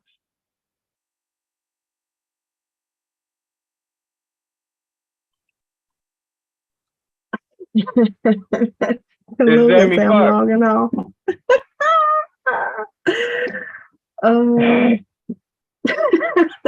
Exactly, Kaluga. Exactly.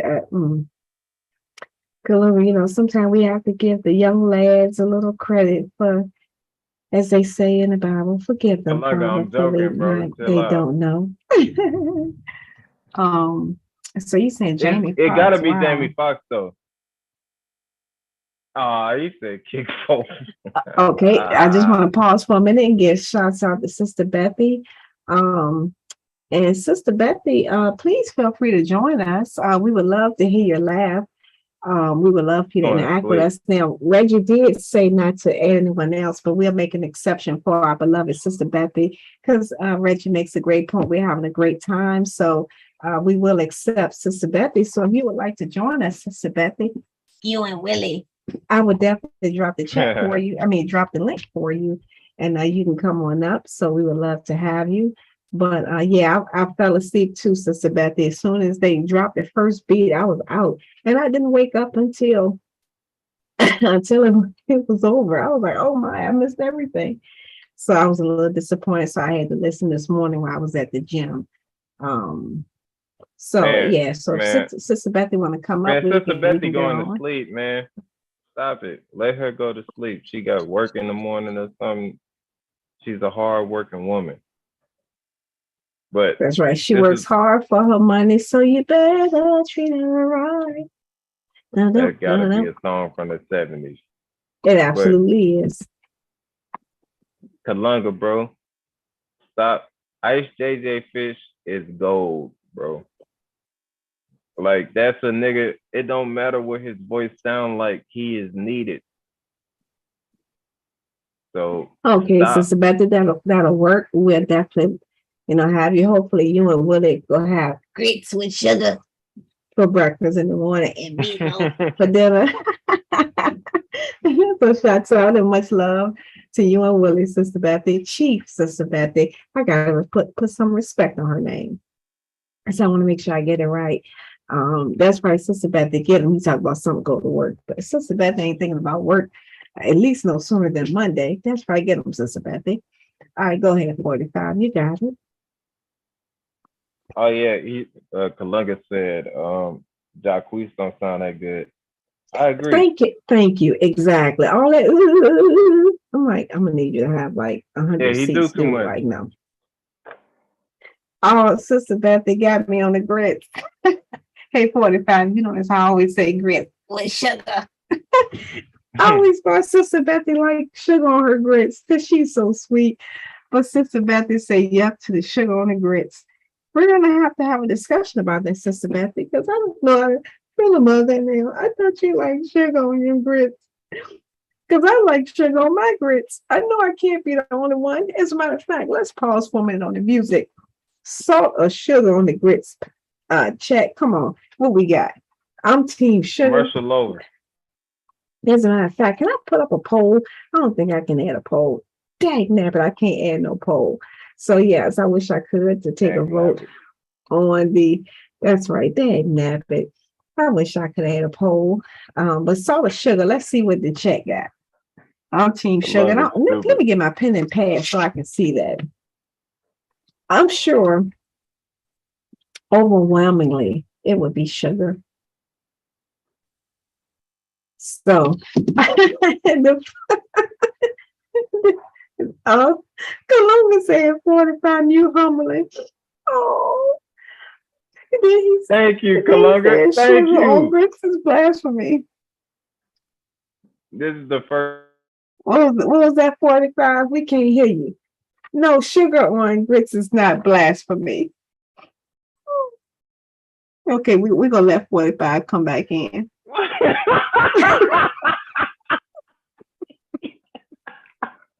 You muted me. I was talking for like man. It's just like when you're talking, nobody's listening. Nobody's listening. So it's like one and the same. Come on, I need, come on, Don Trees, where's Don Trees and Divine and Mommy? Come on, y'all need some sugar people, please. At least one sugar person. Come on. What Jesus freaking Christ? And who else would Jesus freaking Christ? If you can hear me, please wake up. If you not, please wake up. And so I need some sugar people. Come on, some sugar people. I need sugar. Nobody is saying sugar. Come on, y'all, just. Hey, I got smoke. I got smoke. I got smoke. When Drake sings, he makes great music. I already know people gonna be like, no, Drake is he's light skinned and his beard is fake. Man, when Drake sings, he make great music. I don't give a fuck what nobody say. Yeah, I'm so bold. I know Kalunga gonna go against me again. Like he just agreed with me and shit. But Drake. All right. Thank you, Reggie. Yes, so I got at least one sugar. Yes, come on. Anybody else, please? I need some more sugars. Please, some sugars. But yes, Sister Bethy, I'm not a big fan of cream of wheat, but that sugar on grits is really good. Good. No, Drake is on Mount Rushmore. All right, so we can go back to the music. Go ahead. Did you mute me again? Goddamn it. I did not mute you, so it's okay. 45. Just think of how Gracie looks at you, and there you have it. All right, so what else y'all got? Thank you, Jesus freaking Christ. I knew you were still there. Control. This is why women should not have 70 to the. He said that's why women should not have control. Well, ain't that something? Yeah, just eat oatmeal porridge. Interesting. Even oatmeal with sugar. That's right. All right, we'll go ahead and let 45 come back in. We ain't gonna mute them no more tonight. We're gonna go ahead and let them come on back.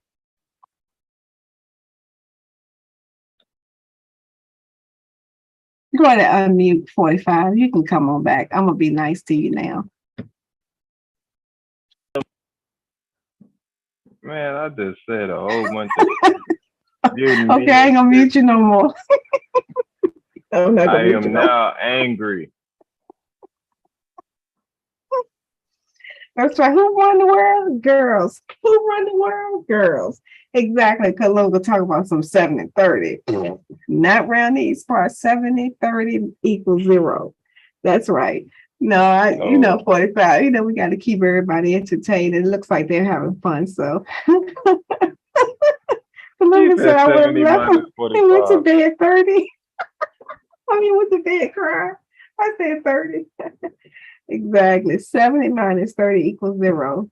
That I've been maintaining that since the beginning. I continue with the made in China top on. Go ahead, 45. You got it.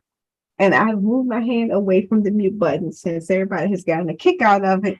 I will go ahead and be polite for the rest of the time we are here. Again, shouts out to the chat. Thanks everybody for listening. Pass me Go the ahead, host. 45. You got it.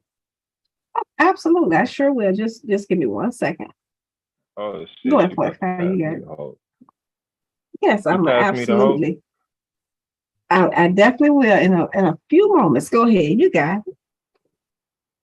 I ain't gonna talk to you. Pass me the host. Oh, that's even better. All right, 45. I'm sorry, chat. It's just us now. So what y'all got? Big Dog, Philly OG, peace and salute to you. I see you there. What else y'all got? I still don't have the host. Yeah, 45 is about to throw a tantrum, y'all. So let's make him laugh.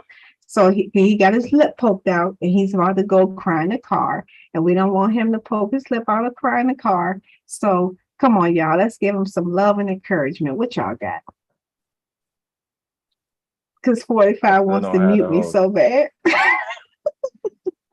Come on, 45. It's okay, sugar. Nope. I'll give it to you in a minute. I'll be going to sleep shortly anyway, probably. So exactly. Come on. Yeah, we just having fun. We just having fun. Go ahead, 45. You got it. Do I sound drunk? I got work in the morning. Compared to the others, no. Oh, thank God. Yeah, trust. You're not slurred, and you're not you're at least not slurred. So yeah. All right. Well, we gonna do a versus battle. Salutes, Reggie. We gonna do a versus battle. Who you gonna battle against? You and one of your other personalities? No. It's gonna be just like you mean on TV. Okay, gotcha. All right. Just want to make sure. Okay, all right. So go ahead. And if you gotta go to work, just let me know when you want to shut it down. Okay. Gucci versus Young Jeezy.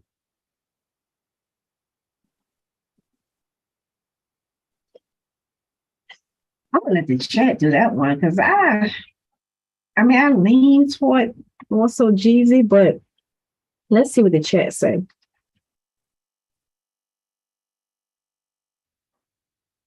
Gucci versus Give them a Young chance. Jeezy. I know that shit gotta be divided.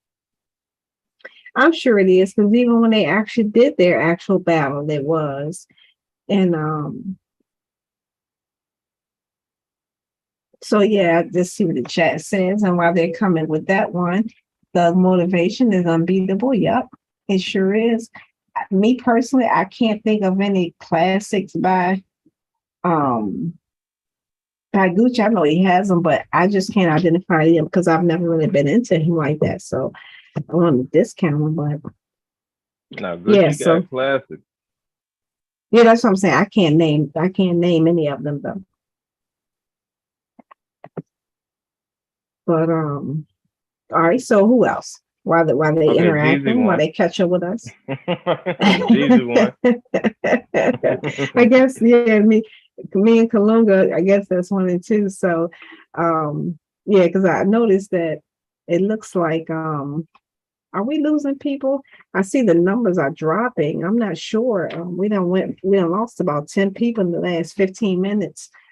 I'm sure, it's getting kind of late, so I know people are falling asleep. I know some people drift off, phones die, different things, and then people come back in. But I know that it is fully and absolutely attributed to 45. So I'm sorry, people who have left us. Please forgive me for only having 45 up here.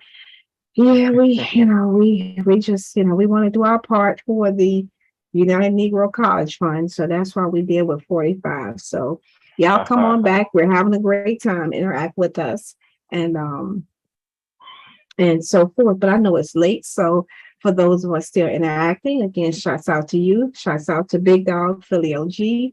Shouts out to Kalunga. Shouts out to, I want to make sure I get everybody, Reggie, P56. I don't even know why sometimes I be saying the whole name.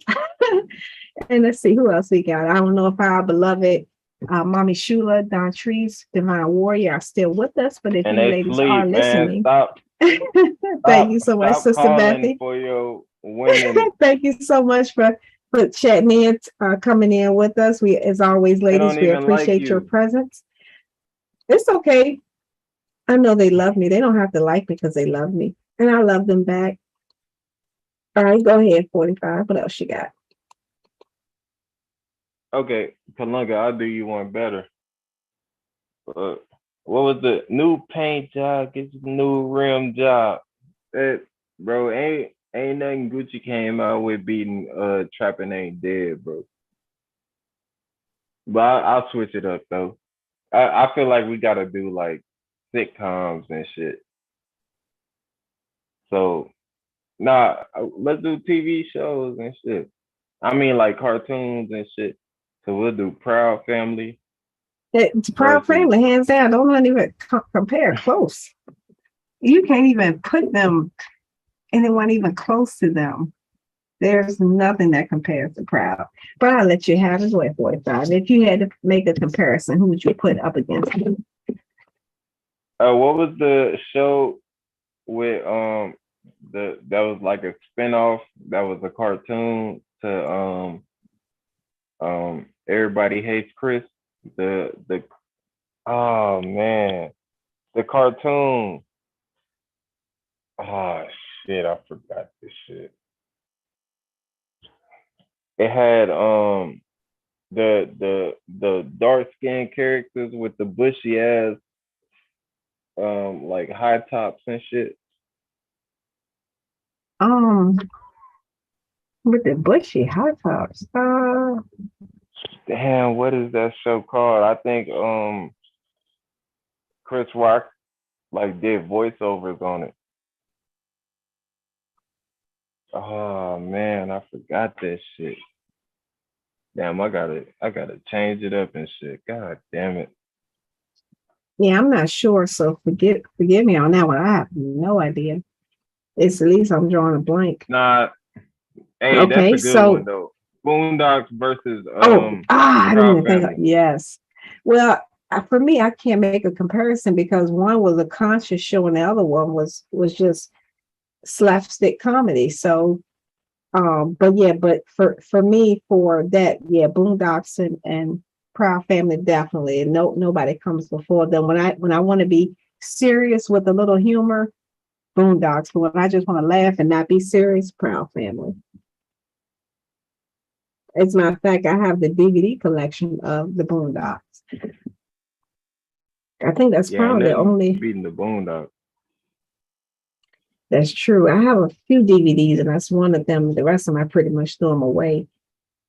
Lil Uzi versus Juice WRLD. I only know one song by Uzi Vert. So, it's Juice WRLD. Juice WRLD. I don't really know nothing about him. So, what you think on that one? Juice WRLD was emo as fuck, but like his shit was like better.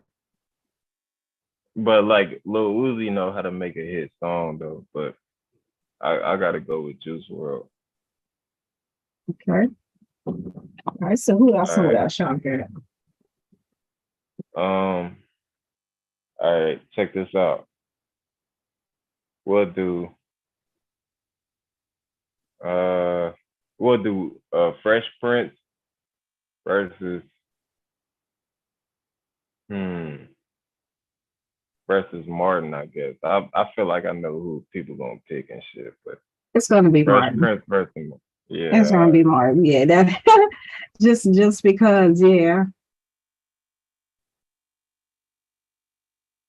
Shanae, I'm a lady. Nah, we should do movies. That's what we should do, because sitcoms, there's so much like space. It's like easy to pick with sitcoms. So with movies. Damn.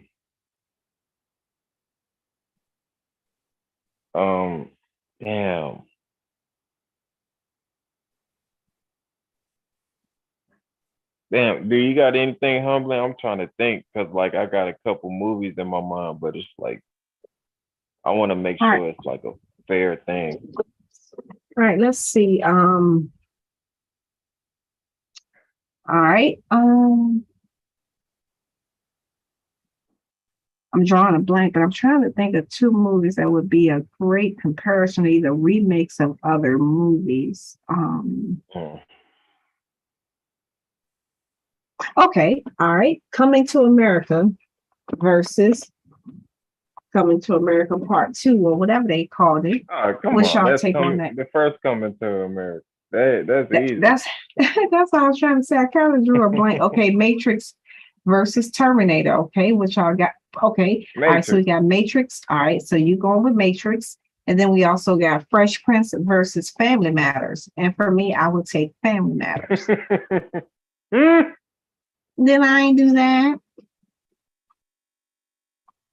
Wait, over Fresh Prince when Will Smith was hooping, when Carlton was trapped in the cage because of the female sorority.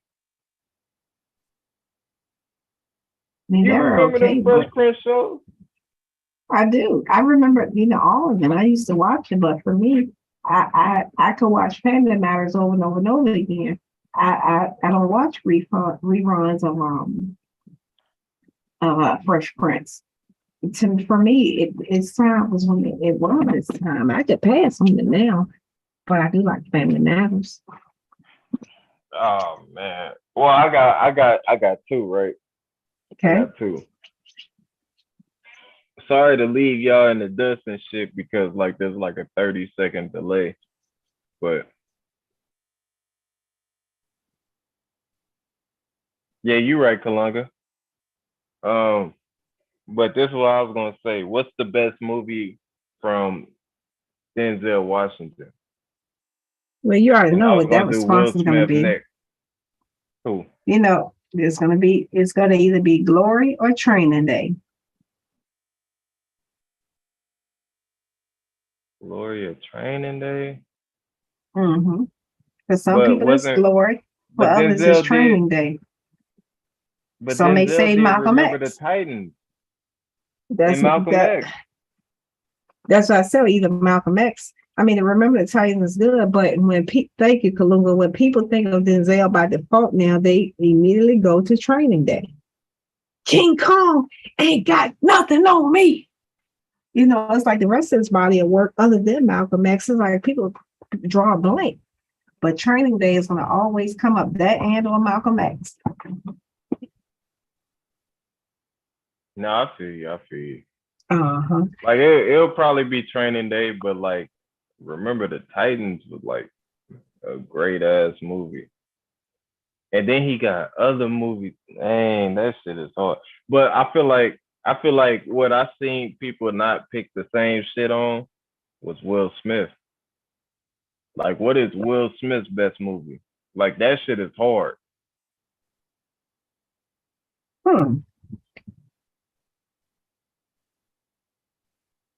Yeah, you're right. You're right. Because I mean, he did. He's on such a range, just like Denzel. So it would be hard to put one on it. But yeah, I think it's Pursuit of Happiness. Cause like that's like a movie to where you watch that shit and it make you just go harder in life and shit. Oh, Ali, yeah, Ali. Yeah, that's what I was gonna say. Yeah, many identify because of the range on that one. Yeah, it's hard. Then he got Bad Boys. Mm-hmm. Damn. I still go with Pursuit of Happiness, but it's so many movies that nigga did that was so cold. Yeah, definitely can't take away from his body work. All right, what else we got? And while he's singing that, just want to give shouts out to the chat. Thank you all for listening, engaging, interacting with us. I hope you are being enlightened, informed, entertained, edutained, and all in between. Please reach out to the Keynorful podcast. All donations are greatly appreciated, and they are used for good purposes. As you know, he is deep into the community, helping the children and of course cancer. So Keynorful, $ KEYNORFUL 1984 for Cash App. And his email address is keynorful@gmail.com, KEYNORFUL@gmail.com. So please feel free to reach out to Key discussing any subject matters you would like for us to discuss, interact in, any concerns or questions you may have. And of course, if you want to let him know how great I am, please feel free to email him. And then the subject matter, you can Why would they do that? Humbly is the wonderfulest, most greatest one ever. And we wish 45 would stay on mute more often. And Key would definitely appreciate that email. Okay, 45, go ahead. You got it. All right. So Kalula put Samuel L. versus DL. Ooh. Yeah, I agree. Pursuit of Happiness was definitely Oscar worthy. Yes, I agree. I definitely liked him in that. I'm sorry, go ahead, 45. You got it. Man, no, she shouldn't. Thank you, Kalunda. I had never thought about it, but hey, that could be something I might consider to do very soon. I love talking, especially to the childrens. When I talk to them every day, but I do love interacting with y'all as well. So I would have to look into that. Make, some after hours, the quiet storm. It's just have y'all going to see to that. I don't even know if they still have quiet storms like they used to. Mama and them didn't let me listen to the quiet storm as if they were doing anything that vulgar or doing something that vulgar. But I know the after hours, after dark doesn't seem to be as popular for the R&B side as it used to be. But yes, so getting back to Samuel L. versus Denzel, we should take on that one. My number one. Hey, all right, go ahead. What you got? My number one. I mean, it's easily Denzel Washington, but Samuel Jackson is cold though. Like that Django, man, what that nigga doing on that horse? Like that, man, that whole character was so cold. I love Uncle Ruckus, so the Uncle Ruckus character is hilarious to me. That's why I do Zesty Coppertone. And I have not actually seen, excuse me, I have not seen Django. Oh my God, I'm leaving. It's time to go to sleep. Yeah, I never had any desire to see. My number one either. Yes. Yeah, Samuel definitely has more raindrops to the right about that. Yeah, I don't know. Maybe I'll watch it one day, but as of this moment, I just didn't have any desire to watch. To watch it. I don't know why. Sister Humbling, I'm sorry. I have to leave after that. But yeah, I gotta get ready for work in the morning. But yeah, Sister Humbling, do your homework, man. This is coming from a young nigga that you admire. Yeah, I don't know. I don't know why, but I will definitely make sure I watch it. And that way the next time it comes up, we can have commentary. So with that being said, I'm gonna let you do your closing remarks and then I'll follow up after you and we'll call it a night. Go ahead, 45. Oh yeah, look, I'm gonna talk shit for like 1 whole minute. There we go. Let me press mute. First off, Sister Humbling, no words. And Kalunga, man, you have the worst music takes of all time, and you just got to deal with that, bro. This is coming from the realest nigga ever, so just deal with it. R. Kelly is damn near the GOAT. Outside of Mike Jackson, no matter how weird them niggas is. Who else? Reggie P. Puerto Rican and black makes you Mexican, bro. Deal with it. And who else? Who else in it? Sister Bethy, you always go to sleep early, so drink some coffee. Who else? Maurice Miller. That's not your real name. Deal with it. And Luminous. You're not luminous. You're dark. Deal with it. Who else? I don't see nobody else. All right. Oh, go ahead. And that's it. I'm going to sleep. But much love to y'all. And Sir Drop, you lost that battle. Nah, I'm fucking with you. You won, but I don't know. I'm done. All right. Thank you so much for that diatribe 45 that we could have done without. And yes, I want to thanks to the chat so much. Thank you all for listening with us. Thank you for engaging and laughing with us. As y'all know, me and 45, we love to pick with each other, the big brother, little sister, best friends, all those things in between. So it's dry sarcastic, but it's definitely all love. Again, I've never felt disrespected by him, but if he did, Kalunga, I'm calling you first because I know you're going to be on it. But in all seriousness, though, 45 is definitely one of my favorites. Him Key, Bobby, everybody that we interact with. So it's definitely nothing but love. So I want to give shouts out to Kalunga. I want to make sure I get everybody. Let's see who else we got. It looks like mainly Kalunga has been the main one interacting with us the last few minutes, but always shouts out to Philly OG, always big OG. Let's see who else we got. Reggie, thank you so much for staying with us, interacting with us. I'm not sure which coast you all are on, but again, for me, it's 3:00. So I'm definitely running on fumes now. Who else we got? Of course, shouts out to the beautiful ladies as always, and shouts out to everyone. Again, thank you so much for listening with us, interacting, engaging with us. Greatly appreciated. As always, we want to give shouts out to Key, the ham of this. He's always allowing us the platform to engage, to build, to just do it all. So we always appreciate Key. And one last shout out for the keynorful podcast, the One Nation, One Love podcast. Thank you all so much. Cash App, $, KEYNORFUL, keynorful. Any donations that people that you all have made to Key, he isn't on the chat anymore. He left a little while ago, so he's not able to give y'all your shouts out, but I'm sure on the next live he will. I'm not sure if he's going live again today or tomorrow, which of course is Sunday either way. Because I know a couple of days ago, he said that he had some things he wanted to get done. But I'm sure if he does decide to go live, we'll all get the notifications. So until then, I hope everyone has a wonderful night, rest of the night. I hope everyone has a great day tomorrow. Any dreams that you all have, I hope if you are manifesting them, if you haven't started, please start. If you are started, you start to manifest. I hope they all come to fruition very soon.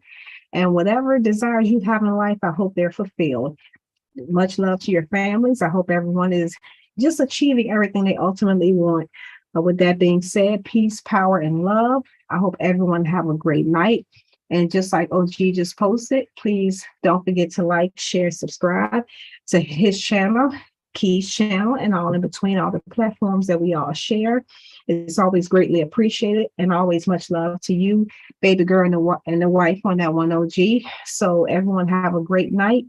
I will talk you all to death pretty soon, whether it's in another couple of hours or another day or two. Until then, everyone have a great day. I've enjoyed you all, and